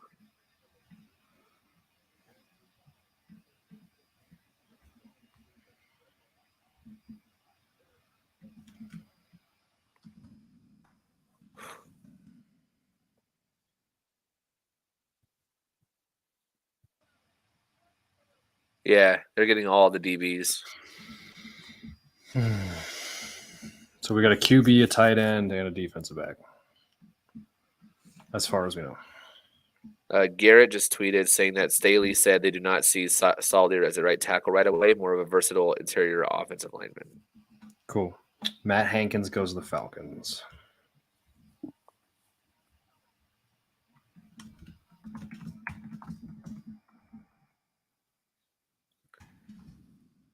Sucks for Hankins. He could have came back. Been part of another good defense. Iowa State linebacker Jake Hummel to the Rams. Iowa running back Tyler Goodson to the Packers. Fuck.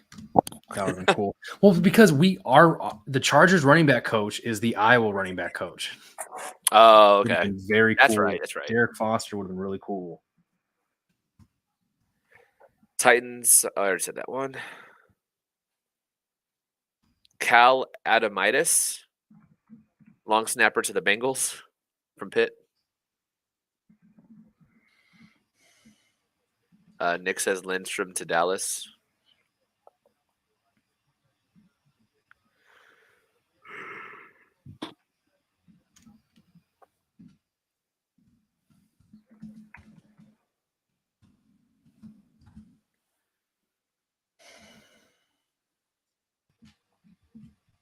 Perfect timing. I just got like 6 boxes delivered from Amazon. Perfect time. Josh Blackwell to the Eagles. Don't know where from or what position. Browns are signing Washington State wide receiver Travell Harris. Dallas Isaac Taylor Stewart. Come on. Yeah, that one hurts. Nick Melton says Master Teague to the Bears. Master Teague to the Bears.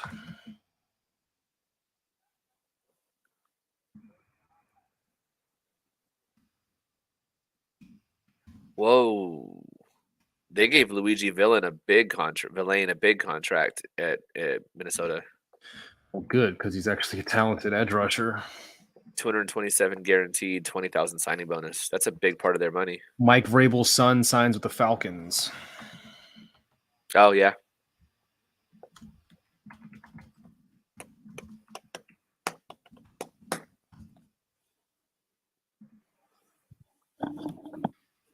Khalil Pimpleton.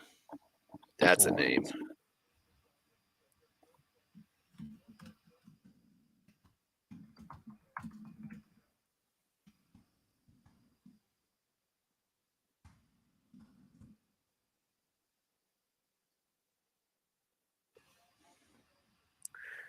Nick says Joey Blunt to the Seahawks.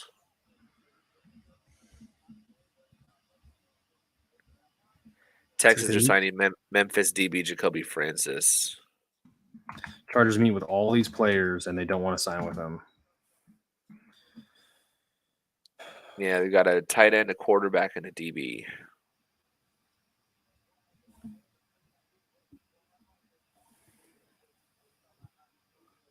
Let's see, Texans. Nick says Austin Allen tight end to the Giants.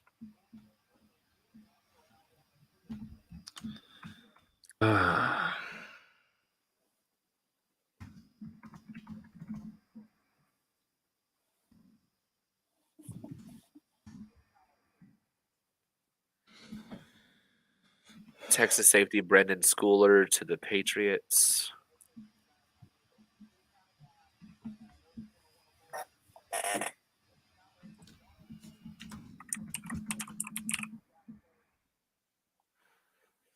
Skylar Thomas, the DB, is 5'8", ran a 4.51, 34 vert, 73 wingspan. Holy. Ravens are signing South Dakota State tackle Aaron Johnson. That is small.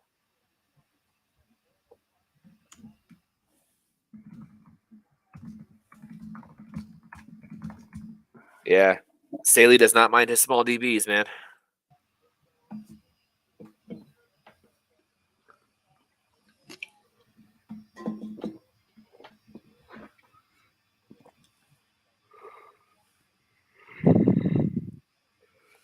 Western Michigan tight end Brett Borski invited to Jets minicamp. A lot of that's like not the first Jets invite to minicamp. Yeah. Colorado linebacker Nate Landman to the Falcons.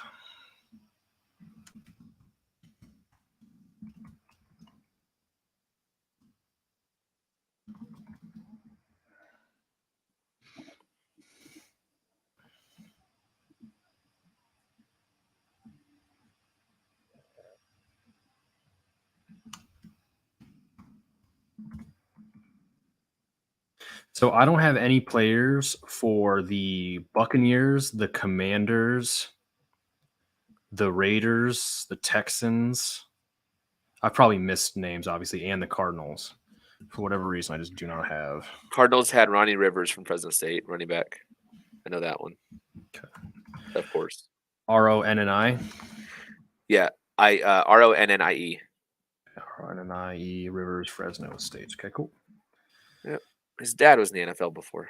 Let's see. Kentucky defensive tackle Marquand McCall headed to Panthers.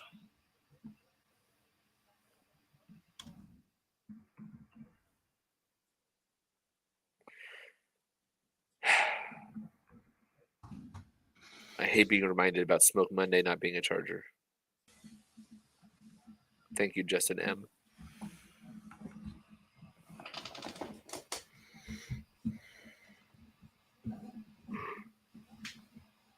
Still just the 3.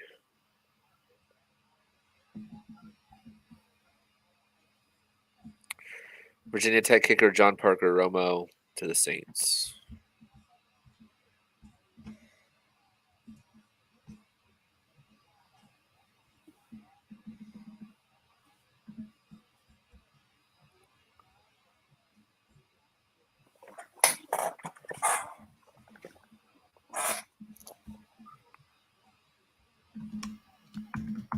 There we go. Illinois kicker James McCourt to the Chargers. Kicker. Cool.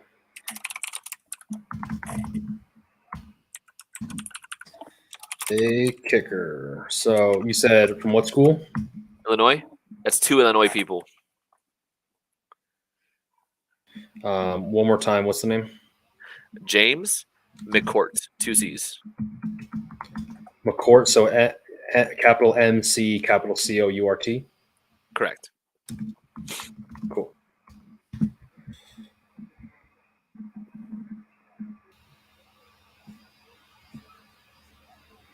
Auburn edge TD Moultrie to the Steelers.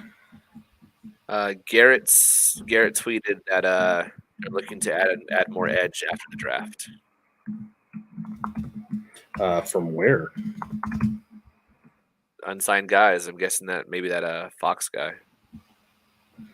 Talking about. Sorry, which Fox guy? Wasn't that Morgan Fox or something like that? Morgan Fox signed with the Panthers. Oh, did he? You have someone in the chat. Why? I thought I blocked this guy. Yeah. Notre Dame quarterback Jack Cohn to the Colts.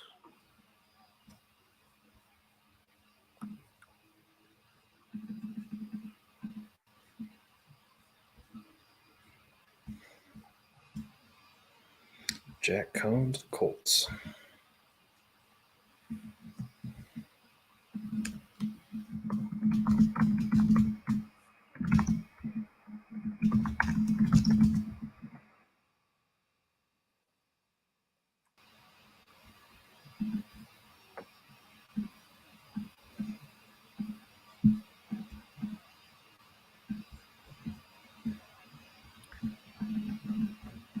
You already had De'Aaron King to the Patriots, right? Yep.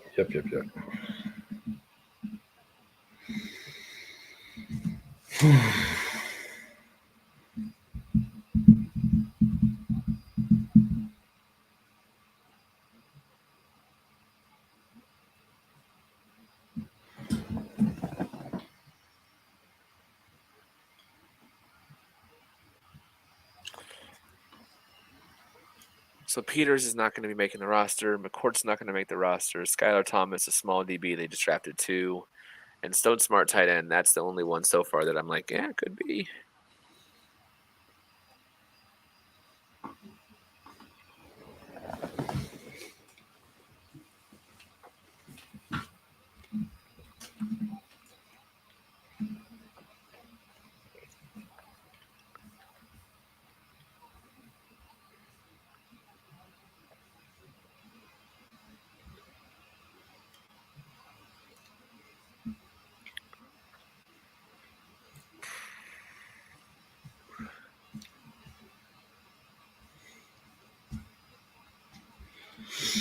Oh, that feels like it's slowed down pretty quickly.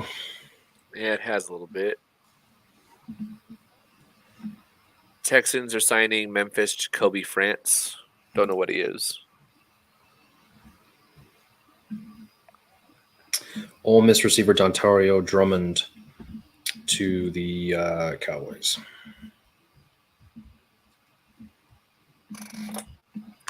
Yes, I have not seen anything on Justin Ross yet, Juan.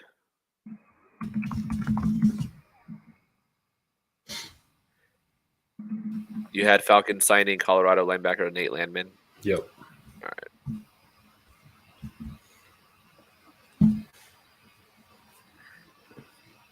I do not know who wide receiver Landon Lenore is, but apparently SIU to the Bears. Jaguars are signing Arkansas linebacker Grant Morgan. Jaguars, Arkansas linebacker Grant Morgan.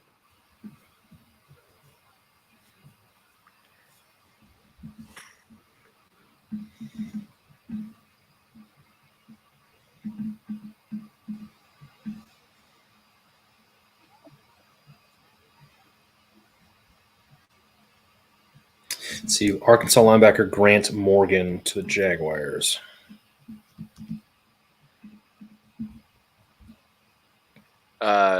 Dolphins are signing South Carolina running back Zaquandre White. Zaquandre White.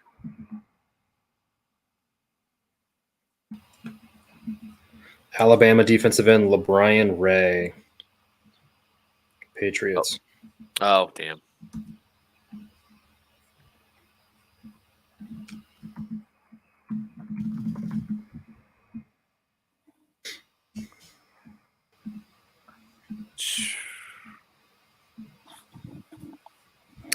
Justin Ross. Oh, no, that was 3 hours ago. Never mind.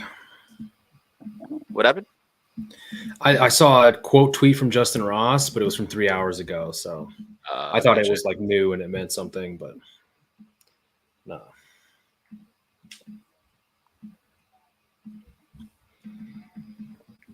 I cannot believe it's this late already. Utah center Nick Ford to the Jaguars. When do you want to sign off? I'll probably give it another 15, and then we'll just Top of the hour? Yep. All right, bet. All right, y'all, 14 more minutes. We'll be live still, hopefully getting some UDFAs, only the 4 so far. If you haven't, if you're just getting in or you weren't in the room, it's Stone Smart, tight end out of Old Dominion, Brandon Peters, quarterback out of Illinois, Skylar Thomas, DB out of Liberty, and James McCourt, kicker from Illinois. All we've seen so far. There's your Washington Commanders. Notre Dame linebacker Drew White. Linebacker DREW. Yeah. From Notre Dame.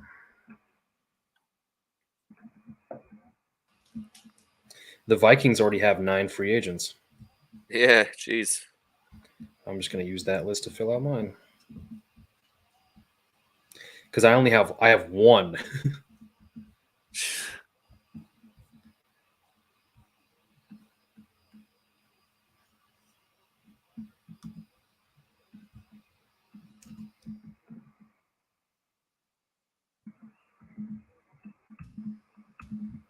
Anyone of note that you see?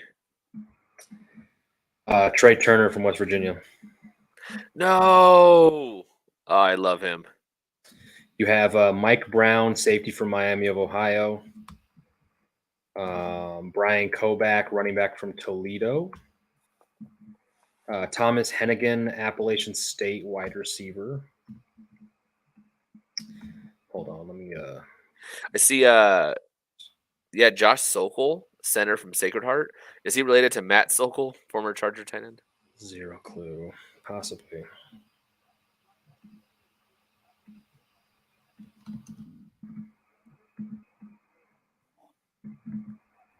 Former Sam Houston State wide receiver Jaquez Azard to the Commanders.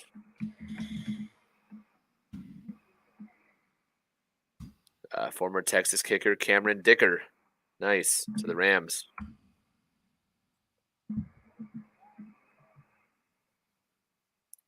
Houston center Cody Russey to the Patriots. It is indeed Dicker the kicker.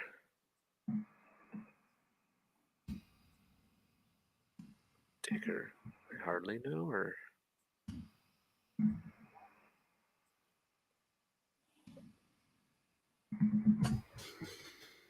Right, 1 complete UDFA class already done. Vikings went to freaking work, man.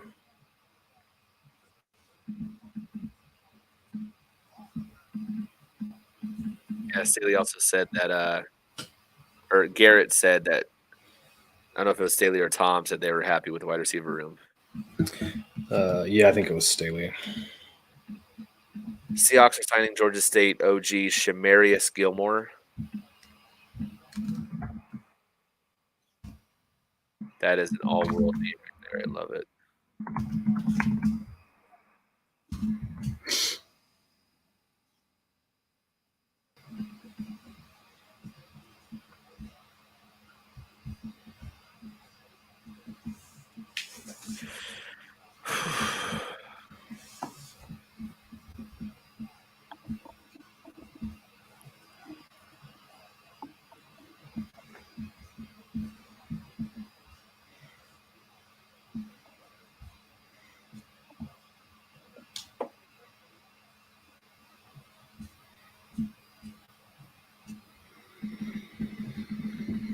Former Houston Edge David Aneni. You mentioned him before. He went to the Titans. Oh, yeah, that Houston guy.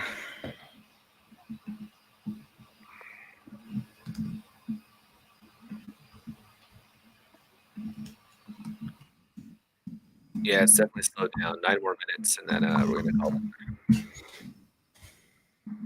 Browns are signing Miami wide receiver Mike Harley.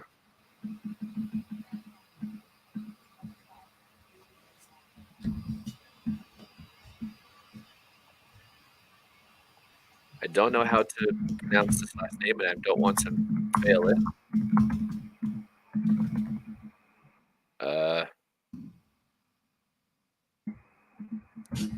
A Navy fullback, Diego. I'm not going to say the last name wrong, so Diego. it's Fagot. Rutgers linebacker Olakunle Fatukasi goes to the Bucks. Former USC linebacker Wyanes Kanai Mauga will be signing with the Broncos. See, it's not that hard to try and pronounce a name. No. This one, it's Fagot. I don't want to mispronounce that. So, FAGO2. Yeah. Okay. Yeah, Okay. I'm good. John Bird says Trevon Bradford, wide receiver, Oregon, to the Chargers. What was his name? Trevon Bradford. It's in the chat. Interesting.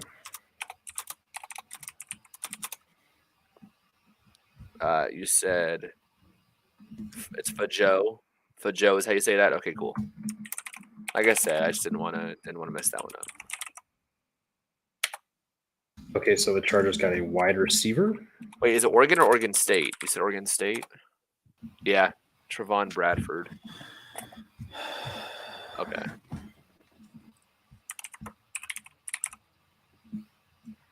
Trevon Bradford, he's 5'9", ran a 4.52, 183, 33.5 vert, 9.5 broad, 19 bench, 71 wing.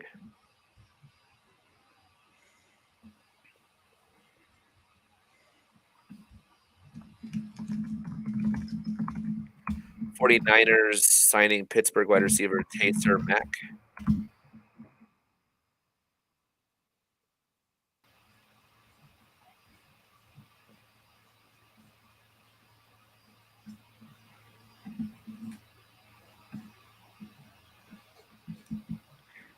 TCU strong safety LaKendrick Van Zant to the Cowboys.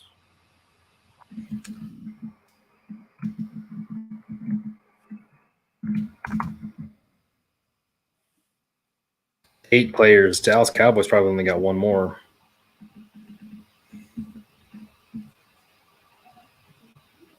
Kansas wide receiver Kwame Lassiter the second to the Bengals. Pete Smith tweeted out a Browns UDFA signings, but that might just be what we already know. Might just be his compilation of it.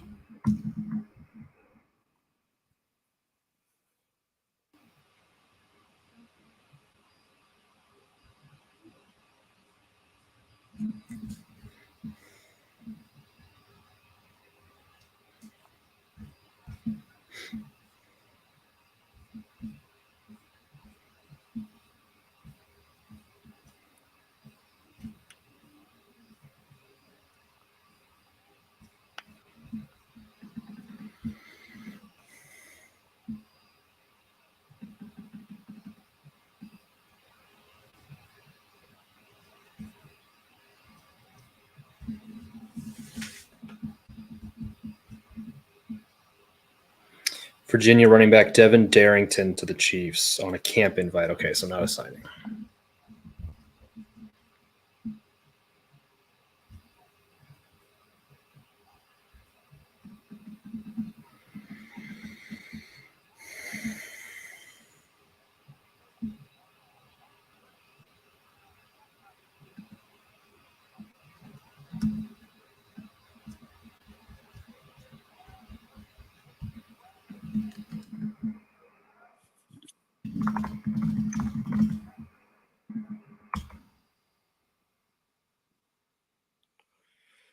South Carolina running backs Daquandre White. I already said that one. Alcorn State quarterback Felix Harper to the Browns.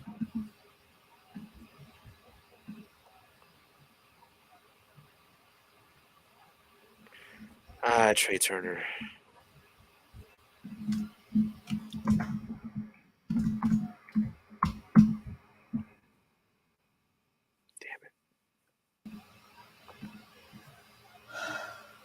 Saints are signing Penn State OL Eric Wilson.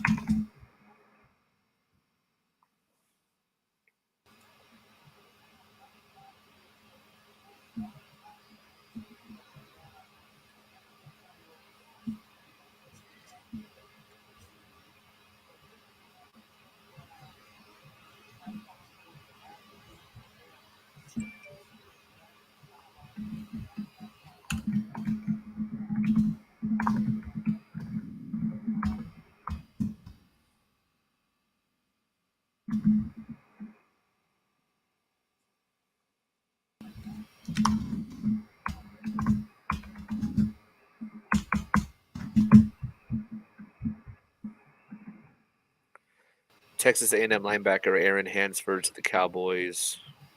That has to be their last one. That's 9.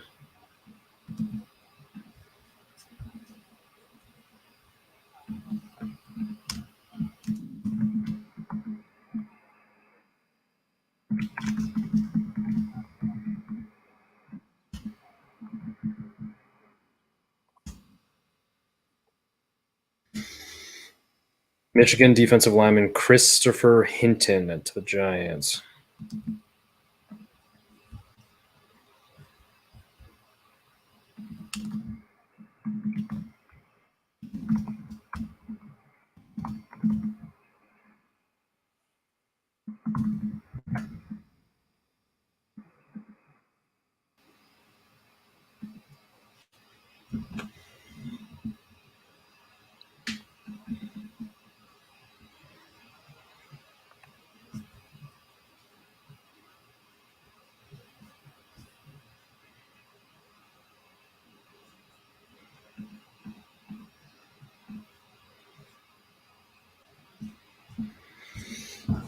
Yeah, this is super dead. 2 more minutes, and then we'll wrap it up. Yeah, we've been going about 46 now, 45.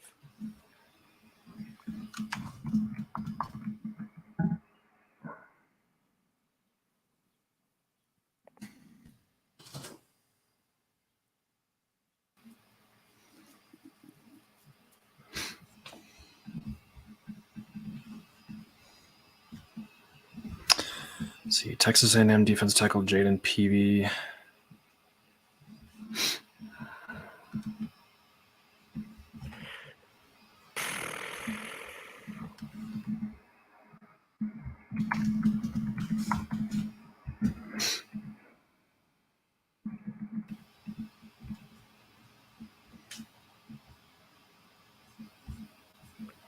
Raiders are signing Arizona State linebacker Darian Butler. Yeah, it's calmed down a lot. I'm sure we'll see a full list here pretty soon. Going head to bed. Thanks, John. Thank you guys for all being here. Just Tails, thank you. Appreciate you too. Hey guys, today was the long one. Today was the hard one, but we made it. And I mean, generally speaking, 8 hours flew by. I'm not gonna lie. Yeah, for this sure. was a good time. It was a nice chill day to be able to kind of kick back and just enjoy the draft instead of being really on top of every pick or just being super anxious about it. Obviously, it's a little different with the higher picks, but today was just really nice to kick back and just see what happens. And I think we had a good time with it. Definitely. It was a blast. 8 hours today. 4 or so yesterday and the day before. Been a full time, but it's been a good time. Now it's time to go touch some grass, I think. So Yeah, it's time to go just do something other than the draft yeah, absolutely. for the first time out of 3 days. All right, y'all. Thank you guys so much for tuning in. Thank you guys for being here. Thanks for all the kind words and feedback. So have a guys. good one. Thanks a ton. We'll see you all soon. All right. Enjoy the rest of the weekend, and we'll be back at it on Monday. All right. Later, guys. Peace.